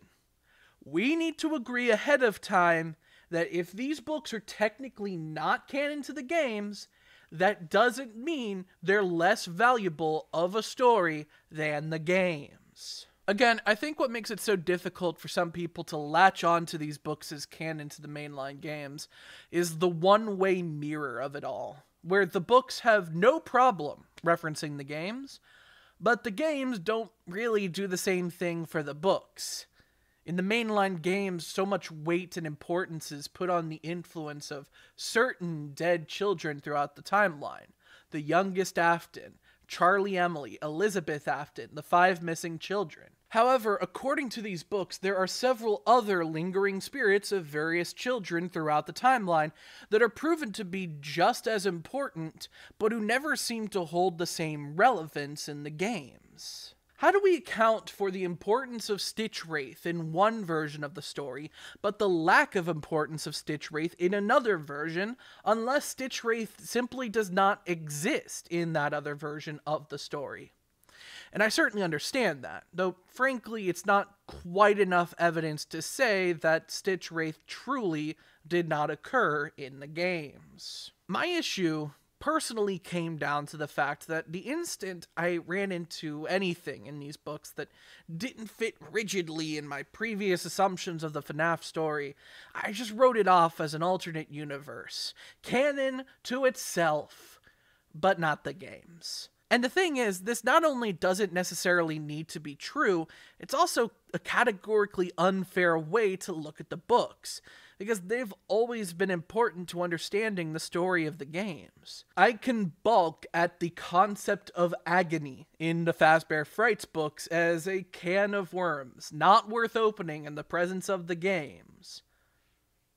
But the parallel concept of remnant is something that is never given in explanation in the games.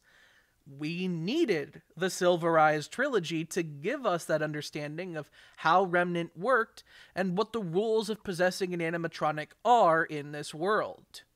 Without it, the reveal in Pizzeria Simulator of the mechanics of the scooper would be nearly indecipherable and would require plenty of significant leaps in logic in order to help us arrive at the explanation that Molten Freddy contained the remnant of the missing children and that their souls would be put to rest by the Pizzaplex fire.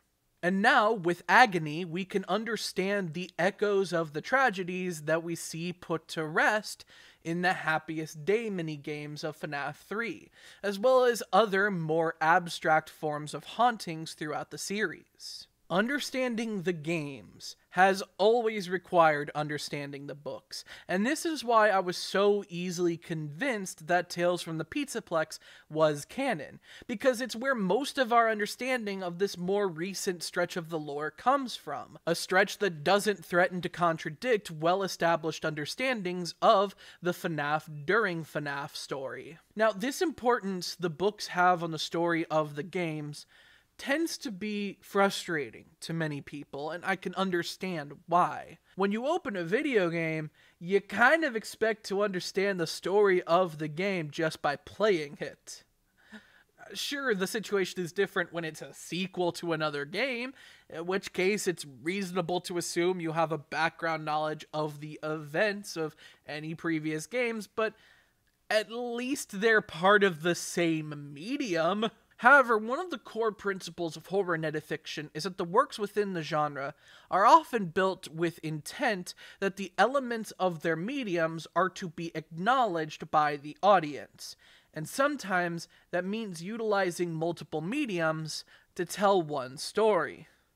Sometimes you, the audience member, have to put in the work in order to get the full picture.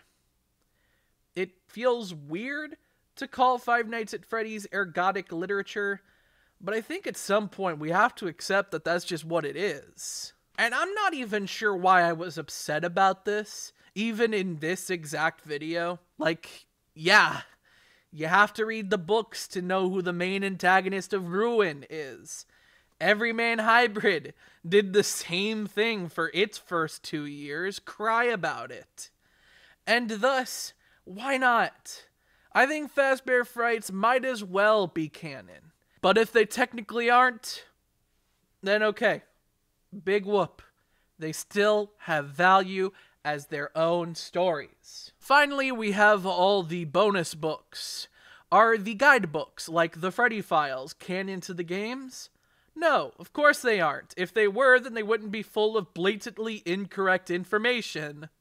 Are the activity books, like the Five Nights at Freddy's Survival Logbook, canon to the games?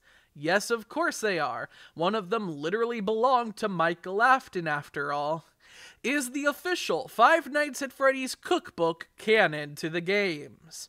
No, of course it isn't. Fazbear Entertainment does not make food that good. Next question I wanted to clarify my stance on is, what exactly is going on in FNaF 4? FNaF 4 is separated into 3 interspersed segments: the Days Until the Party 8-bit minigames, the main levels taking place in the bedroom, and Fun with Plushtrap. Most of the lore for this game is told through those Days Until the Party sequences, following crying child Afton as he is terrorized by his brother, the inconsiderate children around him, and his own pre-existing fears of the FNaF animatronics, culminating with his death during his birthday party when his head is crushed in the jaws of Dreadbear as a result of his brother Michael's cruel prank. The knights abstractly reflect this, imagining a nightmare scenario in which the animatronics are warped and twisted by his perspective, and he tries to defend himself against their progress toward him. Later on, we're introduced to Nightmare Fredbear, reflecting the tragedy of his birthday party, and it's implied that these final nightmares occur on his deathbed. They culminate as a more ethereal version of Nightmare Fredbear appears, simply called Nightmare, a being I believe to represent death, the darkness, come to take crying child Afton to the flip side, as it were. Fun with Plush Trap is a largely inconsequential and useless minigame because, let's be real, no one shaves the first 2 hours off the next night without still losing the first time anyway and having to start from 12 a.m. again. Regardless, I still recognize it and think it's reasonable to say that it coincides pretty strongly with the events of the main nights. Now, a very simple way of viewing the story is through the assumption that each segment tells the same plot in sequence, and they all take place roughly chronologically through the perspective of Crybaby Piss Boy Afton, and I think that was generally the intent when the game was created. However, since then, many players have noted an apparent level of intent in expanding the setting and characters of FNaF 4 into other FNaF media. A drawing of Nightmare Fredbear is left in the survival logbook, presumably by Mike, the older brother. The bedroom this game takes place in is shown to be monitored on security cameras in Circus Baby's entertainment and rental. That rental service bunker apparently is connected to the same power grid that controls the household from FNaF 4. And, most damningly, the events of the Tales from the Pizzaplex story Dittophobia reveal that the main night sequences from FNaF 4 were potentially, and more literally, the depictions of something else entirely. Something that many people have theorized since it was first called into question whether these nightmares were exclusively the terrors felt by Wailing Waif Afton. Basically, since FNaF 4 is a monitored location connected to, if not literally in, William Afton's strange high-tech bunker, and since more people than just the crying child have witnessed these nightmares, then perhaps the events of FNaF 4 were actually the deranged experiments William Afton conducted on other children to recreate the conditions crying child believed he was in. And it's likely that the first kid put through these trials was none other than Michael Afton. I've also seen people suggest that crying child was the first test subject in these experiments, but I personally disagree. I can accept that reality if given no other choice, but I think these experiments are supposed to recreate his experiences in some way. Put him back together or something. Rebuild the agony. You know what I mean. Either way, I think at this point, to reject the canonicity of these FNaF 4-esque experiments is to just be contrarian and difficult, because now there is pretty cut and dry proof that they existed in the story, at least to some degree. That said, I find it difficult to state definitively whether the events that we literally see play out in FNaF 4 are the actual nightmares of crying child Afton, or the recreations of these nightmares in William Afton's experiments. Though I will also admit that this is a rather pedantic question to have at this point. Both events occurred in the story. Crying child had his nightmares, and William Afton recreated them. It isn't ultimately important which in particular we are shown in the gameplay. Instead, I consider this gameplay to be a superposition of both stories. I think if you really want me to choose one, I will probably lean more towards FNaF 4 being Afton's experiment, because the bedroom in the main gameplay does not look like the bedroom in the 8-bit minigames. But even that discrepancy can be explained away by dream logic, so I still think we would need a word of God confirmation one way or the other before we could say it is definitively one or the other. Furthermore, you'll recall my rant I interjected into the video earlier about illusion discs and hallucinatory gas, and this is important context to once again insist that no matter which truth you believe, the physical appearances of the nightmare animatronics are not literal.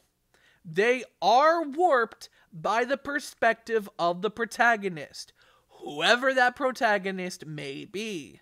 I just really feel like clarifying that for personal reasons. The next piece of lore debate I want to discuss is dream theory. Dream theory is an idea that started rather simply and standardly, in the fair assumption that the main gameplay of Five Nights at Freddy's 4 takes place in the dreams of crying child Afton. This assumption then led to the idea that the game is set in the dreams of Michael Afton, especially in the stretch of time where Michael Afton and crying child Afton were assumed to be one and the same, revived as a robotic facsimile of himself in a theory that was inspired by the twist in the finale of the Silver Eyes trilogy, and which has gone almost entirely by the wayside in recent years. This assumption then noticed the presence of references to the previous 4 games in a way that feels taken out of time, eventually developing the earnest belief of many theorists that each game in the Five Nights at Freddy's franchise up to this point were all, in fact, the nightmares of one common protagonist, Mike Schmidt, Afton. And I do find some fun novelty in interpreting every game in the original run to feature Michael Afton as the player character. It comes very close to being the reality of the games, if not for the likely truth of Jeremy Fitzgerald being a real character and not an alter ego created by Michael Afton, or the potential of FNaF 4 representing the literal nightmares of the crying child rather than the experiments conducted on Michael Afton by William Afton. That said, I find this particular all-encompassing dream theory idea to be generally objectionable. I'm not a fan of the trope of media analysis being limited to the recurring assumption that all pieces of fiction are the purposeless constructs of the protagonist's warped imagination. I will be breaking it down in detail in the creepypasta video in my horror metafiction analysis series, namely in the segment dedicated to the category of dream theory creepypastas, but for now I think it's reasonable to state that it's not the kind of theory I prefer to subscribe to, and that goes for Five Nights at Freddy's as well. Some people have been so adamantly against dream theory, however, as to outright reject its potential presence in FNaF 4, the one game that seems to utilize dream logic with purpose. This may be one of the largest influences in causing the nightmare animatronics to be considered literal and tangible, a belief that serves to completely counteract anything that could be construed as non-literal. And this is where I find a new problem. I think it's reasonable to find dream theory objectionable, but I also find it objectionable to assume that there is no dream logic present anywhere in the series, because there is still one game that seems to pretty reasonably depict dream logic: FNaF 4. In fact, the premise of the game is inspired directly by the nightmare Scott Cawthon personally had, so of course it takes place in nightmares. Thus, do I believe in dream theory in regards to Five Nights at Freddy's as a whole? Of course I don't. Do I believe in dream theory in regards to Five Nights at Freddy's 4? Of course I do. Or at least I both do and do not, supposing that we have yet to observe a concrete explanation such as the wave function of this particular literary superposition collapses. Next up is less of a wider overarching lore debate and more just a general clarification. Who is the crying child? Like, in a very literal sense, what do I mean when I say crying child? You see, there are a handful of characters in Five Nights at Freddy's that all fit the description of child that is crying. Obviously, there's the scaredy cat whose head was crushed in Fredbear's jaws in FNaF 4. However, there's also the child scene outside during the FNaF 2 minigame, in which Freddy is bringing cake to hungry children. This character is seen being slaughtered by William Afton at the end of the minigame, and it is learned in Pizzeria Simulator that this character is Henry's daughter, who then went on to possess the puppet. Furthermore, the ghosts of the other children killed in the Missing Children's incident are depicted as crying. FNaF World features a character you can add to your team named Crying Child, and it's ambiguous which of these characters they're technically meant to be a depiction of. Perhaps the most significant evidence as to who this character represents is the fact that one of their moves involves giving gift boxes to everyone on your team, reminiscent of the puppet's actions in the Give Gifts Give Life minigame from FNaF 2. And thus the character directly named Crying Child in the FNaF games is specifically Charlie Emily, and not the youngest Afton, as I've been calling him up until now. It's likely I've even referred to this FNaF 2 character as Crying Child in the past, probably causing confusion to viewers, and if that's the case, whoops. Anyway, even if Crying Child isn't Charlie, they certainly are not the character from FNaF 4, as they are briefly shown in color during their animation, and their green shirt does not reflect Little Afton's black and gray striped shirt. Thus, it is probably a faux pas to refer to the FNaF 4 minigame's protagonist as Crying Child, a misnomer even, and instead I probably should have been using the other common descriptor for that character, Bite Victim. Or I could refer to him by name, if he had one! Anyway, try to ignore the fact that technically Bite Victim could also refer to the victim of the Bite of 87, but since we have yet to be given explicit details of that character's identity, I don't think that confusion is quite as likely. Now at this point, I do want to break down my thoughts on another big question that continues to be debated in the FNaF franchise. Who haunts Golden Freddy? It's only once I answer this question that I can finally move on from FNaF 4. But, as you may remember, this is the question that serves as the basis for my more metaphorical interpretation of Ultimate Custom Night. So before I answer the question of Golden Freddy, I want to answer the question of UCN. Thus, what do I truly believe is going on in Ultimate Custom Night? In the past, I have posited what I call ambiguity theory, the idea that Ultimate Custom Night does not literally depict a point in the Five Nights at Freddy's story, and instead, the entire game is a theatrical, self-referential play on the series as a whole, centered around one of the major loose ends not tied up by Pizzeria Simulator's climax. That of what character haunted Golden Freddy. My theory referenced the competing interpretations of UCN as a hell for William Afton, orchestrated by the spirit he killed that haunted Golden Freddy, i.e. one of the victims of the Missing Children's incident, and UCN as a hell for Michael Afton, orchestrated by the spirit he killed that haunted Golden Freddy, i.e. the Bite Victim. The contradictions presented by the assumption that all 5 of the missing children must each haunt one of the 5 original animatronics from FNaF 1, and the assumption that the Bite Victim must haunt the animatronic he was killed within, led me to come up with the theory that you actually play as Scott Cawthon, humorously haunted by this contradiction itself. Now, do I still believe this? I'm not sure I ever actually did. This theory was built on the idea that Ultimate Custom Night was an extended metaphor of a game that had no basis in the literal plot of the FNaF timeline, and there hasn't really been any other evidence for this idea.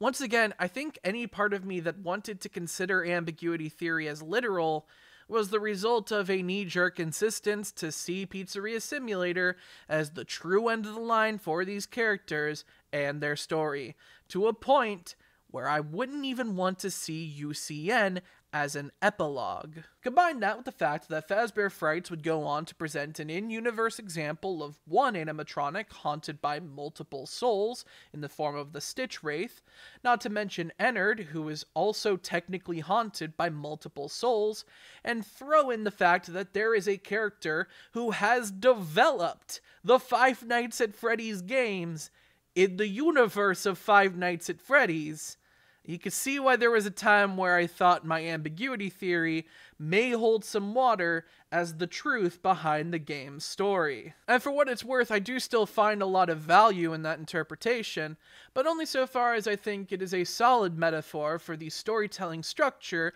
of Five Nights at Freddy's. However, what we see in The Man in Room 1280 is pretty direct confirmation that William Afton is, in fact, forced into a sort of hell after his death. And even if Fazbear Frights is proven not to be canon, it does show intent for the story to go in that direction. So I do think that Ultimate Custom Night probably is William Afton's personal hell. At least, that is how one can literally interpret the events of this game in terms of how it may fit in the Five Nights at Freddy's story. Thus, that would suggest that Golden Freddy is haunted by one of the victims of the missing children's incident, a character I and many others have taken to calling Cassidy, since that is the name of the character in the Silver Eyes trilogy and the Survival Logbook, though they go unnamed in the games, and it is Cassidy who forces William Afton into his own personal hell in Ultimate Custom Night.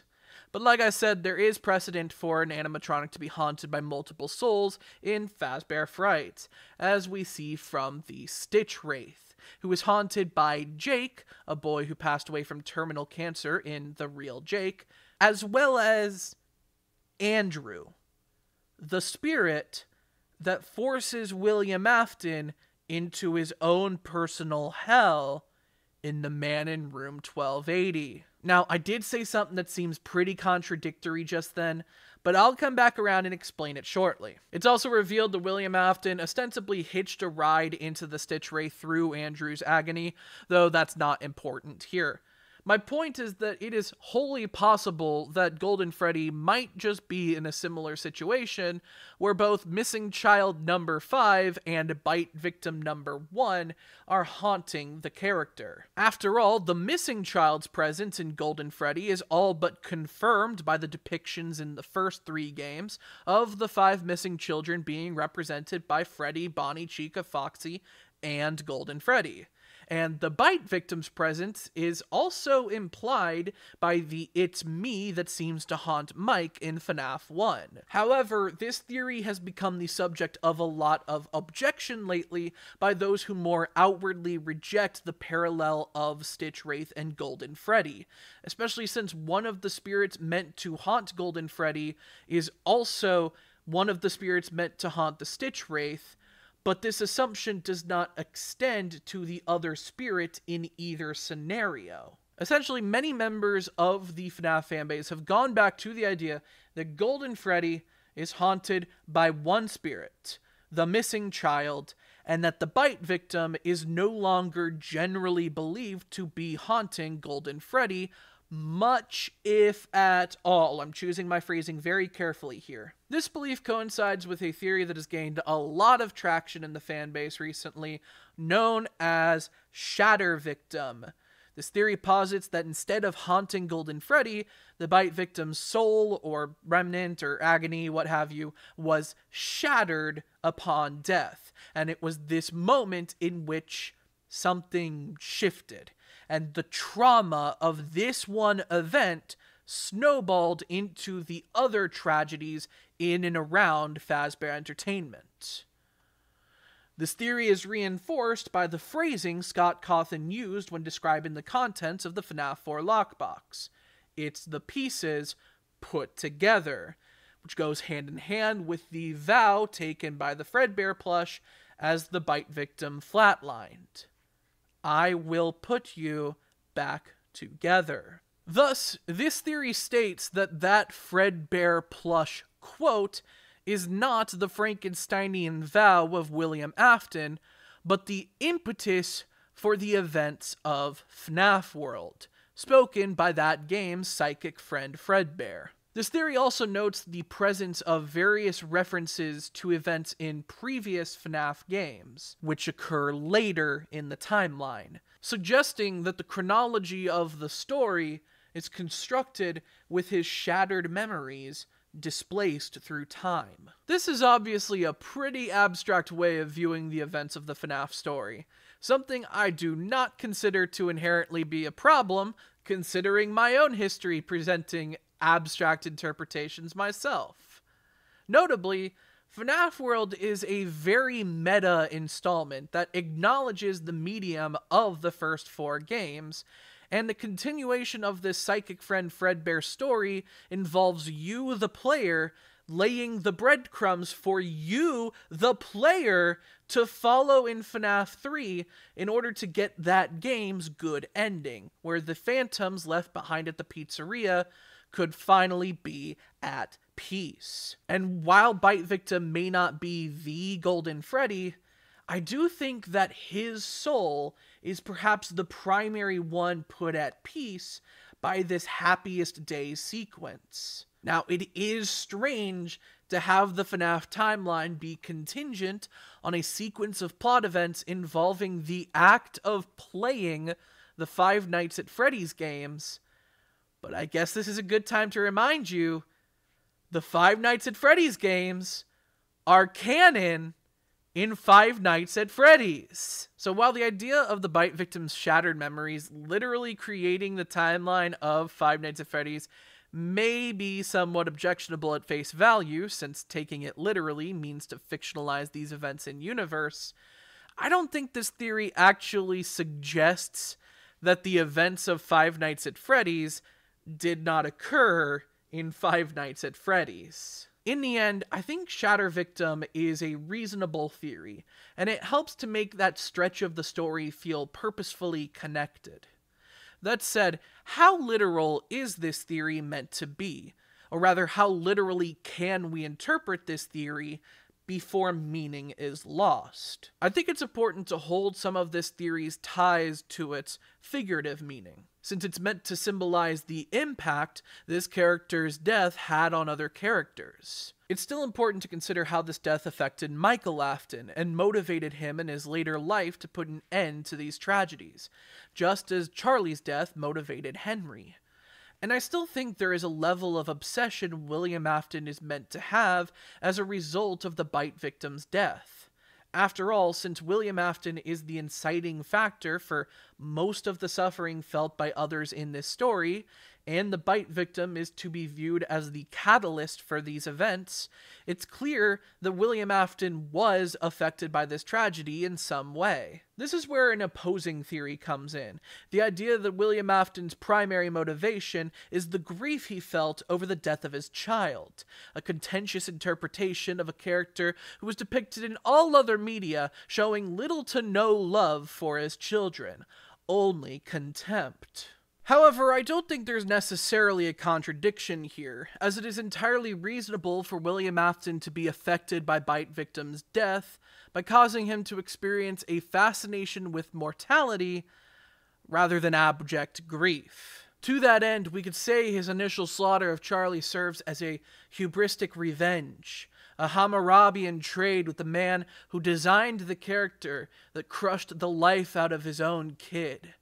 A murder that was opportunistic, dogmatic, and emblematic of the monster he would become, or perhaps always was. So, do I think that Shatter Victim theory means the space-time continuum of this world is built of one particularly scared soul?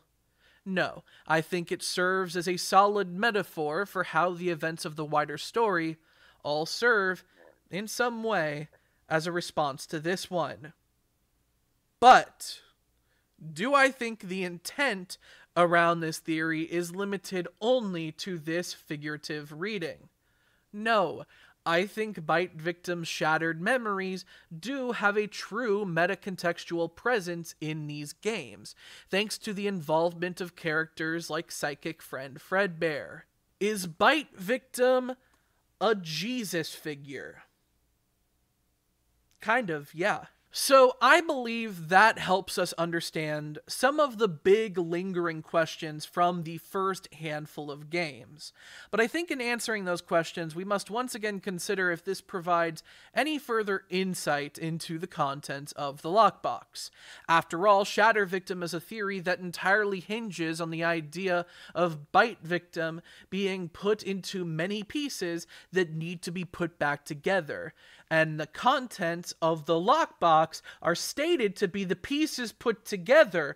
So for real, what's in the bags? If the pieces to put together are the Bite Victim's soul and memories, which constitute the entire timeline of trauma and tragedy, what does it actually mean for these pieces to be put together? Like, I love metaphors, but this is a box. Boxes hold items, not metaphors, unless the box itself is a metaphor. And yes, I know we've already established the box itself is a metaphor, but I'm chasing the hypothetical of what exactly I would have seen if this box actually opened. So, if the box holds the pieces put together, and the pieces are this dead kid, is there a dead kid in this box? You legally have to tell me if there's a dead kid in this box or it's entrapment. Oh, yeah, I almost forgot. I did raise a strange contradiction earlier. So, allow us to backtrack and resolve the question of Cassidy and Andrew. I don't really have a good answer to this. Cassidy is named such in the Silver Eyes trilogy, and her name is arguably confirmed by a puzzle in the survival logbook, so she might be the vengeful spirit in Ultimate Custom Night. The princess of Princess Quest was even named Cassidy in the files, suggesting that her spirit lives on in the lore. However, the file name was later changed to just Princess, perhaps retconning that Cassidy was not her identity, and that they might have had that intention at one point in production, only to change their minds later. I think what's more likely is that Cassidy was the name of the fifth missing child for some time, but around Ultimate Custom Night there was a decision made to pivot away and introduce Andrew as the game canonical version of Golden Freddy. After all, the vengeful spirit was casted and designed with an ambiguous gender in mind, serving as a sort of liminal version of the character, maybe with Andrew in mind as the endpoint, and that's why we're introduced to Andrew in Fazbear Frights. Furthermore, in the FNaF movie, which I'll promise we'll get to, the identity of the spirit haunting Golden Freddy is no longer the girl we're told about in the fourth closet. It's this kid. And doesn't he look like an Andrew? Oh, also, I did lie. Cassidy did not haunt Golden Freddy in the Silver Eyes trilogy. I finally got around to rereading the first book, and a major plot point was how Golden Freddy was haunted by a boy named Michael. No, not that Michael. No, not that Michael. There you go. So I was wondering, hey, if Cassidy is Golden Freddy, like everyone's been saying, why is Cassidy not Golden Freddy, like everyone's been saying? As it turns out, this is all a testament to the importance of doing your own research, because in the fourth closet, Cassidy never did haunt Golden Freddy.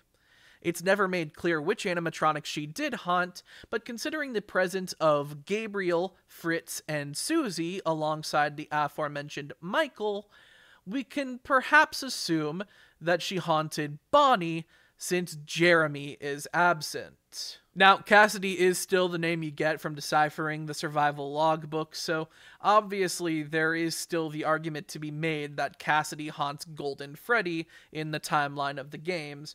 But this further revelation, which technically was just the result of my past ignorance, makes me think there is still a fluidity to this particular story element. Assuming Cassidy once was the identity of Golden Freddy, but now Andrew is, This wouldn't even be the first time a character's gender was retconned, since the death of Charlie Emily in the games was originally framed around a speak-and-spell voice telling the player to save him rather than save her. And of course, gender-fluid animatronics are well established at this point. So I personally think the answer to the Cassidy Andrew issue is that, in spite of my previous understanding that I've run with, Cassidy may not exist in the lore of the games, but Andrew might. But then again, we are still awaiting confirmation regarding the canonicity of the Fazbear Frights books, so I think it's reasonable to continue to believe in the presence of Cassidy. I can't really afford to be surprised by either outcome without more details or a word of God clarification. Next, let's talk about another FNaF character identity crisis that seems to haunt most people. Orange Guy, aka Yellow Man. In Pizzeria Simulator, the game Midnight Motorist has a secret path that depicts someone driving home, perhaps attempting to enter a location called Junior's on their way, only to be turned away at the door due to some implied previous incident. Whichever location they go to first, the player will be surprised to see that the character depicted in this minigame is a man depicted entirely as a yellow-orange color, which is strange since any time a character has been depicted in one color before, the color has been purple. Orange Guy enters his home and we're met by another character who asks Orange Guy not to give, presumably their child, a hard time. However, Orange Guy responds upset to a locked door and decides to go around the house and confront the child through his window. But when he gets to the back of the house, he notices footprints leaving from the window. He speculates that his son has run off to, quote, that place again, and he assures himself that the kid will be properly punished when he returns. However, what goes unmentioned are another pair of footprints, apparently belonging to an animatronic or mascot, implying that the kid was lured to Freddy's, something that he apparently has a pattern of doing. In my last FNaF video, I offhandedly mentioned the main interpretations of this character as a way of just brushing past the minor lore reveals of Pizzeria Simulator. But to sum it up, two of the biggest early theories, and which continue to be assumptions made to this day, are the knee-jerk assumption that Orange Guy must be one of the named characters with particular lore relevance, Henry Emily or William Afton. Now, Henry Emily is a choice I cannot confirm or deny, since it requires the definitive statement that he does not have a son alongside his daughter Charlie, and that itself is a touchy subject, because in the Silver Eyes he did have a son, Sammy, who was killed by William Afton. Except no, he wasn't. Turns out Charlie was actually killed, and the memory of Sammy's death was false. My point is, I don't know, I guess the son here could be Sammy, but I just don't think the evidence is here, and I don't think it really gels with what we know about the characters. Even more oftenly discussed is the idea that Orange Guy is actually Purple Guy. The idea here is that William returns home and Michael Afton is the one telling him to leave Bite Victim Afton alone. And Bite Victim Afton sneaks off to the pizzeria, guided there by Fredbear, I assume. There is no angle of this theory that makes any sense to me. Why would Michael be a voice of reason telling anyone not to torment Bite Victim Afton? Why would Bite Victim Afton sneak off to the pizzeria he's terrified of? Why is one of the animatronics here to whisk Bite Victim Afton away on an after-hours excursion to Freddy's or Fredbear's? Why William Orange? Admittedly, it makes sense to headcanon William Afton as an abusive father, and if you interpret Junior's as a Fazbear location, it makes sense he'd be turned away if he's under investigation for the missing children's incident. And maybe that's not Michael, it could be Mrs. Afton. Most who believe in this theory assume that this occurs before any of the major tragedies.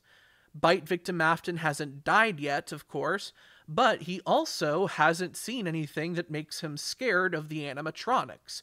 Michael hasn't tormented him yet. William Afton is depicted orange here because he hasn't gone off the deep end, as if the shadowy purple is meant to showcase his evil. However, I feel like the stretches that go into this reading, claiming it's a representation of a better time before everything went rotten, they generally undermine the sinister undertones of the minigame. And I don't know if I agree with this idea that William Afton wasn't really evil until after Bite Victim's death. I mean, Orange Guy is evil in this minigame. Hi, I'm from the future. So, I had to delay this video a few days and have seen some updates about the FNaF 10-year anniversary event, and I was trying to avoid letting info from this delay me any further with more and more updates and corrections, but this one was kind of big and people would get on me if I didn't say this. 5 laps at Freddy's was teased, and in the teaser, one of the vehicles was a purple car similar to the one in Midnight Motorist with a small yellow rabbit antenna topper, implying that William Afton was, in fact, the orange guy from Midnight Motorist.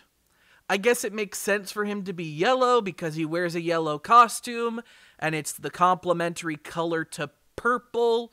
Sure, whatever. I mean, look, if we're gonna have some more confirmation about this, that's fine, just generally.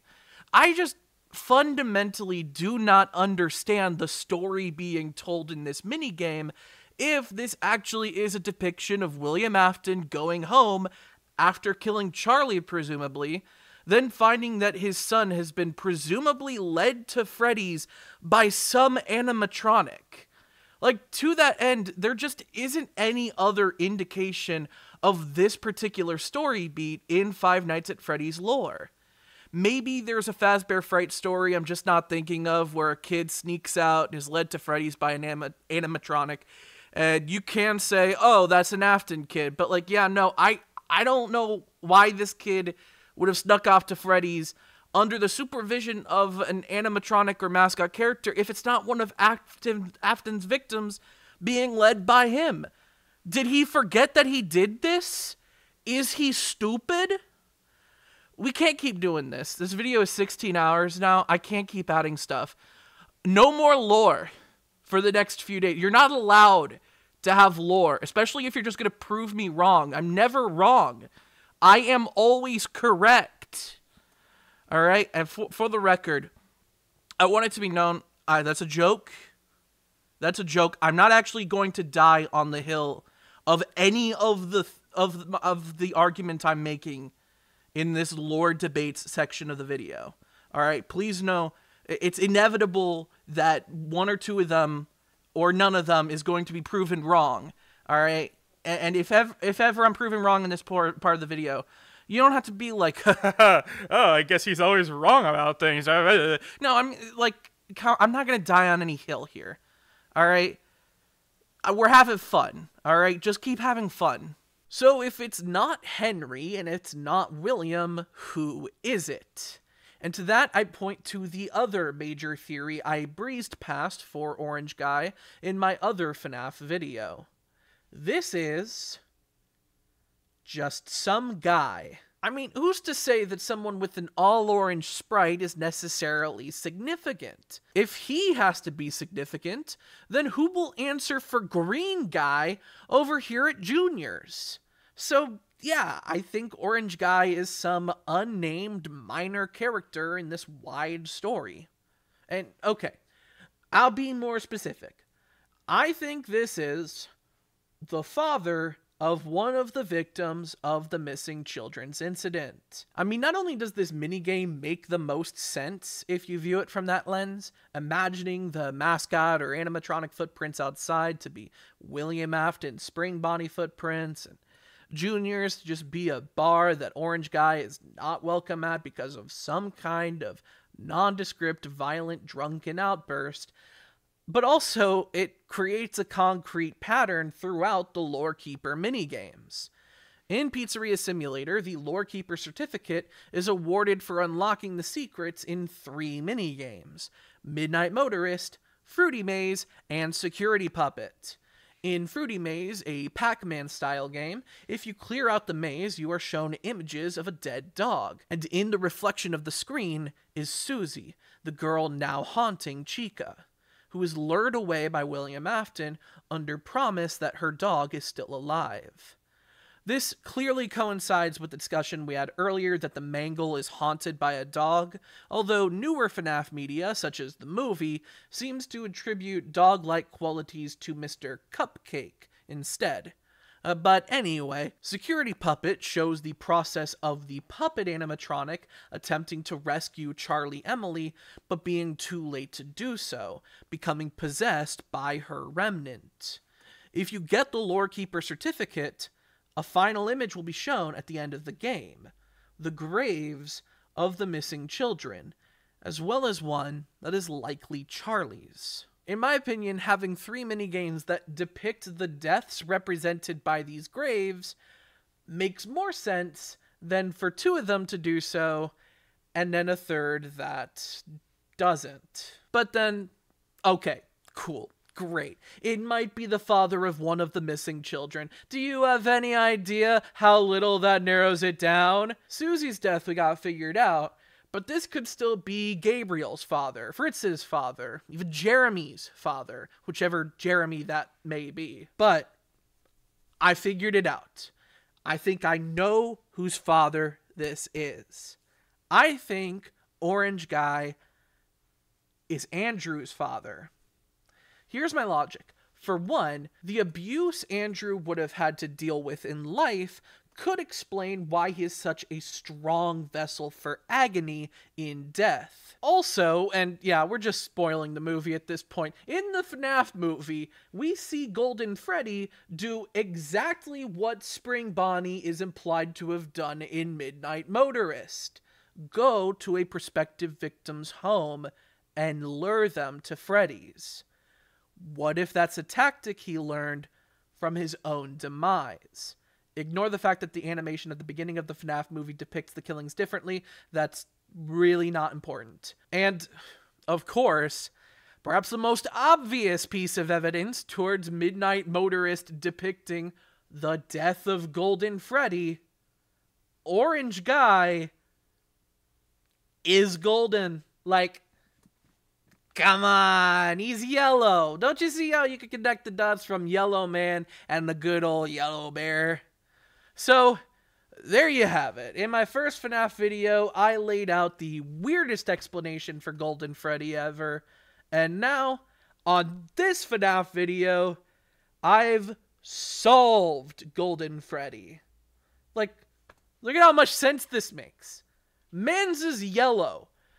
But hey, the next lore debate I wanted to settle my stance on is the everlasting confusion that still seems to be present around the game's chronology, and especially sister location's placement in the FNaF timeline. I've seen a lot of people get this wrong. The confusion here mainly seems to revolve around the fact that Freddy Fazbear's Pizza has closed down multiple times over the course of the timeline prior to the games that are unanimously accepted to take place in the 21st century. After the rebranding from Fredbear's Family Diner post-Bite of 83, Freddy's is said to have been left to rot prior to the events of FNaF 2 in 1987. Then that game ends with the closure of that location. And of course, the location in FNaF 1 is implied to be on the verge of its own closure, which is shown to have occurred by the time of William Afton's death in the FNaF 3 Follow Me minigames. Thus, what closure do they refer to in sister location? Most articles on the chronology of the FNaF series by game journal outlets assume that they're probably referring to an earlier closure, connecting this quote to the development of Circus Baby's Pizza World, which the Funtime animatronics were originally made for, before the death of Elizabeth Afton put an end to the project. According to this logic, this game would take place before FNaF 1, maybe even before FNaF 2. However, this game doesn't take place in Circus Baby's Pizza World. It takes place in Circus Baby's Entertainment and Rental sometime later. And to really solidify its place in the order of chronology, we need to turn our attention to the Scooper.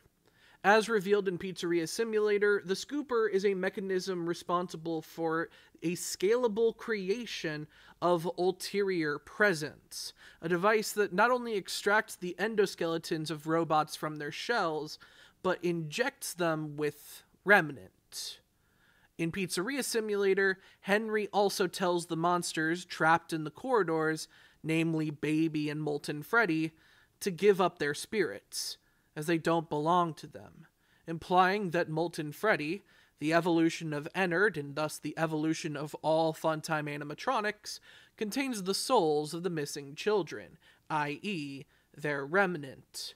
However, their remnant was inside Freddy, Bonnie, Chica, Foxy, and Golden Freddy. Ennard escapes Circus Baby's Entertainment and Rental at the end of Sister Location, leaving no later opportunity for this remnant infusion, so it has already occurred by the end of the game, and likely before the events of the game. So in order for Sister Location to take place before FNaF 1, the remnant of the missing children must exist in the Funtime animatronics before the remnant is harvested from the classic animatronics.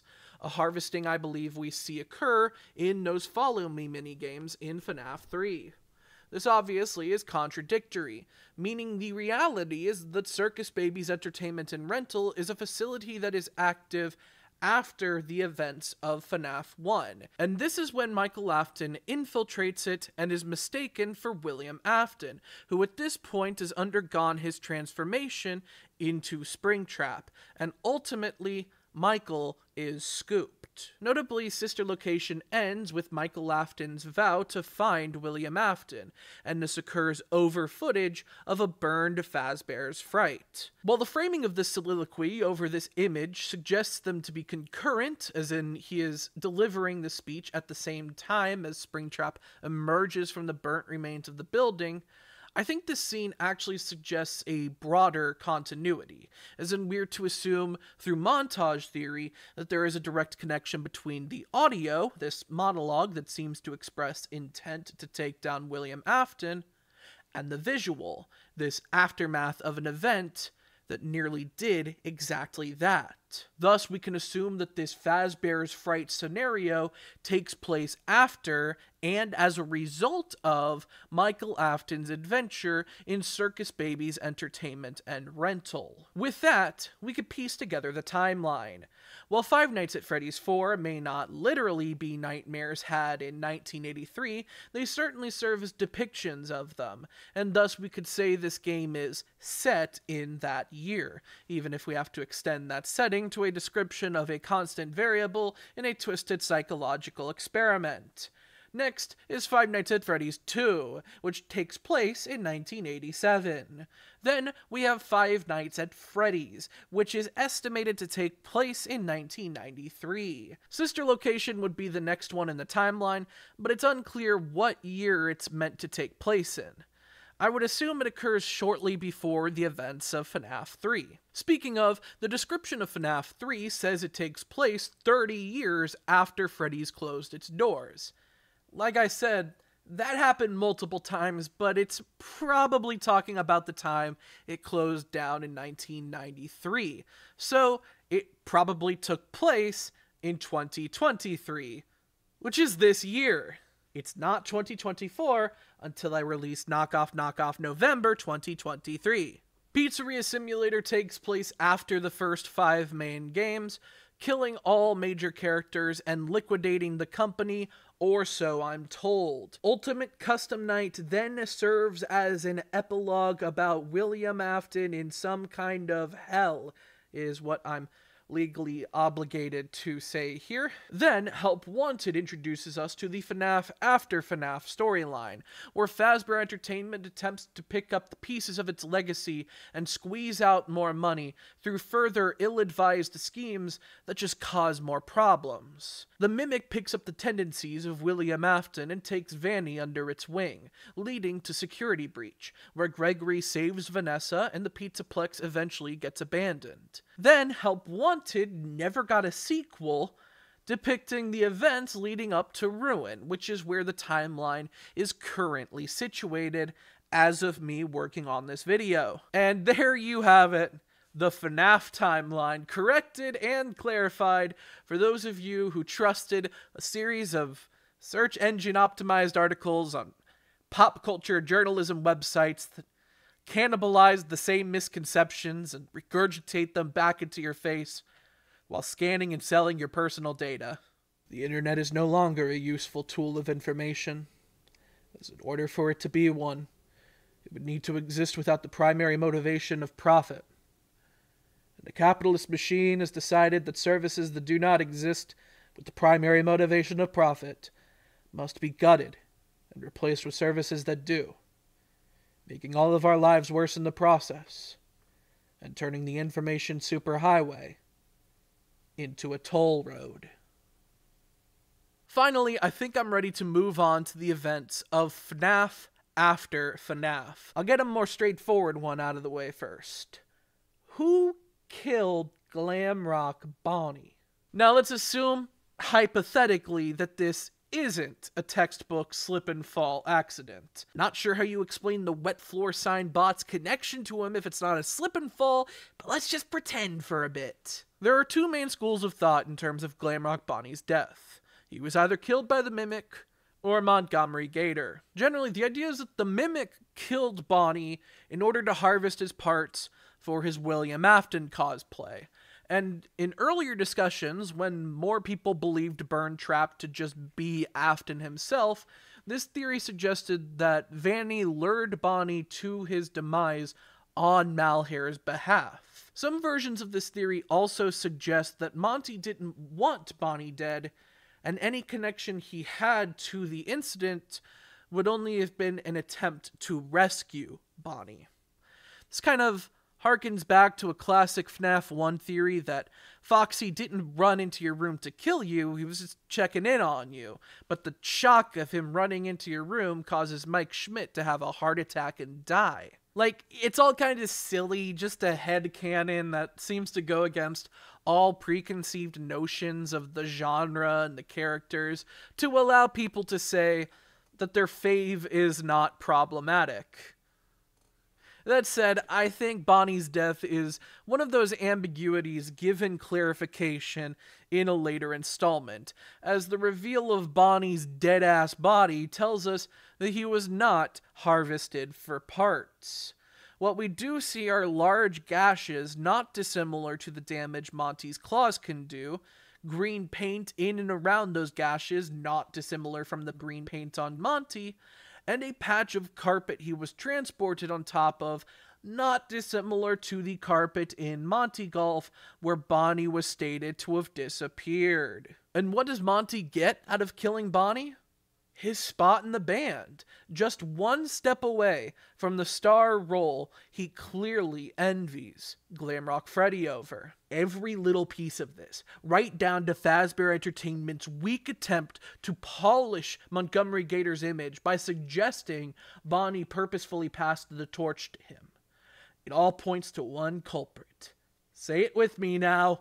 The wet floor sign bots. That was a test and you failed. Next, what's up with the staff bot silo with all these post-it notes everywhere? Some have speculated that this is the result of the spirits of children being put in the staff bots, and that's a very easy assumption to make considering a lot of the scribbles and the sticky notes resemble children's drawings. But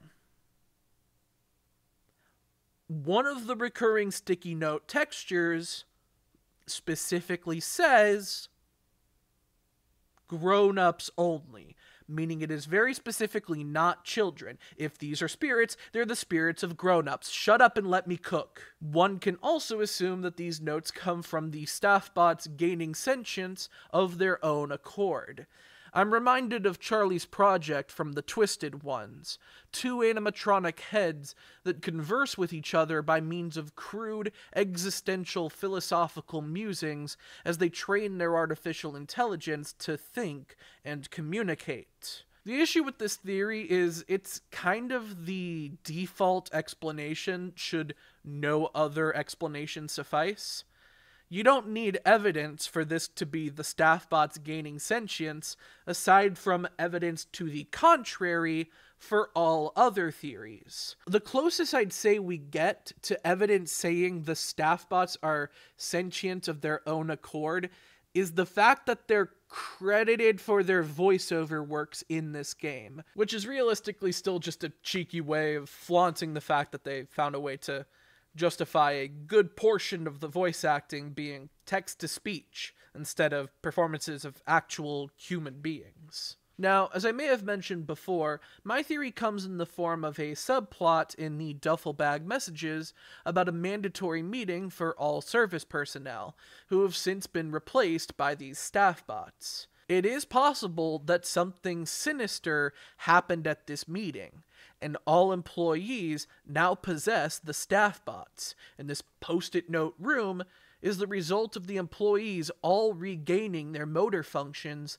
in these unusual robotic bodies. This would suggest the nightmare staff bots are employees who went insane in this change. Of further note, in this staff bot silo is the Afton family diorama. I think there are only two ways this would fit in my theory. One is if at least one employee at the Pizzaplex happens to have a direct connection to the Afton family and the events of FNaF during FNaF, which I do think we have evidence for nowadays, but I'll be getting around to it much later. Just be mindful of when I bring up a Bonnie mask, and think back to this then. The alternative explanation is just that one of the employees turned staff bots is just obsessed with the true crime adaptations of Fazbear Entertainment's shady past as those video games that canonically exist in the world of these video games. Never forget, everyone in this world knows about William Afton and speculates on who he was as a person, what his family was like, all of that. And the presence of an Easter egg that refers back to these aspects of the original run of games can no longer be guaranteed to serve as this purposeful connection, an effigy created by a vengeful spirit or something, because it could be anyone's. It could be mine. I could have broken my ass into the Pizzaplex and built that shit. You don't know. And this same quandary makes me really hesitant in engaging with the other most significant hidey hole secret room. What is the deal with the retro CD room made up to look like Michael Afton's living room? I genuinely do not know where to start with this one.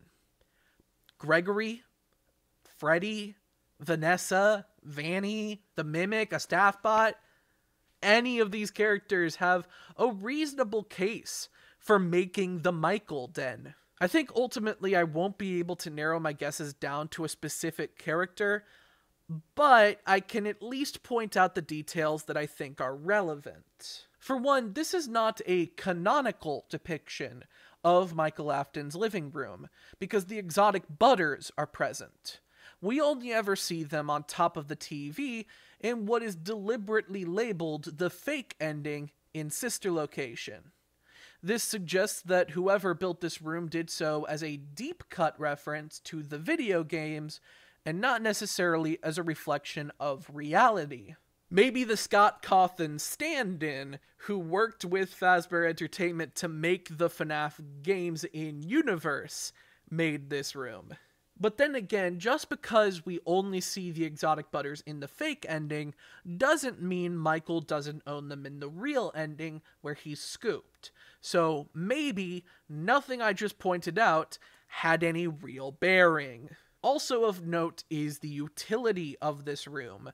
It has a retro CD player that is used specifically to listen back to the recordings of Vanessa's and Gregory's therapy sessions. I think this is the best evidence you could have to say that this room is directly linked to one of them, most likely Gregory, who could use this room as a hideout to motivate him to save Vanessa from the malhair. This obviously comes with the necessity of Gregory needing to know deep-cut FNaF lore from the games. And the thing is, we know he's a hardcore gamer. The Tales from the Pizzaplex story GGY is specifically about a Pizzaplex visitor becoming fascinated with the legend of the serial high-score setter GGY, aka Gregory. I feel like you could also use Gregory's knowledge of FNaF lore as an explanation for Peepaw Afton, with the idea being that Gregory made the character up as speculation in his comic book Elseworlds endings of Security Breach. Like, if Gregory was working with all the same information we had up until Security Breach, who's to say Gregory wasn't also fooled into thinking the Mimic was actually the ghost of William Afton possessing another animatronic? But I don't think we have enough information yet to confirm whether or not Burn Trap existed. And finally, how about the poem? Well, let's recall exactly what it says. Break and mend, I built the breath. They hunt now, drawn to life. Not real, still keen, and frit and fraught with thought and zest and jest no blunt woes. Dodge, duck, flash, shoot, crawl, run, crush the vile band. Cry not, try not, do not hold out hope, no. Your life, your aim, will save those with soul. For one, it is very notable to me that the second-person events of this poem seem to address the events of this game. When we're told to dodge, duck, flash, shoot, crawl, run, and crush the vile band, it certainly seems to be referring to Gregory dodging and ducking away from the animatronics during close encounters, flashing the Fazcam, shooting the Phaser Blaster, crawling through the vents, running away from enemies, and shattering the Glamrock animatronics. Whoever wrote this poem has either been observing Gregory's actions throughout the game, or predicted this course of events. Maybe this was Gregory mapping out his plan. Maybe this was Mapbot Gregorying out his plan. Maybe this was planned, Greg Mappery. Mapby GGY planner. Please, we beat Medicare. The thing is, the poet also addresses himself as having built the breath, which could mean he brought these characters to life. Is this Henry Emily somehow returned? Is this Edwin Murray, the man who built the Mimic and Tales? Is this Scott Cawthon? You legally have to tell me if it's Scott Cawthon or it's entrapment. I think ultimately, if I had to make a legitimate, definitive decision about who made this room and who wrote this poem, I would have to say it was Steel Wool Studios. Hear me out. In sort of a repeat of my daring take that you play as Scott Cawthon in Ultimate Custom Night as a statement on the ambiguity of Golden Freddy, I think Steel Wool Studios built this room in the Pizzaplex as a statement on the ambiguity of this room in the Pizzaplex. Now, that isn't the strongest foundation for such a theory. And admittedly, in this case, I am relying on a meta explanation as a way of avoiding choosing a literal in-fiction explanation. That's kind of it. Like, I know a literal in-fiction explanation exists. I'm sure one day we'll get one. But until then, this is all so vague and interpretable that I might as well just fall back on Steel Wool. Let's look at the evidence. Steel Wool Studios brought the characters in this game to life. They built the breath. They knew what would happen in this game, thus they were able to conduct Gregory's actions and narrate them in the poem. Oh, also Steel Wool made this room. So, you know, if anyone made this room, you can always point your fingers at the people who made this room. And maybe one day we'll get more details that disambiguate the Michael Den culprit. But until then, this is literally the best I can do. Next, what's the deal with prototype Glam Rock Freddy? Is this the Freddy we know and love, or is it a scrapped model? Once again, I want to point at the apparent canonicity of the Princess Quest ending to note that it is reasonable to assume that Glamrock Freddy's torn up, headless body would be left in Fazerblast, where he was at the end of that game, and it would be a shocking coincidence if it turned out that a different model of Glamrock Freddy managed to make it to Fazerblast and just happened to lose his head and get torn up in a similar way. I think the slight design inconsistencies of the prototype label and the gift box in his chest cavity are just examples of the consistent inconsistencies of this transition from security breach to ruin, and even the consistent inconsistencies of FNaF as a whole. There's clearly intent to put this prototype label on Glamrock Freddy, but I think the information it's meant to communicate is that Glamrock Freddy's existential crisis was warranted. Glamrock Freddy the animatronic is not Glamrock Freddy the idea, in the same way that Buzz Lightyear the toy is not Buzz Lightyear the idea. And I think this allusion to Toy Story in the form of the word being written on the sole of his foot is an intentional way to help reinforce this concept. And finally, the last big question concerning the lore that I still see people argue over to this day. The Malhare. Is he William Afton, or is he the Mimic? Proponents of the Malhare being Afton typically point toward the continued existence of William Afton post-mortem through the Fazbear Fright stories, especially in the Man in Room 1280 and the follow-ups where he's revealed to have hitched a ride in the Stitch Wraith and ends up escaping to create an Afton Agony amalgam before being defeated once again. The timeline remains essentially consistent with previous assumptions from here, that the Malhare was scanned from circuitry infected with Afton Remnant or Agony, and eventually he has Vanny construct him a new vessel, Burn Trap. In the non-existent sequel to Help Wanted, the Malhare is shown emerging from a charging station, just as Burn Trap did in his big reveal in Security Breach, suggesting that these two entities are one and the same. Another ending to the same game that will never exist uses the memories of the past to take power over the Malhare, and Vanny ends up finishing the Malhare off. For believers in this Afton Malhare theory, this is generally seen as the ultimate destruction of William Afton, like how the fire at Fazbear's Fright was generally seen as the ultimate destruction of William Afton, or how the fire at Freddy Fazbear's Pizzaplex was generally seen as the ultimate destruction of William Afton, or how the destruction of the Afton Agony amalgam was generally seen as the ultimate destruction of William Afton, or how the Burn Trap boss fight was generally seen as the ultimate destruction of William Afton. After all, he does always come back. Now obviously, Afton's existence as the Malhare and Burn Trap was a long-held assumption until the introduction of a new main antagonist who we could pin in his place. So, most arguments in favor of this theory are dependent on inconsistencies that may be present in the idea of the Mimic being Malhare. The most prominent inconsistencies cited are the design elements of Burn Trap in Security Breach that are not consistent with the Mimic in Ruin.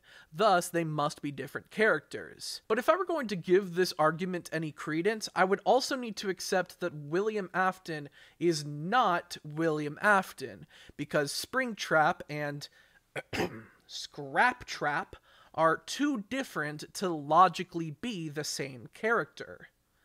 Like I said before, FNaF has a series of consistent inconsistencies that make these arguments over whether one character can or can't be another rather pedantic and counterproductive.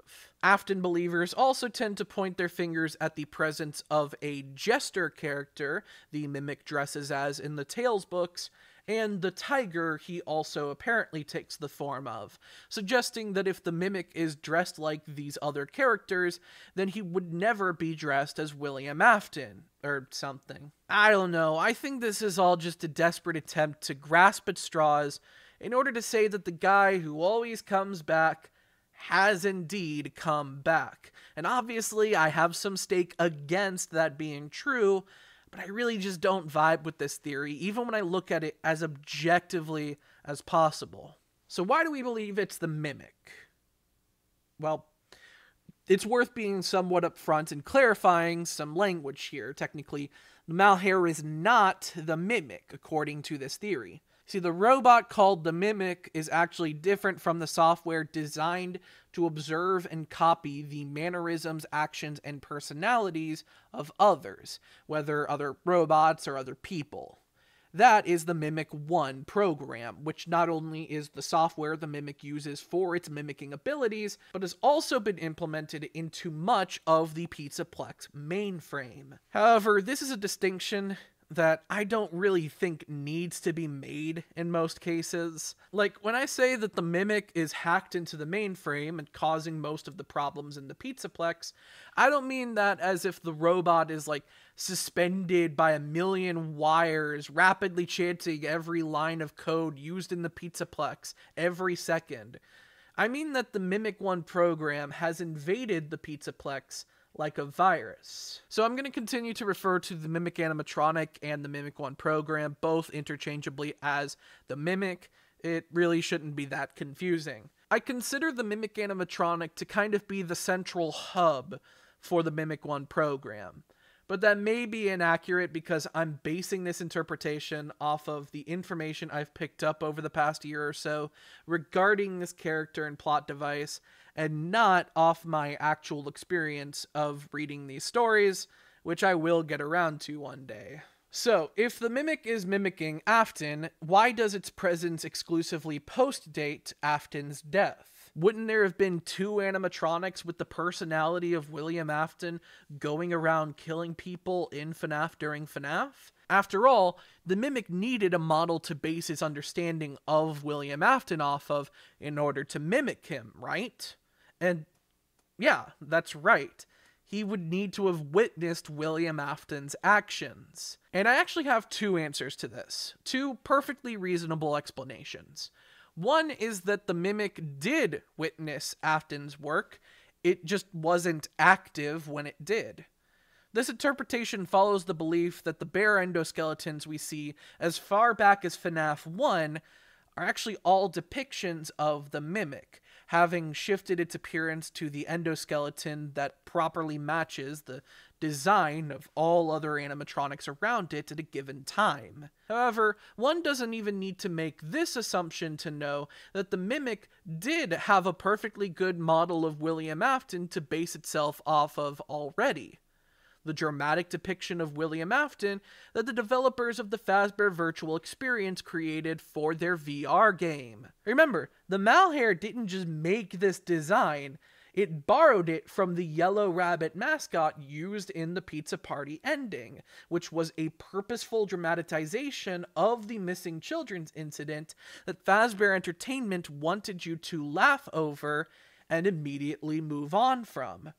Ironically, though, it was the decision to depict this tragedy that helped build a new boogeyman and initiate a new generation of tragedies associated with the company. So the Mimic 1 program, this virus, I think it somehow ended up invading the Fazbear virtual experience at some point. I don't think this is very controversial. There are VR headsets and consoles built in at the Pizzaplex in Tales, and even if they aren't directly connected to the development of that game, the lines of connection are still there. Furthermore, all it takes is for the scanned-in circuitry that was used to base some of the code of the game off of, as mentioned in Help Wanted, to have the same source as the Mimic 1's entry point into the Pizzaplex network. I think the Mimic 1 program chose to take on the personality of the William Afton depiction and become the anomaly we now know as the Malhare and no other name. From there, the Malhare conditioned Vanessa to become Vanny, and the Malhare was eventually reunited with the Mimic at the Pizzaplex. Finally, the Mimic reforms himself in the image of William Afton. However, by Ruin, we see that he's abandoned this burn trap form, if indeed he ever truly adopted it, and yeah, he probably did. No, the burn trap wasn't a separate entity assimilated into the Tangle. Instead, I think the Mimic abandoned that form for some reason. That reason is the mixes. At some point after the events of Security Breach, Gregory, Vanessa, and Freddy returned to trap the Mimic once and for all, and part of their efforts involved developing the Mixes, a cybersecurity system that attempted to rid the Pizzaplex of its Mimic 1 influence, taking control in its place, and being dedicated to stopping intruders from getting too close to releasing the Mimic. Now, here I want to highlight this one ending to a game that doesn't exist and never will, that depicts Vanny crushing and destroying the Malhare. I think one of two things are happening here. Either this is a depiction of Vanessa regaining control over the being that took away her agency, disrupting the Mimic 1 or Malhare system, or it's the Mimic making a conscious decision to retire that personality and adopt new ones to primarily mimic. Either way, the Mimic's William Afton influence seems to have been successfully disrupted, and as we all know, it is now taken to adopting others. We see this most significantly with the Grimmick in Ruin. Now, is it possible that there is still a little bit of William Afton literally influencing the Malhare and in turn the Mimic through intent? Perhaps.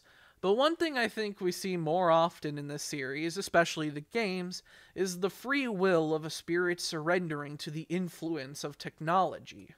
It's why the animatronics don't kill you after 6 a.m. in the original games. Their programming takes over right on the dot. And it's why characters like Springtrap can be lured into different rooms using audio cues. At this point, while there is a figurative purpose to the Malhare taking on the visage of William Afton, I believe this is just meant to refer back to the importance of legacy, and obviously confusion, but that's beside the point, in this story. And no longer are we supposed to see this as the ghost of William Afton. But I guess even if we are, he died! Like, he's dead.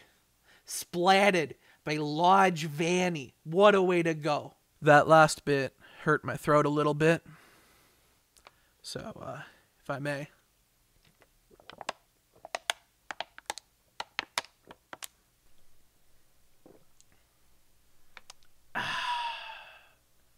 Refreshing.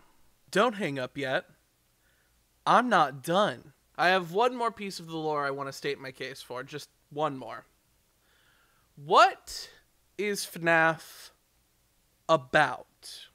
So I was inspired to broach this topic during a conversation I had on Twitter with fellow YouTuber Adequate Emily, who pretty reasonably was concerned after several attempts to look into the FNaF story that all this series, nay, this franchise had to say was that children dying sucks.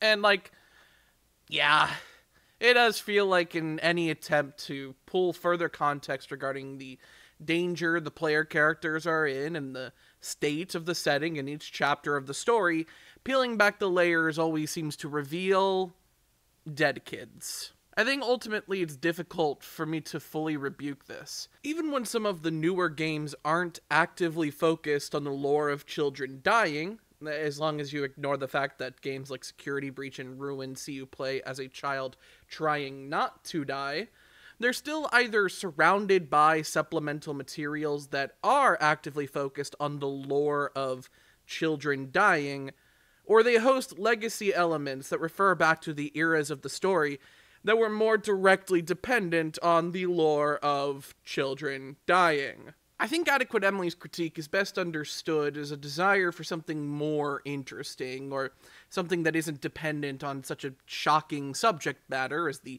primary subject of the story, without having much substance beyond how shocking it is. And I sympathize with this critique.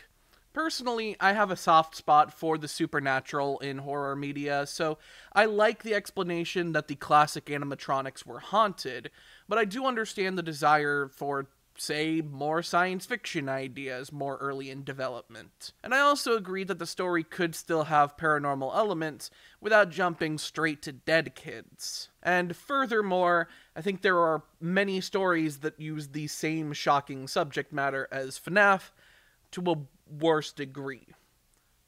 Clearly, I'm very torn, especially as someone who's had a deep love-hate relationship with this series over the past decade. And the thing is, the collective internet has been so distracted trying to solve FNaF that we tend to forget to analyze FNaF. After all, how many minutes did I just waste on the lore debates just now? That's too much time just determining what the contents of the story are, rather than breaking it down into its subtext and grander ideas.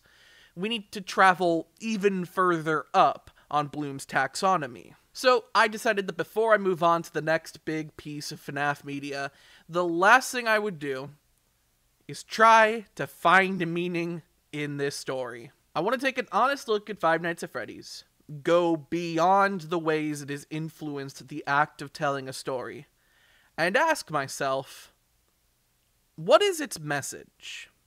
What are its themes? What is Five Nights at Freddy's about? And in the end, I was able to find 3 main topics that I could categorize FNaF's themes into: capitalism, identity, and consequences. Perhaps most directly obvious from the moment you open the first game is FNaF's satirical take on shady corporations and the way capitalism awards and incentivizes their terrible actions. Not only are the characters and setting a clear spoof of Chuck E. Cheese's and similar establishments, but so much is done in this game alone to build up the humor of an absurdly cynical upper management. For one, the game loop of several straight hours spent doing what is ostensibly a monotonous task turned strangely dangerous is an interesting way to depict the nature of service work. And the gags at the end of the game, where you beat a 6th night and are rewarded a measly 50 cents on top of your already lackluster paycheck, or where the management turns to petty personal insults under the list of reasons for firing you after beating the custom night, they help to establish an unserious tone that serves as a condemnation of the struggles the wage laborer is made to endure in our modern work culture. But most significantly are the phone guy's monologues, which serve the purpose of introducing you to the gameplay style, while also hinting at the more sinister problem you will soon find yourself in. The Night 1 phone call has 2 points that really establish what kind of business Fazbear Entertainment is. The first is a legal disclaimer, which is led in with a cheerful slogan: "Welcome to Freddy Fazbear's Pizza, a magical place for kids and grown-ups alike, where fantasy and fun come to life. Fazbear Entertainment is not responsible for damage to property or person. Upon discovering that damage or death has occurred, a missing person report will be filed within 90 days, or as soon as property and premises have been thoroughly cleaned and bleached and the carpets have been replaced. This quote not only implies the possibility of serious maiming or death, but an established pattern of it, and the lengths the company will go to cover up their involvement. They will enable loss of life and limb, all for the sake of their bottom line. The second really significant point is, you guessed it, the Bite of 87, an event that is eerily underplayed by the shorthand nickname, only to implicitly be given further details through the frontal lobe comment, suggesting a distinct grisliness to the incident that is likely also covered up to a point where the details are only known internally. FNaF 2 isn't as committed to this theme as the first, though there is focus given on the uncertainty and concern around the police investigation implied to be occurring. FNaF 3 seems to be based around a project conducted by true crime obsessives rather than Fazbear Entertainment, and the corporate satire seems to be entirely absent in FNaF 4. FNaF World, especially Update 2, characterizes Scott Cawthon as a stand-in for large-scale media conglomerates mishandling their properties for the sake of profit over art. Sister Location returns to a depiction of the shady businesses, totally representing Afton Robotics almost as if it were a faction in the military-industrial complex that also happens to be dependent on broken and buggy systems. Though beyond the absurd setting, this satire is a lot less overt. Having an employee's bonus come out of their own paycheck is a funny touch, though. Pizzeria Simulator is a proper return to form for this theme, what with the risk factor implemented in the catalog, the preposterous lawsuits, and the Andy Field cutscenes. FNaF After FNaF, however, is littered with this particular brand of satire. From the misguided bigger equals better logic of the entertainment supercenter, to the parodies of companies like Disney and Amazon, to the unappealing food options, to the rampant automation in the form of staff bots. However, one extra theme I would add at this point is the concept of legacy, important to the story of FNaF itself, which seems to necessitate these ties to classic FNaF materials, as well as Fazbear Entertainment, who seems to consider a disassociation with past events as a necessary core strategy for the company. Ruin demonstrates the end point of this, the same end point depicted in most media involving urban exploration as a major topic, a depiction of the legacy of all who live in a world that has the tools available to doom itself, and the people with incentive to allow that to happen. In terms of identity, it's notable that throughout FNaF during FNaF, we are rarely given details on significant characters, requiring rampant speculation. Michael Afton is implied to have changed his name on at least one occasion, the name of the main antagonist was not confirmed until Sister Location, and there are still characters who we have little to no details on the appearances or names of. Furthermore, since the first game hinted at the possession of the animatronics, later installments put more focus on these souls and who they are, likely influenced by the technically canon Living Tombstone song that puts emphasis on the humanity of these spirits. FNaF 3, Pizzeria Simulator, and Ultimate Custom Night do a lot to personify these spirits through their motivations of peace or revenge. The entire Remnant subplot helps to reinforce this idea that humanity may not be limited strictly to humans. Elizabeth and the Funtime animatronics want a freedom that they cannot live out to their desires because of their appearance, for instance. However, the games also seem to contrast this idea within their gameplay, which pits the free will of the spirits haunting the animatronics against their robotic programming. And as I mentioned moments ago, it seems like instinct tends to win out over free will very often in this series. And of course, who could forget the existential crisis endured by Glamrock Freddy?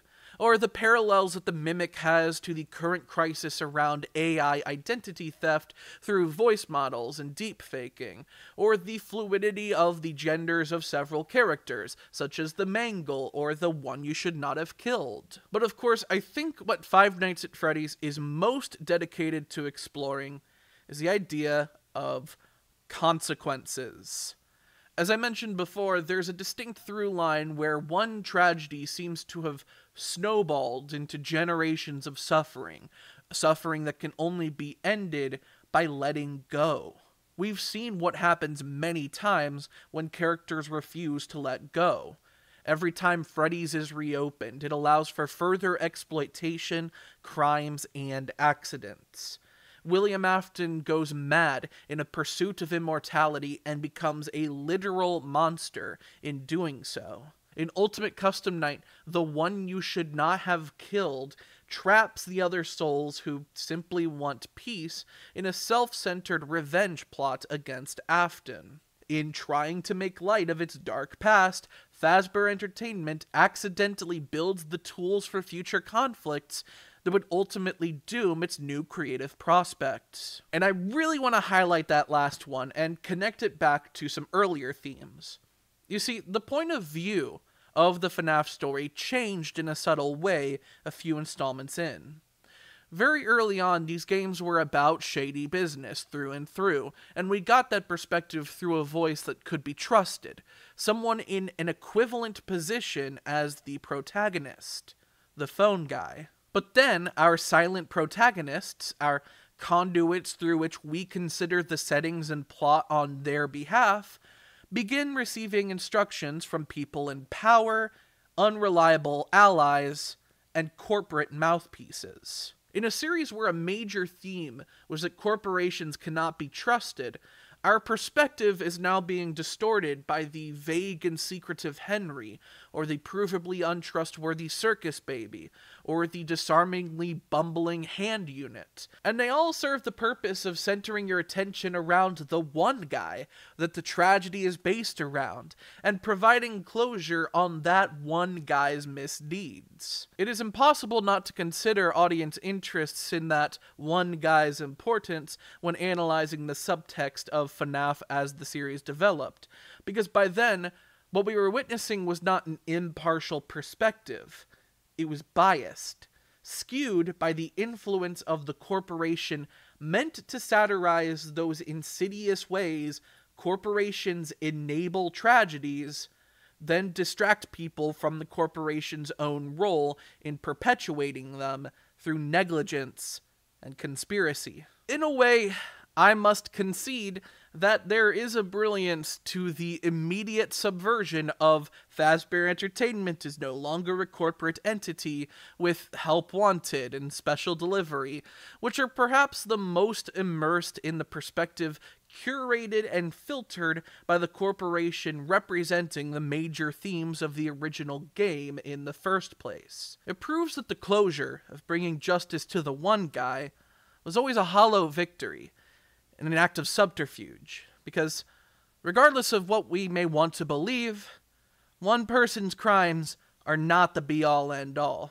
and unless the systems that allowed these crimes to occur are taken care of, more tragedies may occur. Our role in Security Breach as an invading outsider is perhaps the most objective second-person perspective we've had since the first few games, hence the step back from that exotic Butters humor here.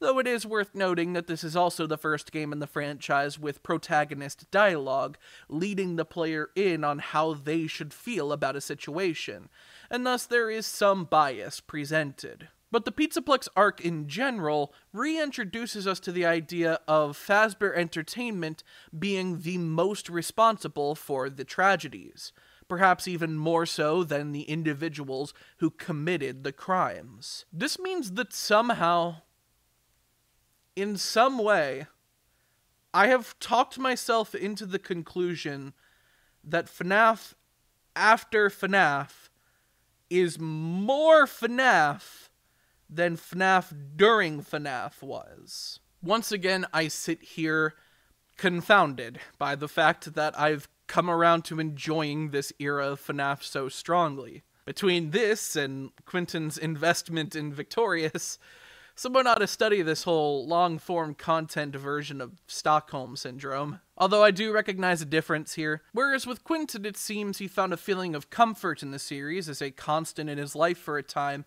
and an intrigue in the evolution of the characters' relationships with each other, especially how unique they are when compared to contemporary programs. I've come to realize that FNaF after FNaF is doing something greater than I initially gave it credit for. And I might even find myself enjoying the storytelling and authorship of this era of the franchise more than I did the material I grew up with during my teen years. Circling back to consequences, one thing we also see are characters motivated to make up for past misdeeds that were never fully in their control. Pizzeria Simulator only happens because Henry realizes the scope of the evil he has enabled by turning a blind eye and trusting someone he believed to be his friend. Michael Afton put his brother into danger and must come to terms with his responsibility. Both Gregory and Vanessa tried to contain an evil that had forced them to take several lives against their will. But the irony of this last one is that they do this by creating the mixes, designed to send animatronics to attack trespassers, which is the same thing that the Mimic did in the Security Breach base game. Thus, they are perpetuating the terror and violence that they're trying to contain. And finally, most significantly, at the center of every thread, every origin point for each piece of this story and its spin-offs is dead kids. This is a story about how it majorly sucks and is a total bummer when kids die. Adequate Emily was totally correct in her reading. Like, remember when they introduced Circus Baby as this new big bad, really teased her as this killing machine with a dark, mysterious backstory? Yeah. That backstory? Dead kid. Like, come on! Anyway, that's all I have to say about the lore right now. Whew! That was a much longer entry than I expected. Or wanted. Ooh, speaking of wanted, stuff I didn't remember, number 19. Ha! Just kidding. You thought I was going to invent the existence of an entire sequel to Help Wanted. But as we all know, Help Wanted will never get a sequel. They hit the second tower. They didn't even call it Help 2, Ted! I was originally aiming to release this video not long after the movie came out, so the announcement of another game coming out in the same season really intimidated me. It placed me in a position where I would either need to delay the video to get a full detailed coverage of this topic, or allow the video to become immediately outdated soon after it came out. Now, technically the FNaF brand has been moving so fast lately, and I've discussed so many things in this video that it's pretty impossible for the longevity of this video to last past a few weeks at the most, before new FNaF media starts releasing or being teased. But in the end, it got to a point where even the video as planned wouldn't come out before Help Wanted 2, so I decided I would get around to covering it and ultimately shoot for the 10th anniversary, regardless of whatever's happening at that time. That decision opened the door to this entire filming session, which has spiraled into an entire multiple-hour addition to this project. At this point, it really feels like I'm just racing against the FNaF franchise, trying to produce this video as more material gets released and hopefully reaching a point where I'm all caught up with the franchise and this video can go up. I blame my coverage of Security Breach for letting me get to that point. I did not have to be so detailed about that game.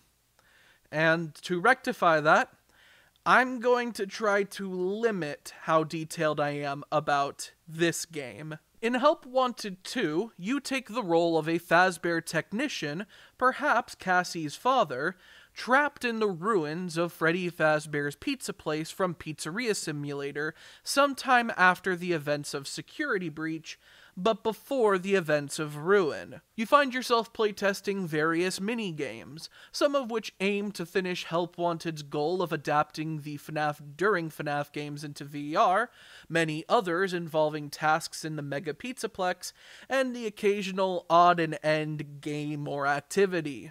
As you complete the minigames, you unlock various rewards, including animatronics to put in the gallery, decorations from Pizzeria Simulator, and interactable tools that you could play with in the pizza place. One of these tools is a Faz wrench, like in Ruin, which can unlock a door to a storage closet, which hides an AR inhibitor, and, you'll never believe it, Princess Quest 4.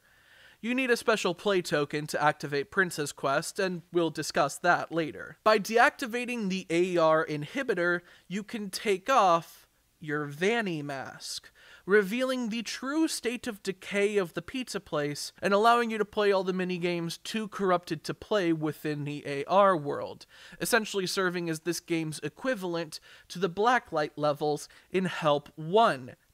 As you beat more and more minigames, you are also rewarded the Faz Force, a series of Voltron-esque action figures of Freddy, Bonnie, Chica, Foxy, Golden Freddy, and the Puppet. Upon unlocking each of them, you will be treated to the first of two endings of this game, where the Malhair begins emerging from a charging station a la Burn Trap and Security Breach, only for several nightmare staff bots apparently controlled by the Malhair to attack you. When you reawaken, you are treated to the Maskbot cutscene from Ruin, now from the perspective of the rundown robot. This implies that the technician you play as has been killed and corrupted by the Malhair, and now serves as one of the final bastions of its influence, passing on the corrupted Vanny mask to who is potentially your player character's daughter, and initiating the events of Ruin, likely against their will. But on our way to our next ending, I think it's a good idea to break down the mini-games for context. There are 6 main categories the mini-games are split into: Backstage, involving decoration, makeup, and costuming; Fazcade, which hosts arcade and carnival games; Staff Only, involving engineering tasks in the Pizza Place and Pizzaplex; Food Prep, involving quick service restaurant duties; Ticket Booth, which hosts ridden attractions; and Sister Location, adaptations of most tasks from the 5th mainline FNaF title that didn't make it into the first VR port. First on that list is Backstage, which begins with a game called Arts and Crafts. In the first Arts and Crafts level, set in the Superstar Daycare, you are directed by Sun how to paint by numbers and build your own little paper pal, like the teleporting decoration from FNaF 2. Failure to do so correctly in a given time limit will result in a jump scare. A second Arts and Crafts level is later unlocked in the hard mode outside of VR. This one takes place in the loft above the daycare, with ruined Sun present, helping to confirm this to take place before he is turned into Eclipse in Ruin. As the level continues, you eventually need to use a flashlight to keep Mr. Melancholy at bay. Also in the Backstage are 3 salon levels, where you are tasked with applying makeup and accessories to performing animatronics before showtime. The first of these feature several staff bots being given their makeup with minimal complications. The second tasks you with beautifying Roxanne Wolf, who also requires constant attention in the form of eye contact, or else she'll become frustrated. The hard mode 3rd level features Ruined Roxy, who now has no eyes and instead can be calmed down by playing various words of affirmation in her own voice through a Roxy talkie. She frantically attempts anything to reaffirm her physical self-worth, ultimately giving up and forcing you to give her a mask to cover her destroyed face, explaining her strange appearance in Ruin. Immediately, we could take note of a few trends in this game that will be rather consistent throughout. For one, most of the gameplay takes after the Dreadbear minigame in Curse of Dreadbear, which I think is a smart decision. Having these randomized factors helps to bolster the replayability that I don't think was particularly present in Help Wanted, and it's an endearing game design choice that shows clear creative growth from Steel Wool Studios. However, one place this game suffers in comparison to previous installments is the horror. While the vibes are kept rather consistent with Sister Location, Pizzeria Simulator, Security Breach, and Ruin, the jump scares feel more like obligatory punctuation at this point, rather than a genuine attempt to startle players. Most of the time when you lose a minigame, there's like a 5-second sequence where the animatronic that's going to kill you kind of gives you one of those "now you fucked up" looks that telegraphs the jump scare well before it happens. But another point of praise I will sing unto this game is how well it integrates the Pizzaplex. As I said before, I used to hate shopping mall FNaF, but by the end of Ruin, I ended up feeling pretty bittersweet about how much promise it had that went unfulfilled by the games it was in. While there is plenty of opportunity to engage with Pizzaplex minigames throughout Security Breach, there's still this sense that there are plenty of activities promised by this plaza that you never get to experience properly. Help Wanted 2 is a nice final look at this strange era dominated by Pizzaplex branding that allows us to do some of those activities. You actually get to experience the Glam Rock Beauty Salon. You get to jam with DJ Music Man. Hell, there's even a moment in Security Breach where Sun tries offering glitter glue to convince you not to enter an off-limit area. And lo and behold, when you actually get a chance to do arts and crafts with Sun, motherfucker actually has glitter glue. It's attention to detail like that that makes me really appreciate this game. Next up, let's talk about Fazcade, starting with Bonkabon. This is a whack-a-mole game starring Bonbon and Bonnet, but don't hurt Helpy, even though it would be extremely funny. As the game continues into later rounds, a new foe enters the game. Fuck. And now we are introduced to one of the most recurring characters of Help Wanted 2, and a continuation of Steel Wool Studios' favorite new running gag, the plush babies. As a response to how much these things sucked in Help Wanted, here in the sequel, Plush Baby serves as the constant punchline to the setup, how can they make the players' lives more difficult? Bonkabon also has a hard mode level called Bonus Round. Now, the lights are out, and mysterious eyes begin looking out from some of the holes. In the final round, or should I say bonus round, puppets designed around the Mal hair will begin emerging from some of the holes, and if they're hit, the game will enter tilt mode, requiring you to rewire it before continuing the game. This will be important, because once you beat this minigame and return to the Pizza Place hub, the Mystic Hippo will awaken, telling you that a message from beyond has manifested at the Games of Skill. Let's talk about Mystic Hippo. So Mystic Hippo is a fortune-telling animatronic designed around Zoltar and similar fortune-telling coin machines over the years. Mystic Hippo's main role in this game is to call your attention to these painted messages that will appear around the pizza place, hints for unlocking the secret ending. However, if you happen to play this game on PlayStation VR specifically, you are given access to a bonus minigame starring Mystic Hippo, Fortune Teller. When you activate Mystic Hippo on this console, she will awaken and ask you to choose from one of 5 cards. Then, after a long period of time concentrating on the card, she will point out the card you have chosen. Of course, the gimmick here is that the PlayStation VR headset has an eye tracking feature, so by staring directly at the card you choose, you're telling the game which card that is, allowing her to pick out the correct one. That's all well and good, but the real headlining performance is what she does next. After apparently reading your mind and picking your card out of the lineup, Mystic Hippo fucking shuts off. That's it. You bought a whole ass PlayStation 5 with a VR headset to go with it, just to stare at a card and have the game tell you what card you were staring at. Like, yeah! You didn't read my mind, you just pointed at where I was fucking looking! What the fuck? This is one of the funniest scams I've seen in a hot minute. Like, in hindsight, of course this minigame that's exclusive to one particular console couldn't have been extremely intensive, that would have locked what could be considered the full experience of Help Wanted 2 to this particular console. It would have left a bunch of people out. But if you're some kind of FNaF completionist like Astral Spiff or whoever, willing to pick up a PS5 just for the heavily teased exclusive content, I'm sorry, I very much laughed at your expense. No one knew what this minigame was going to be, so for it to turn out to just be a shitty tech demo, or Mystic Hippo's like, here, look at this card, and you look at the card, and she's like, you're looking at this card, and you're like, how'd you do that? I mean, that's just pure comedy. PlayStation 5 ain't even got games. Astral Spiff was like, well, at least this gives me an excuse to finally play Until Dawn. And then they even dropped that on Steam. Pure comedy. Keep up the good work, Spiff. I do mean Spliff. I mean, the game's called Fortune Teller, and this is the same character who went on 5-minute monologues in Ultimate Custom Night. They really couldn't have done anything with that. Over at the Games of Skill.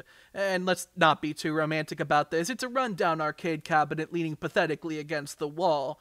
There is graffiti on its side instructing you to tilt Bonkabon, but the writing is in reverse, like it was in a mirror. If you replay the bonus round in Whack-A-Malhare and this time rewire the machine in backwards order during tilt mode, the Malhare's hand will emerge and present to you a crude Bonnie plush, which you can take. Now in the hub, the graffiti will have faded, and the Bonnie plush will have been collected. Next, let's talk DJ Music Time. In this game, you have to match the randomized set list DJ Music Man generates, memorizing the elements shown on the visualizer to create the correct jams. After the beginner level is a second DJ Music Time level labeled Advanced, with more elements to match, a shorter time frame to do it, and a bonus enemy, Lil Music Man, who can be shooed away with a Faz Cam. I could kind of come to accept the idea that the Energizer Bunny here could take on someone of Gregory's or Cassie's size, but this is a full-grown adult here, let's be serious now. The hard mode hosts DJ Music Time Pro, taking place in the previously unseen ruins of the West Arcade, and introducing a character I'm sure we were all somewhat disappointed not to see in ruined DJ Music Man, the dilapidated and decomposing version of Big Big Dude. The ruined Lil Music Men are also present, along with more visualizer elements and less time. A steady difficulty increase that requires mastery of the mechanics taught to you.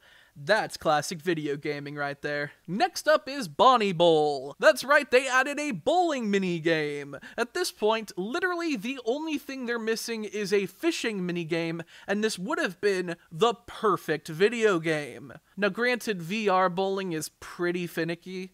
One of the main things real-life bowling has going for it is the tactile response, the weight of the ball in your hands. It's extremely important for establishing your control of it.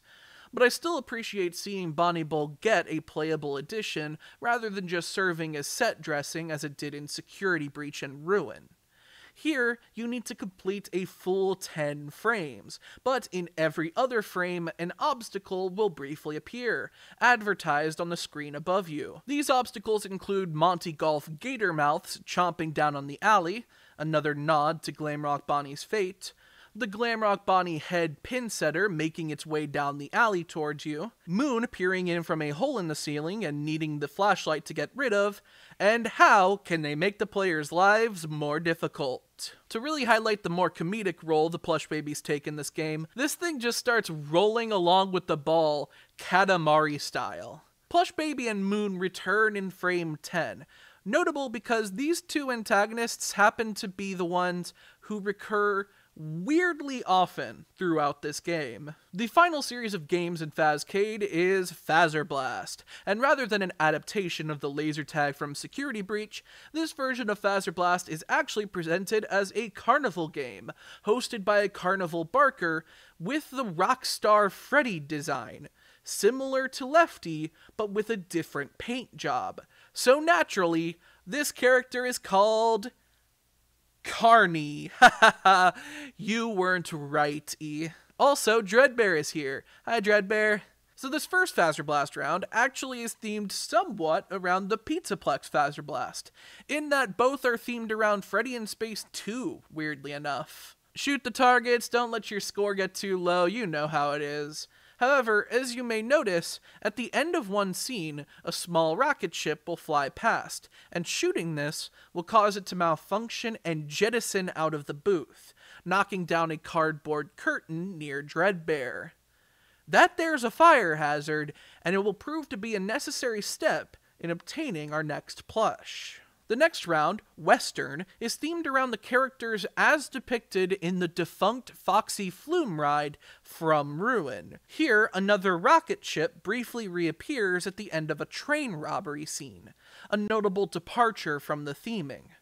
Shooting this one causes a hay bale to fall in front of the player. At one point during the game, the player is awarded a gift box, and how can they make the player's lives more difficult? Fazerblast FNaF 1 then takes on a new style, serving as a port of the first FNaF game, now as a carnival shooter. Liberties were obviously taken, but I think this is a very creative concept. Here, the rocket briefly appears in the office, and shooting it causes it to knock into an explosive barrel that rolls near Carney. Why do we have those here? Fazerblast FNaF 2 takes on a similar style as the previous round, serving as a crude recreation of FNaF 2 as a carnival shooter. Beating this one will activate Mystic Hippo's message, and sure enough, at the performer stage is graffiti depicting the puppet arms around the recurring rocket ship.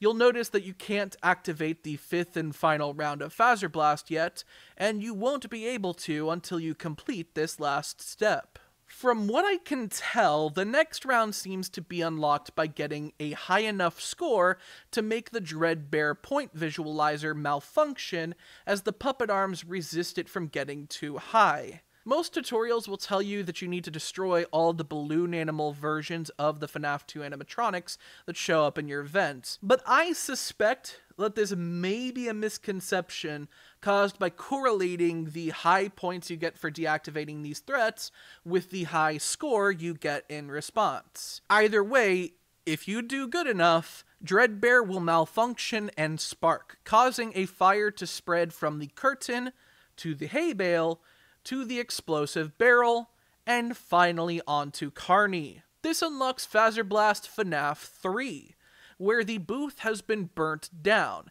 and Carney with it. However, a cardboard cutout of Springtrap begins stalking the player, teleporting around the burnt remains of this strange carnival. Once the player destroys it, it'll get all up in your face and let out a scream before falling over limply. The Malhair's hand then offers a crude Freddy plush, and we're one step closer to the secret ending, as well as finished going over the Fazcade game mode. Staff Only begins with Cold Storage, a game starring Glamrock Freddy in the freezer of the Pizzaplex kitchen. He talks the technician on duty through the steps of regulating his temperature so that he could properly transport an ice cream cake for someone's birthday. It's a nice little minigame with a hilarious fake-out jump scare in the same vein as Funtime Freddy's in Night 3 of Sister Location. Next, let's go over First Aid.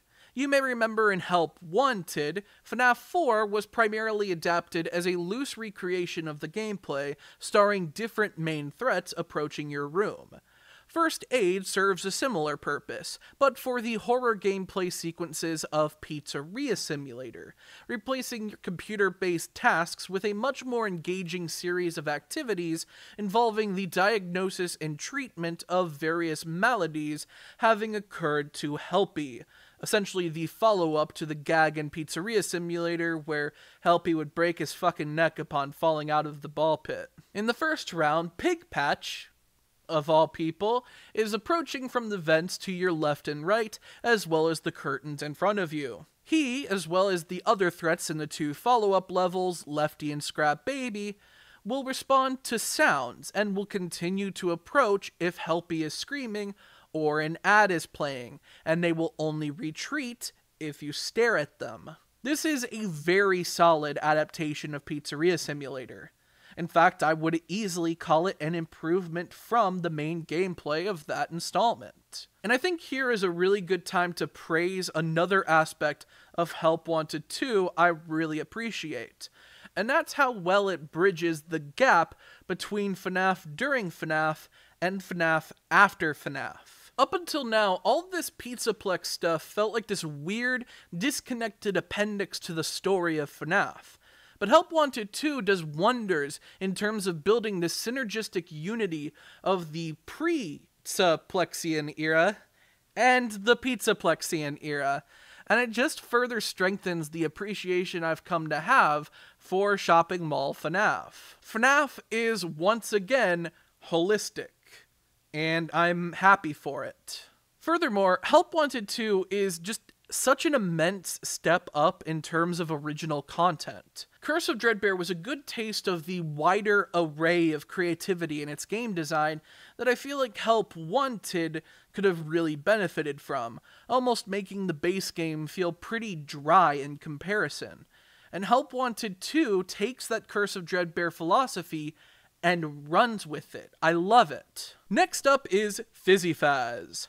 I would compare this series of games to Danger Keep Out from Curse of Dreadbear, as in that game mode served as that DLC's version of a night survival game mode meant to emulate the classic FNaF style while still being built on original mechanics, just like these Five Nights at Fizzy Faz's. Here you were instructed by staff bots to construct the flavor profiles of Fizzy Faz sodas down near the vets. In each level, the recipes become increasingly complex as more ingredients become available. Other obstacles are also introduced as the game progresses, starting with the staff bots that are preparing the ingredients occasionally going on strike, which is such a funny gag. Either Fazbear Entertainment programmed these robots to fucking unionize for whatever reason, or this company is just that terrible to work for that even the debatably mindless drones that are designed exclusively to work for it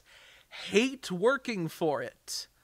Or the staff bots are haunted by the former Pizzaplex employees, but that's the least funny option. Going on strike causes the staff bot to eventually turn into one of those nightmare staff bots, and if it's not stopped, it will approach the office and force you to briefly put the office on lockdown. By night 3, a fast forward button is added in case you need more of one ingredient at a faster pace, and a bonus staff bot will come by and ask for extra orders because American work culture is exploitative. Night 3 is also when Mystic Hippo's next message will appear, near the confectioner's corner, which really just means it's tucked in the corner behind a gumball machine and an ATM. This graffiti depicts a can of Soda-Roni among a graveyard. Turns out this is a visual clue to make a graveyard soda using the 4 ingredients available at this point in the game: sugar, acid, caffeine, and protein, as well as the hidden can of Soda-Roni. This was pretty confusing since, that's not what we call it in Florida. But anyway, making this and sending it while the office is on lockdown will cause the Malhair's hand to reach out and offer you the crude golden Freddy plush. Memory Get! In Night 4, salt is added, as is the ability for the ingredients to spoil once too much of it is accumulated at once. Furthermore, Glamrock Chica is here, and she will occasionally halt production of ingredients by entering those workspaces, or approach your office if you have to unload a batch of spoiled ingredients. If she makes it to your office, you can send it into lockdown, and she can be lured to the trash room by properly discarding a soda concoction. Night 5 is a difficulty increase on Night 4.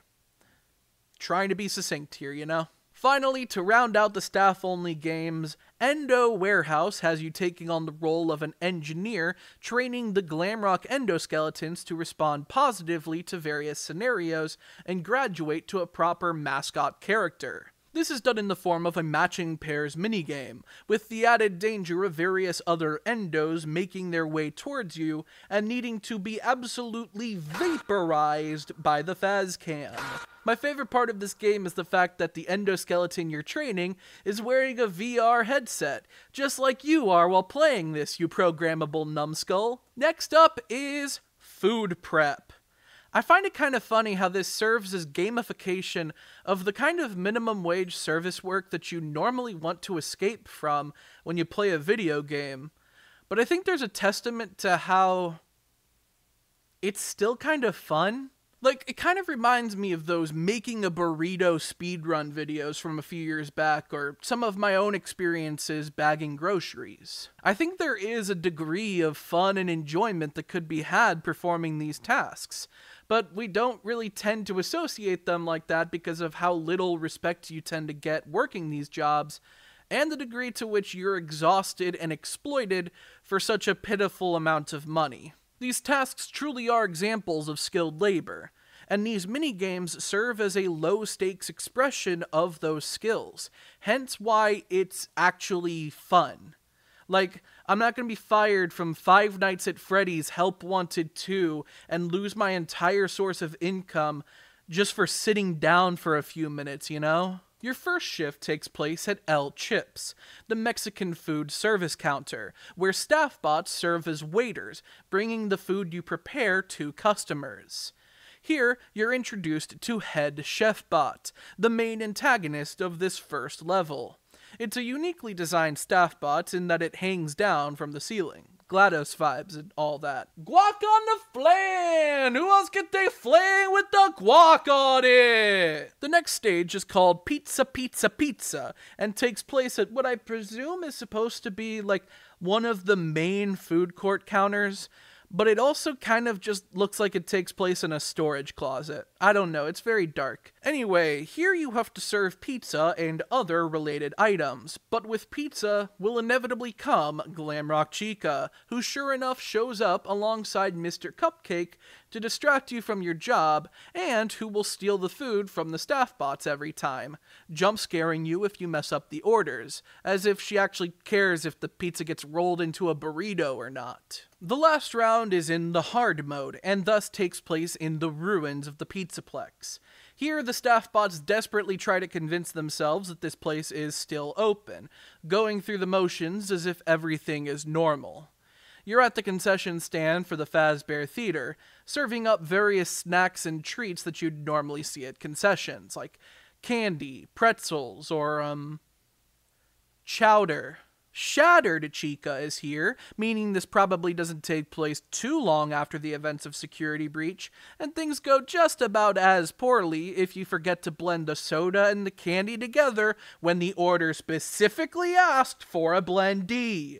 This is also where you could find another memory plush, with Mystic Hippo bringing your attention to the Purveyors of Sustenance, the pizza place kitchen, where 4 Chica heads can be seen stacked up in a trash can. Sure enough, if you throw the 4 Chica-themed food items in Fazbear Theater away, oh, that's what the chowder's for, the Malhare will present to you the crude Chica plush. The ticket booth game mode begins with Carousel, where you must undergo a series of repairs on a large merry-go-round while using the flashlight to keep Moon from attacking. This particular minigame has a follow-up hard mode called Cinder Carousel. It's on fire, everything's ablaze, oh the humanity. Even Moon is immolated. I feel like this is a more likely outcome to the Sun and Moon combining into one. Sorry, Eclipse. Say hello to the final brand new character introduced in Help Wanted 2, Jacko Moon. It's a little disappointing that the only new characters in this game are just variations of characters from previous games, but I'll get over it by the end of this sentence.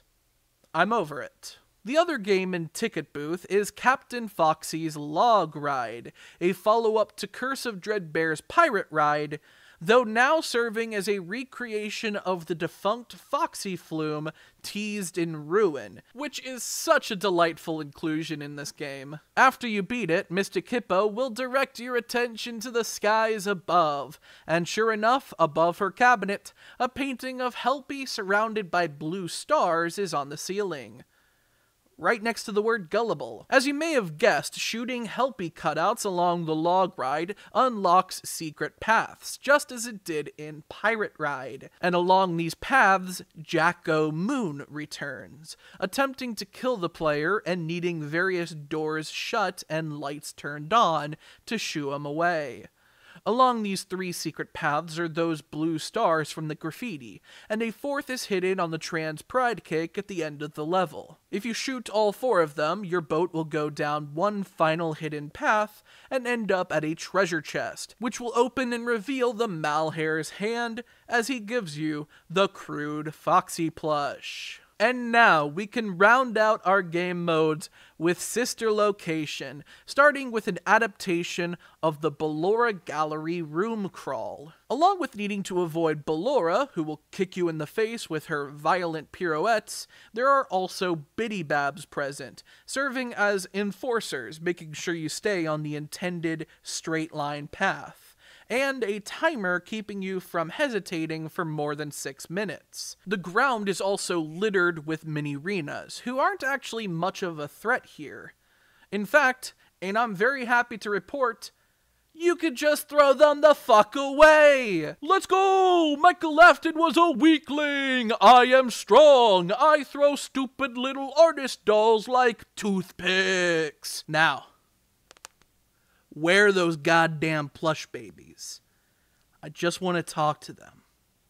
Fittingly, the next minigame is the Breaker Room, starring Funtime Freddy and Bon Bon. Now, your audio deterrents are played over a megaphone, which gets complicated once some breakers require holding down 2 levers to activate them. Outside of the Vanny network is a hard mode version of Breaker Room, called Hard Reset. Get it? In this one, Funtime Freddy is replaced with a much stealthier Yendo, the secret yellow endo variation of Funtime Freddy from Sister Location and its custom night update. The rest of the Sister Location minigames take place in the office from its custom night updates, starting of course with Private Room, an adaptation of the fake ending sequence where you had to keep Ennard from infiltrating the private room. All throughout, the monitors keep flashing the phrase, "They are watching," which is such a great return to form for FNaF.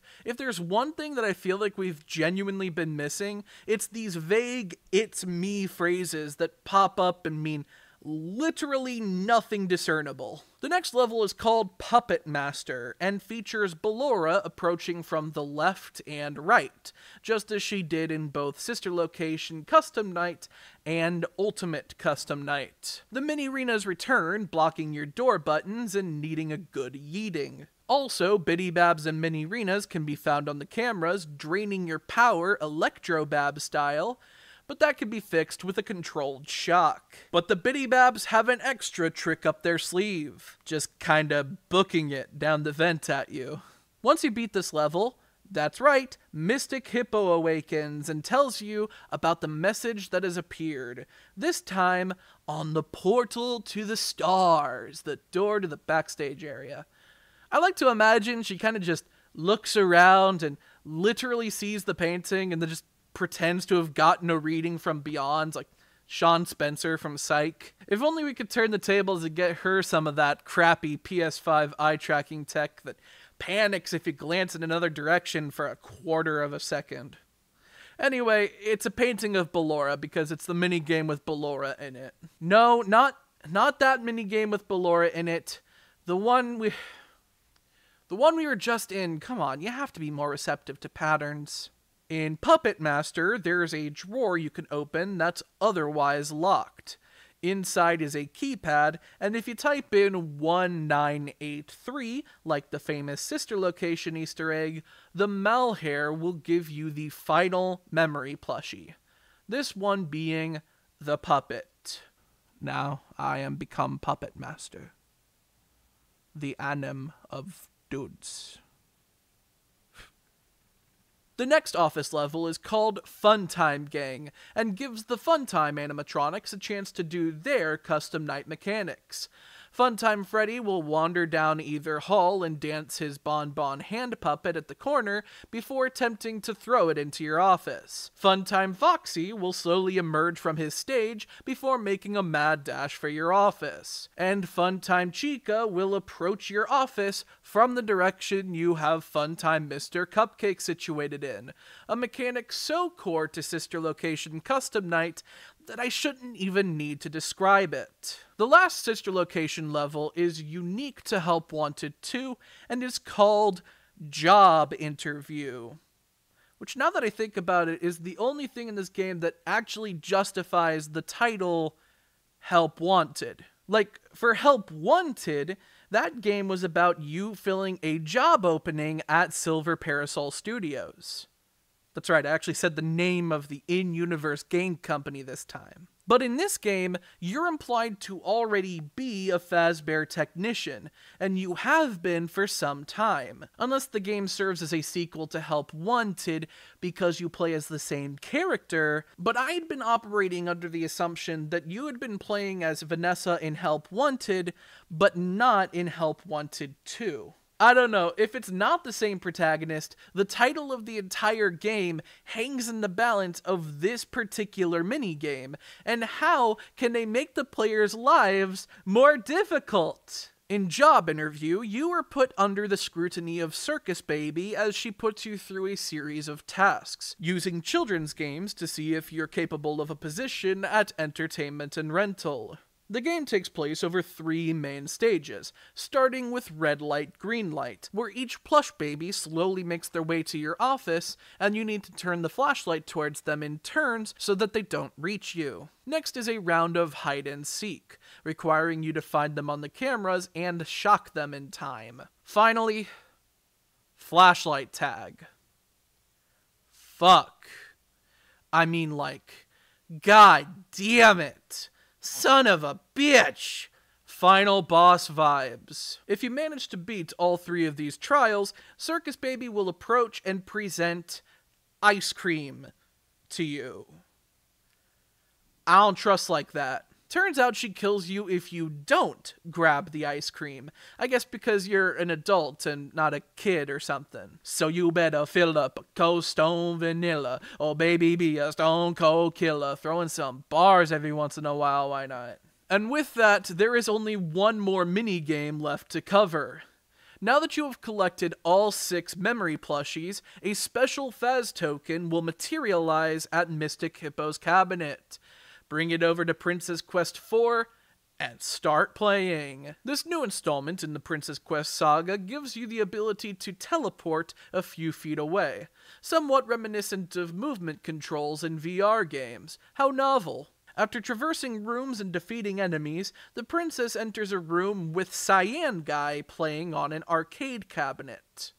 Oh hey, princess. Princess?! Have the princess hit the arcade cabinet, and you will awaken in Cyan Guy Quest. Princess Quest in VR. What a cool adaptation. Now it's up to you to slay enemies in first person and navigate the castle. Eventually you come up on the graves to light up in order, and they're now associated with a different memory plush. Chica, then Foxy, then Freddy, then Bonnie, then Golden Freddy, then the puppet. Many speculate that this is confirmation of the order that Susie, Fritz, Gabriel, Jeremy, Cassidy or Andrew, and Charlie were killed, which certainly aligns with the fact that Chica has described herself as the first, but this is controversial, because up until now the general consensus has been that Charlie possessed the puppet first, and it was her that put the others in the animatronics, rather than just the puppet acting on its own programming for whatever reason. I still think this is the case, since Henry makes a point of commenting on his daughter's actions in trying to help others. And if he's not referring to her causing the others to possess the animatronics and give them life anew, the only other thing he could be referring to is the puppet ghost's role in the Happiest Day minigames. I think it's fair to say that the first 5 graves represent the order of the missing children's incident, and Charlie is given the final grave as a symbol of importance in the story. But hey, if you light the graves in the correct order, a secret path will open up, revealing a chest, and inside is something particularly surprising. Plot twist, not only does the player character likely have a line of connection to the FNaF After FNaF storyline through his speculated daughter Cassie, he also has a line of connection to the FNaF During FNaF storyline. Inside the chest is a Bonnie mask, likely the same one he wore when he joined Michael Afton in pranking his younger brother. It turns out Michael may not have been the only one with an interest in making up for his actions that fateful day. And now, the one in the Bonnie mask is on his way to redemption. Continuing on the main path, you come across Old Man Consequences and trade him the Vanny mask for the Malhair plush. Then an elevator opens up. The sister location elevator, in fact. I speculate there's a significance to Circus Baby's entertainment and rental being important to this character's story. Perhaps he was also trapped in William Afton's nightmare trials. Maybe everyone involved in the Bite of 83 was. At the top of the elevator, you find yourself in the midst of a claw machine, and the final cutscene plays out, with Moon serving as the claw grabbing the prize from you, the Malhair plush. He drops it in the prize chute, and it's retrieved by a gigantic Vanny, pulling the Malhair himself from the prize chute. She then crushes it, reducing it to a fine mist of blood, and she retreats into the darkness. Roll credits.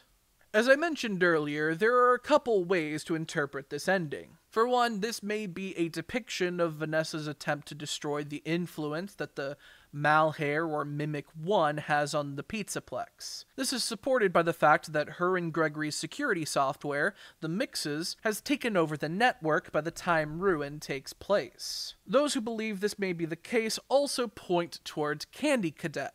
Yes, just like in Ruin, Candy Cadet makes another appearance to deliver an allegorical fairy tale that coincides with an important lore detail. And up until now, these stories have been relevant specifically to the game being played. In Pizzeria Simulator, his 3 stories of 5 being combined into 1 seem to most directly connect to the truth of Molten Freddy. In Ruin, the story of a monster learning a lullaby to convince a child to free it directly paralleled the Mimic's escape plot. If you collect the hidden tokens, this story tells of a woman being tricked and scarred by a witch and vowing to get revenge, meeting a boy who helps her on this journey, and entering the witch's home to confront her, ending with, quote, "the oven door closed."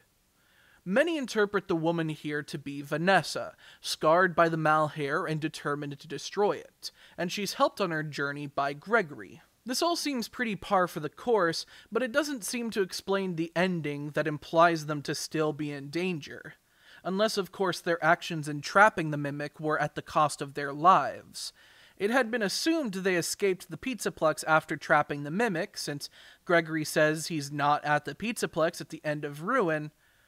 But then again, that could be another of the Mimic's lies. The other way this story could be interpreted is by saying the young woman here is Cassie, and the boy who helps her is the witch in disguise, aka the Grimmick. Again, this is the dilemma posed when introducing a character that impersonates others into the story, now you can never really be 100% sure if a character is actually themselves or not. But if this story is about Vanessa, then what we see in this ending is her reclamation of the Vanny persona, which she turns against her abuser. She destroys the final pieces of the Malheur, or the Mimic 1 program, leaving the Mimic with nothing but a locked room, a Roxy-Talkie, Maskbot, and the Vanny AR mask. But either way, if we wanted the story to coincide specifically with this particular game, then it may be best to interpret the story as referring to Vanessa, and use it as evidence that this ending shows Vanessa's revenge against the Malheur, potentially at a cost, as we may one day learn. Alternatively, what this ending may be depicting is the Mimic consciously destroying the Malheur personality in order to allow a new one to become dominant. It's kind of like that one episode of House, where the patient had what they called Giovannini mirror syndrome, and adopted the traits of the dominant personality in the room at any given point. Here, since Vanessa and Gregory were able to create the mixes to limit the Mimic's influence, the Mimic could have read that as Vanessa being a more dominant personality than the William Afton caricature it had adopted, and this could explain why it's no longer in the burn trap form in Ruin. Again, this is a dilemma posed when introducing a character that impersonates others into the story. Now you can never really be 100% sure if a character is actually themselves or not. There's also a bonus story Candy Cadet tells about a family missing out on a great deal. A pizza meal bundle with fries, mozzarella sticks, extra large drinks, and a toy, all for $49.99. They missed out on the deal, and then they died! Now there is a distinct humor in this story that suggests it to be little more than clever advertising, but one can certainly use the detail of it being a family meal bundle to suggest that you're playing as some character's family member here. I don't know. What I do know is that just about covers everything in Help Wanted 2. Now, it may not be the scariest FNaF game, but it sure as hell is one of the best designed ones. Certainly a major highlight of FNaF after FNaF. I may still just barely put Curse of Dreadbear ahead of it in terms of personal favorability, but that's just because of the Halloween vibes. If DLCs are out of the running, or have to be considered as part of their base game, then Help Wanted 2 is the best the series has been since Pizzeria Simulator.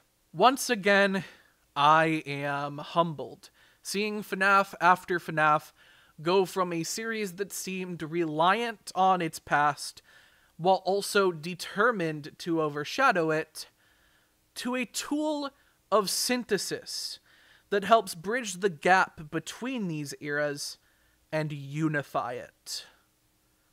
Help Wanted 2 is the pieces put together, and I think we are very, very close now to the end of FNaF after FNaF.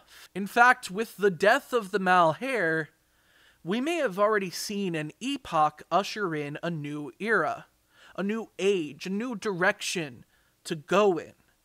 We may have awoken in FNaF after FNaF after FNaF. And I'm excited. But what exactly am I excited for, you may ask? Well, my friends, let me turn your attention to Stuff I Didn't Remember, number 20, The Future of FNaF. Here I want to run down the list of upcoming projects we happen to know about or can otherwise speculate. A lot of this will include information from a recent Scott Games post about an entire week of events to celebrate the 10th anniversary, and hopefully this video is out before those events begin. First, I do not believe that the Mimic's story ends with Ruin. I think we are awaiting a proper next installment in the timeline that could explain what happened to Cassie. I suspect that the Mimic will impersonate Roxy to gain Cassie's trust and turn her against Gregory, forming her into its new protege, but only time will tell. Next, I want to cover some of the other minor games we'll likely be seeing soon. As you may remember, the Joy of Creation, Five Nights at Candy's 4, and Pop Goes Evergreen are in the lineup for release in the Fazbear Fanverse Initiative, with a demo for Joy of Creation set to release on August 2nd, 2024, and a full release of the Pop Goes spin-off game My Pop Goes dropping just a day earlier. Furthermore, Click Team Fusion has put out a call for new team members, featuring a unique design for Lulbit asking for help. This has been core to the speculation that we may be seeing a new FNaF World-esque spin-off, perhaps even a direct sequel to the first FNaF World. I truly hope this is the case. FNaF World is an underrated classic, and I would love to see an expansion on its ideas and styles. Beyond Pizza Sim. And Freddy in Space, too. And Fury's Rage, kinda. Oh, and Chica in Space. Click Team has put out a handful of other teaser images, each with different styles, leading to speculation that they're working on multiple different upcoming FNaF games. Either way, they should be releasing a demo for a project titled 5 Laps at Freddy's, presumably a Freddy Fazbear Mario Kart, on August 7th. Next up is a weird one.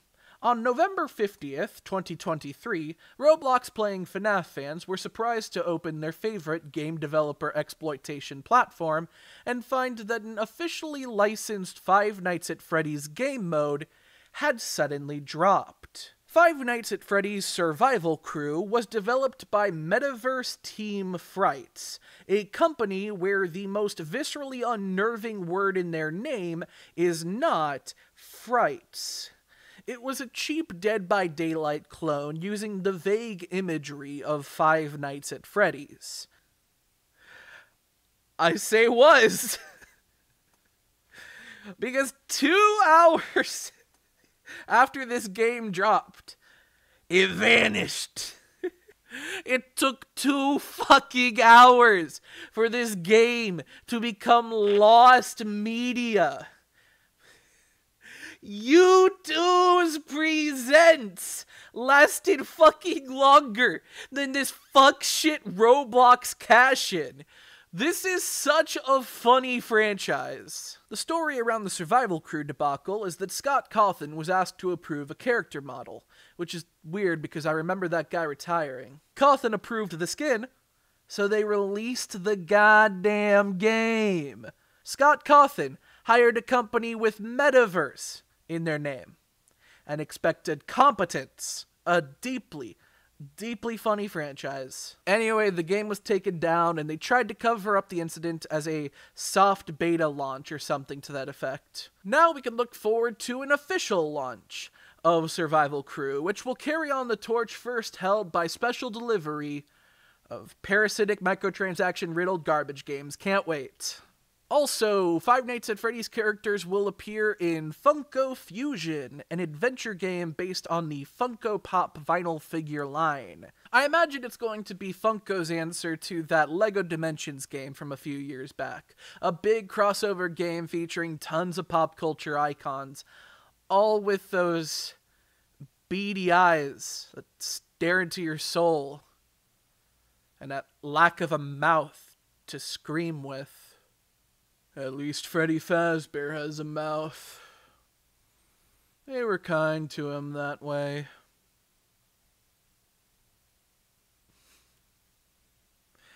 I'm gonna be so embarrassed to own this game. Next, let's talk Into the Pit. In a press release by Scholastic celebrating their Five Nights at Freddy's publications, they were the first to report on the intent to adapt the first Fazbear Fright story, Into the Pit, into a full game. Over the course of the following day, internet sleuths found an associated website and a trailer, which Scott was surprised to see but ended up embracing, announcing the game adaptation of Into the Pit by Megacat Studios as a 10-year anniversary special for Five Nights at Freddy's, and thus it is set to release on August 8th. The game seems to be intended to serve as a faithful recreation of the story, now apparently as a survival horror adventure game with a 16-bit aesthetic. Interest in this new development seems to have brought a new wave of attention onto FNAF's supplemental literature, which is really exciting. Speaking of Scholastic, Tales from the Pizzaplex should be wrapped up by now, barring the release of a bonus bundle book. And in the same press release mentioned earlier, Scholastic teased their intent to release a book in the FNAF series in September, simply called Interactive YA Novel Number 1, which is a really weird title. Since then, they changed the title to The Week Before, but the original title would stand as a testament to what this book will likely represent.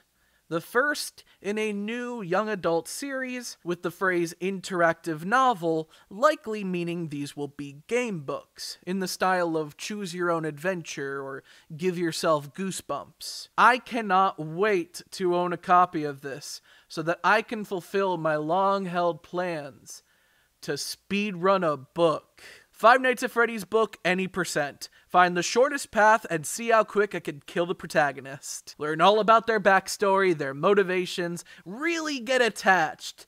Then immediately have them trip on a table leg and eat shit. Make them feel sad, scared, then nothing, in that order, before the story could actually happen. It'll be so funny. And anyway, having a series of FNAF books with multiple endings is gonna be such a choice decision. I am hyped for the canonicity debates on these. Now, technically, The Week Before is looking like it'll be a prequel starring Phone Guy, so we do know the canon outcome of that book, probably. I mean, I promise there will be people arguing that this book means Phone Guy survives his death scene or whatever.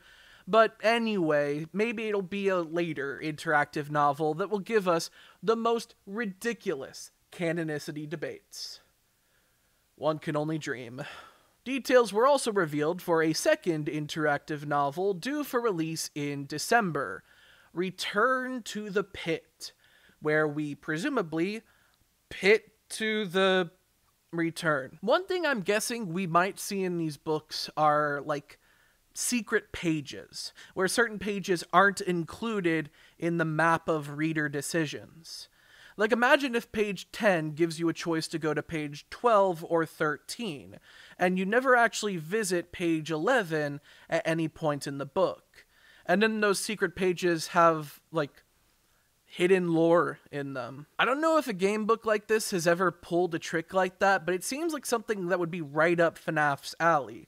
And I anticipate the first people to get these books will check for that as soon as they get the chance. Also, in the announcement about the 10th anniversary daily events, Scott Games mentioned that August 3rd will see something called VIP Interactive Novel free, suggesting that the actual first installment of the interactive novel series will be a free ebook download. Around the time I want to release this video, filming is scheduled to have begun on Five Nights at Freddy's 2, the sequel to the movie that I once made a promise to discuss. Feels good to know that the years-long hope for multiple installments of FNAF films will be fulfilled. On August 5th, Dawko will release his second interview with Scott Cawthon, where I'm sure much more behind-the-scenes information about the franchise will be discussed. I'll definitely give that a view when it's out. On August 6th, there will be a big collaboration announcement that is currently being kept secret. Coincidentally, Fortnite is apparently due to have an update on the same day, leading many to speculate that Five Nights at Freddy's will officially be added to the popular crossover universe game. This is not confirmed, but that idea is admittedly exciting, since I've had a long-held FNAFing wish we had Fortnite to show us important plot points so that I wouldn't have to sit through a game theory video just to know it happened, only to then still not play Fortnite. But again, this is just speculation. This collaboration could be anything as simple as FNAF in real time has joined the Fazbear Fanverse initiative, or as exciting as Universal Studios picked up Sally Darkride's FNaF concept. We will see in due time. Here's a space in the video for me to add any other updates in terms of FNaF news just before I export this video one last time. Leaving dead space. 3, 2, 1. Hi, I'm from the future. No, there's not really any major updates. I mean, like, there's more information about the stuff now, and like, it's already August. It's currently happening. The schedule changed a little bit, but do you actually care? No, I don't. Just go look it up. Just go look it up. Have fun. Have fun. Have fun. And I'll cover the stuff. I'll cover the stuff one day. Don't worry. We'll be there. I'll see you. Don't worry. Don't worry about me. Have your fun. Live your life. Breathe air. I know somehow we're gonna get there. Feel wonderful. Finally, let's talk about what is most likely to be the next main installment in the FNaF franchise. As you may remember, the Curse of Dreadbear hub and corn maze, and likely Plushkin patch, took place at a carnival event called Fall Fest 83. This event, Fall Fest, is once again referenced in Help Wanted 2, with Freddy and friends performing there in the art used for the Gashapon machine after beating each minigame, and a poster for a 1970 Fall Fest can be won as one of the prizes.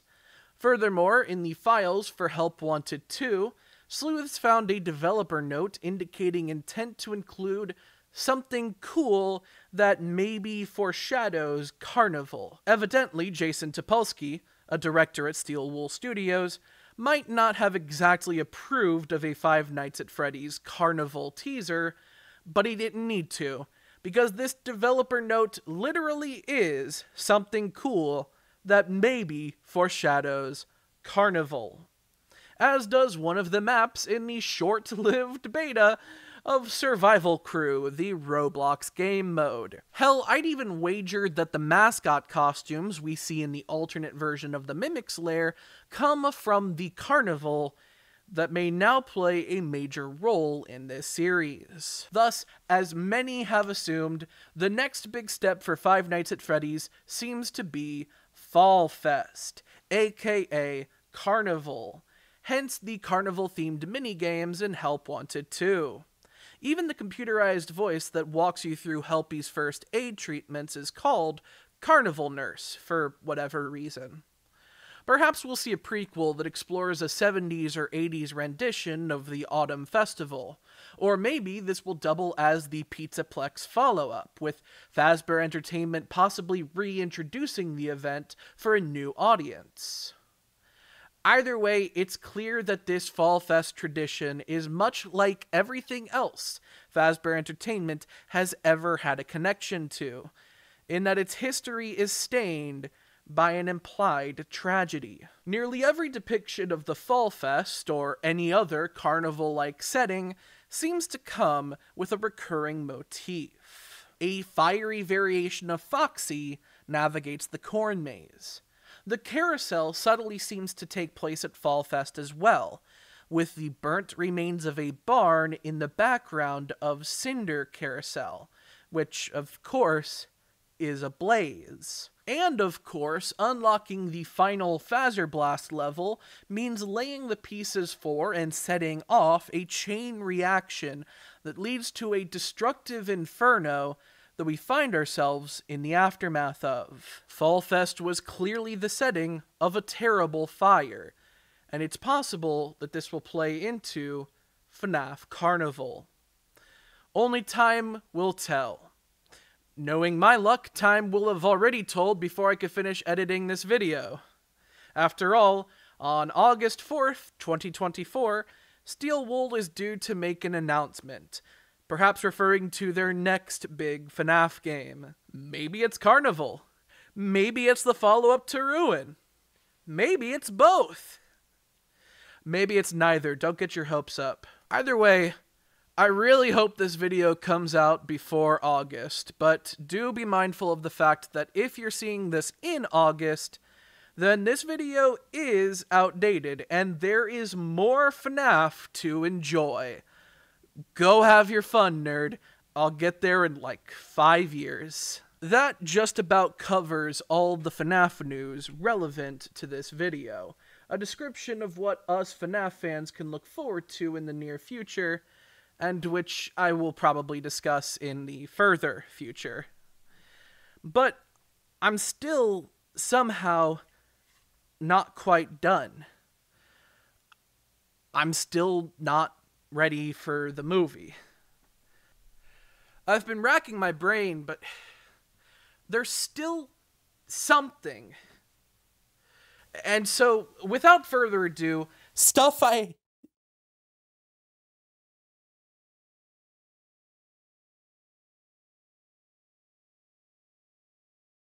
Oh, yeah!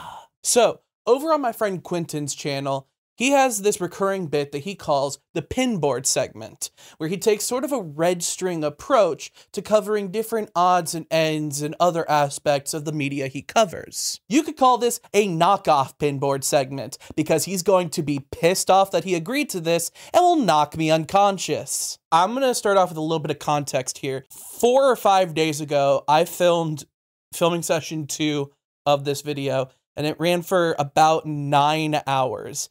You know, give it take a little bit for breaks in the middle.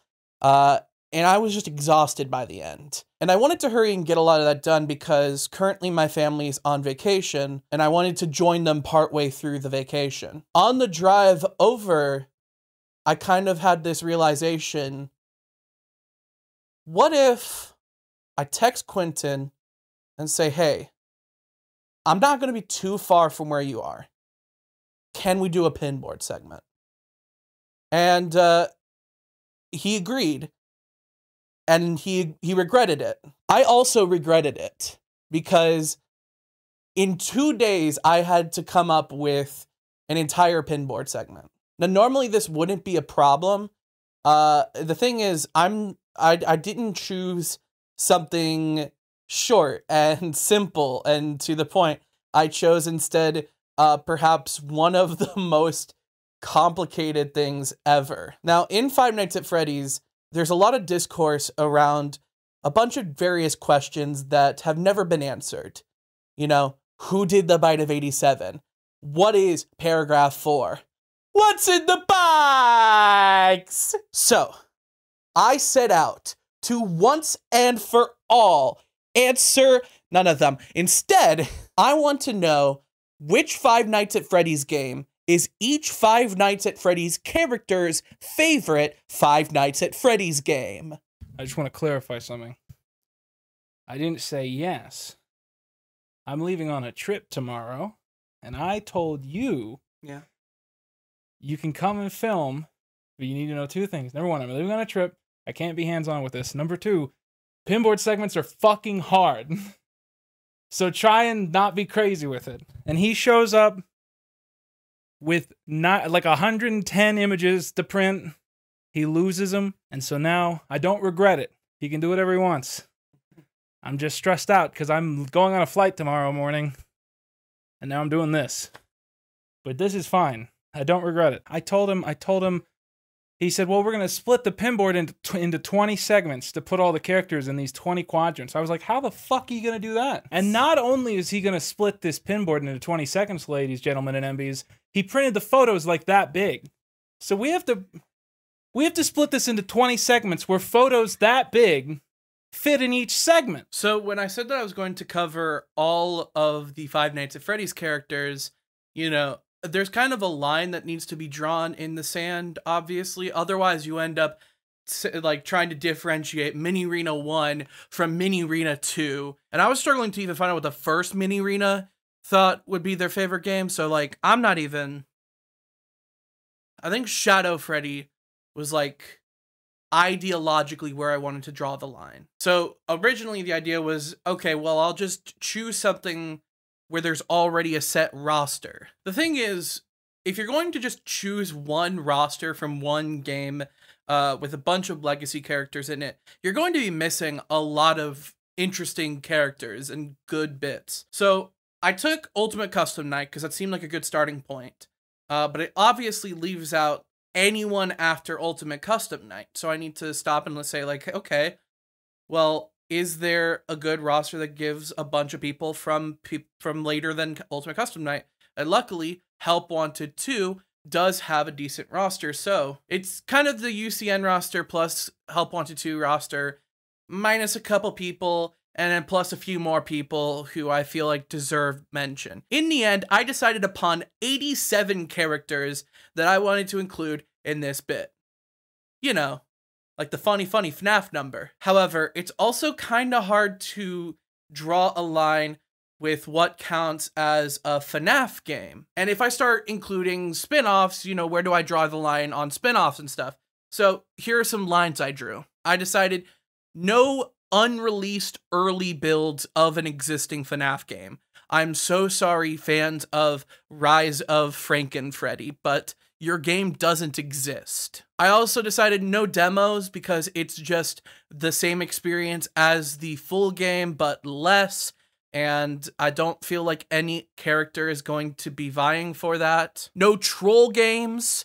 So, you know, no, like, Five Nights at Freddy's 3, except it's actually, there is no pause button. No ports. No console ports, because if you had to say, oh yeah, this character would like Five Nights at Freddy's 3, but would they prefer to play it on PC or console? The answer is always going to be PC, because the console ports of these games suck. I also decided to say no Fazbear Fanverse Initiative games. Even though technically they are official FNaF games, in some sense of the word, there's only been like one that's released since it happened. One of them was canceled, and the guy was banished to the Shadow Realm. And if I include all the legacy stuff, it's just going to be, I'm just gonna need a second pinboard. And I already need 3 pinboards. Finally, some of you may be expecting me to say no DLCs, but the thing is, when you think about Ruin, it is so obviously distinct from Security Breach, I can't help but consider it its own separate game. So I decided that for the purposes of this, I am going to be counting DLC as a separate game, with the caveat being that it has to explicitly be DLC. It can't just be an update that adds content to the game. So Sister Location Custom Night is not going to be included here. FNaF World Update 2, not going to be included here. What is included, though, is Dark Circus Encore, which is a DLC for Special Delivery that's so obscure that I just didn't even like think to include it when talking about this earlier.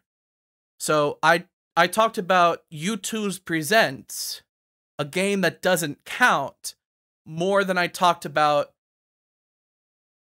a Special Delivery DLC, which I guess in hindsight that is a good decision to have made, but I'm paying for it now. Speaking of U2's Presents, you may assume that I'm not going to include that here.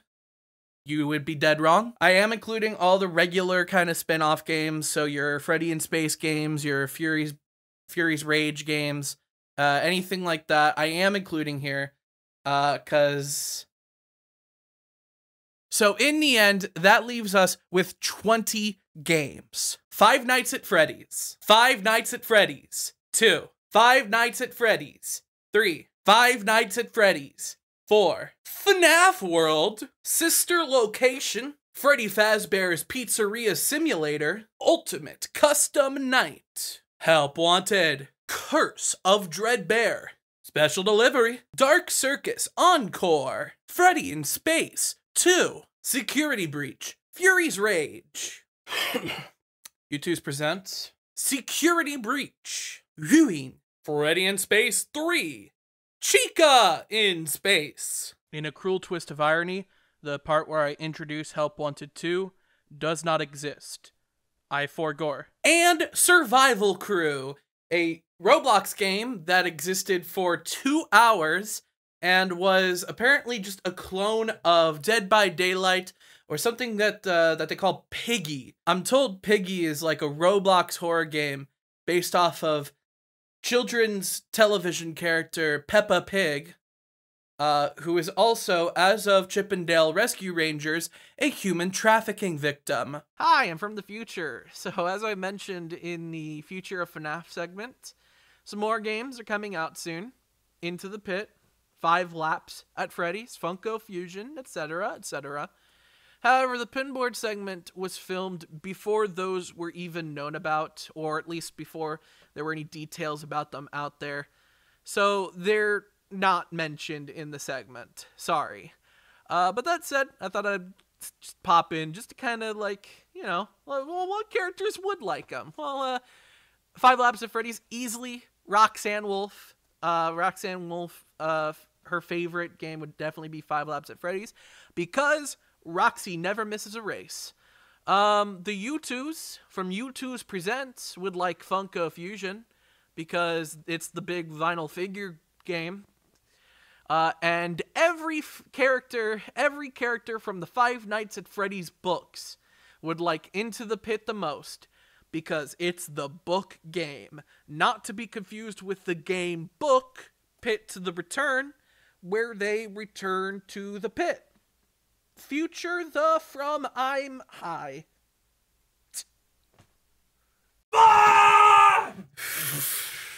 So I'm just grabbing these randomly from the bowl. So there's gonna be no order to this. Fair warning. Starting at the top of our list is Lefty. Now Lefty, I think, is a character who would appreciate a little peace and quiet. And after a lot of thinking, I think the most peaceful and quiet FNaF game is going to be the first one, Five Nights at Freddy's 1, with Five Nights at Freddy's 4 close behind, if not for those loud-ass jump scares. It's also the only game that thoroughly covers the idea of stuffing a person inside of a suit, which is what Lefty is all about. Up next, we got Phone Guy. Phone Guy, I think, would be a fan of Pizzeria Simulator, because, you know, in his games, he's like this pawn in this grand system. You know, he's someone who's, you know, a menial worker who, you know, is kind of going with the punches and all that. And Pizzeria Simulator, he's the boss! The boss! So he gets Pizza Sim. Golden Freddy. The deal with Golden Freddy is it's like multiple souls in one thing. It's very confusing, and you may even mistake it for Fredbear. But it's different. Anyway, I'm gonna give Golden Freddy Ultimate Custom Night because it's kind of the hell of their own creation in a sense. And I haven't even broken down the rules. I haven't broken down the rules of the characters. I want to try to avoid giving characters a game that they're prominently in, because then it's just like, oh, we're just going to give each character like the one they're in and then move on. But with Golden Freddy, I think it's kind of justified. Happy Frog. Now, to deal with Happy Frog, I think they're going to be a fan of Five Nights at Freddy's 3. Because as you may notice, in the original run of Five Nights at Freddy's games, Freddy Fazbear is always the poster. He's always the guy on the poster. Even in Sister Location, when it should be Baby, it's still Freddy. The only exception in that original run is FNaF 3. And I think that this little gal is extremely happy to see anyone other than Freddy on a poster. Rockstar Chica. What do we know about Rockstar Chica? Hates wet floor signs. What game do you get to murder wet floor signs? That's right. Ruin. Jack-O Chica. So, with Jack-O Chica, I think her main character trait is fire. Which is good because fire is a very common recurring motif throughout the series. You know, you have Fazbear's Fright, you have the ending of Pizzeria Simulator. But I think in the end, what she would really appreciate is a game with the most fire. Just the most. And we have a game like that. It's called Security Breach. Alright, think about it. You know, you have the fire room, you know, where they keep their fire. You have the VIP ending, where they light all the plushies ablaze. And of course you have the burn trap ending, where you broil Peepaw Afton alive. There's a lot of fire in this game, and she likes that. Look at this, it's purple guy. It's purple guy. He doesn't know. It's purple guy. I've watched film theory. That's purple guy right there. I wish I could argue, but it is Guy. He is purple. Well, but he's a purple guy. He's a purple guy. Damn, you know what? You might be onto something. Purple guy. So Dreadbear is an obscure secondary character, and so he wants an obscure secondary game. Freddy in Space 2. What did I just kick? Trash and the gang. They have trash taste. Do I even need to dignify this with a punchline? Oh, but Hippie, I thought Five Nights at Freddy's 3 was your favorite. Yeah, hey, real quick. You need to understand something. I listened to Epic Rap Battles of History on my morning commute. I also have trash taste. You need to understand that if you're going to keep watching my videos. Withered Bonnie. This guy is always going on about fate and destiny and consequences. And what other game screams fate, destiny, and consequences more than an abandoned Pizzaplex? The main man himself, Freddy Fazbear. So, what Five Nights at Freddy's game would be Freddy Fazbear's number one? I think the answer to that question is, what would Chuck E. Cheese's number one Five Nights at Freddy's game be? And so I'm going to give him Security Breach. You get that, right? Like, you feel the vibe? Nightmarian.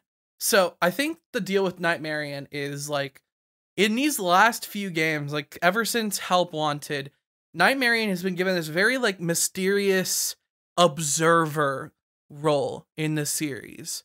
And compound that with the fact that Help Wanted is very much a game about kind of trapping someone in this like never-ending nightmare. I think this little fucker does happen to like Help Wanted more than the others. I think they look back on Help Wanted as that time when their career took a really nice upturn, you know? Classic Chica.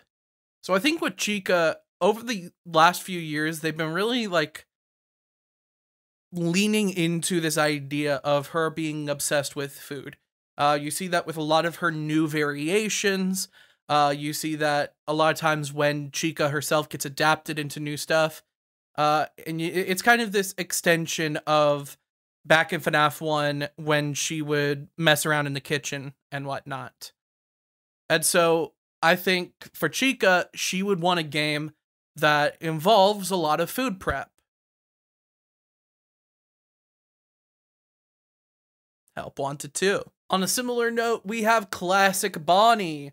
Classic Bonnie, I think, would be very prideful of the stories of him literally giving Scott Cawthon nightmares and directly inspiring the premise of Five Nights at Freddy's 4. And so I think he kind of wears that game as sort of a badge of honor. Withered Chica.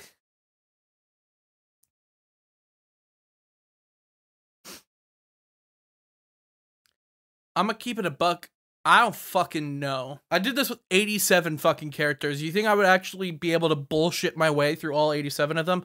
No. I guess she also likes Help Wanted 2, just like Chica does. I know it's not the same logic as Bonnie to Withered Bonnie. What do you want? She doesn't have hands! Rounding out the original 4, we have Classic Foxy. And I think with Classic Foxy, I think there is a lot of pride in his captain's regalia. I think he looks at Curse of Dreadbear in particular and sees, this dramatization of his life in the high seas. You see him decked out with his coat, his captain's coat, whatever the fuck you call it. And so I think he's a Curse of Dreadbear fan through and through. Afton, also known as Scrap Trap, also known as Spring Scrap. This is the Pizzeria Simulator rendition of the man behind the slaughter. Now this is a character who's very vague and mysterious, cryptic even, in a way that comes off as frustratingly smug, right? And it's not really justified because he's just so funny looking. And there's a game that fits that exact description. Cut to him on Help Wanted. Yep, there he is. Haha, I bet you're all fucking pissed. Helpy! Alright, Helpy. I think, to me, Helpy seems like someone who really appreciates, like, silly stuff, you know, brief, like, diversions from what's going on, and just general bad luck, that feels, you know, very, very welcoming to the official punching bag of the series. So, I think that he feels right at home with Security Breach. Oh yeah, this already feels like it's coming together. This looks good. Nightmare Fredbear. So I think the deal with Nightmare Fredbear is, he would like Ruin for a very specific reason. I think Ruin would completely shake his worldview. Think about it. I assure you, I am very real. We know who our friends are, and you are not one of them. Like, the entire point of Ruin is, like, breaking into this version of unreality and saying, like, you know, here's this friend of yours you need to rescue, except turns out it's a wolf in sheep's clothing. And I think something like that would really just blow his mind. Nightmare Mangle. This is a character with no personality. Not even that. It's a cosmetic skin for Nightmare Foxy, a character who himself has no personality. Why is she here? Anyway, I'm gonna give her Five Nights at Freddy's 1. And that's not a diss against Five Nights at Freddy's 1. It's just, I think anyone who doesn't have a personality would just default to, like, I don't fucking know, the first one. Ooh, classic Springtrap. This may be a little bit of a hot take, but I think he's a FNaF 2 enjoyer. And the reason is, I think those game over mini games, I think they kind of allow him to relive his glory days, if you understand. So I think he really has, like, a lot of nostalgia for FNaF 2 in particular. The Puppet. Now I think the Puppet didn't initially agree with what Henry Emily was doing with Freddy Fazbear's Pizza Place. I think their primary motivation is, and for a very, very long time was, to protect these souls and kind of prolong their lives in a way that, you know, had been kind of taken from them. And so I think, like, Pizzeria Simulator, they went into it really ideologically against it. But I think in the end, I think they came around to it. I think they saw things through their father's eyes by the end. And I think they were able to say, okay, yeah, no, I get it. I understand this. Toy Freddy. Toy Freddy. Now, I'm sure you're expecting a hot take here, because the thing is, Toy Freddy is one of very few Five Nights at Freddy's characters who canonically plays Five Nights at Freddy's games. So, you know, there's got to be like something that's high up there, right? There's got to be like, he's got to be like a pro at all these. The thing is, you have to remember, he's also the only Five Nights at Freddy's character who is canonically bad at Five Nights at Freddy's games. So we need a game that you can win while technically doing absolutely nothing. And thanks to DJ Sturf and a lot of other fine challenge runners in the Five Nights at Freddy's community, we know that Toy Freddy's favorite Five Nights at Freddy's game would be Five Nights at Freddy's 3. Nightmare Bonnie. I think it's going to be a lot of the same thing as with Classic Bonnie. I think Classic Bonnie likes FNaF 4 because Nightmare Bonnie exists. And I think Nightmare Bonnie likes FNaF 1 because Classic Bonnie exists. Because it's like, if Classic Bonnie didn't exist and didn't give Scott Cawthon those nightmares, the Nightmare Bonnie wouldn't exist. And I think that that's something that he holds. I think that's something he puts on a pedestal for that reason. Funtime Foxy. This is a very egotistical character. I think, you know, very look at me, you know, like you need to go see his show or he will literally murder you. So I think he's a rare example of a character who I need to assign the game they're from as their favorite game. So this is a sister location guy. Toy Bonnie. Toy Bonnie is kind of interesting. He's kind of like this sort of Bugs Bunny meets Alvin from Alvin and the Chipmunks kind of energy. Not just with the voice, but just like he's very much this like, well, ain't I a stinker kind of energy. And so, you know, it's like we need a game that also has little stinker energy, you know? Chica in Space, I think, has exactly that. Because it's a game about Scott Cawthon giving you a Five Nights at Freddy's movie teaser if you beat his video game first, which is, I think, like, out of all these games, that is the most, like, well, ain't I a stinker energy. Phantom Mangle. Phantom Mangle fucks with your audio. And Five Nights at Freddy's 4 is a game where you really need to focus on the audio. Now, you may be thinking, isn't that a little contradictory?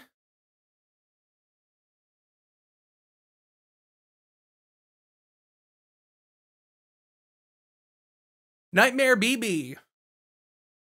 I think, well, I think frankly, he wouldn't give much of a shit. And I think that's in part because I don't really give much of a shit about him.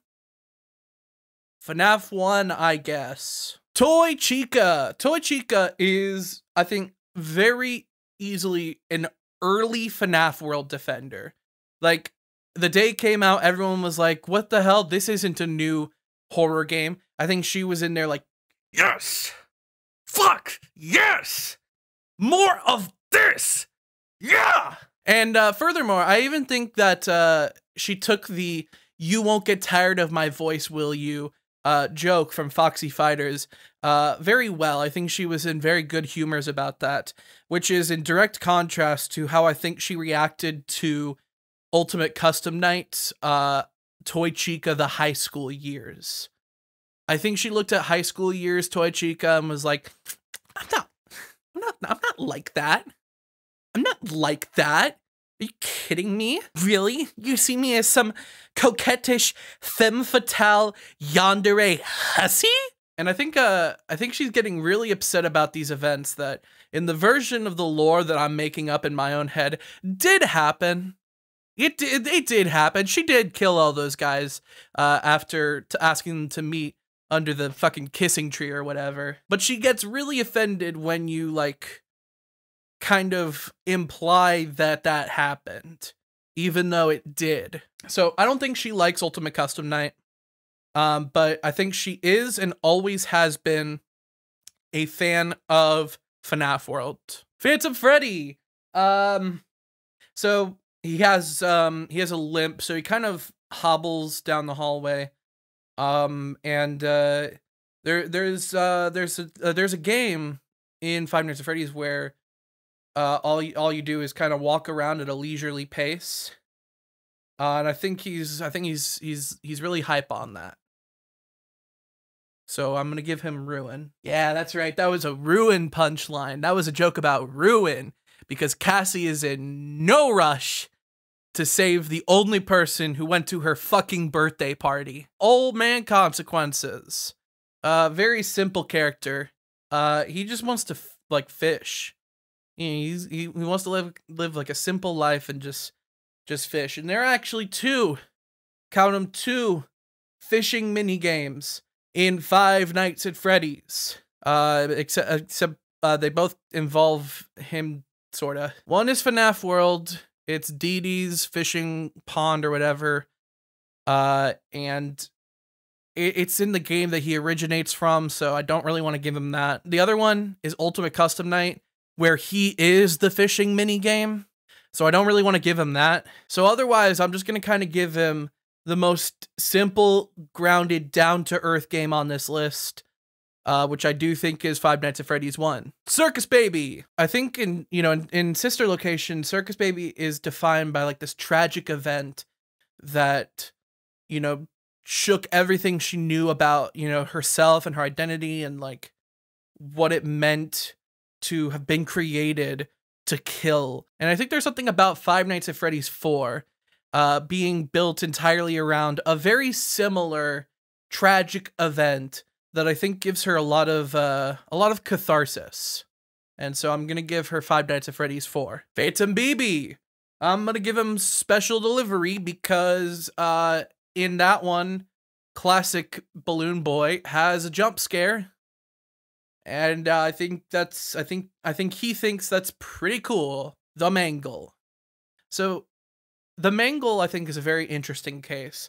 I think the game is very obvious to me, and that is Curse of Dreadbear, and I will explain. Obviously, there's Build a Mangle, which is kind of the first and only time throughout this series where Mangle has kind of gotten the chance to see and witness and experience others of her kind, in a sense. More Mangles, different designs of characters that are broken apart and put back together. So that's something that this game has going for it. However, also, I think the Mangle is kind of a complex character, at least in my head. See, to me, the Mangle, she knows she's beautiful.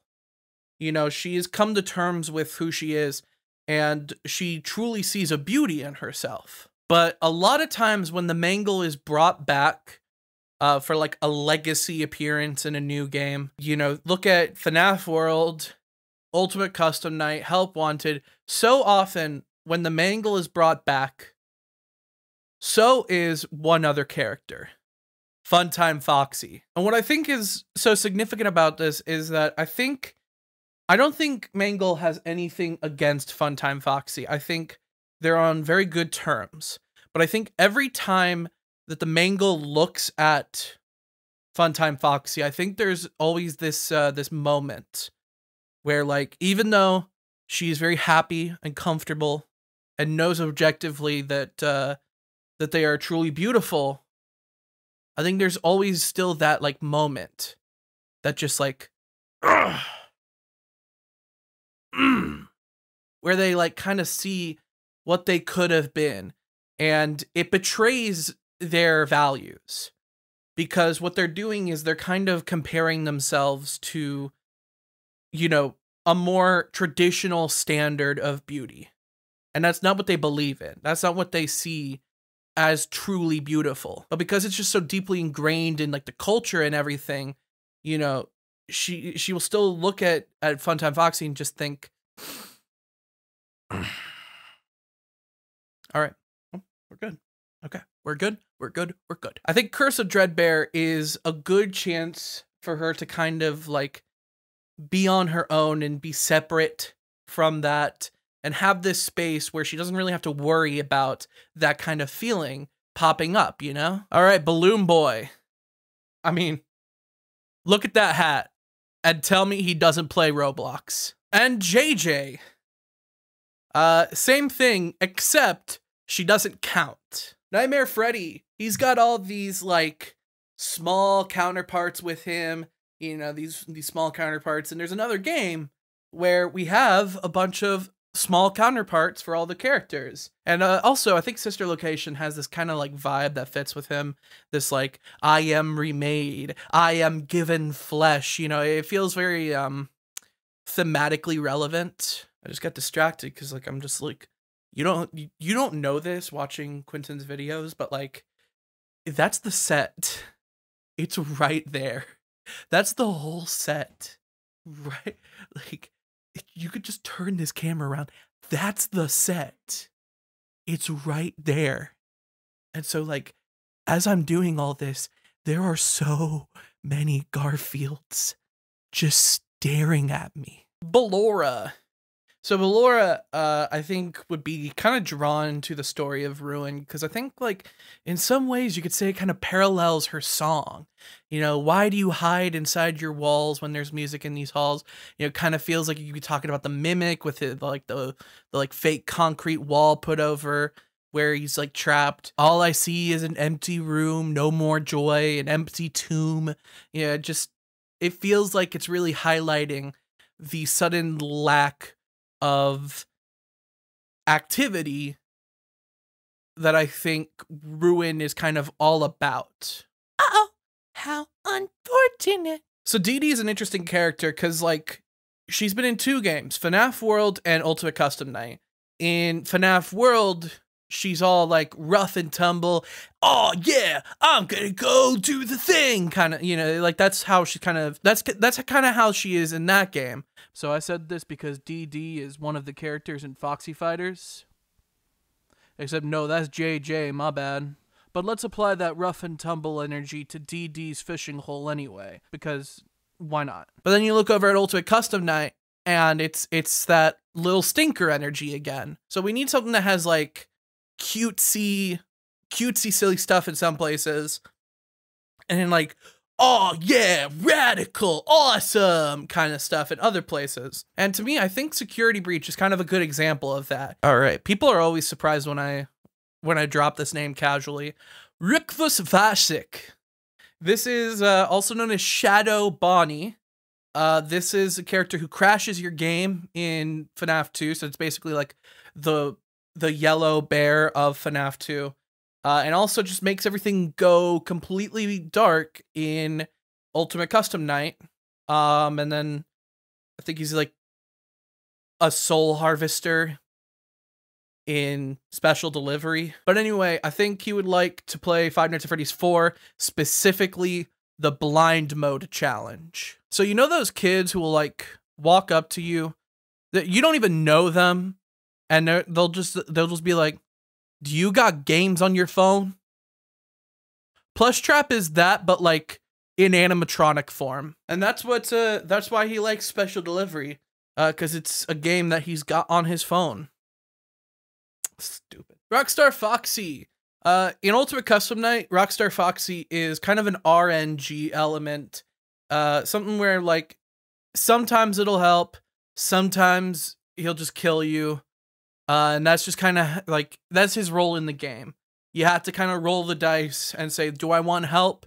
Even though it might kill me. So I think Rockstar Foxy, he wants a game with the most RNG in its challenge possible. And I think Five Nights at Freddy's 2 is the most RNG dependent game in the series. Because you can have Toy Bonnie come in and just take his sweet ass time and make it physically impossible for you to wind the music box.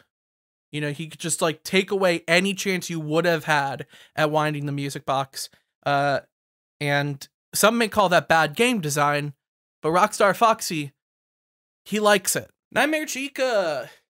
I think Nightmare Chica is a FNaF 4 fan. And I know she's from FNaF 4, but like you see her in like Ultimate Custom Night, and she's just like a big set of jaws that just close in. And I think like, yeah, I think if I was going to define her in one word, it would be bite. And FNaF 4 is the game where bite happens. Molten Freddy.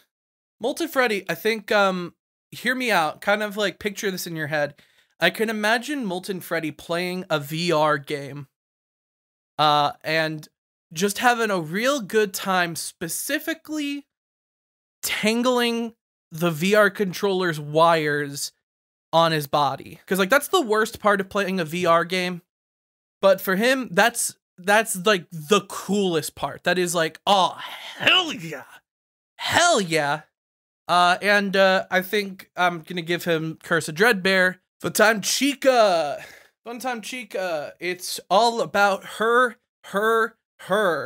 Get ready for her close-up. I think I'm gonna give her Ultimate Custom Night. Again, this is a case of like, isn't she most prominently in that game? And it's like, yeah, but again, it's such a vain character. It's so look at me, look at me, look at me. And that's the game where you look at her, look at her, look at her. I think every 35 seconds, there's a 2/3 chance that she shows up, but she doesn't even like fuck you over. Like, she's probably one of the easiest animatronics to deal with, because she just shows up and is just like, hey, look at me. And you're like, hey, I'm trying to focus on some other shit right now, but you're there. L Chip is a FNaF World fan entirely because of Chipper's revenge. I think he's proud of his cousin for being able to kind of come in and redeem the family name, especially as this like difficult boss fight. I think he gets a lot of enjoyment out of that bit. Mini arenas. Not much to say about the mini arenas. Except you can finally fucking throw them like you should have always been able to. You know, I remember Night 4 in Sister Location. They seem to find Springlock suits very, very funny. So I am going to give them Five Nights at Freddy's 3. Bonnet.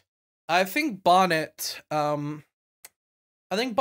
opened the first Five Nights at Freddy's game, booped the nose, giggled, booped the nose, giggled, booped the nose, giggled, booped the nose, giggled, booped the nose. Rockstar Bonnie. So Rockstar Bonnie, he's a very like violent character. He likes to resort to like very kind of melee violence. And one of his songs, I think he even like threatens to just curb stomp someone on the street. So I think I'm gonna give him Security Breach, Fury's Rage. Rockstar Freddy. Please deposit, please deposit, please deposit, please deposit, please deposit, please deposit, please deposit, please deposit, please deposit, please deposit, please deposit, please deposit, please deposit, please deposit, please deposit, please deposit, please deposit. Special Delivery. Orville Elephant. He's this like magician character. I think he would kind of feel at home in a circus, perhaps even a dark circus. Encore! Pig Patch. I think Pig Patch is earnestly a huge fan of side-scrolling beat-em-up games, so I'm going to give him the side-scrolling beat-em-up game. Scrap Baby. So Scrap Baby, I think she would like Five Nights at Freddy's 2 the most because she has a big lobster claw hand and roller skate feet. That probably doesn't correlate at all, but there are 87 characters here, and I had a day to come up with all this. Give me a break. Up next is Mr. Hippo. Sorry, Mystic Hippo. I think her deal is, you know, very, very down to earth and simple. You know, kind of an old man consequences kind of vibe. So I think there's something about Mystic Hippo that would really like kind of a classic like Five Nights at Freddy's or Five Nights at Freddy's 2. The thing is, I'm kind of torn between those two, and I feel like there's this like level of the whole situation here that I'm doing where it's like so many of these other games, they have kind of their own identity. You know, you think like Ultimate Custom Night. Oh yeah, if someone likes Ultimate Custom Night, they like Ultimate Custom Night. If someone likes FNaF World, it's because they like FNaF World. But like Five Nights at Freddy's and Five Nights at Freddy's 2 are such similar identities that, you know, you have to kind of like dig deeper to find those little extra details that would allow them to say that, oh, they would prefer this one over the other. But in the first place, you would have had to sort them into, oh yeah, they're a fan of the classic Five Nights at Freddy's kind of style, you know? And I think that's kind of a big kind of limiting factor with this whole thing. Because when you have to sort people into all these categories, into these different identities, and then say like, well, now let's do something with sub-identities, then I feel like there's going to be naturally this whole little bit of discrepancy. You know, I feel like you'll end up with like naturally more people who prefer Five Nights at Freddy's 4 than Five Nights at Freddy's 1 or Five Nights at Freddy's 2, because they have to choose between Five Nights at Freddy's 1 or Five Nights at Freddy's 2, whereas Five Nights at Freddy's 4 fans, they knew going into it that they prefer a bedroom FNAF, you know? And so that's where I think, you know, Mystic Hippo kind of reaches that struggle. You know, it's like something my good friend once told me. You know, when you're trying to do something, you want to like stand out in some way. When you make something new, you really want to, you don't want to just do the same thing again. You want to branch out and you want to create something new. And I think that's something that Scott Cawthon figured out eventually. But, you know, that wasn't initially the case. FNAF 2 was just FNAF, but more. And I think Mystic Hippo would kind of get stuck on that. And it's just it's rough, you know? It's rough kind of trying to approach a project like this and say that all this stuff has to go in this way, and, you know, try and form your own opinions when, you know, all these other grander issues are kind of bogging you down and kind of interrupting this pattern and making it much more difficult for you, you know? And I think that's where Mystic Hippo ends up. I think Mystic Hippo is also feeling all bogged down, and I'm sure Mystic Hippo would have some lengthy conversation that ends with a very insightful anecdote that seems to parallel the conundrum they find themselves in. But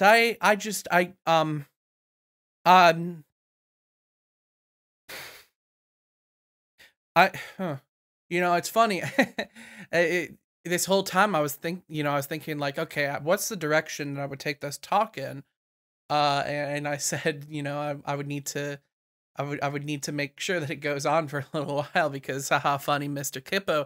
But I don't think I even really came to a conclusion in the end.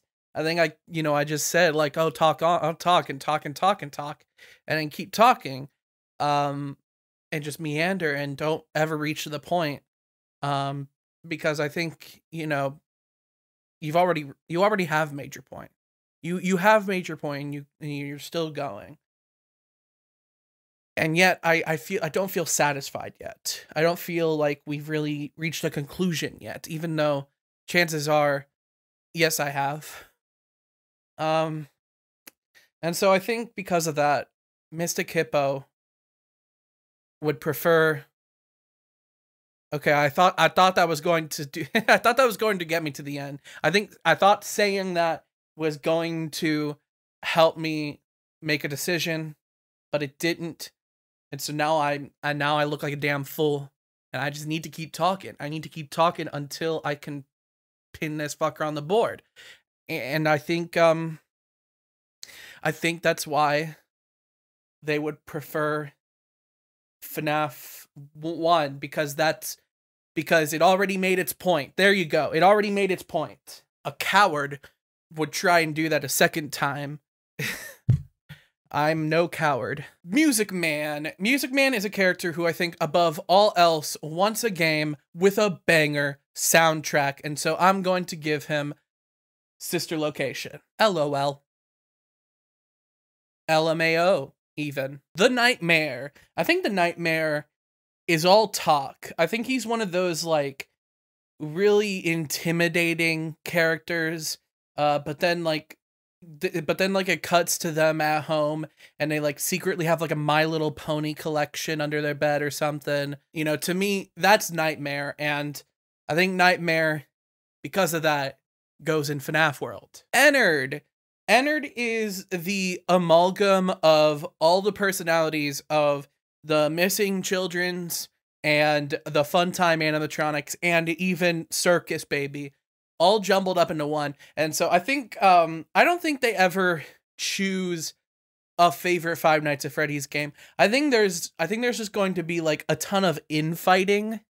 You know, I think, like, you know, Funtime Foxy is over there like Sister Location is the best. And you got Circus Baby over there like no, Five Nights at Freddy's 4 is the best. There are mini arenas in there Probably, maybe. Ballora has her own hot take that I forgot. And meanwhile, while all the Funtime animatronics are arguing with each other and bickering, I think the ghost children all kind of come together and they're like, huh. You know, I think I really like that time when we all walked up to the guy who killed our ass and left him absolutely foobarred. So I'm going to give Ennard FNaF 3. I lost Fredbear. I lost the Fredbear picture. I found it. I almost used a picture of the Lawn Ranger in its place, but I found it. Fredbear. So Fredbear, I feel like, you know, it's easy to kind of mix this guy up with Golden Freddy, but I think it's fair to kind of say Golden Freddy is like the spirits that haunt the yellow bear animatronic, and Fredbear is like the personality you would assign to the Fredbear animatronic. Fredbear is like the OG version of Freddy Fazbear, like before even the OG Freddy Fazbear. And so I think like he's very much someone who would like, you know, I'm not settling on Five Nights at Freddy's with him. I'm saying that he would have a genuine enjoyment of the OG installment in the franchise. And I think there's even elements where, you know, he would kind of like think back to the time when he caused the death of a child by crushing his skull in his jaws, and then hear about the bite of 87, you know, a few years after that event, and I think he would kind of roll his eyes like, when will they learn? And with that, that is every Ultimate Custom Night character. Everyone else is not an Ultimate Custom Night, meaning like from here on, the pictures that I got are just kind of randomly sized, and that kind of already started with Fredbear. Like he's already like so much smaller than all the other pictures, and you just kind of have to roll with it. Starting, of course, with this motherfucker. So, Mike Schmidt, aka Michael Afton. I'm gonna presume they're the same characters for purposes of this. I think it's kind of a hot take, but you know, Sister Location, I think, is a time that I think he looks back on with humor. And I'm not saying he looks back on it fondly, because I will remind you that he was harvested and used as a meat suit in that one. But also, you know, there's like elements where I feel like he just had a lot of fun with like hand units antics. You know, the fake ending has, he's taken the exotic butters and he's like put them on top of his television as like a trophy. Not to mention, like every day he kind of goes home and he watches his soaps. And to me, you know, that seems like it's kind of trying to present this idea of like he's living this pathetic, repetitive lifestyle. But to me, I see it as almost like someone who's taking like small pleasures in life while very goal oriented. I think this is during a time in his life when he has really started like pulling everything together and pulling himself together and saying like, I have a goal that I must accomplish. And in fact, like we see multiple goals he has to accomplish. You know, he needs to confront what happened to his sister. We have to have him vow to find and ultimately take down his father. This is Michael Afton, I think, during a time in his life when he was starting to get his shit together. And that is why I think Sister Location is going to be his favorite.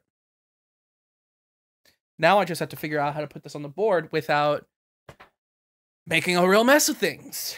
Funtime Freddy. I think Funtime Freddy is all about the new and the shiny, and he has very big party energy. And I think, you know, there is one game I would assign a very similar vibe to, and that's FNaF 2. Right after Funtime Freddy, we have Bon Bon. I think the deal with Bon Bon is I could definitely imagine Bon Bon, like, you know that scene in Sister Location where you go to like activate this like power module or whatever, you go to like get this power module off of Freddy, and then it's like, now go press the black button on Bonbon and you like look over to the Bonbon and it's gone. I think Bonbon really likes Help Wanted, cause like I could just imagine Bonbon like sitting in the background just laughing her ass off watching someone play the Chica repair level and like see them do like they're dealing with the roach infestation or something. And then it says like retrieve the cupcake, and they look and the cupcake's gone, and then Bonbon's just like all right, next up is Henry Emily. And I know what you're thinking. Please don't be that picture. Please don't be that picture. Please don't be that picture. Please don't be that picture. Fuck. So you know how the original run of Five Nights at Freddy's games exists in universe? I think that those games are directly responsible for getting Henry to kind of do the pizzeria simulator scheme. I think he saw most of these games start coming out, and like I think it kind of motivated him. I think seeing this tragedy brought to light again kind of re-sparked this desire within him to see things through. And I think the number one motivator was Ultimate Custom Night. Because think about it, what better motivator is there than the biggest challenge? And I think the day that he beat 50/20 mode is also the day he started hiring for a new Freddy Fazbear's Pizza Place manager. I think he had a moment of like using the games as kind of a coping mechanism so that he doesn't have to kind of face these problems head on. And I think like the moment he beat the number one biggest challenge, I think he had just a moment of like, well, now what? And I think to him, now what was put an end to all of the tragedy. This is Biddy Bab. Biddy Bab wants to be a meddling little shit. Balloon Boy is their hero. XOR. So let's not fucking play around here. This is just DD, except like all creepy and distorted. So I'm just gonna say the exact same thing that I said for DD, but I'm gonna make it all creepy and distorted.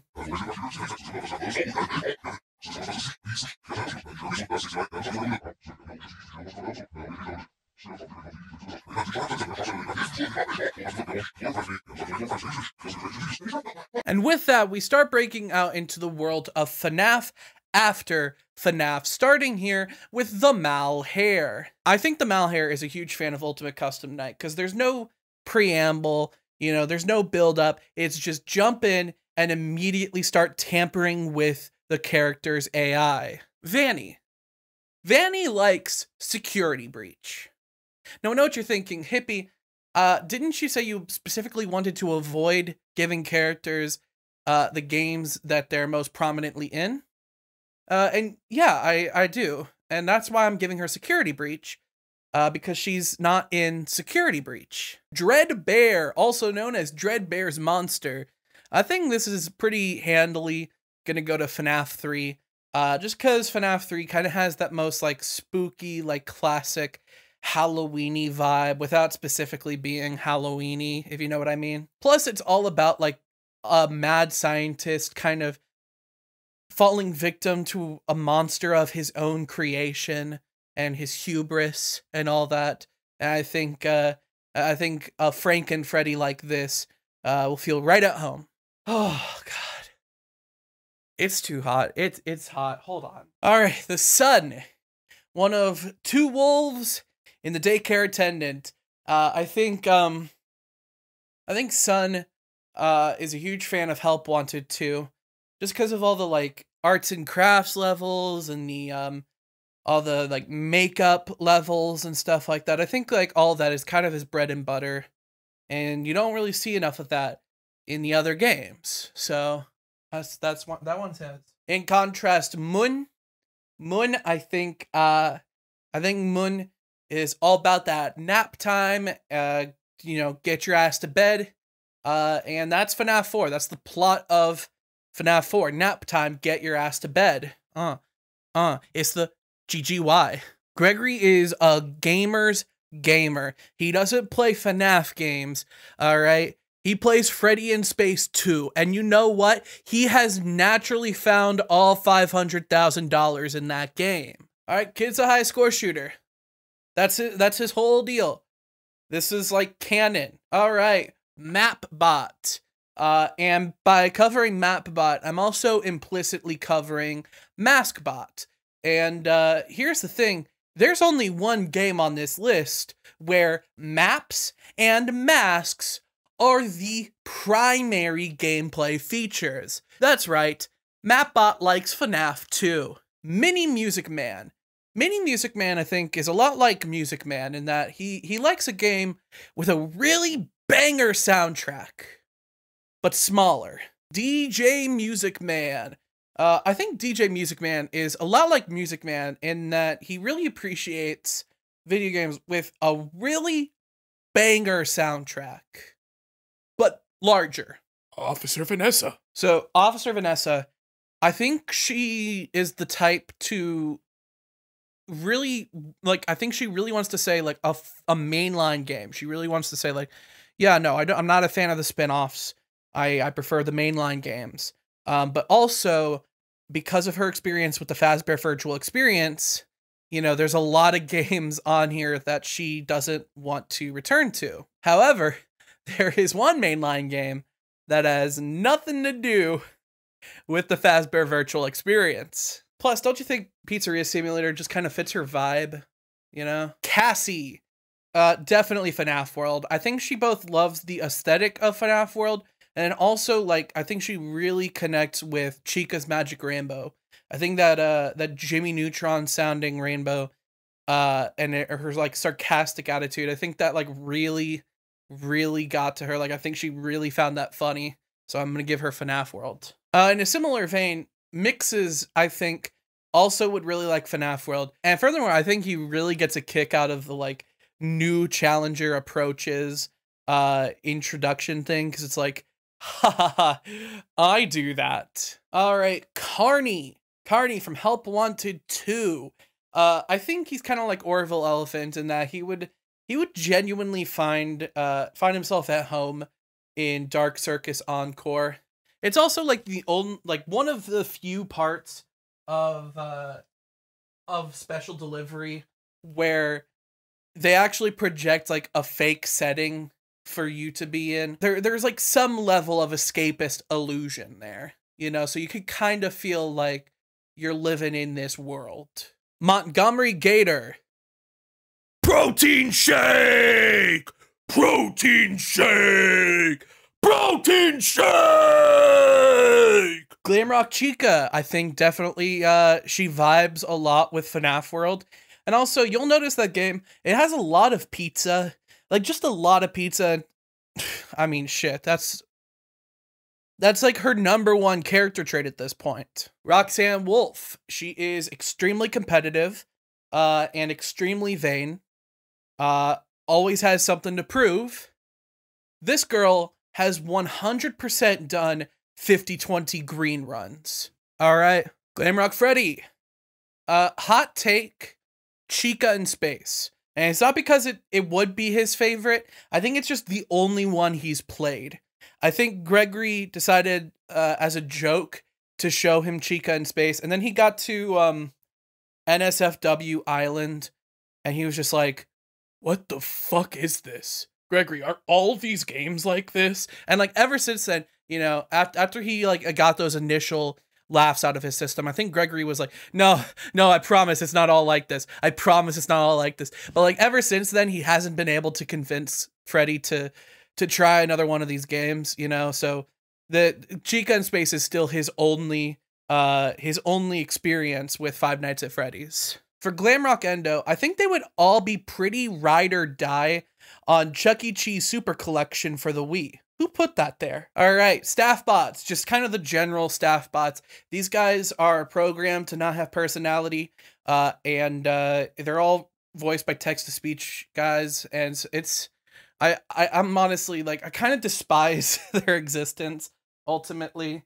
Like, Mapbot I'm cool with. These fuckers, just in general, I don't know. I'm gonna give them FNAF 1, but, like, I wish I didn't have to.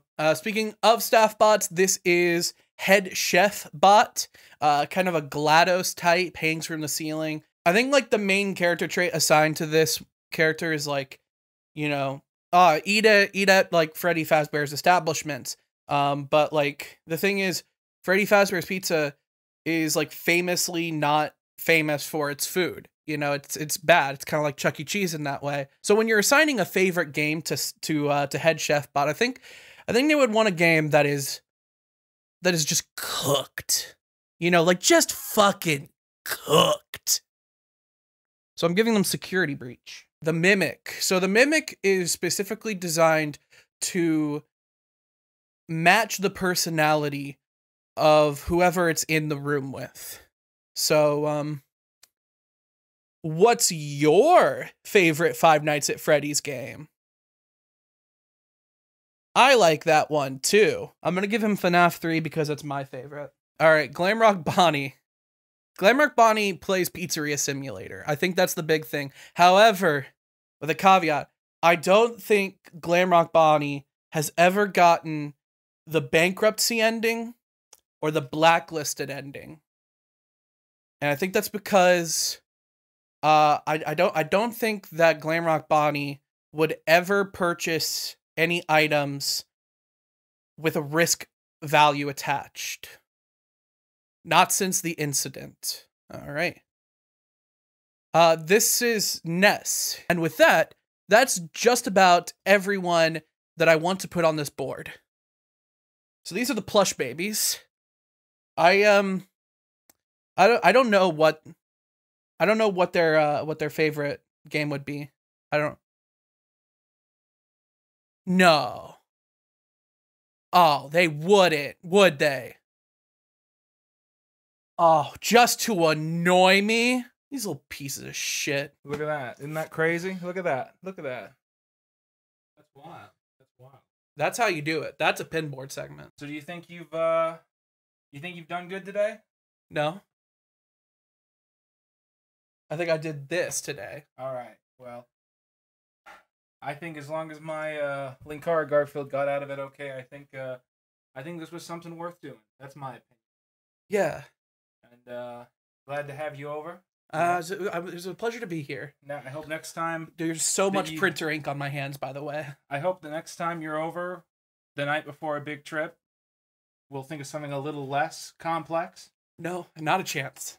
But on that note, how about you go ahead and snap on out of here? Do your best. All right. So all right, I think I gotta run, but good luck. Peace out. All right. I think the next time you guys are going to see me is the movie review. So we're finally going to get into this final stretch of this video, which is a long time coming, I think. But with that, let's see if the next jump will take us home. Oh, that's real. That's real. That's not green screen. I need the green screen. Here we go. There we go. Oh, right.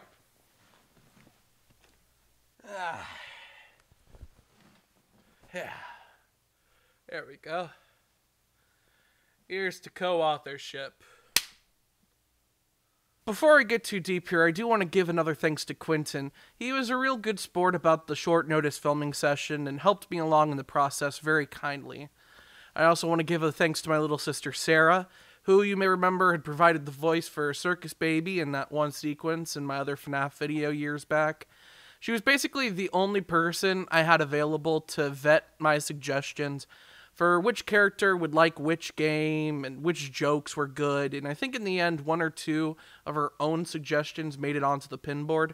I meant to thank her during the actual pinboard segment, but we ended up in a real rush to finish the shoot and get going, so it just slipped my mind. I also want to acknowledge one of my main inspirations for that segment there and extend my gratitude to said inspiration, and that is Brian David Gilbert. Those of you who've watched Unraveled before probably would have noticed the similar vibe I was going for.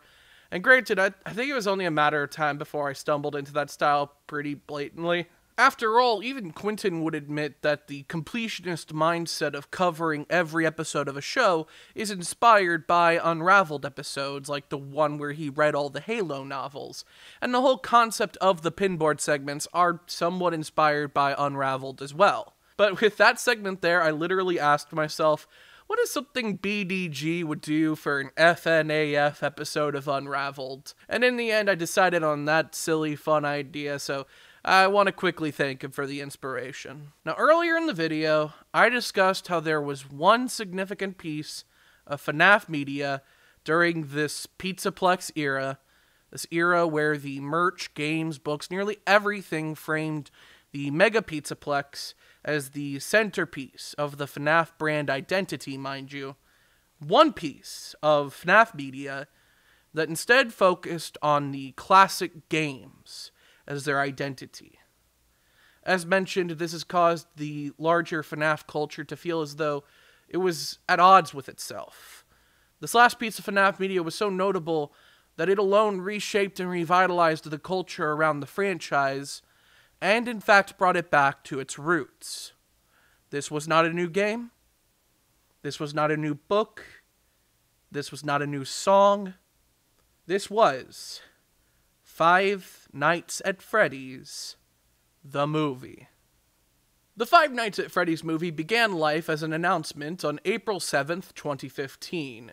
Video game Five Nights at Freddy's getting movie treatment. Mind you, the first game had only come into existence the previous August, and by the time Warner Bros. Purchased the rights to adapt it, the fourth game was already on its way. At this time, Gil Kenan, director of Monster House, was slated to direct. And in my head, this meant that Five Nights at Freddy's would be given kind of a children's horror adaptation. Monster House, Coraline, Goosebumps stuff. Well, certainly not to say the movie would have been bad, far from it. I consider each of these films to be classics. I highly encourage family-friendly horror, introducing kids to my favorite genre in a safe and accessible way. However, we would soon find this adaptation going in a different direction when updates died down and it was eventually announced that Blumhouse had managed to end up with the rights, canceling the movie Warner Bros. Had been working on and now giving us Chris Columbus as the prospective director. Every part of that paragraph feels like ancient history at this point, but as I reflect on that fact, I find myself at a crossroads. I could just move forward now, explain to you how the Five Nights at Freddy's movie changed hands to Blumhouse in 2017, removing Warner Bros. From the conversation entirely for the sake of a tax write-off. Or I could get conspiratorial for a minute, usher in yet another intermission, in a video that I'm sure feels like oops all intermissions already. And then we can continue with the lead-up to the FNaF movie. Once I get this out of my system, I think you know which one I decided to do at this point. So remember when I said that the movie Warner Bros. Had been working on was cancelled? That's just what they want you to think. One of the biggest contributions to the duration between the announcement of a FNaF movie and its eventual release was the fact that Scott Cawthon was very particular about the story the movie was going to tell, alleging to have developed potentially more than a dozen different outlines for what the movie could have been. We'll go over some of those alternative ideas later, but for now it's worth considering that while the rights were in Warner Bros. Hands, there was a level of enthusiasm expressed by Gil Kenan and others working on the project, and I do not believe that they would have shown this enthusiasm if they did not have some idea of the direction the film's story would go. So when Warner Bros. Lost or sold the rights to the movie in early 2017, I believe they had at least an outline for the story that still legally belonged to them.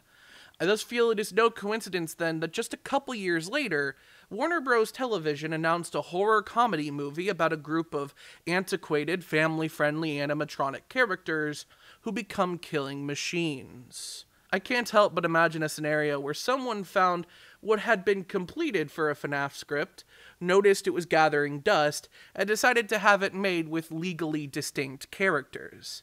However, perhaps most perplexing is the fact that they didn't just settle on generic, not FNaF characters. Rather, this movie serves as a gritty reboot of an actual family-friendly intellectual property owned by Warner Bros. In 1967, inspired by shows like The Monkees, a sitcom about and starring the titular pop-rock band, and Laugh-In, an influential sketch comedy show, the Banana Splits Adventure Hour was pitched. This variety show featured wraparound segments starring a band of 4 mascot characters, Fleagle, Bingo, Drooper, and Snorky, a dog, ape, lion, and elephant, respectively. While the series served as a vehicle for a handful of short-form Hanna-Barbera cartoons and a live-action adventure serial, it is best remembered today for these wraparound segments starring the Banana Splits. They often featured club meetings hosted by Fleagle, who would grow frustrated at the other characters' antics and comedic misunderstandings. These wraparound segments may also feature standalone sequences of any of the Banana Splits facing other cartoonish conundrums, the band performing a song together intercut with clips from the cartoon segments, or the band driving around in their banana buggies, which in reality were Amphicat ATVs with custom paint jobs dedicated to each character. Often recalled as one of very few Hanna-Barbera productions to not be animated, I would consider that descriptor an injustice toward the lively and energetic costumed performers who gave the Banana Splits life. The show ran from 1968 to 1970, though it is fondly remembered by the entire range of Gen Xers, continuing to run through syndication until 1982 as the Banana Splits and Friends show. The Banana Splits also starred in a made-for-TV film in 1972, The Banana Splits in Hocus Pocus Park, where they work as tour guides at the Kings Island amusement park who set out to save a young girl from a cartoon witch. And their careers continued in the late 70s, where they appeared in some installments of the Hanna-Barbera educational film strips, where they would organically learn along with the audience about nutrition, safety, and the 5 senses. In 2008, the Banana Splits returned, now as a series of short sketches, though their original run in the midst of Hanna-Barbera's legendary catalog remained their most significant claim to fame. Hanna-Barbera itself was founded by Tom and Jerry creators William Hanna and Joseph Barbera after the 1957 dissolution of the Metro-Goldwyn-Mayer animation department. Hanna-Barbera was acquired by Taft Broadcasting in 1966, then purchased by the Turner Broadcasting System in 1991. Television history enthusiasts may recognize this as the origin of famed children's television channel Cartoon Network, which had been built on the foundation of Hanna-Barbera backlogs.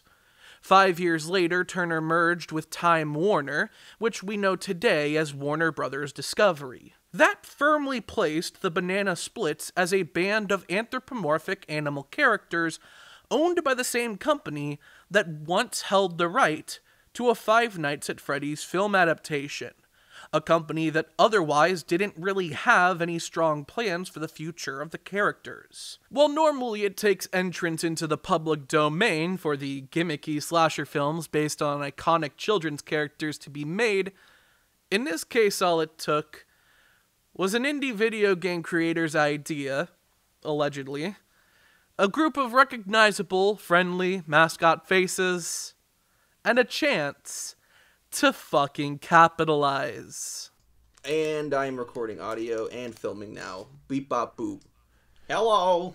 Hey, oh, hi, hello, Xander. Hi, hippie rat. Hippie Rizat. Hey, so you know what we're doing today? We're about to... That's right, we're gonna watch the Five Nights at Freddy's movie. Oh, man. I haven't seen this one yet. I'm so excited. It came out just earlier this year, and it's time. It's time. All right. Yeah, we've had a lot of fun over at ERBP making the parodies. Yeah. Yeah. Yeah. Yeah. And so now we're going to watch the Five Nights at Freddy's movie. Let's go! Let's fucking go! Hi, I'm from the future. And in fact, this is the last time you'll see me from the future in this video. Doesn't that feel special? I just wanted to explain real quick. I was having a lot of trouble with these uploads constantly getting flagged for copyright. Something I generally just want to avoid.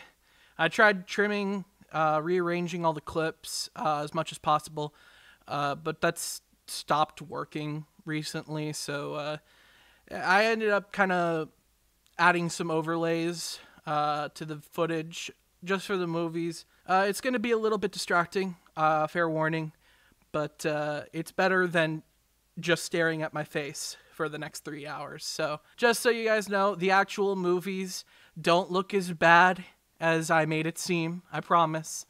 These are just the compromises that must be made sometimes. So brace yourselves, and once again,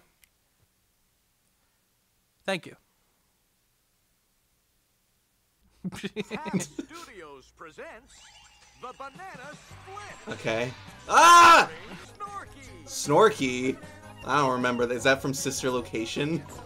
Yeah, probably. Reportedly inspired by Chopping Mall, Child's Play, and nothing else, the Banana Splits movie premiered at the San Diego Comic-Con on July 18th, 2019, and was made available through video on demand on August 23rd that same year, just a bit more than 5 years after the release of the first Five Nights at Freddy's game. The film was directed by Danishka Esterhazy, written by Jed Elenoff and Scott Thomas, and featured prolific voice actor Eric Bauza as the modern voice for each of the Banana Splits characters. Oh, and of course, who could forget? Who the fuck is this Oh guy? my god! Stevie! Stevie. Who the fuck is Stevie? Hold on, I don't remember him from the Banana Splits. Iconic character. I saw the TV glow. I did as well. So for context, we watched this once back when it came out, like 4 or 5 years ago. And I don't remember anything. I don't remember anything either. I don't even think this is actually a scene from the movie. I remember there's a TikTok streamer in it. Oh yeah. Wait, TikTok was out when this came out? I think so. But I mean, it wasn't TikTok. It was like Blick Block or something. Blick Block.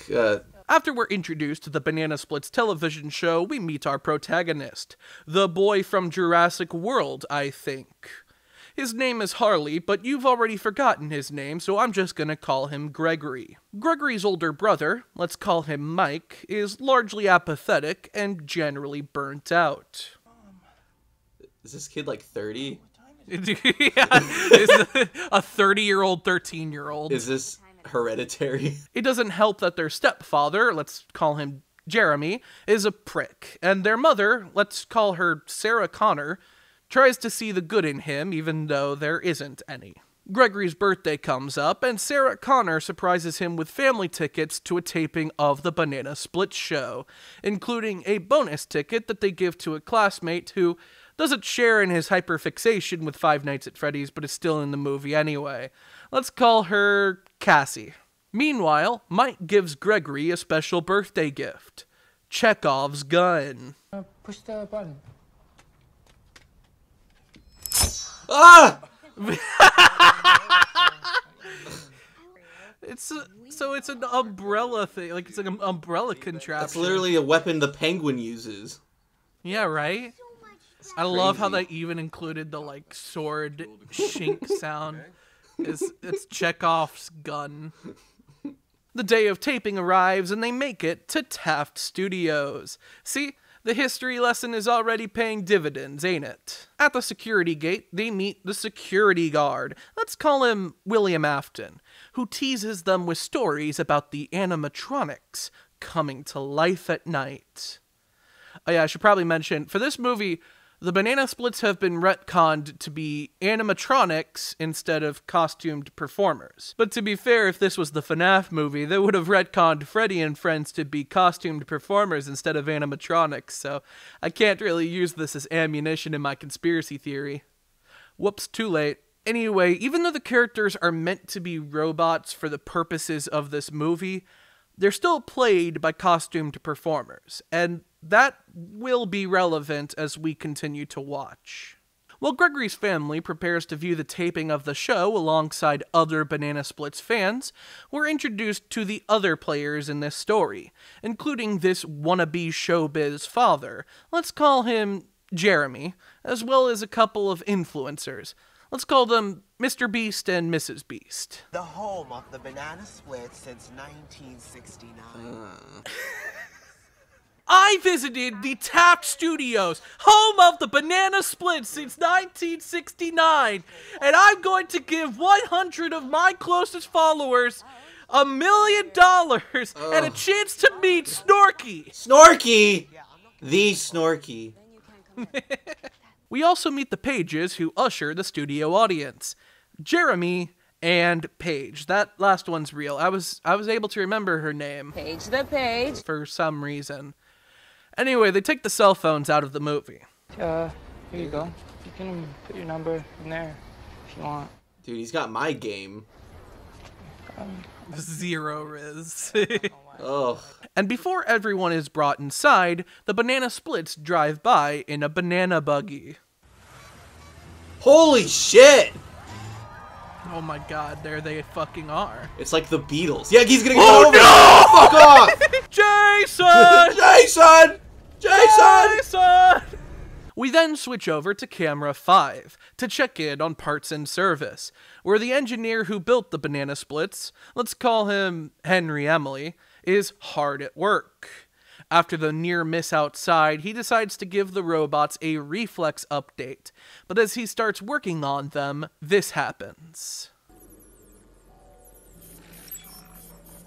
No, it's evil code now! Ooh, the Matrix? The code is red! Now you may think that the software changing from good green code to evil red code indicates some kind of sabotage. Maybe Henry Emily cracked and is purposefully turning them evil. Lord knows he doesn't seem like he has all his screws where they're supposed to be. Maybe William Afton is tampering with the animatronics. Lord knows he doesn't seem like he has all his screws where they're supposed to be. Maybe it's the fucking mimic again, somehow. Might as well be. After all, later in the movie, Henry explains that they turned evil because they learned that their show was being canceled.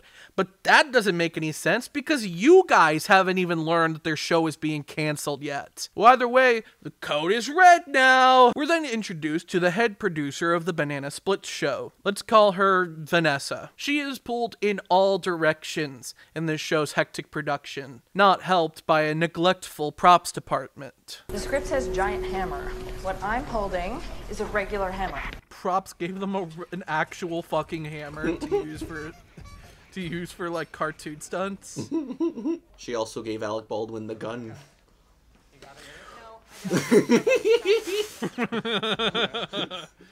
Amidst the chaos, she runs into the recently promoted Vice President of Programming. Let's call him David Zaslav.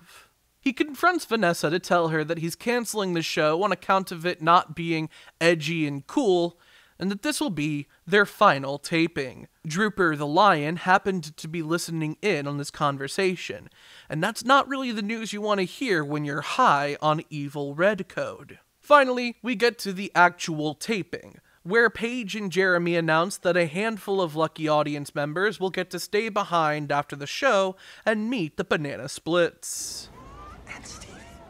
And Stevie. It's Stevie. Yeah, who could fucking forget Stevie? Yeah. Jeremy, the showbiz father, finds stars on his ticket as well as his daughters, as do Mr. and Mrs. Beast. Gregory is dejected to see that they didn't get any stars, so Mike hatches a plan to grease the wheels with Paige on Gregory's behalf. Meanwhile, the show begins. And featuring Stevie! And who the fuck is this guy? It's Stevie. He looks like Billiam. That's Stevie. Nobody really likes him. He doesn't exist. Who the fuck is Stevie? He's like a lost episode character. They added a 5th Beetle. Who's that character from Simpsons, the one that people acted like existed? Graggle Simpson. Yeah, this is Graggle Simpson. Yeah.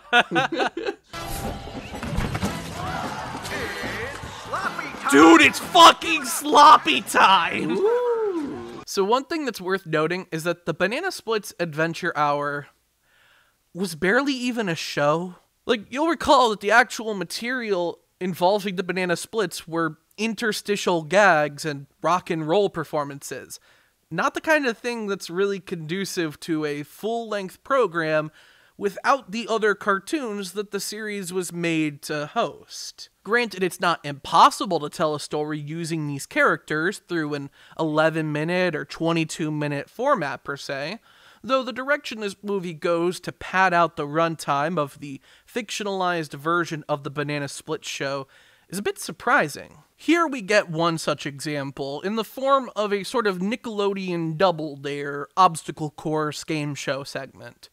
It may not be what I expect out of the Banana Splits necessarily, but I think it fits into the brand well enough and certainly works in the film's favor later on. It's time to fly! Our first kill! It's time to float! Time to float in the bar pit. Into the pit, I must admit. Vanessa asks Paige to find Stevie since he's in the next scene, and when she checks his dressing room / janitor's closet, which is a funny visual gag by the way, my compliments to the crew, he is noticeably drunk. Stevie, seriously. They wait for the puppets. His name's actually Stevie, it's not even like a stage name. Is this like a parody of Steve from Blue's I was about to Clues? say, You know, that Paige uniform is really working for you. It's working for me too. It's a weird parody of Steve from Blue's Clues if it is. Yeah. Stevie kicks her out just as Mike shows up to ask about letting his family stay after the show, and she's like, yeah, okay, whatever. On the way back to the stage, Stevie overhears David Zaslav telling another network exec, let's call him Jeremy, about the Banana Splits' cancellation and his intent to strip the robots for parts and hand them off to the theme park division, which I guess means that this movie is a prequel to Hocus Pocus Park? But hey. Then some random bullshit happens and David Zaslav is, killed or something. The Banana Splits and Stevie make it back to the stage just in time to spin the Wheel of Endings, which always lands on Rock Out, so why even have a goddamn wheel? They wrap up with a performance of the Tra-La-La song. You know how it goes. 1 banana, 2 banana, 3 banana, 4, 5 banana, 6 banana, 7 banana, 8. And don't forget Stevie! Yeah. Dude, who the fuck is Stevie? I remember Stevie. No, you don't. He's the heart of the show. Shut the fuck up. After the show wraps up, the structure of the film kinda starts to fall apart, with several characters taking their own paths that lead to them getting killed by the Banana Splits in various ways, but with each of those scenes being interspersed amongst each other. The result is a disjointed series of scenes where a character is in immediate danger, but this doesn't really get resolved until after we take 5 or 10 minutes checking in on all the other subplots. Although now that I say that, it may be what makes this a surprisingly faithful adaptation of the Banana Splits show. Well, either way, this meant that the viewing experience left me pretty concerned for a decent chunk of the film, because the time we're spending away from Henry, Emily, and David Zaslav after both characters were implied to be subdued by the Banana Splits led me to believe that the characters had already been killed, and that this was the type of slasher movie that didn't actually slash. However, as we will soon find out, this was not the case. So Stevie drunkenly rants to the Banana Splits after the show, mocking them over the cancellation. They follow him into his dressing room, where this happens. Someone out there was scared by this movie. Big surprise. Yeah, probably. You would hope so. Get the hell out of here. Oh my goodness. No The Gregory. wide angle. Gregory. Ew. In 3D. Jump scare. Dude, that should be a jump scare in FNAF. Just fucking spit. Oh boy, here, have a lollipop.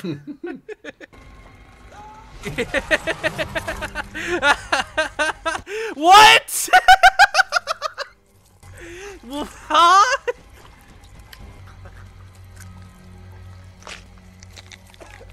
Alright.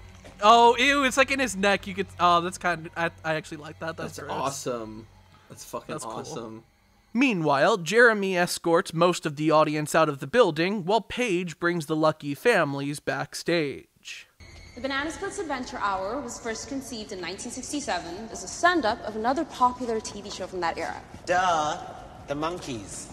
What a fucking dork. Who would know all this stuff about television shows, children's television shows? Oh, I don't know. I have no idea. I can't think of two people who know a lot.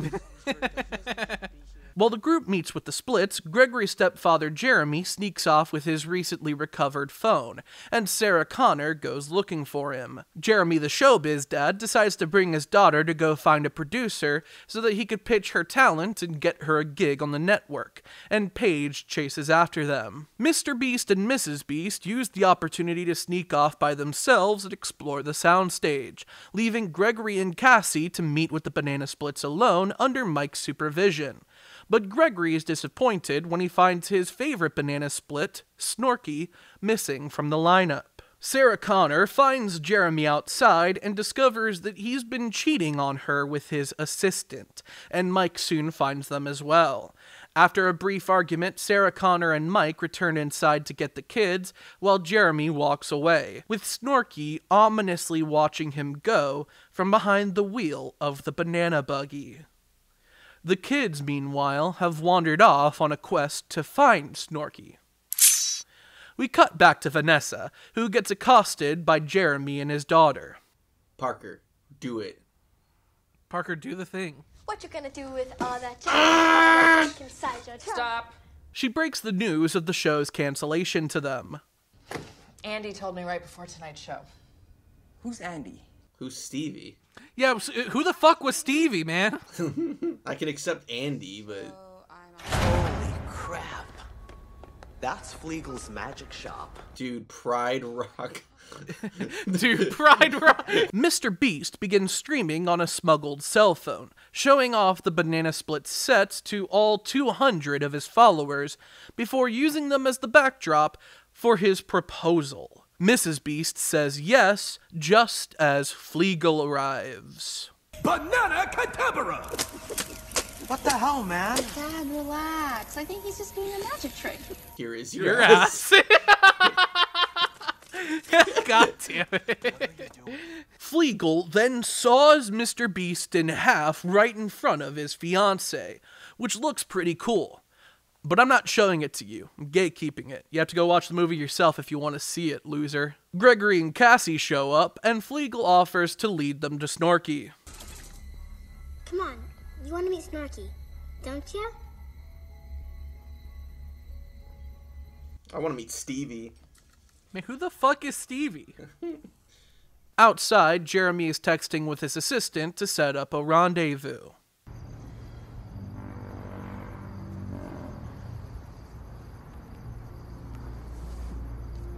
He's out near the road, he hears a car, and he's like, this is weird, I'm gonna go investigate. It's like, bro, you're out At near this the road. time of night, driving? Driving on these roads? Unlikely. On the way, go-kart jump scare. There are so many areas that he can just run into, and he's just going forward. Dude, yeah. He could just hop the fucking... Where would it go if he hopped over the... Whatever. He is a true Prometheus school graduate. Jeremy and his daughter look for David Zaslav, but only find Drooper, who uses this cigar from earlier that's somehow still lit to burn Jeremy's face off while Bingo kidnaps his daughter. Outside, Jeremy continues to run from Snorky and finds William Afton's security station. Unfortunately, his head falls off. He's not even decapitated by one of the banana splits. This guy literally just got so old that his head fell off. Oh, William Afton. Let's go. Hey, did you hear me? No! Yeah. Paige went to look for them. She knows this place. What is happening? That was awesome.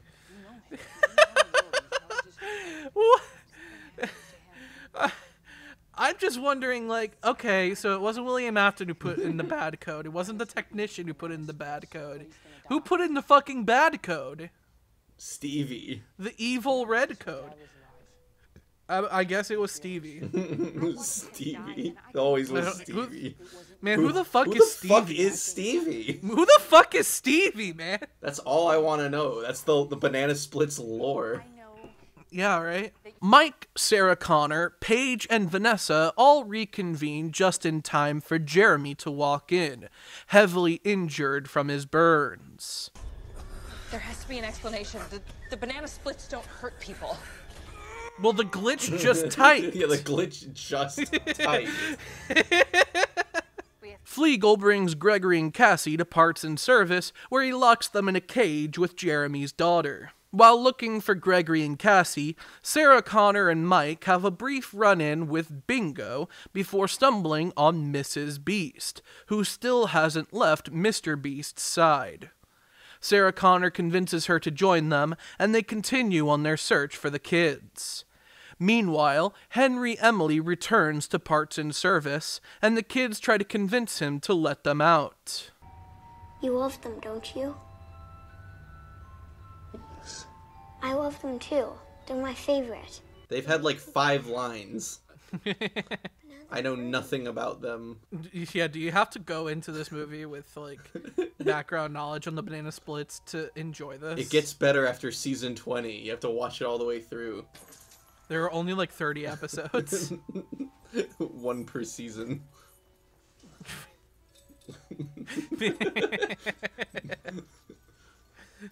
Columbo. It took a lot of breaks. The suits were hot. Well, what do they care? They're robots. Oh yeah, I forgot. Great technology. Henry Emily attempts to let the kids out, but he's distracted when Drooper brings in an injured Bingo. I love it. Every time they remember, oh yeah, we're supposed to be moving like robots, it's the fucking funniest. This was a significant point of contention with this movie for me. I probably would have enjoyed it a bit more if it was more consistent about the characters being robots, but all throughout they switch back and forth between these robotic movements and the more fluid and lively performances we're used to for these characters. It just reminds me how poorly the animatronic retcon works for the banana splits, not only because of how animated they've traditionally been, but due to their character design, since these suits certainly aren't helping the performers convince me that they're not people in costumes. The kids manage to break out, putting Henry in the cage when he attempts to subdue them. Back on set, Flegel forces Vanessa and Jeremy to run the sloppy time course. It's sloppy time! It's sloppy Morbin time! Yeah, oh my god. I loved what the banana splits said. It's sloppy time, and it slopped all over the place. God fucking damn it. This scene is probably one of the best in the movie because it does a lot more to execute on the potential laid out before them. This is what I think the movie should have been the whole way through. The idea of a disgraced group of television mascots losing it when they discovered that their show is being canceled, locking down the studio and forcing everyone inside to perform in a twisted version of the show. I imagine something like One Day at Horrorland or the movie Stay Tuned. I much prefer this over scenes of characters wandering around the studio and getting picked off one by one. It's so much more creative. And I wish this movie did more with ideas like this. The banana splits don't even have to be robots. They could be suit performers who just get so method that they suffer a psychological breakdown when they learn that their show is finished. Sure, I probably wouldn't be talking about this movie in a FNaF video if they weren't robots, but we'd literally all be better off if this video was shorter. Either way, I also think a concept like that would have been elevated by the banana splits having been an extant family-friendly nostalgia IP. While that fact does bring some relevance to this movie as is, the film isn't doing much with that factor beyond drawing like a dark, fucked up version of the hamburger helper mascot. Just a glimpse into the writer's dark reality. And that's an easy trap for a movie like this to fall into, don't get me wrong. I feel like FNaF only barely sidesteps that by nature of being purposefully designed to perfectly hit that sweet spot between fun and child-friendly by day, uncanny and creepy at night. Whereas the banana splits are just too silly goofy for me to really feel that same level of intimidation. Except here. The sloppy time scene plays into the character's strengths and taps into their potential in a slasher movie. Now, as much as I do appreciate this scene, I will admit I had a rough time watching it. I have something called pain synesthesia, which means that sometimes when I witness or imagine specific types of pain, I literally feel that pain. It's typically not prolonged, and since it's psychological, I can usually rationalize my way out of sustaining the painful sensation, but it can make torture porn type movies very difficult to sit through. And when I tell you that I watch Saw movies for the plot, I mean it.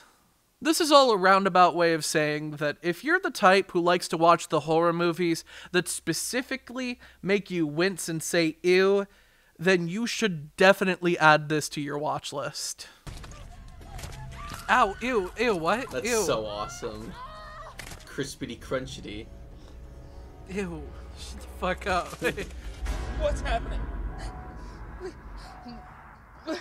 We have to run the sloppy time course. Yes! It's like the VHS segment. Oh my god, you're right, yeah. Oh, I love thinking about good movies. Yeah. Still gotta watch, oh wait, the rest of 89, or, no. 99. Whichever one. Yeah. Oh, fuck, that hurt. Ow, that fucking hurt. Well. Oh, I did not like seeing that. As they complete the sloppy time course, Fleagle uses a key to unlock Jeremy's spine, and Drooper drops the hammer down on Vanessa. She did it! He took it down to Hammer Town! Elsewhere, the kids run into Snorky, and Gregory decides that he can still trust his favorite glam rock animatronic, Banana Split. It's Snorky. He's different. He's built different. Kill him, kill him. Now, I remember this bit. This is like, now the robots are gonna fight to the death. I think they chose, like, Snorky as, like, good guy because he's actually, like, he's the only one who never had a voice, I think. So it's like, oh, he's shy and reserved, and thus would be more friendly than the others. He didn't get the evil code. He's like he's like Foxy in that way. Where, you know, Foxy, he only runs down the hall and jumps into your room, not to kill you, but to check in on you. You notice you weren't looking at the cameras as often. He just wants to check up on you, but then you have a heart attack and die anyway. Ah! Right? Yeah. Speaking of Foxy running down the hall, now I may be a bit too hard on this movie. I may be picking on it with intense scrutiny as a Five Nights at Freddy's fan. I may be finding connections where there aren't any. And you know what? You're right. So I'm willing to cut you a deal. I'll drop this whole the Banana Splits movie is a hasty reworking of a shelved Five Nights at Freddy's script conspiracy theory. If there is not, for instance, a scene of Foxy humming his diddly-dums before running down the hall, the same way Drooper hums his tra-la-las before running down the hall. I do genuinely question how much this movie is built off of Five Nights at Freddy's. There's a lot of FNaF related stuff I can see in it. There is, but it's like, is it possible that some of that is just coincidental? Like, yeah, is it just coincidence of like, there's only so many different ways you can make a movie, or you can make a story out of, you know, scary haunted animatronics at a kid's entertainment place. Yeah. So yeah, ultimately it's one of those things where like I really am torn. Was this based off of FNaF script or was it not? Because I feel like you can make the argument both ways. I thought it was confirmed, wasn't it? I don't think anyone ever confirmed it. I feel like I would have stumbled on that somewhere. Paige reunites with Mike, Sarah Connor, and Mrs. Beast, and they go to confront Henry Emily in parts and service. Yo! Just starts fucking beating his ass. Double tap. That's funny. Henry Emily reveals to the group that the show must go on, and they find a trap door to the mysterious tunnels under Taft Studios. Something Circus Babies Entertainments and Rental. While Sarah Connor, Mike, and Paige descend, Mrs. Beast stays behind, distracted. What is that? I was building a sister for my boy. Sister location. Oh my god. Okay, that kind of... Huh. And this is 2019, right? Yeah. This came out 2 years after. Huh. Something Circus Babies Entertainments and Rental. Sparked by the trauma she experienced watching her fiancé die right in front of her at the hands of one of his creations, Mrs. Beast takes on the mantle of the fifth banana split, Hootie the Owl, and she kills Henry Emily. Except of course she didn't. Because everyone knows the fifth banana split is Stevie. She did totally kill that guy, though. Who the fuck is Stevie? While navigating the tunnels, they come across an immense pile of dead bodies, including Jeremy. No, not that Jeremy. Not that Jeremy either. See, not so fun, is it, Scott? They realize that at some point the Banana Splits had targeted the members of the studio audience who didn't get to meet the band after the show, killing the adults and kidnapping the children, who were all brought to a secret makeshift soundstage further in the tunnels, where the animatronics are putting on a demented version of the Banana Splits show. And again, I wish the whole movie was like this. Look who I found! It's Stevie! Who the fuck is Stevie? Who the fuck is Stevie? Do you want to play a game? Mail time, mail time. Holy shit! Ghost Rider.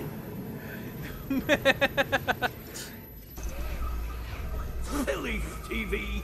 Smoking's bad for your health. Who the fuck is Stevie? As Sarah Connor starts trying to free the kids from the Banana Splits' eternal studio audience, Drooper and Fleagle introduce the Wheel of Endings, except this one has David Zaslav tied to it. And look, if there's one thing we can agree on, it's that somehow this is all David Zaslav's fault.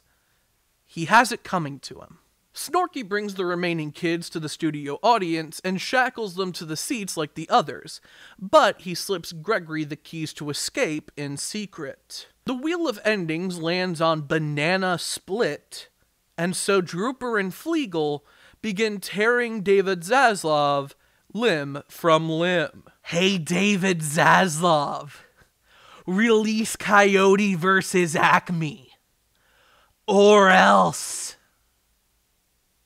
They successfully free the children, and as Mike and Paige begin leading them out of the tunnels, Sarah Connor stays behind to fight off Fleagle and Drooper.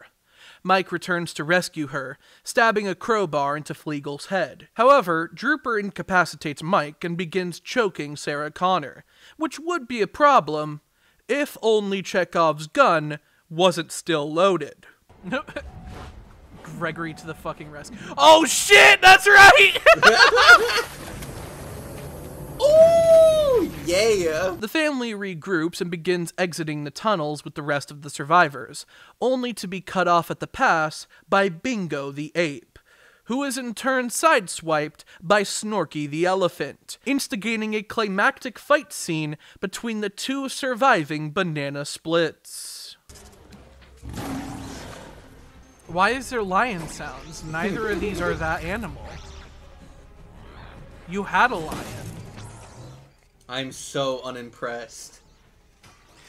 Dude, yeah. This is like a fight scene from Stupid Mario Brothers. I don't know what's happening. Dude, this is literally two toddlers fighting. We're hugging. Like they just do not have the mobility to do anything impressive in these suits. These are like the two worst suits for this fight. By the end of the brawl, Bingo rips Snorky's heart out, and with the last of his strength, Snorky crushes Bingo's head with his trunk. Snorky, you were good. You didn't have any of the evil code. I'm gonna Where cry. did the evil code fucking come from? Oh yeah, no, I'm not. Yeah, sorry, kiddo. There were like 30 people who died here tonight, but yeah, I'm sorry your favorite got his heart ripped out. Sad. Outside, the police and ambulances have arrived, and the surviving characters all resolve their arcs. Jeremy's daughter quits acting class. Cassie decides that Gregory is pretty cool after all. Paige and Mike agree to go out together. Beth, honey. Oh my god, he's still alive. He got run over by the banana buggy and lived to tell the tale. And then like the guy who split in half crawls out and just like, I'm still here. David Zaslav. The guy with the What are you doing? Stevie with the lollipop. Who the fuck is Stevie?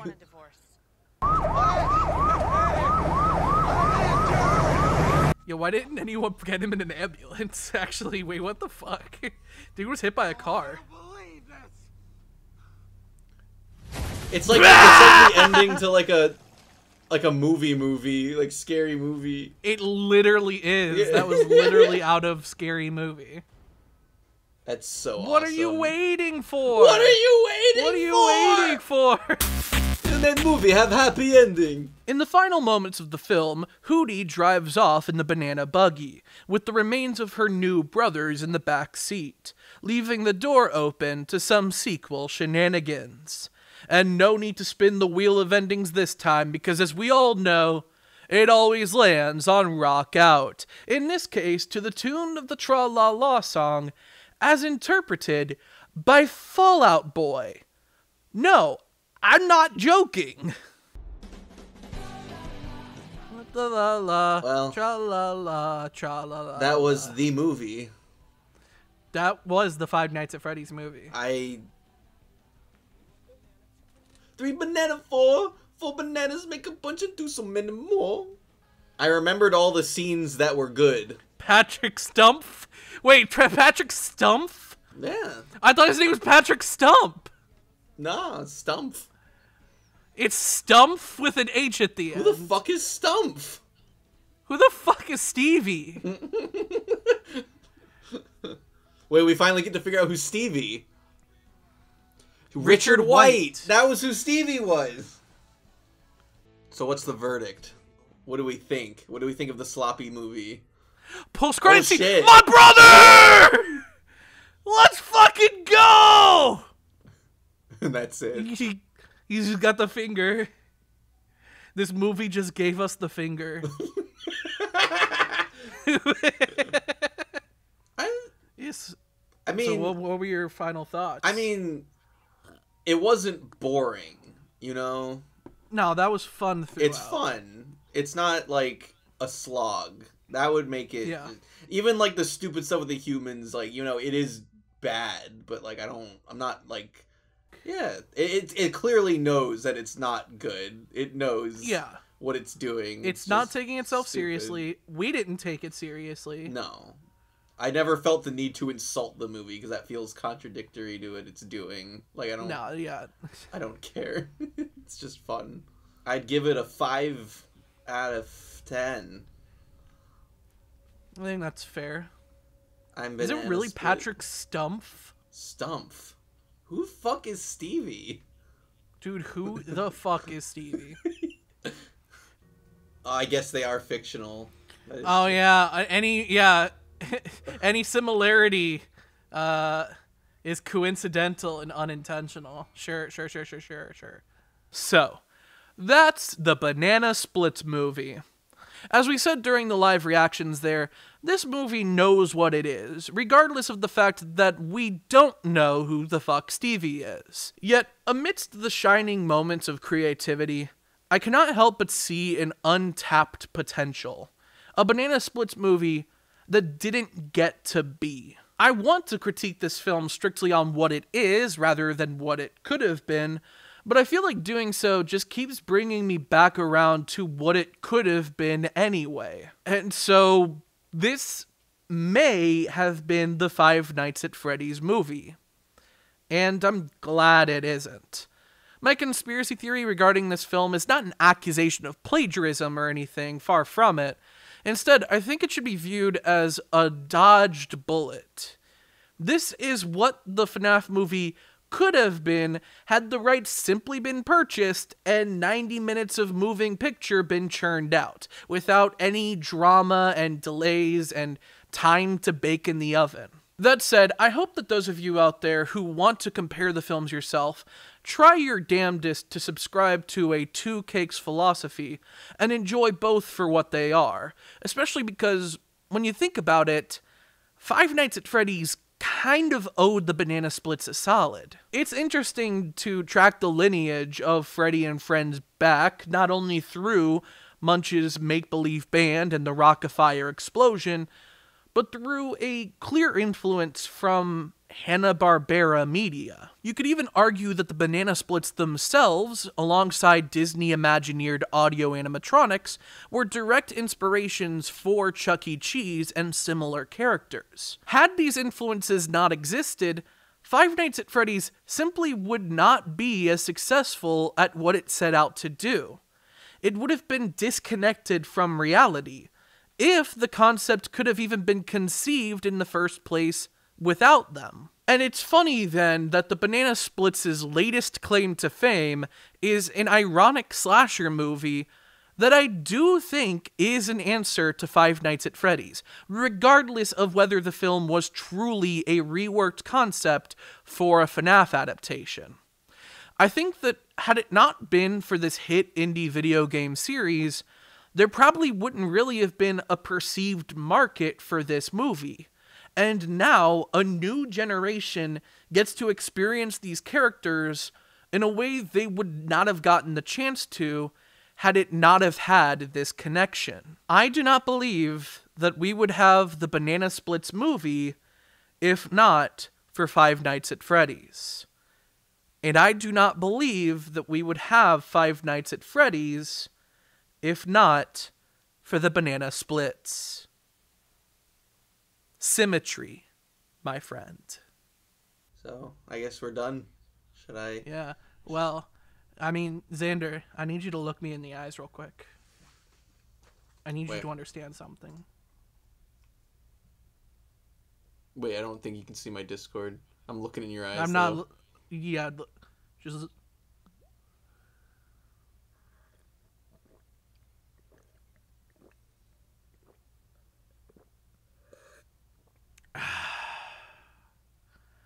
I lied. That wasn't the Five Nights at Freddy's movie. Fuck. This is. And then that's... I wouldn't actually. I don't know. I have zero clue where that's actually going to go in the video. I think I'm just going to have it out of context as a joke. With me just going, fuck. Because, like, there's, like, other stuff I talk about before we move on to another movie. We now direct our attention back on the production of the Five Nights at Freddy's movie. While I was distracted ranting about the Banana Splits movie, Chris Columbus left the production. Meaning most of the stuff I said in my other FNaF video about Night at the Museum is completely irrelevant. Sorry, my bad. Instead, Emma Tammy would be the director of the final version of the Five Nights at Freddy's film. On November 20, 2020, Scott Cawthon took to Reddit to highlight some of the screenplays considered for an official Five Nights at Freddy's movie, since updates had grown rather sparse since the Blumhouse announcement. I want to take a brief moment to discuss them here as a chance for us to consider what could have been. The first was labeled the F screenplay, or as I like to call it, the Banana Splits movie. Just kidding, but this is probably the closest this batch of scripts gets to laying out the plot of that film.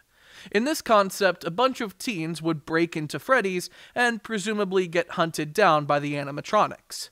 Simple enough, though by the end, we would have somehow ended up in what is described as a secret underground robot factory designing robots for the government. Silly Scott.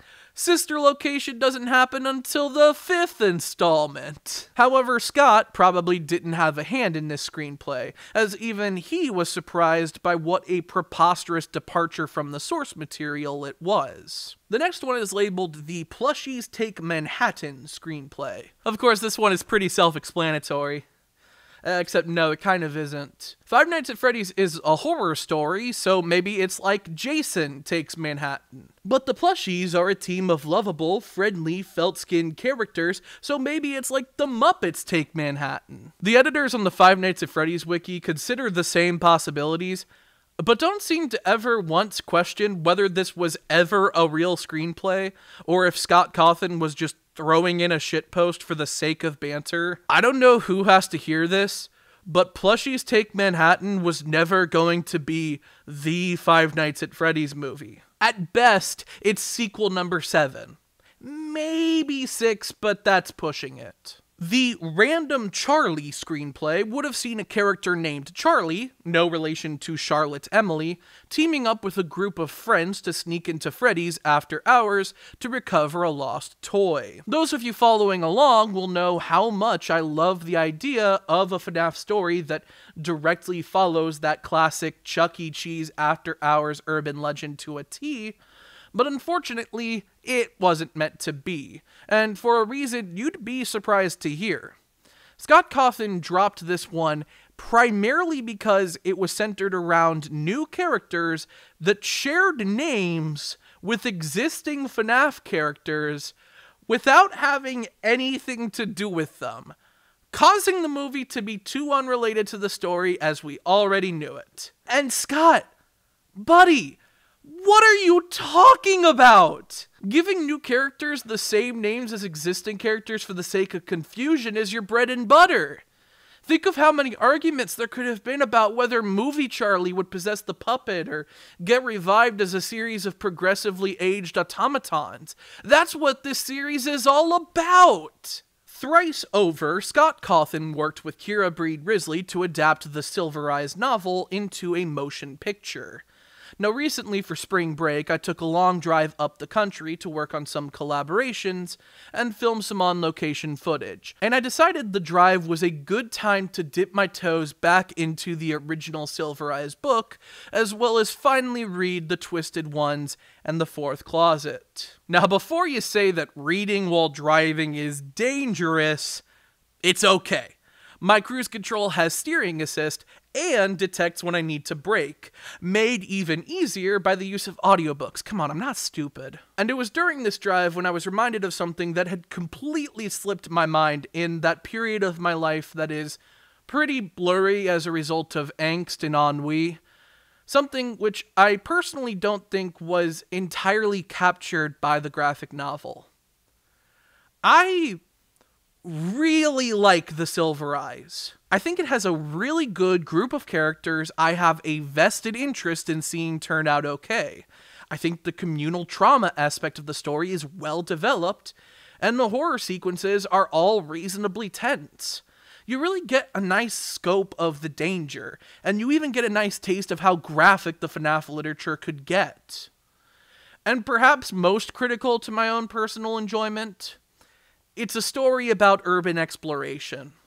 So much focus is put into this return to a place that was once alive and thriving, now disrepaired and abandoned. It's a thematic through line that always fascinates and haunts me, and this book captures that feeling so well. And I say all this now to express a tinge of disappointment that this was ultimately passed over on the movie treatment. In the end, it seems this concept was almost entirely tossed because of Scott's inexperience with writing, even to a point where Kira Breed Risley couldn't salvage these scripts. From there, I assume Scott chose to take the L, and by the time his writing chops could measure up to the task, they were just too far along with other concepts to look back, which is a bit of a shame, but as we will come to see, I still think plenty of the Silver Eyes is preserved in the final product, at least in spirit. The next shelved concept is labeled the Pawn Shop screenplay, where an animatronic is brought into said pawn shop. In this story, Freddy and friends would have been the score of burglars, and the robots were fenced to different locations to keep a low profile. The other animatronics would reunite with this last one at the pawn shop, and would presumably set out to return to Freddy's or seek revenge on the burglars. Also notable in this concept is a kid who watches after the pawn shop and brings his friends along in the adventure with the animatronics after the reunion. Scott tossed the concept because it started feeling like a departure from the horror Five Nights at Freddy's should have focused on, instead serving as after-school adventure. As he put it, it started to feel a bit too much like a boy and his animatronic. It's one of those things you really need to convince a current audience of. Like, I don't think I would hate a FNaF movie that feels like some kind of E.T. or Goonies lighthearted 80s adventure flick, but as someone who appreciates FNaF for the kind of story it already tells, I could definitely agree that if the concept started going in this direction, they needed to get back on track. Next up is what most might call the nightmare scenario for a FNaF movie. One that tries to fit too much into one little movie. This was the Cassidy screenplay, which would have followed the story of Andrew. The main problem with this screenplay is that it was dense with lore from several games and would have featured a confusing timeline of events. While Scott joked that it perhaps would have been the most accurate adaptation, the issue really comes down to the fact that the games could get away with that kind of non-linear experimental storytelling that would require explanation and theory videos. Hell, not only could they get away with it, they thrived on it. But accomplishing the same thing in cinema is a much more daunting task. Sure, Memento and Donnie Darko have pulled off timeline confusions, but it's worth noting that those films also set out to explore themes of memory and fate, their purposes correlated with the storytelling structure. Now, I'm not saying that you can't accomplish something similar in a FNaF movie, but when Scott said this version of the screenplay felt more like a visual encyclopedia than a movie, well shit, that's just what this video is. And I sure as hell wouldn't want to watch this. The next version of the FNaF movie, called the Misfit Kid screenplay, came the closest to actually being made. Well, aside from the actual movie that did get made. This one would have seen a kid in a new town trying to fit in, only to find the abandoned pizzeria, something, whatever. Apparently this would have been a fine movie at all, but there was this level of disconnect. The characters had no connection to this locale, and thus the stakes and the backstory wouldn't really have the proper level of purpose. And yeah, that's fair. Like, imagine William Afton steps out of the shadows like, I always come back. And Dylan Minnette or whoever is like, I don't know who you are. The next one is similar in that it featured characters with little to no connection to the setting. This was the Ghost Trackers screenplay, starring a group of paranormal investigators exploring the abandoned pizzeria. The main reason this particular story was discarded was because it was too focused on the personal backstories of the ghost hunting team instead of Freddy's. But I think this was entirely a problem of execution and not a problem of premise. I mean, there is a litany of ways to solve that problem. Have the Ghost Trackers bring at least one character along with a connection to the pizzeria's backstory. Put an emphasis on the true crime aspect of the paranormal investigation. Hell, if you want, you can even get fucking weird with it. Turns out the Ghost Trackers are the spirits of the missing children playing make-believe and forgetting their true identities. You know, like that episode of The Twilight Zone with the mannequins. Doesn't that feel like a Five Nights at Freddy's story? But anyway, as much as it could have worked with the right angle, I still think I would prefer what we ultimately got from the FNaF movie, and I'll leave it up to Shelby Oaks for me to properly get Stuckmanized with a paranormal investigation team horror movie. One paranormal investigator premise for a FNaF movie I have no problem seeing scrapped is what was called the insane screenplay. This would have been an action-packed film with a vengeful puppet, inclusion of the Funtime animatronics, and what Scott called underground ball pit tunnels. I like to think those tunnels are time machines. Hindsight helps solidify an opinion I've held for years, that trying to introduce these late-stage elements of the FNaF story to the beginning of what could be a saga of films would sully what should be a relatively simple and grounded first chapter. I feel like I've always been of the opinion that the latest the first FNaF film should ever go beyond Easter eggs and hidden details is FNaF 3. Maybe FNaF 4, but just for the bite. And screenplays like this helped reinforce this idea, and luckily put us in a direction that would mostly focus on the original premise of Freddy Fazbear's Pizza. And also, I'm of the opinion that a Five Nights at Freddy's movie that leans into action over horror just wouldn't fit the brand, really. It feels more like the genre focus of some kind of cheap FNaF knockoff starring Nicolas Cage. I wonder what would happen. Xander. What? I know that was a mean little prank. I know that was a mean little thing to do. Mm-hmm. But I swear to God, this time it's real. This time I got the Five Nights at Freddy's movie. Got the FNaF? Like a real FNaF movie. Real FNaF, okay. This is we're gonna watch it now. Okay. Willy's Wonderland was released on February 12th, 2021, written by Geo Parsons, directed by Kevin Lewis, and starring Nick Cage as the janitor. This movie opens with a brief VHS recording flashing back to the heyday of the titular Family Fun Center, introducing us to 8 animatronic characters set to 20 difficulty. Willy Weasel, Tito Turtle, Ozzy Ostrich, Gus Gorilla, Cammy Chameleon, Siren Sarah, Nighty Night, and Artie Alligator. It's a pretty stacked cast of characters, and you may be concerned over the difficulty this film might face in giving them all unique personalities and opportunities in the spotlight, but surprisingly, they actually do a pretty good job of giving each character their own moments. Out of my FNaF triple feature, Willy's Wonderland is the only one not based on an existing IP, and as such, the film only has its own runtime to get us acquainted with this world and these robotic cartoons. I assumed this meant I would ultimately consider these characters nothing more than a generic, off-brand Chuck E. Cheese, a mascot horror film that assumes that just because they're slasher monsters share basic design principles with children's entertainment characters, they'll share in FNAF's success without trying.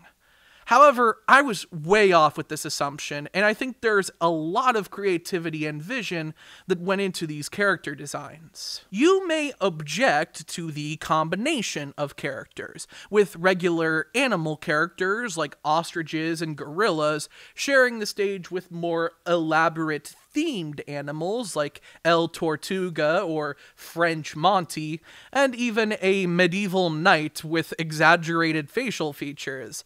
It feels like a weird grab bag of characters that don't fit together. But weirdly, I feel like it kind of works in its favor. Like, look at McDonald's or Chuck E. Cheese's and their lineup of characters. You have the main mascot, a chicken, a nondescript purple thing, some guy. I don't think we're necessarily supposed to be looking for coherence in mascot groupings like this. And in the case of Willy's Wonderland, I feel like there's a sort of coherent incoherence in Willy Weasel's band. Like, as if each character was purchased secondhand from various other businesses, and they used what they could get their hands on to develop a unified brand. It's the kind of thing I may come to expect from a tourist trap local family fun center, you know? These designs all come together to create an authentic feeling of a kind of place we all sort of recognize. Like the Banana Splits movie, the animatronics are played by humans in costumes. However, I rarely ever found this to detract from the experience in this movie. In the case of the Banana Splits, they were designed 50 years ago specifically to dance and emote through body language, so I struggled to fully buy them as robots. This movie goes through much greater lengths to convince me of the machina of their being, and it reaches a point where one character is literally just a mascot head on top of a dancer, and I remained convinced of her status as an android, sold on the consistency of performance, the sound design, and the fine touches of movie magic. The cold open continues with a husband and wife desperately trying to survive Willy's Wonderland. I love this part because it's like the same hall set and they just keep running through the same set like 20 times. It's the back room. It's just going in a circle. It's the same set every time. It's Severance. Look at him go. He died. He died. He died. After they're killed right in front of their daughter, who's hidden from the robots, we cut to Nicolas Cage, speeding his souped-up Chevy Camaro down the state roads leading to the small town of Hayesville before the car abruptly breaks down and needs a tow. They finally caught him. They found him. The IRS. As the mechanic, let's call him Jeremy, tells him, he ran over a spike strip supposedly left there by a bunch of kids who stole it from the sheriff as a prank. A flimsy premise, not helped by all the missing posters back at the shop.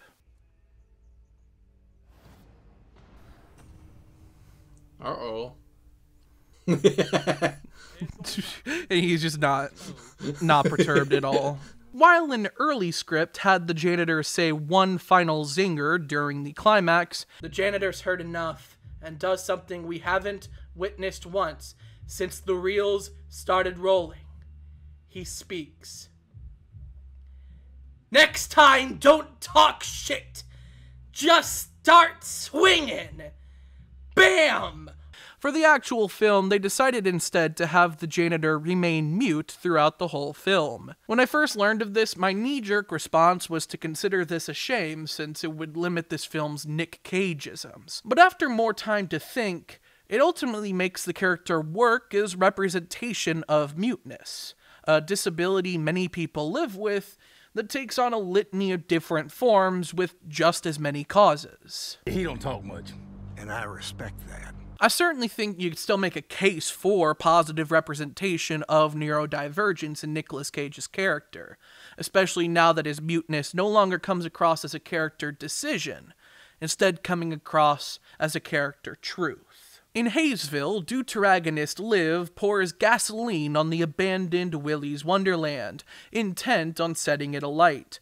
But she's halted by her abusive adoptive mother, the town sheriff, let's call her Vanessa, detaining her back in their home. Back at the shop, Jeremy learns that Nicolas Cage doesn't carry cash on him, made more complicated by the decommissioned ATMs. Oh, that over there. Yeah, we ain't got no internet in Hayesville. Can't get shit in Haynesville. Yeah, this is Petticoat Junction. As an alternative, Jeremy asks Nicolas Cage if he'd be willing to work off the value of the auto repairs. Like, slow down. Oh my god. Nicolas Cage is a master of his craft. True. Jeremy gives Nicolas Cage a ride to Willy's, where he's met by the owner, let's call him Phone Guy, who hires him on to do top-down custodial work on the run-down party place overnight. He wistfully waxes on about the days when Willy's was open, explaining that it had to be shut down after a series of injury lawsuits, dancing around a clear, sinister truth. Despite the lack of live reactions, you still have my face doing the stink face the entire time. Yeah. It's pure, like, neutral annoyance. Yeah, no, I'm always in that, like, kind of smiley, like, I'm watching a movie now. I'm on camera. I look like my eyebrows are trying to touch each other. On the way out, Phone Guy instructs Nicolas Cage to make sure he takes breaks throughout the night, which will be relevant in the best possible way. He chains the door shut on the way out and reconvenes with Jeremy, with both clearly upset about what Nicolas Cage will soon be put through. Meanwhile, 5 of Liv's friends, let's call them Jeremy, and Jeremy, arrive at her home to set her free. Can you help me out? Yeah. Okay, calm down, dude. No need to be a superhero. Oh! That was the outtake. They notice her handcuffed to the radiator and start looking for the key. What the hell am I looking in the fridge for? Another outtake.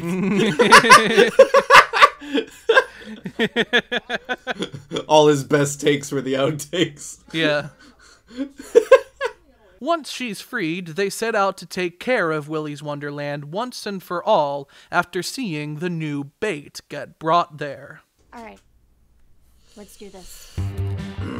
Let's do this. When these characters are on screen, it feels like a Scream movie. Yeah, I think that's kind of what they're going for. Yeah. Back at Willy's, Nicolas Cage gets started with his janitorial duties.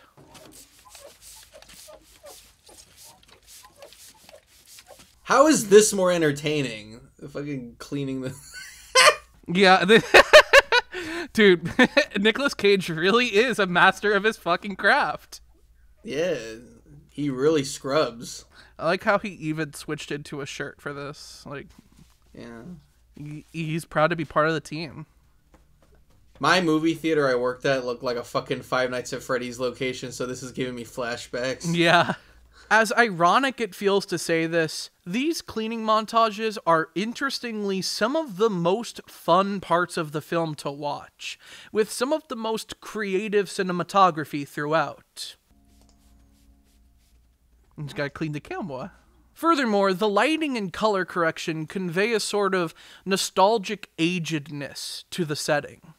The film also employs the use of many shots with a wide-angle lens, and while the writer denies a deliberate connection to Five Nights at Freddy's, the distortion around the edges of the frame in many scenes can't help but feel like an homage to the parabolic effect iconic to many FNaF games. This is easily the most visually stylistic film in this FNaF triple feature, something I very much appreciate. This was my second day. What to do with cup? After some time spent cleaning, Nicolas Cage takes his first break, where he notices a pinball machine that he will go on to make a ritual habit of returning to. At the end of the break, he returns to the dining room, where he can't shake the feeling that he's being watched. Oh no. Plink, plink. Ozzy Ostrich makes his move, approaching Nicolas Cage before going in for the kill, likely not expecting Cage to fight back with his mop.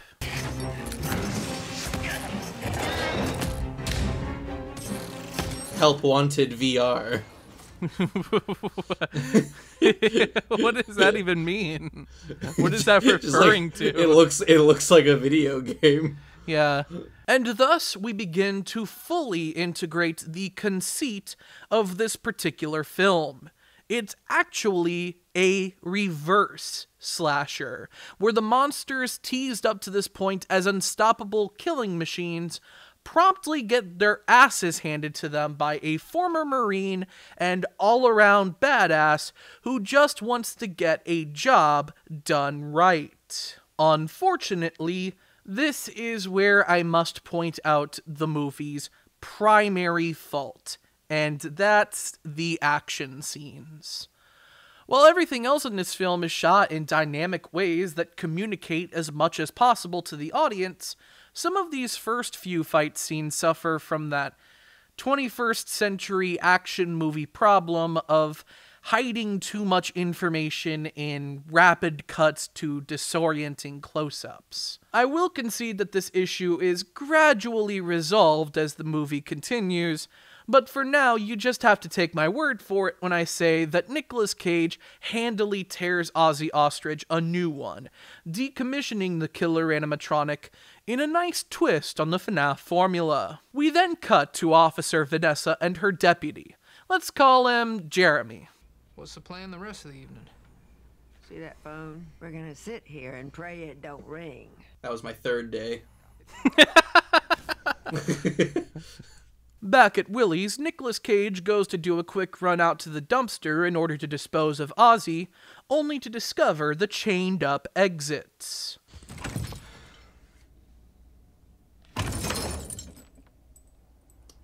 And that was my fourth day. You got locked in. I have so many stories. But before he can really concern himself with the locked doors, he realizes it's time for another break, which he spends sipping soda and polishing pinballs. And that's not a euphemism, although you wouldn't know it based on the interestingly intimate way this particular cleaning montage is shot. After his break, he decides to clean the restrooms, returning them to pristine condition. However, as he wraps up, the animatronic band out in the dining room springs to life to sing a birthday song, distracting Nicolas Cage long enough for one of them to sneak off and screw up his hard work. Look at his face. He's just annoyed that he has to clean this up. He's just so annoyed. It's sort of like the FNaF version of Bad Ben. Oh, yeah, kinda. Oh my god, I forgot about those movies. We only watched like one of them. We need to watch the rest of them. Because it is the idea of just, like, the guy is just mildly inconvenienced by an actual supernatural threat. Yeah. He's just like, oh man, god damn it. Yeah. As he's touching up his work, he gets attacked by Gus Gorilla, but quickly turns it around and gains the upper hand. Oh! When I say they beaten your ass into quote retweets, this is what I mean. Dude, he's so annoyed. That's really all it comes down to. He's just upset that he has to deal with this shit. It's not even that he has to deal with fighting off the animatronics. It's that he has to clean up at this fucking mess afterwards. A guy wanted to make a FNaF adaptation, but he really likes Viscera cleanup detail. Oh my god, yeah! Dude, that's what this movie is. This movie is a Viscera cleanup detail adaptation.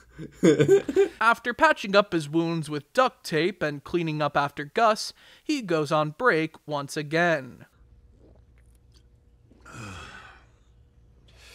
Dude, stop talking. Just enjoy it. Enjoy it in peace. He has a lot to say. Your innie enjoys the punch. He gets a quick manicure and plays a round of pinball, but he clearly still has a lot to learn. And trust me when I say that this is the most important arc in this entire movie. The payoff is fantastic. Finally, Liv and Jeremy make it to Willy's and set off to finish the job she started earlier in the film. What? Can you pour gas literally anywhere else? I'm sorry, you pour like crap, Aaron. You're pouring gas. Outtake. He's outtake Matt. But before they could set the joint alight, Liv reminds them that they need to rescue Nicolas Cage first. You're not safe in there. We gotta get you out.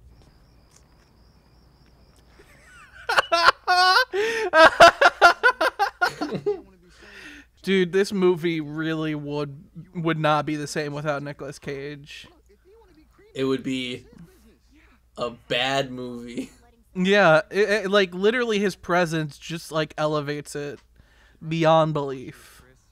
Yep. Liv decides to sneak in through the vents, and you may think she'd be safe in the vents, but there's literally only 2 mainline FNaF games where animatronics don't attack from the vents, and that's only because they're the only 2 mainline games in the series without vents. So Liv's in for quite the... Sorry, now you're distracted. It's 1 and 4. Those are the ones without vents. 1 and 4. Now, I do remember this scene freaks me out, because, like, the fucking speed of this alligator is insane. Ah! God! Even when I fucking see it coming, it still gets me. So Artie, I do mean Monty. Monty chases Liv out of the vents. Meanwhile, outside... I didn't even know you smoked. Get him off screen. I'm just convinced that this guy's not like he's like just here. I don't think he's like an actor. I think it's just outtakes. I don't. Yeah, he was like the grip, and he just keeps wandering into shot. Liv's screams convince her friends to head to the roof to find a way to help her. Jeremy and Jeremy get into an argument that turns briefly physical. What is going on? Oh shit! Into the pit, I must admit. The whole group lands inside, where they reunite with Liv and struggle to get through to Nicolas Cage about the danger he's in, even as they start to realize that he's already managed to take down a couple of the animatronics. Liv decides to treat Nicolas Cage and the audience to the backstory of Willy's Wonderland, revealing that it was once owned by one of the most notorious serial killers of the 20th century. Let's call him William Afton. He brought several other depraved individuals on staff, and they made a habit of bringing families celebrating birthdays to the Super Happy Fun Room, where William Afton would dress up in the hybrid animatronic and mascot suit and slaughter them. One day, Willy's Wonderland got swatted, and William Afton and his 7 friends decided to go out on their own terms in the Super Happy Fun Room. The suicide ritual was some sort of a Katra transfer energy. The memory and consciousness of the living relocate into non-living entities. Chucky. Yeah, I was about to say Abe Dube Dambala. 10 years later, Phone Guy purchased the restaurant and reopened it to the public. But things still go horribly as the animatronics are apparently haunted by the serial killers and continue to kill customers. Willy Weasel did the bite of 87. Ultimately, Willy's had to shut down again, and these incidents were covered up as accidents and mishaps. But Phone Guy never tears down the building, instead making a deal with Willy. But Tex still doesn't bulldoze it to the ground. Why, you may ask? 'Cause funny. I don't think Nicolas Cage is listening. He's on break. What do you want? Jeremy and her boyfriend Jeremy sneak off to the super happy fun room, and they have sex. Sure. Why not? While they go down, the other expendable teens return to the dining room once Willy begins singing a song about killing chickens. But before they could piece together the metaphor, Nighty Night sneaks up behind Jeremy and stabs him with his sword. The other two Jeremys in the room manage to escape and hide elsewhere in the building. I'm sorry. Sad. Meanwhile, in Nicolas Cage land... While that goes down, both parties who are unaware of the carnage in the other room engage in their own recreational activities, juxtaposed with some paralleled framing and editing that just goes to show how playing pinball really is like riding a bike.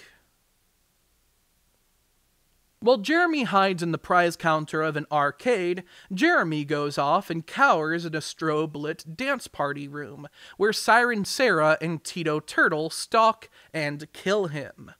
I was particularly fascinated by the homage this scene seemed to play to Five Nights at Freddy's. For one, the strobe light effect played into the limited motion we would see in many of the classic games, and I particularly noted the similarity to how the animatronics would move into different rooms while the cameras weren't focused on them, and then freeze when they were caught on CCTV. Xander also brought up a much more direct visual connection to the Funtime Gallery sequence in Sister Location, and the brief glimpses you get of Funtime Foxy when the flash beacon goes off. And I know it's been stated before that there are no intentional connections to Five Nights at Freddy's, but I just disagree. And that doesn't mean I simply find the movie to be some kind of brazen knockoff. Rather, I notice a level of respectable homage from a movie that is telling a different kind of story with similar literary elements. Willy's Wonderland has a clear vision. Wouldn't it be funny if someone was thrown into a horror movie scenario, but they were such an unspoken badass that they didn't give an absolute damn about the danger they were in? And yeah, they're right. It is an appropriately funny movie.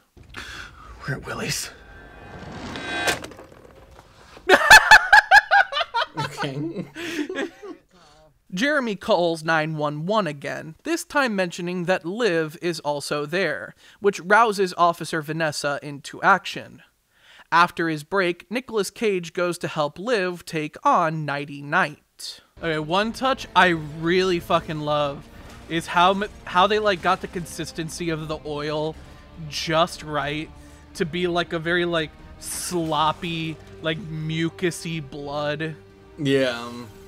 Like that makes it like really fucking cool. Once Nighty is decommissioned, we return to the super happy fun room, where Monty is watching. Gone from Giga Monty to Giggity Monty. He kills Jeremy and his girlfriend Jeremy, with Nicolas Cage and Liv arriving too late to save them, but just in time to activate the Hurricane Hole-in-One bucket, decommissioning Monty. Back in the arcade, Cammy Chameleon searches for Jeremy, asking him for help, revealing to him that she isn't like the others, that she is good, and treated horribly by the rest of the band, and he emerges from his hiding spot, offering to try to help her move on to the afterlife. Officer Vanessa and Deputy Jeremy drive to Willy's, and she starts to tell him about the evils present in the establishment. It's Willy. With the dancing rat? My brother. Ooh. While Truck started bothering me for some attention, Vanessa finished the backstory Liv began telling earlier, revealing that phone guy had once tried to have the building demolished. Tex eventually hired a demolition crew to destroy Willy's, except the day before bulldozers were sent. Okay, we can stop shaking our hands now. They just keep shaking hands. The contractor hired for the job was found dead before the job could be done. And soon afterwards, more and more town residents started turning up dead as well. And so, Vanessa, Phone Guy, and Jeremy cut a deal with Willy. Instead of going to war with the robots, they would bring them sacrifices, out-of-towners, to keep the animatronics satiated so that Hayesville would be safe. This flashback also reveals that Cammy Chameleon is very much just as evil as the others, so Jeremy's screwed, but that's a spoiler, I guess. We also learn that the family from the cold open was actually Liv and her parents, and she was adopted by Vanessa after luckily surviving the incident. And I don't know, I don't think this movie does enough to really highlight how monumentally evil it is that they sent a child in here knowing what would have likely happened. Consider me an Uber hater because I'm calling a cab. Liv, it's gonna be okay. It's not. We just saw the flashback where she did that. She did the weird tongue stuff. She just snapped his neck. The final outtake. It's the final outtake. No! The outtake wonder! Liv and Nicolas Cage stand off against Cammy Chameleon, but then Nicolas Cage realizes it's time to go on break, so he just kinda leaves. It's one of the most absurd parts of the movie. The moment where if you aren't buying into the wacky premise, you probably start yelling at the screen about plot holes or whatever. Liv holds her own against Cammy while Nicolas Cage plays some more pinball. But, of course, he comes and goes. Karma, Chameleon. On the way back to the dining room, he runs into Sarah and Tito.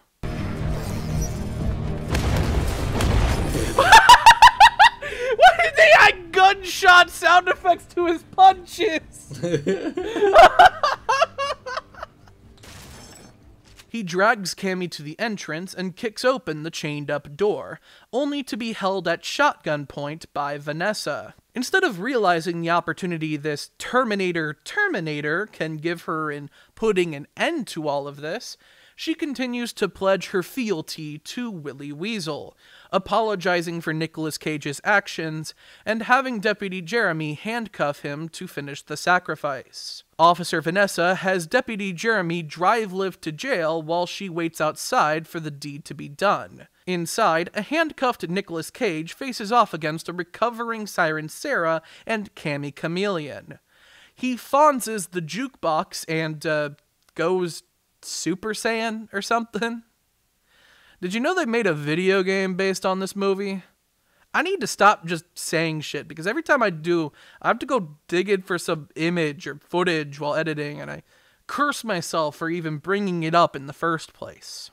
On the way to jail, Liv rouses Deputy Jeremy into action, convincing him that he doesn't need to be complicit in a cult of personality around some orange-furred monster feeding innocent people into the machine under a misguided sense of pride for a homeland, and he decides to take up arms and take real action.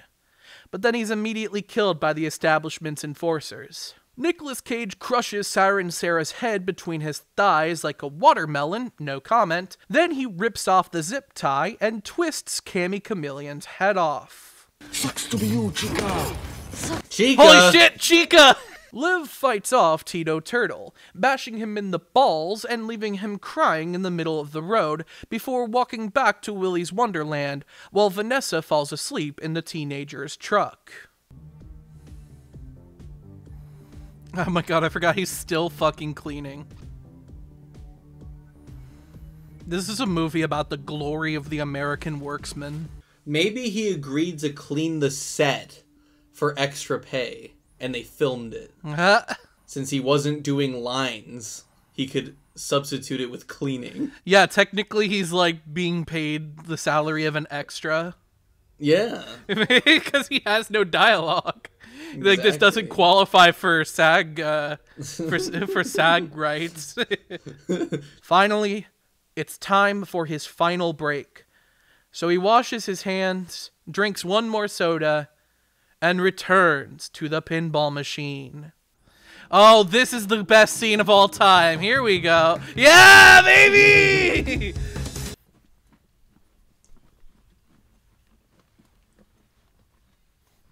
Cinema. He masters the pinball machine, gets an integer overflow on the point counter, and thrusts his fist in the air in victory as his break comes to an end. He then takes out the trash, alerting Vanessa. She holds him at shotgun point again, enraged at his tenacity and ability to undermine the status quo with real positive change. No, you just had to go ahead and stay alive, and now we got 5 dead kids. 5 dead kids! But when she calls Willy over, Willy teaches her the futility of worshipping your oppressor by executing her just as easily as he would any other victim. Willy then attacks Nicolas Cage, who becomes disoriented by the bright flashing lights and loud music, making him vulnerable to a barrage of strikes from the weasel. He falls into the pit, and Willy steps down, satisfied. However, Nicolas Cage reawakens and prepares for a final standoff. The two engage in mortal combat, and in the end, Willy is finally defeated. Phone Guy and Jeremy return to Willy's with Nicolas Cage's repaired car. They go to assess the damages, but are shocked to find a Chuck E. Cheese's post-2023, i.e., sans animatronics. As Nicolas Cage gathers himself and collects the fruit of his labor, they play Freebird. He meets back up with Liv outside and takes her under his wing, and they drive off. Meanwhile, Phone Guy and Jeremy celebrate. Well, it's over. Yeah. Oh my God! It's finally Jover. We're about to get another movie ending. Yeah. Oh my God! Yeah, we are. Siren Sarah awakens, having survived Nicolas Cage's powerful thighs, and uses the gasoline left by the teenagers to explode the car, with both men inside, leaving only one loose end to tie up. Nicolas Cage opens up one last can of Fizzy Faz, but elects to give it to Liv instead. As they drive on, they find an injured Tito Turtle, shambling his way back to Willy's. Nicolas Cage promptly runs him down, ending the movie on a classic Looney Tunes Iris Out and an abadee abadee abadee. That's all, folks, from Willy Weasel. What'd you think? I think, yeah, I actually genuinely have no thoughts right now. I think it's certainly a movie. I appreciate it for, it's doing FNaF, but it's telling a different story. Yeah. It's a different kind of story. And so, it's good to have something like this coexist with FNaF. And I would probably say the same about the Banana Splits movie. I think it's totally fine that these all kind of coexist. Yep. I give it Nicolas Cage out of 10. Yeah. It's pretty okay. It's fine, yeah. It's an asylum movie. Yeah, it's like a good asylum movie. It's a step above an asylum movie. It's made in Georgia. Yeah. Willy's Wonderland is a quality campy B-movie with a clear vision and an entertaining execution, complete with solid design, a good sense of humor, banger music, and a show-stealing performance from a uniquely artistic actor. Is this movie what I want the FNaF movie to be? No. Is this movie what I want Willy's Wonderland to be? Yes. And as discussed, the moral of the story is: take real action against the systems of oppression and reclaim our lives in the name of the working class.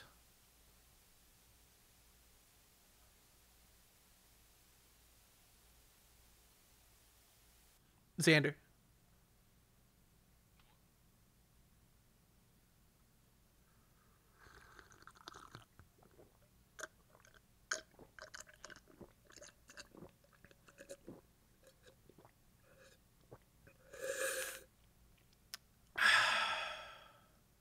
I lied again. That wasn't the Five Nights at Freddy's movie. This is. Well, on second thought, let's not go to Camelot. 'Tis a silly place. Right then. The last screenplay Scott discussed in his Reddit post was one he called the Mike screenplay. The final twist of this post was that this was technically the first ever official teaser of the FNaF movie as we would come to know it, as the Mike screenplay was the one they were going to be going through with. Although no details are explicitly laid out, Scott made a note about how it served as a good mix of all the best pieces of the previous screenplays, specifically saying it had the right characters, motivations, and stakes, and it was a great story that's fun and scary. In early 2023, production started revving up for the Five Nights at Freddy's movie, shot between February 1st and April 3rd of 2023 in New Orleans, Louisiana, and soon after, it was announced to have an October 27th release later that year. You know, last month. Wink. On June 27th, an official trailer was finally released, with a second released on August 30th. Thus began the film's marketing campaign, and what a fascinating marketing campaign it was. For example, in the lead-up to the film, an unused storefront in Los Angeles was rented, then decorated as a Freddy Fazbear's Pizza. It didn't have an interior, it was kind of just a photo op, but it's something. Although no Five Nights at Freddy's themed house was opened at Halloween Horror Nights, the LA park did feature a display in the Blumhouse Behind the Screams show with the Freddy, Bonnie, and Chica mascot suits from the film alongside Foxy's mechanically puppeteered rig. And perhaps in the future, we'll see FNaF utilized for a proper haunted house at HHN. For some time in autumn of 2023, it is reported that Insomnia Cookies, Blaze Pizza, and AMC Theaters all offered special Freddy Fazbear's Pizza branded pizza boxes as takeaway containers, though supplies were limited enough for me to have never seen this offered in person. And so, somehow, Freddy Fazbear's Pizza has made it into our homes, and it's Blaze Pizza, which, again, I don't think would be canon. I think Blaze Pizza is a bit too good for Freddy's. The Cookie Pizza, though, yeah, I could see it. One of my favorite marketing stunts for this film was producer Jason Blum's family Halloween costumes. The Blum family was dressed like a night out at the movies, complete with a theater seat, a popcorn bucket, a can of soda, a box of candy, and with Jason Blum himself dressed as Five Nights at Freddy's. He's not dressed as Freddy or any other character from FNaF. He is dressed as the movie Five Nights at Freddy's. What? This era of Five Nights at Freddy's serving as a violently mainstream product marketed to the masses led to some hilarious anomalies. NBC Sports even did a special TV spot for Sunday Night Football, cross-promoting Five Nights at Freddy's and the NFL. And they went all out with it too, juxtaposing the viewing of monitors for the FNaF security jobs with the act of watching sporting events on live television. That's a level of depth I am pleasantly surprised by in regards to such an out-there crossover. But perhaps the single most preposterous marketing stunt to come out of the FNaF theater cycle wasn't even done to advertise Five Nights at Freddy's. For the week of October 9th through 13th, Chuck E. Cheese's hosted its Five Nights of Fun event, featuring daily discounts and prizes for Chuck E. Cheese Rewards members. This would culminate in a special Halloween party on the night of October 27th for winning participants. Not only did this event coincide with the premiere of the film, but one of the main promotional images for this event was a clear style parody of one of the main posters for the FNaF film, which itself was a style parody of the main title screen for the FNaF 2 game. Special appearance by everyone's favorite purple guy, Mr. Munch. I mean, they're bold, I'll give them that. So, we have finally come full circle, seeing Chuck E. Cheese's clearly rely on some of the brand recognition of Five Nights at Freddy's to promote their own restaurant arcade, just as Five Nights at Freddy's was dependent on the existence of Chuck E. Cheese restaurant arcades for its setting to make sense. But funny enough, rather than admit to it, Chuck E. Cheese was rather sly about the obvious comparisons. While it makes sense that a family-friendly establishment that caters mostly to very young children wouldn't want to have people connect the dots to a media franchise that would suggest that their characters are homicidal monsters and locations like this have a history of being dangerous for children, there was still fun to be poked at the instructions given to employees who needed to deflect all questions of a FNaF cross-promotion. Haunted characters? No way! Unless Mr. Munch doesn't get his pizza on time. Now that's scary! On October 18th, 2023, Scott Cawthon took to Game Jolt for the first time since Security Breach Fury's Rage to release a game based on the storyline of the feature film that had yet to premiere at the time. FNaF, the movie, the game. That's right, this interactive adventure reenacts the plot of the film, starting with I'm just fucking with you, it's Freddy in Space 3. Continuing the classic traditions of FNaF troll games, Freddy in Space 3, Chica in Space, features Scott Cawthon tricking the audience into thinking he would release more teasers for the film, only for it to be a ruse to release Freddy in Space 3, Chica in Space, which features Scott Cawthon tricking the audience into thinking he would release more teasers for the film, only for it to be a ruse to release Freddy in Space 3, Chica in Space, which basically this was a retreading of Freddy in Space 2, but with better level design and more callbacks to amusing moments in the franchise's history up to that point. Beating the game would lead players to an unlisted upload by Universal Pictures titled Freddy Fazbear's Pizza, Security Footage, a special teaser stylized like classic FNaF gameplay in live action, complete with footage shot for the movie that was ultimately cut from the final edit. This really scratches that itch to see FNaF gameplay in live action.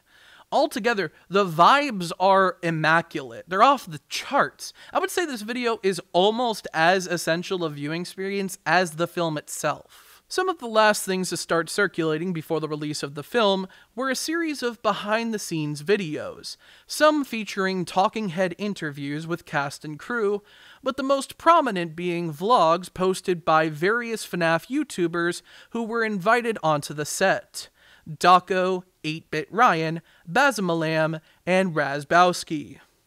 These vlogs include in-depth looks at the set design of Freddy Fazbear's Pizza, including a close look at the Employee of the Month display, which features cameo appearances from several prominent YouTubers who've been associated with FNaF over the years, including those invited onto the set, alongside DJ Sturf, Fusion C Gamer, and John Wolf. One detail I always tend to get sentimental about is the fact that Daco earned Employee of the Month for July, which is the month he beat 50/20 mode back in 2018. I just think that's sweet. I don't know why this is what finally got me. I had months for the reality of this to sink in. And yet, it took these videos for the waterworks to really start flowing. It was when they met them. The animatronics were designed by Jim Henson's Creature Shop, and as a complete blessing that takes this movie to the finish line, they are one-to-one accurate renditions of the original character designs. As mentioned, Freddy, Bonnie, and Chica are played by in-suit performers, and they do such a fantastic job replicating the motions of rudimentary animatronic characters that when I first watched this footage, I couldn't tell any difference between their own movements and the movements of the fully robotic Foxy. The suit performers mastered that little jitter that you see from imperfect robots. It's so nice to see. The illusion of genuine animatronics is further assisted by the mechanical puppetry done in the masks, operated remotely and in real time, which provide the animatronics a wide array of expressions. Watching these vlogs served as the first time it really clicked for me that this is real. They're real. It finally happened. And I can finally say Five Nights at Freddy's was directed by Emma Tammy, produced by Jason Blum and Scott Cawthon, written by Tammy Cawthon and Seth Cuddebeck, and released here in America on October 27th, 2023. Oh, it feels so good to finally say that. It feels so good to finally say that. So, Xander. What? So, I've tricked you twice. Oh. But this one's the real deal. Okay. And you know how in Five Nights at Freddy's, there's that last night, the custom night, right? Mm-hmm.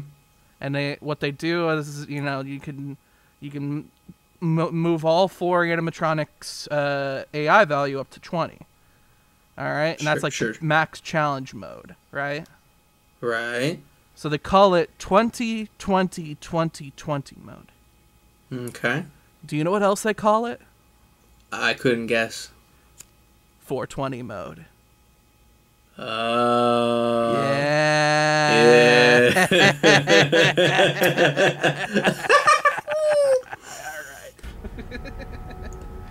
I didn't fucking like it. They're showing off their greatest hits. Their greatest shits. You can't just turn into Bill when you're. I'm not being Bill. More like Dumbhouse. All right, I'll stop. Sorry.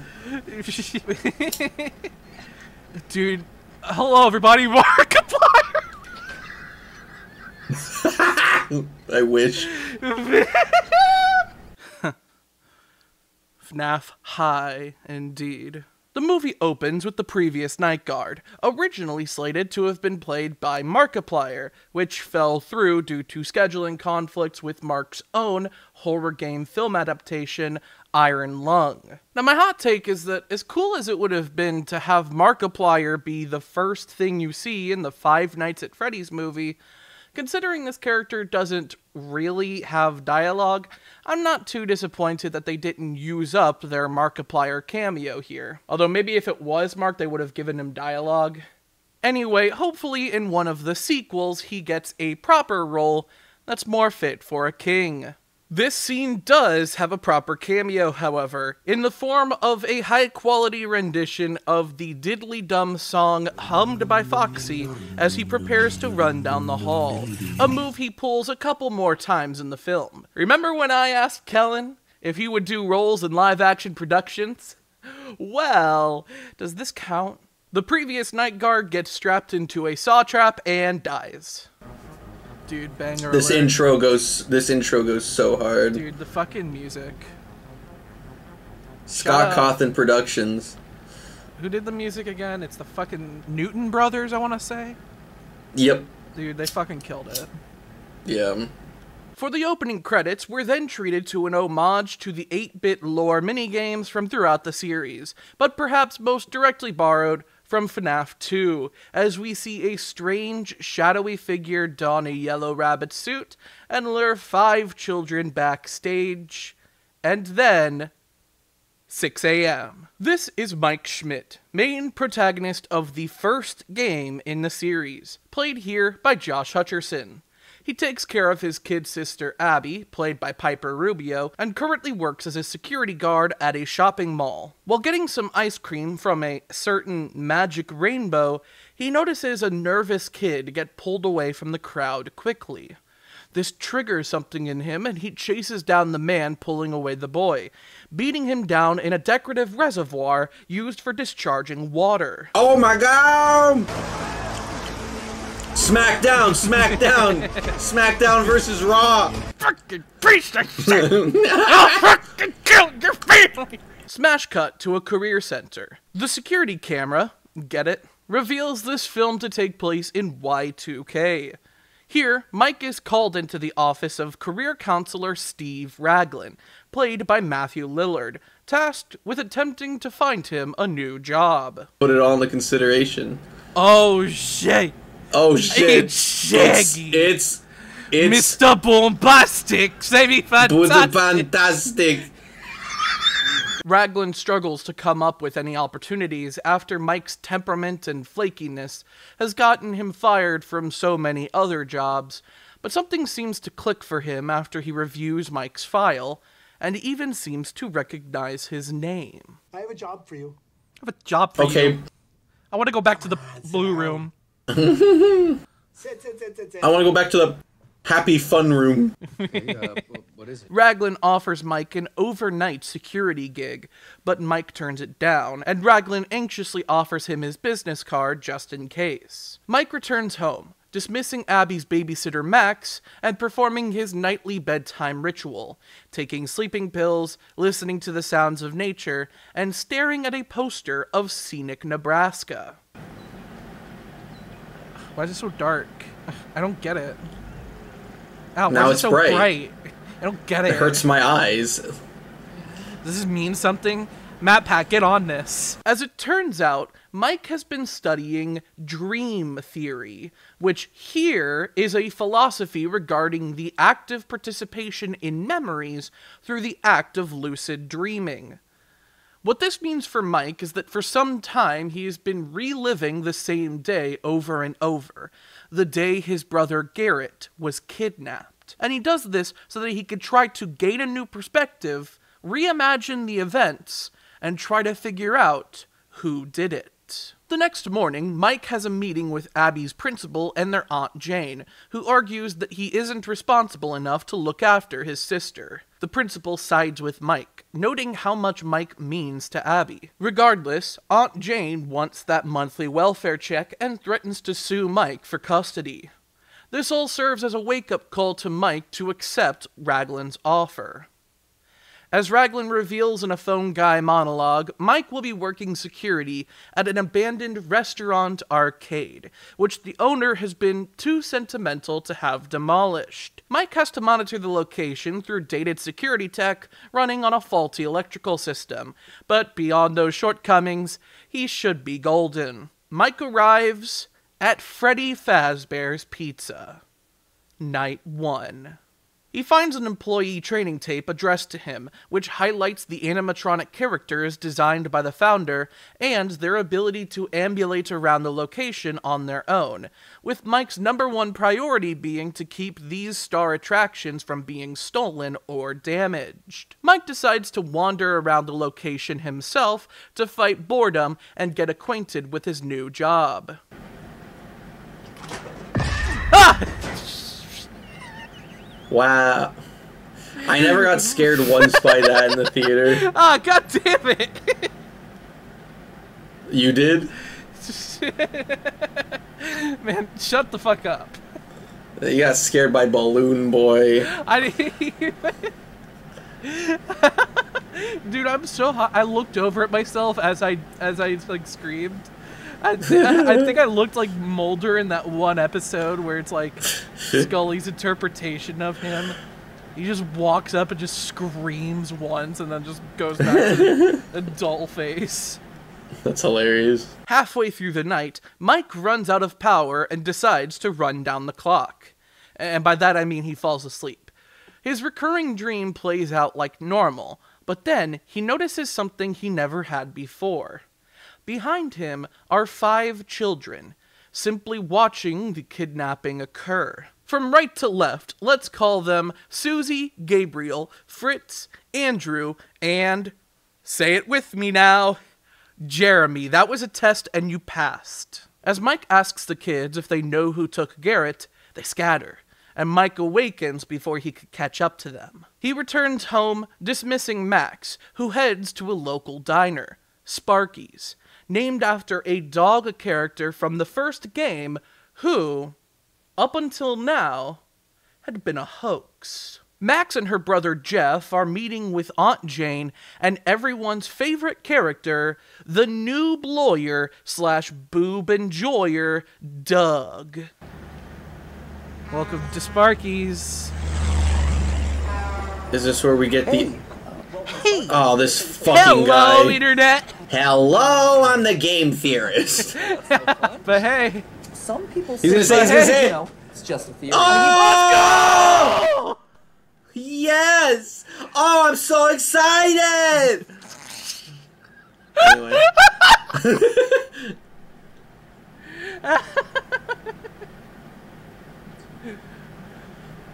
How excited were you out of 10? Like, earnestly? Like when on the first watch through? Yeah. I honestly gotta go with like a 7. I was like 6. I just was like, okay, that's cool. Yeah, it's like, I was excited. Don't get me wrong, I was excited. I think it's totally reasonable for me to have been excited. Even though it is like a fucking Reddit moment. This isn't particularly important, but that waiter there, played by Matt Pat, is named Ness. Matt Pat is Ness, a comical piss take on the infamous Sans is Ness episode of Game Theory that Scott Cawthon himself insisted should be in the movie. And oh my god, I finally did it. I actually solved the Five Nights at Freddy's lore. 10 years ago, Scott Cawthon decided on a whim to make a $1 billion entertainment franchise all as an elaborate long con just to fuck with this one kind of annoying theater kid. I'm not the first person to make this joke, but now that he's retired, I'm calling dibs on being the last. It's revealed that Aunt Jane arranged for Max to be Abby's babysitter, hiring her to snoop for evidence of criminal endangerment. But not only has Max not found such evidence, she's clearly become uncomfortable with the arrangement now that she's become friends with Mike and Abby and see how important they are to each other. Jeff is more than comfortable and will go even further to get Jane to pay them, even suggesting to have Mike killed. And Doug realizes he's listening in on a criminal conspiracy. I love this guy. The group ultimately settles on a less drastic measure, having Jeff go to Mike's new place of work and toss the joint, get Mike fired, and prove him to be unfit to raise Abby. That evening, Mike, interested in the new lead in his dream theories, decides to use Freddy's as the new location for his nightly sleep rituals. Short King. Night 2.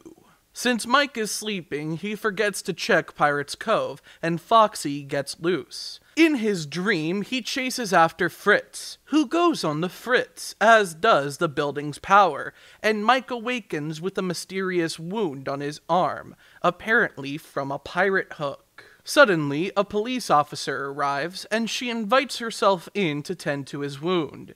This is Officer Vanessa Shelley, played by Elizabeth Lale. She frequented Freddy's as a kid, and her fascination with the location followed her into adulthood, when it happens to be on her beat. She explains to Mike how the turnover rate for Fazbear security tends to be high, apparently because of how paranoid the haunted building tends to leave people, especially since the pizzeria shut down in the wake of several children going missing. Well, you tell me. Is this somewhere you see yourself 10, 20 years from now? Is this where you want to be?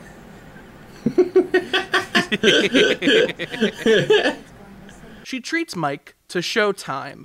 And finally, after all these years, we see Freddy Fazbear, Bonnie the Bunny, Chica the Chicken, and Foxy the Pirate perform. The two of them leave in the morning, and Jeff and Max bring fellow petty criminals Carl and Hank to the establishment as soon as the coast is clear. While the guys vandalize Freddy's, the animatronics awaken. Carl is hunted down by Chica, who sicks Mr. Cupcake on him. Hank witnesses this and retreats to a supply closet, where Bonnie beats him to death. Jeff falls back to the security office, where Mr. Cupcake attempts to attack him from the vents. This doesn't work, and Jeff attempts to leave through a nearby exit, only for Foxy to go after him the same way he did to the security guard earlier in the film. This time, complete with the classic FNaF 1 jump scare sound. Max enters, looking for the boys, but is led to parts in service by Gabriel, whose voice seems to be coming from inside Freddy Fazbear. As she investigates, Gabriel pulls her inside. Well, halfway inside, at least. Back at home, Mike tries to enjoy some time with his sister, but struggles to get through to her. He gifts her a Fazbear Entertainment security badge, but she's giving him the cold shoulder due to previous times he blew her off, so he puts it in a drawer. Abby secretly goes to retrieve the badge, but accidentally spills the contents of the drawer, discovering the family court documents Jane gave to Mike. Made a mess. Sorry. Aww. No. That's a good line. Yeah. The double meaning. I love it. Mike reassures Abby that he wouldn't give her away, but is interrupted when Vanessa arrives to inform him of the break-in. She confronts Mike over the sleeping pills he had been using on the job, blaming the vandalism on his negligence. Mike levels with Vanessa, telling her about Garrett and how he uses his dreams to try to remember the face of the man that took him. Vanessa sympathizes with Mike when he explains how he looks after Abby now that their mother died and their father, quote, couldn't handle it. She decides not to hold him accountable for the break-in, but she discourages him from sleeping on the job again. That evening, when Max fails to answer her phone, Mike reluctantly decides to bring Abby with him to Freddy's, instructing her to stay in the office and get her sleep. Night 3. Abby goes to sleep in a blanket tent, and Mike heads off to start cleaning up after the vandals. He did sigh heavily. Oh, man. God. Man, that's one of those shots that really makes you think, like, holy shit, this movie finally fucking exists. Exists? FNaF is finally real. There's been probably like 100 Nights at Freddy's. Ah! God fucking damn it! God! After a cleaning montage that honestly doesn't even compare to anything Nicolas Cage did in Willy's Wonderland, Mike returns to the security office and his dream, despite Vanessa's instructions. As Mike sleeps, Abby is awoken and wanders off, looking for her imaginary friends, eventually finding the animatronics. Mike tries to negotiate with Andrew, telling him that he'd give him anything in exchange for the identity of the man that took Garrett. But before this conversation can continue, he is awoken by Abby's screams. He finds her surrounded by the animatronics and goes on the offensive, but Abby reassures him that they were just tickling her, and they're actually all friendly. She introduces Mike to Freddy, Bonnie, Chica, and Foxy, then says goodbye as Mike's shift ends and he goes to bring her home. At home, Mike sees the children from his dreams in Abby's drawings, revealing them to be her imaginary friends. He asks her about this later that morning, and she explains that they are ghosts who possess the animatronics. He then asks her about another drawing, a drawing of Garrett being taken, and she reveals that Andrew told her about it, but he never gave her any information about the man who did it. Her friends only ever seem to talk about a yellow rabbit. Night 4. Vanessa arrives at Freddy's before Mike and Abby, where she contemplates a child's drawing of the yellow rabbit with the 5 kids. Oh, I heard the sound. There's the sound. Oh no, the Oppenheimer face. They're just spamming classic child laughs. No,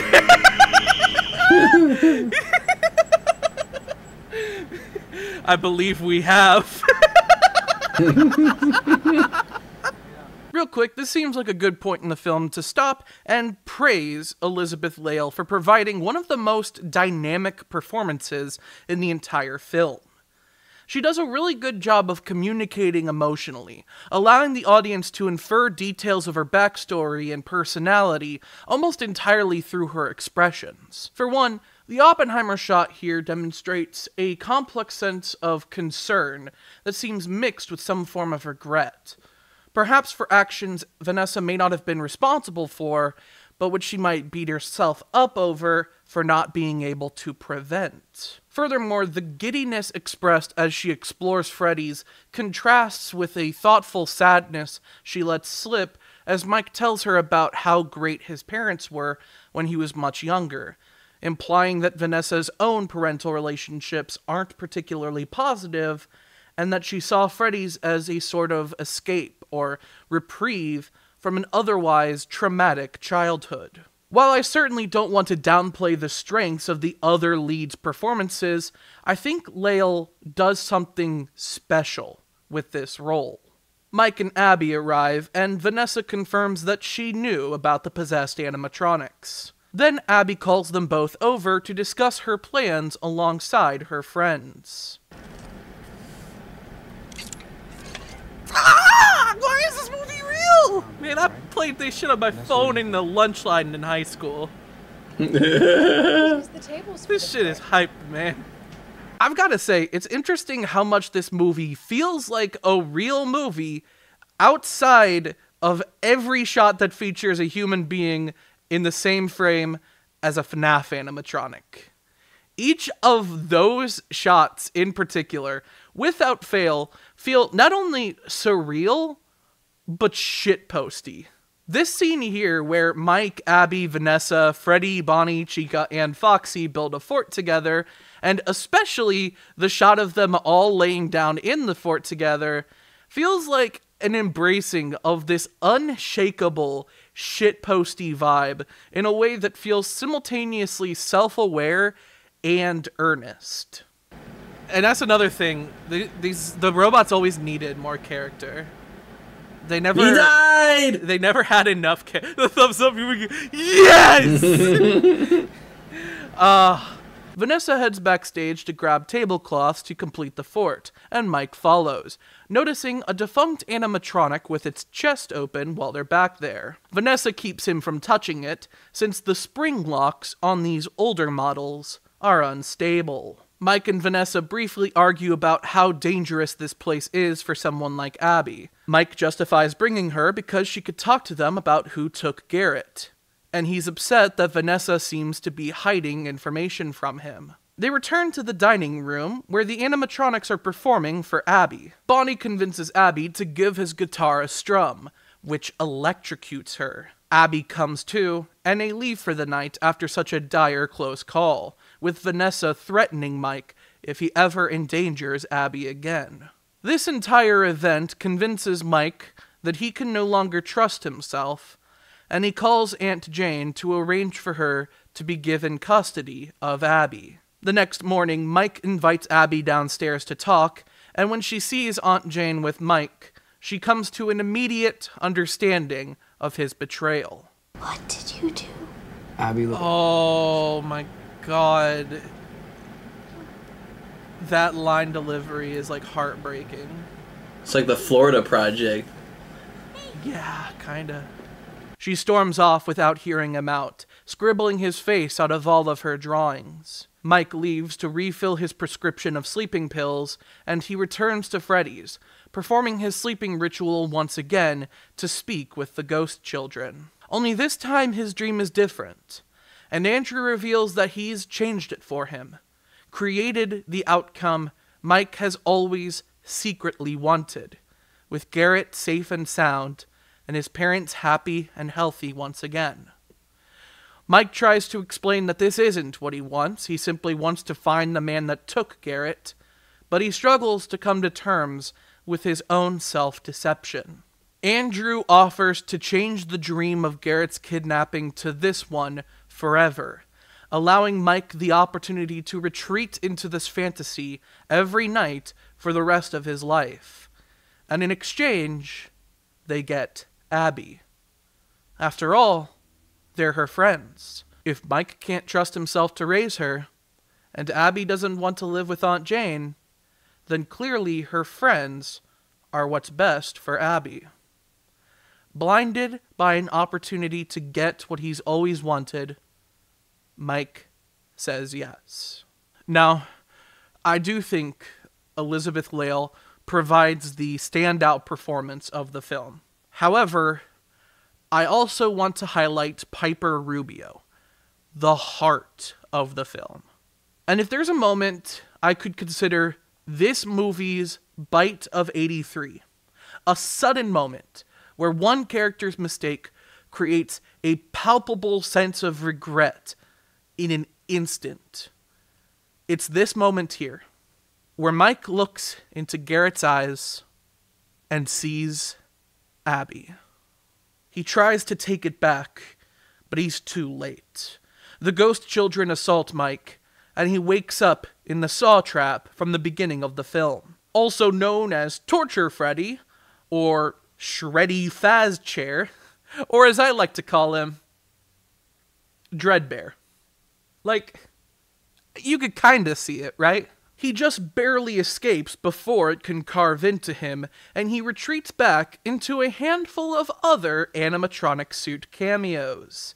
He finds the remains of Max, Jeff, Carl, and Hank stuffed inside of or discarded next to Shadow Freddy from FNaF 2, the rest of Dreadbear, a naked endoskeleton, and Sparky the dog. Mike limps down the hall to an exit, where Foxy once again diddly-dums at him, but he manages to get out just in time. Back at home, Aunt Jane gives up trying to get through to Abby and starts watching television, unaware that a strange golden version of Freddy seems to be looming behind her. Abby hears a commotion and goes downstairs, finding that this golden Freddy seems to represent Andrew, and he's come to bring her back to Freddy's. On the way out, she notices Aunt Jane's lifeless body, and Andrew assures her that she just fell asleep. But then, Abby realizes that they don't know how to get to Freddy's. And so, they call a cab, which happens to be driven by Corey Kenshin. Here it comes. Dude, Corey Kenshin! Corey in the house. Oh my goodness! Dude, I cannot fucking believe they found a way to incorporate YouTuber Let's Play reactions into the fucking movie. That's fucking insane. Awesome. Yeah. Like, are you kidding me?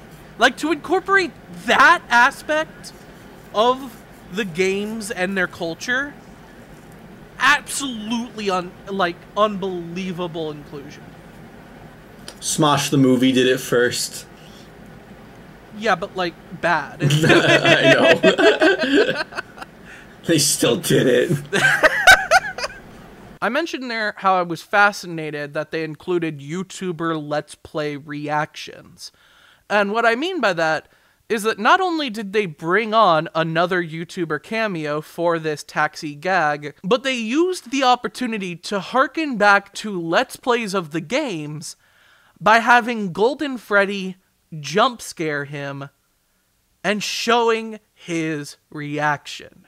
I would even go as far as to draw a parallel between the framing of the rear view mirror as a sort of inversion of the face cam footage being superimposed over the gameplay, with Golden Freddy being the one revealed within this superimposed frame instead. And considering how pivotal these Let's Play videos were to FNAF's popularity, I am astounded that they managed such a natural nod to them here in the movie. Mike recovers in a supply outpost where Vanessa had tended to his wounds. Mike confronts Vanessa for hiding her knowledge of how dangerous the animatronics are, then tells her that he gave Abby to them and asks what they're going to do with her. Vanessa reveals to Mike that they want to make her like them. Meanwhile, Abby and Golden Freddy make it to Freddy's Night 5.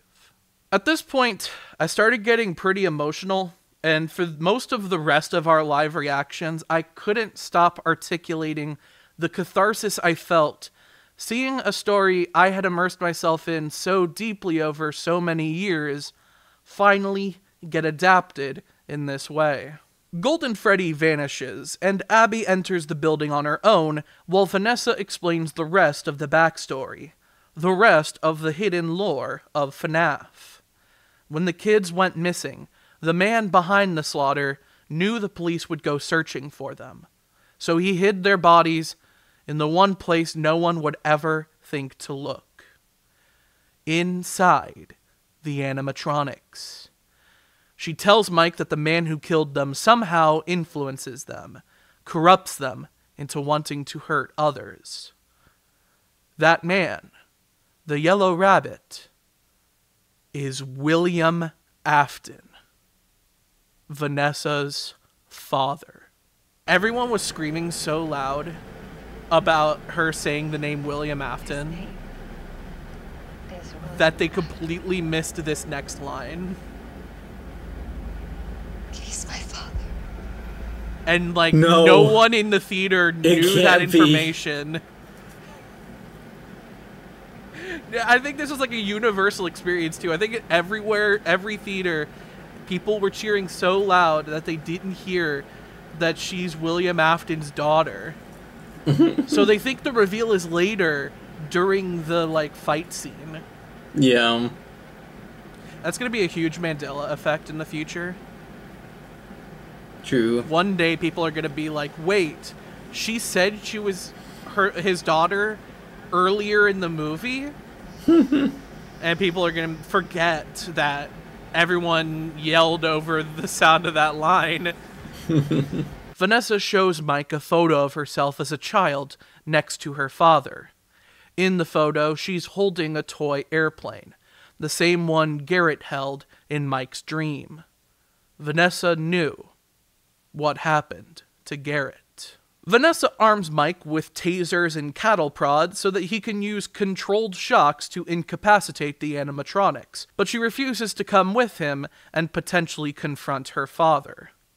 Instead, she gives Mike the keys to a police cruiser, and he returns to Freddy's alone. Why'd he leave his sister in this location? If you know what I'm saying.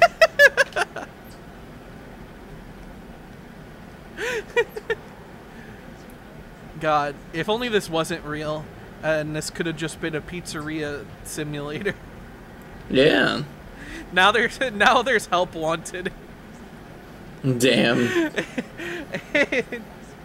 and they have a special delivery for a security breach. That's what happens when you're in FNAF's world. Now I'm in ruin. And I need help wanted too. Damn.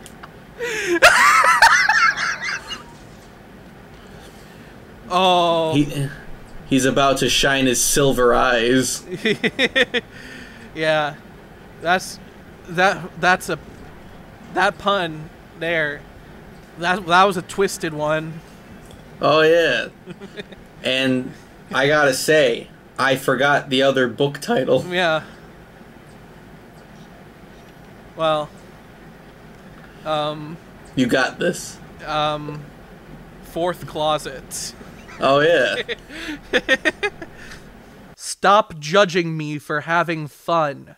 Mike sneaks in through the vents, passing by my brother on the way. Meanwhile, Chica leads Abby backstage. Mike pours a bucket of water at Freddy's and Bonnie's feet before tasering the puddle, knocking the two of them out. Meanwhile, Chica attempts to put Abby in the spring-lock suit Mike and Vanessa saw earlier, but Mike distracts Chica long enough for Abby to escape and for Mike to taser her. Mike and Abby reconcile and try to escape, but Mr. Cupcake retaliates against Mike for knocking out Chica.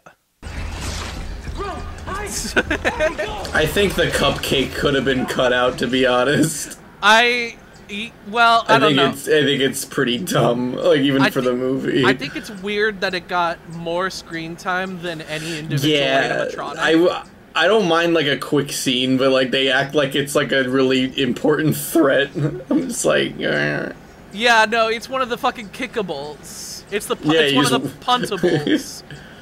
Like, it's the only one that floats. Like, my man's is getting his ass kicked by a Jolly Chimp. But I do like the dynamic where, like, the implication is that the cupcake is Susie's dog. Yeah. I think that's clever. Because that's been set up with, like, Pizzeria Simulator and stuff. Abby runs ahead of Mike, hiding in the arcade, with Fritz/Foxy in hot pursuit. And just before she's caught, she hides in a nearby ball pit. Into the pit, I must admit, I come anew. Mike cattle prods Mr. Cupcake and tries to find Abby, only to run into someone else. Oh, here we fucking go. Dun, it's the man, the myth, the legend. The William Afton. It's the man, the myth, and the man, again, but this time, he's behind the slaughter. It's fucking Purple Guy! Bruh, this ain't Comic-Con, go home. Oh my god! I'm actually feeling it again, man. This is fucking awesome. Yeah. Let's fucking go! Just as Foxy is about to find Abby, Vanessa comes to the rescue, tasering Foxy. Meanwhile, William Afton monologues to Mike. This is perfect. First I killed your brother, then I killed you. Now I killed you. Skibbity, my friend! Something I noticed on a recent rewatch is that the core 4 blink. They're programmed to blink. And this is something we used to see from the classic Chuck E. Cheese animatronics when idle. But the way it's done here for the movie, there's something about it that really elevates the characters. It emphasizes the souls within them, the human qualities. It implies that their eyes feel discomfort when they go too long without blinking. It shows that, in some way, deep down, they're still alive. They're still human. The yellow rabbit does not blink. William Afton reawakens the other animatronics, leaving Mike for dead as he prepares to find Abby, only to be held at gunpoint by Vanessa. He takes off the yellow rabbit mask, revealing the face of William Afton, as played by Matthew Lillard. Abby tends to Mike, and Vanessa shoots William Afton in the shoulder.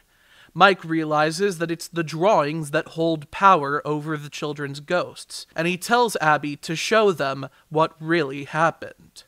She draws a picture of the yellow rabbit standing over the children's corpses, while William begins to choke Vanessa. William tries to stop Abby from putting up the drawing, but Vanessa stops him. So, he stabs her. The power goes out just as Abby pins her drawing to the wall, and Mike recovers just in time to flip the breaker. That's what I look like? I look like Sonichu? Oh. The animatronics turn against William Afton.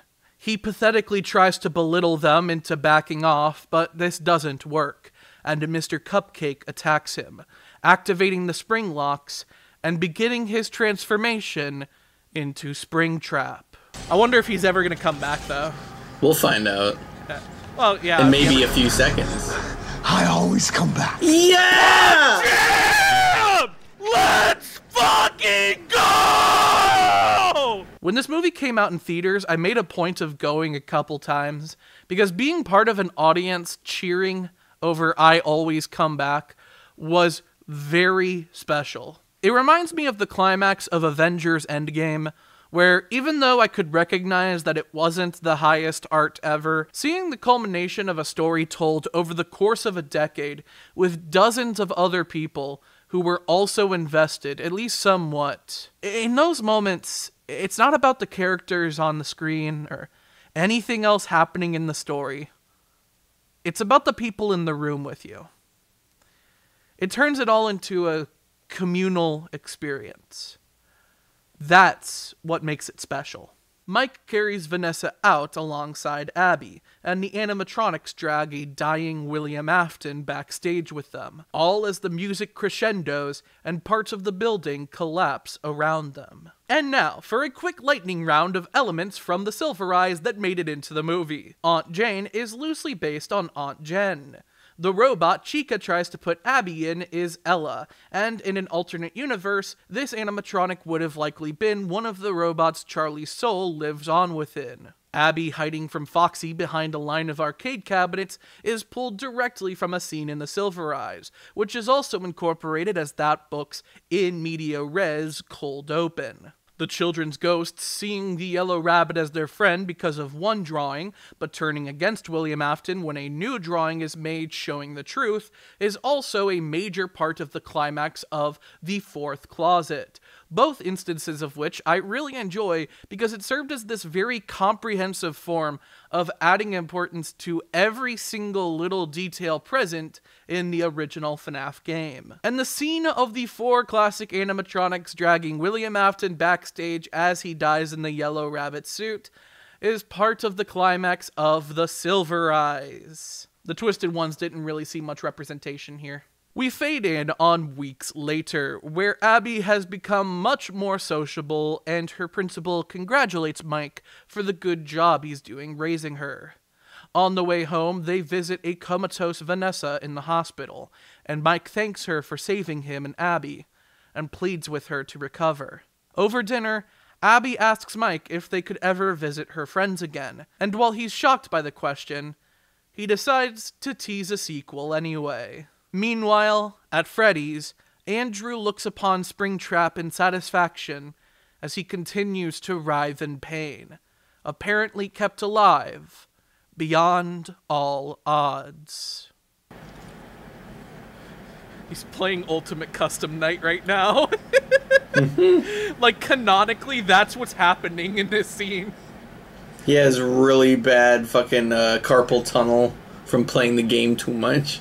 As the credits roll, Five Nights at Freddy's by the Living Tombstone plays, just as I made a point of predicting in my other FNaF video. And I can't help but reflect on the fact that the information in the lyrics of the song are more consistent with the events of the movie adaptation than the original game, as if this song in particular helped shape what this movie would one day be.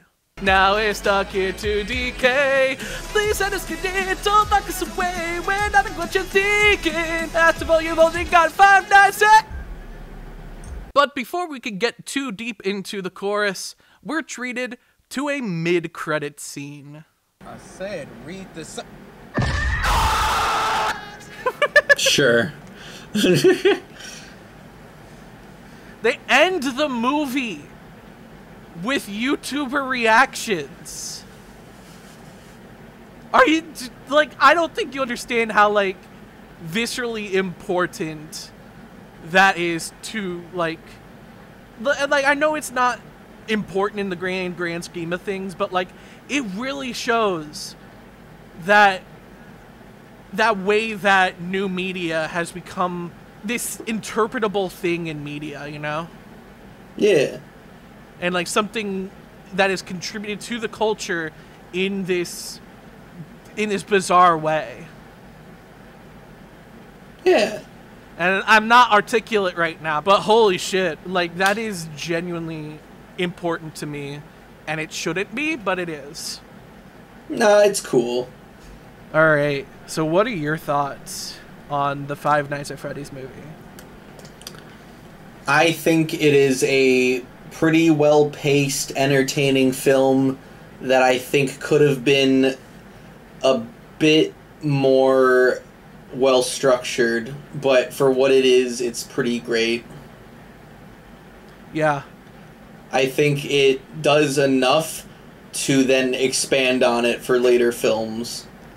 I think it is a fantastic movie that sucks and is also really, like, brilliant at the same time. Like, it's a great mix of, like, a sort of schlocky, fun, you know, just a pure entertainment movie, and also, like, a thoughtful piece that you have to break down and try to consider.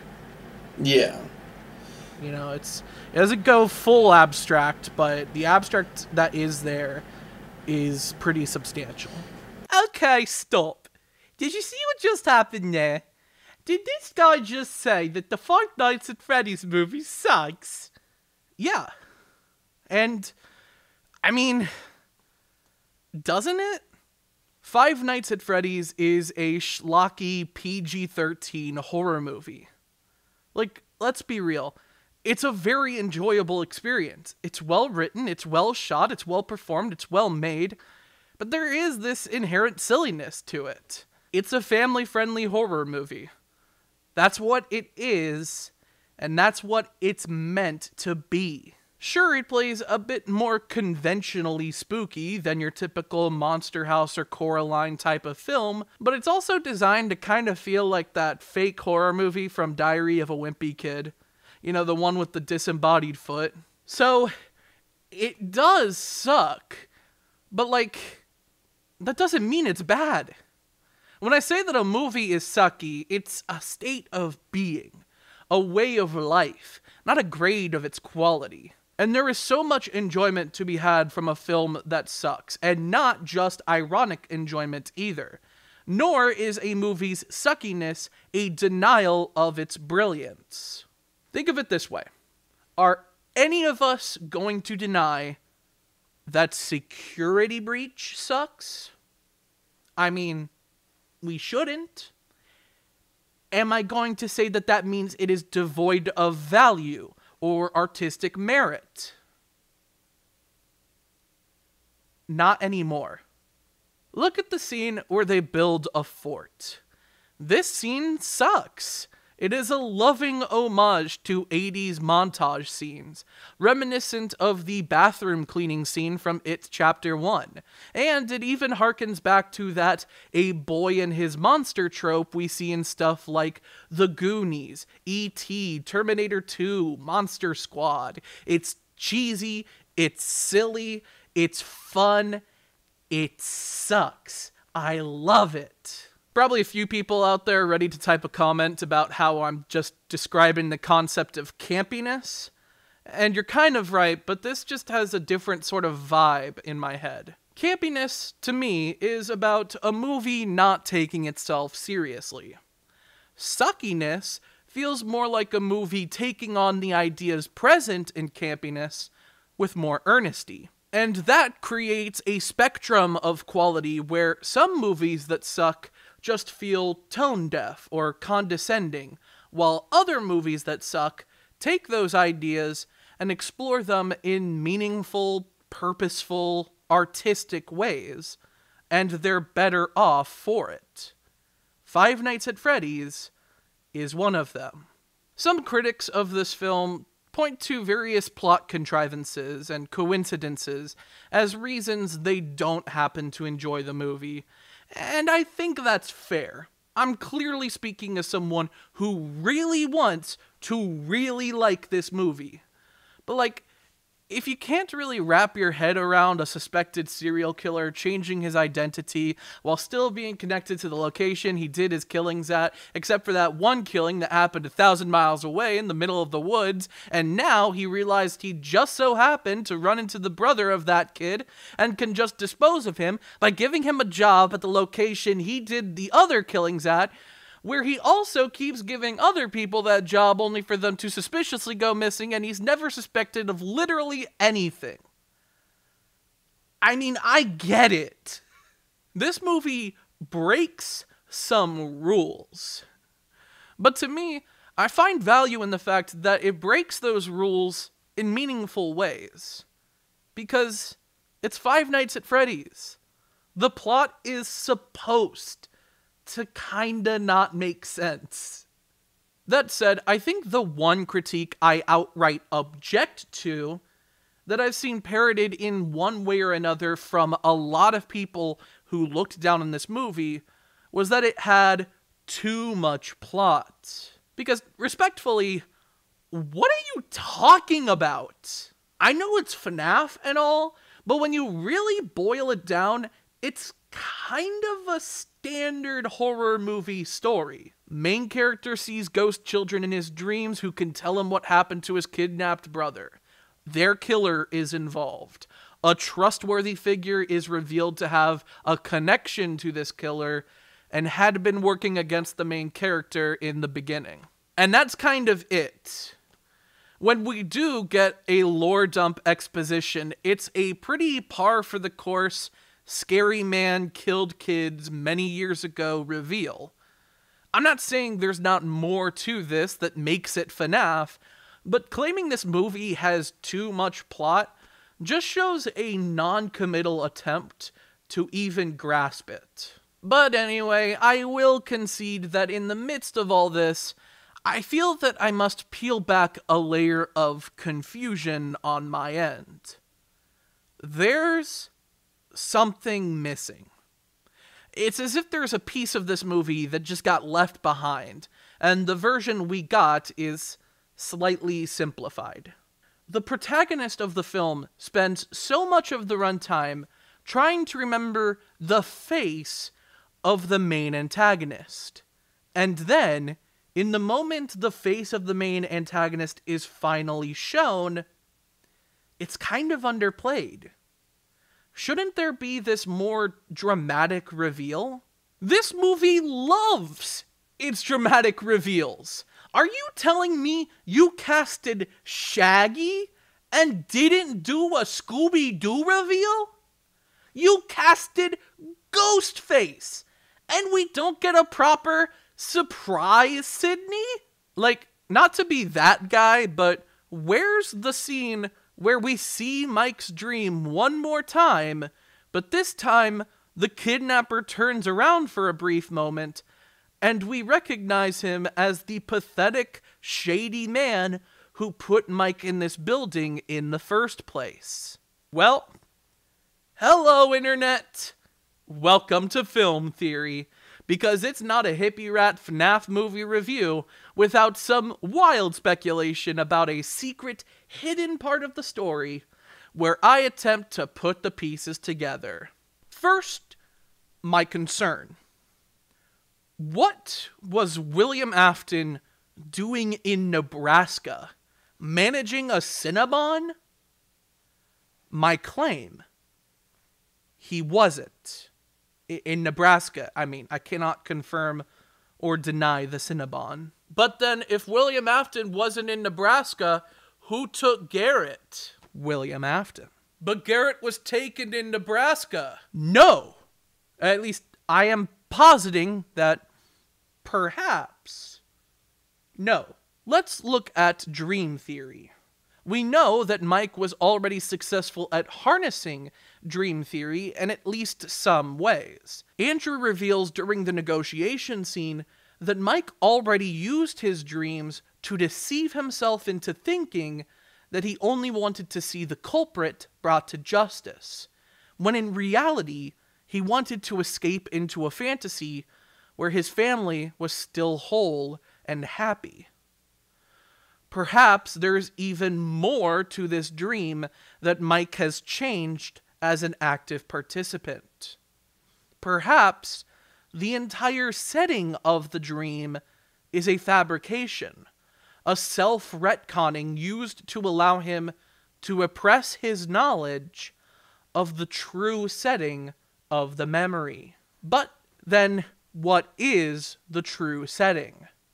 And this is where I get into some of the meta elements of the film. Because we happen to know through behind-the-scenes knowledge and the Chica in Space teaser, which, don't forget, is almost as essential a viewing experience as the actual film, that there were several elements of the Freddy in its heyday shoot for the training tape scene that didn't go utilized in the actual film, such as the clean, fresh and new versions of Freddy, Bonnie, Chica, and Foxy, or the news report on the missing children's incident. And I would wager that there may have been a version of Mike's dream that took place at Freddy's. My mind is stuck on this one shot, a close-up that lingers for a bit longer than seems necessary, and recurs during Mike's Dream Any Percent speedrun, almost as if it's communicating to you that you should remember this image because it will be important later. And it's the shot of the soda spilling on the edge of the table. I think the movie wants you to memorize shots like this, so that we can later see those shots reincorporated, or rather recreated, in literally a new context. And maybe this is just the backseat director in me, playing Monday morning quarterback and seeing opportunities that I would take if put in a position like this. But my mind's eye has such a clear image of the Schmidt family sitting around a table at Freddy Fazbear's Pizza, spilling a soda in a deliberately framed parallel to Mike's dream that just reminds me of how ubiquitous spilled soda is at Chuck E. Cheese's. I would go home with the stickiest souls. And I know this theory is basically fan fiction, but to that end, a lot of FNAF theories kind of have to be. But it also makes a lot of the weird coincidences throughout the film make more sense. Are we to believe that William Afton and the Schmidt family both just happened to be in the same place in the middle of the woods in Nebraska at the same time? Then Afton opportunistically kidnapped Garrett just because he could. Then he drove back to presumably the southwest corner of Utah, where so many years later, it just so happens that the brother of that one other kid he killed happens to live in the same small town? Yeah, a likely story. But then, just when you think there may be further explanation regarding the probability of it all, William Afton just says it. He kicks Mike Schmidt in the face and says, "I killed your brother, get good scrub." I worked on this story for a year, and he tweeted it out. And then it's basically never brought up again. Again, it all comes back to this. Doesn't it feel like there's something missing? Maybe something that properly was too confusing for most audiences. You want too much plot? I'll give you too much plot. Imagine a William Afton monologue that went on a bit longer and comes with a flashback. "I was surprised you didn't remember me, Michael Schmidt. That you didn't remember this place. But then Vanessa told me about your dreams, your delusions. Nebraska. I hear the weather is nice there. I wouldn't know. What I do know is weakness. And Garrett, was it? He was weak." And like throughout that, Mike's dream is recreated at Freddy's, complete with a moment where William Afton looks behind him while leading Garrett away. Holy shit, it's Matthew Lillard. Doesn't that feel like something that's supposed to be there? I can even imagine something like, "Eventually the police caught on, and I had to lay low, keep my distance. But it was difficult. I couldn't stay away. Every time I try to let it go, I always come back.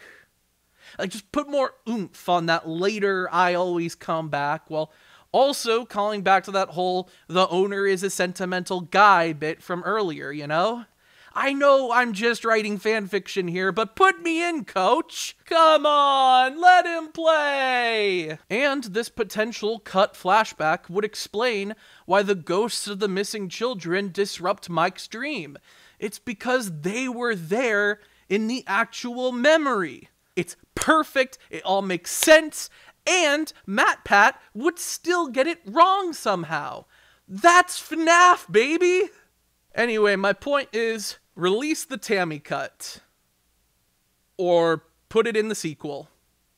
But hey, that's just a theory, a film theory, and cut. Regardless of whether my theory holds any water, it's obvious that engaging with the film in that way is important.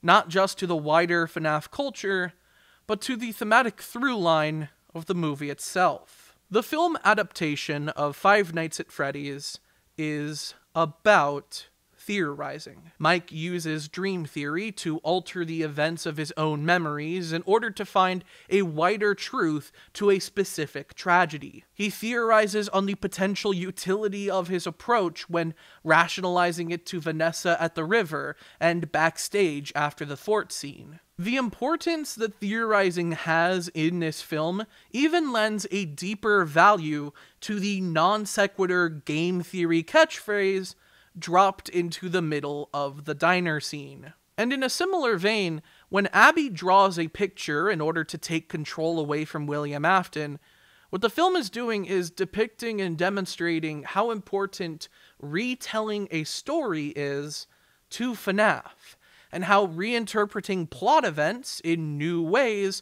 will change the reader's understanding of the characters' perspectives. It all comes back around to theorizing, speculating, inferring, connecting the dots, and putting the pieces together. And I think, weirdly enough, out of everything in this movie, that decision to make this a movie about theorizing, that may be the biggest tribute to the fans that this film had to offer. But Xander. What? Look me in the eyes. I'm looking.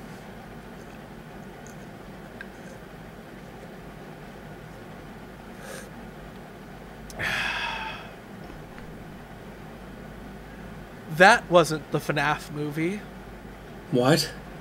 This is. Like, this. This right here is the FNaF movie. What? Xander, you and I, right now, are in the FNaF movie. What? This video is the FNaF movie. Bruh, I wish the FNaF movie was this long. You don't have to wish anymore, because this is it. We did it. It's over!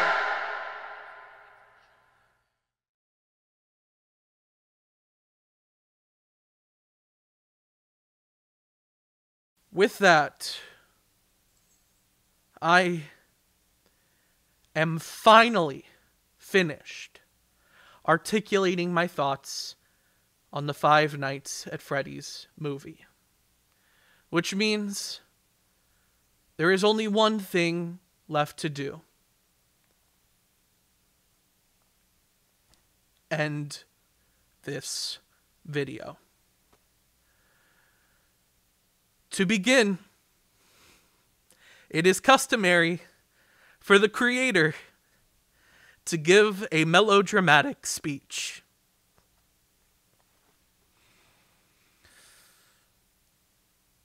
I've been thinking a lot about nostalgia lately.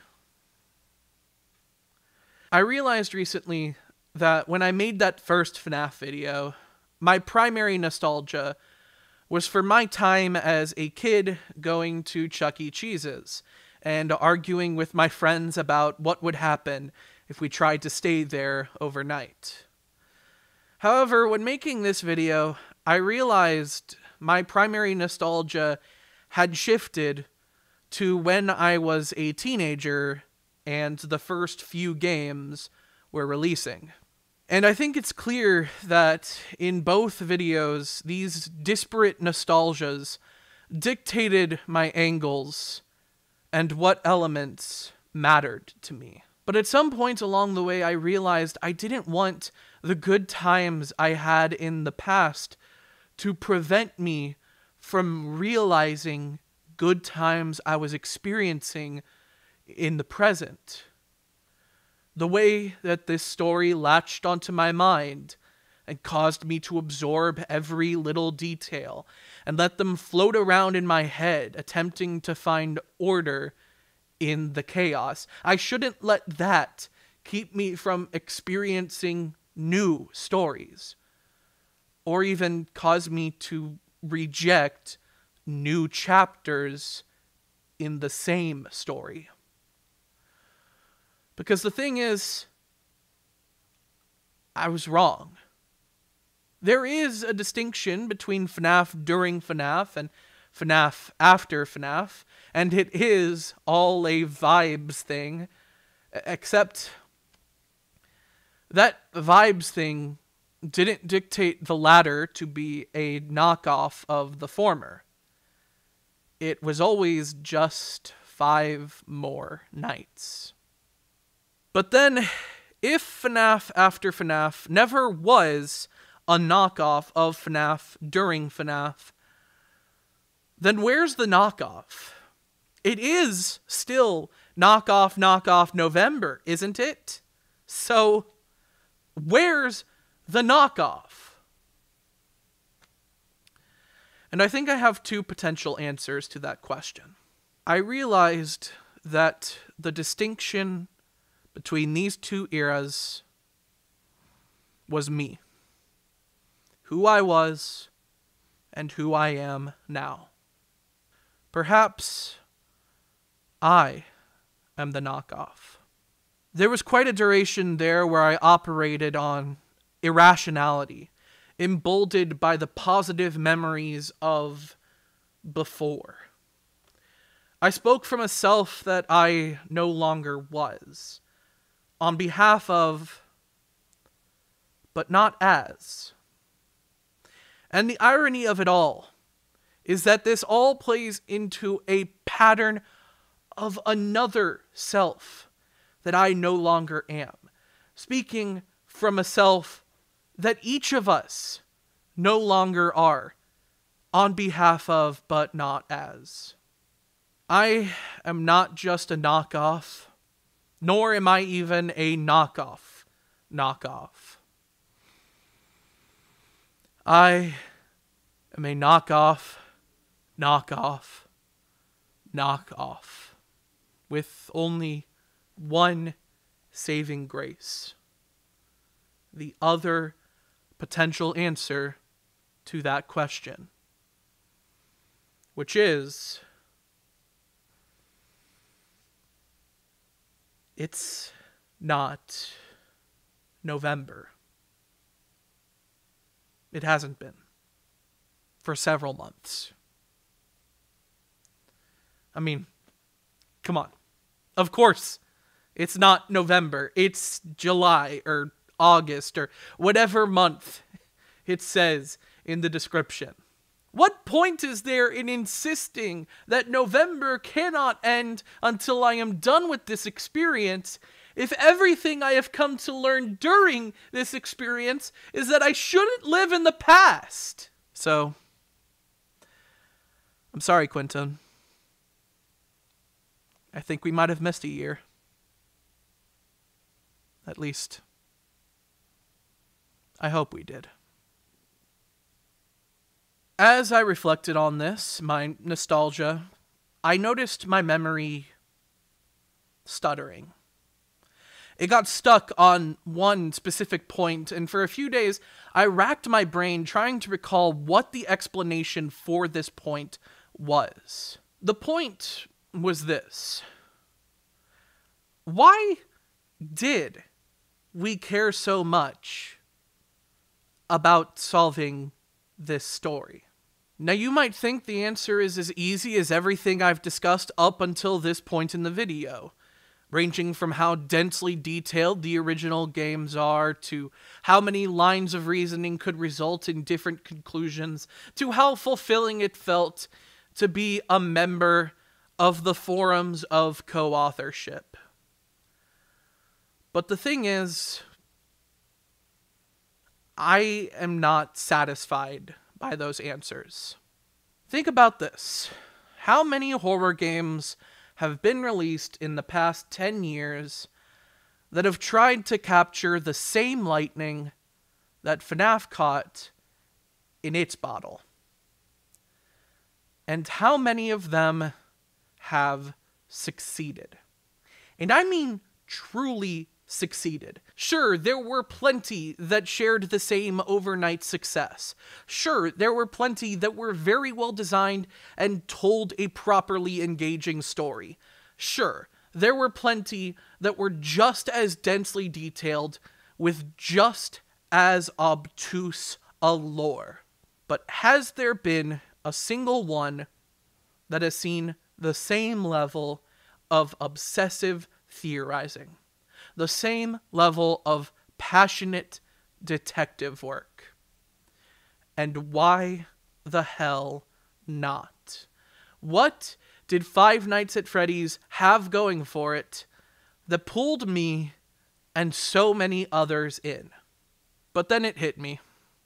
I remembered something very specific about the circumstances Five Nights at Freddy's was released under, and realized just how important this was to why it was such a hit phenomenon. And I'll be honest, I was kind of angry that this was the case. I wish I never cracked the code. And it's not just because of the political donations or whatever other controversies. It's because I find any form of a sort of great man theory to be objectionable on the surface. But I just cannot deny that Scott Cawthon is the reason why Five Nights at Freddy's worked. When Five Nights at Freddy's was released, Scott Cawthon's reputation as a reclusive and private person became its own subject of speculation and legend, on the same level as the mysterious Bite of 87. In the wider lore of Five Nights at Freddy's, Scott Cawthon's Banksy-esque role turned him into this conspiratorial puppet master, weaving a complex tale that only the smartest individuals could piece together. And of course, it became a badge of honor to come up with some kind of breakthrough, or otherwise appear to come close to creating a version of the timeline that answers more questions than it creates. And for those first couple years, as details of the FNaF lore were misconstrued and created further ambiguity and confusion, in the public's eyes, Scott Cawthon became a mad genius who wrote such a bad story that to this day we still do not have the capacity to come to terms with how good it truly is. And now, that story has a movie. I don't think any one event ever single-handedly erased this bias, though many of us each have that one particular incident we would like to assume did. I also don't think that Scott Cawthon's mysterious reputation really is quite at the same level it once was. I think that gradually a lot of us grew up and started to come to our senses. Lord knows I did. But even still, I can't shake that impulse to try and reapproach the story and attempt to be the guy who solved Five Nights at Freddy's, even though I've left myself confident and satisfied several times over already. Because, even though I know better, Five Nights at Freddy's is still quite a fun puzzle to solve. To many, the moment that people aside from Scott Cawthon began contributing official FNaF games and other media is the moment that ushered in something we should call the collaborative era. I am stalwart on the belief that this is a misnomer. Five Nights at Freddy's was never a story told by one person. It shouldn't be.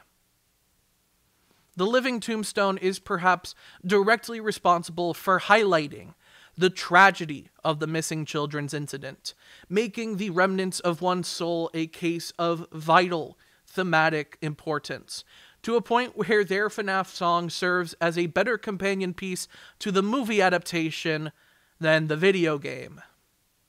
MatPat is the means through which millions have come to understand and wrap their minds around the interactions between the literary elements of the story.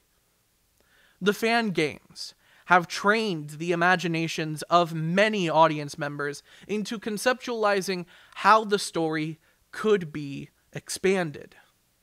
The authors and artists who have worked for and even beyond the series have helped define a voice for the story outside of the games. Dawko, Markiplier, DJ Sturf, Astral Spiff, and many others have mastered the gameplay such to immerse themselves and their own audiences deeper in the games than ever thought possible, even by Scott himself. And you just watched me talk about this series for however many hours just to experience it all through my eyes and see my perspective. We cannot qualify specific stretches of time as the one defined by collaboration, because this has always been a collaborative story. It is Scott's. It is Matt's. It is Mark's. It is Lewis's. It is Yoav's. It is Emma's. It is Kira's. It is David's. It is Stephanie's. It is Jason's. It is Corey's. It is Kellen's. It is Jack's. It is Steel Wool Studios'. It is mine. And it is yours. And to think, there's still so much to say.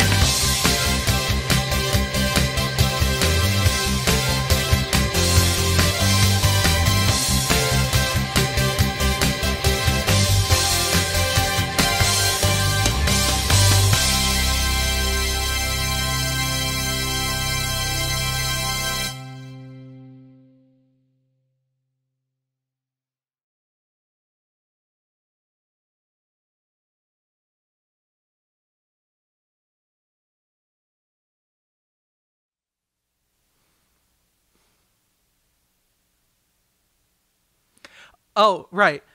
Stuff I didn't remember, number 22. In the other video, I called Chipper and Sons woodchucks. They're actually beavers.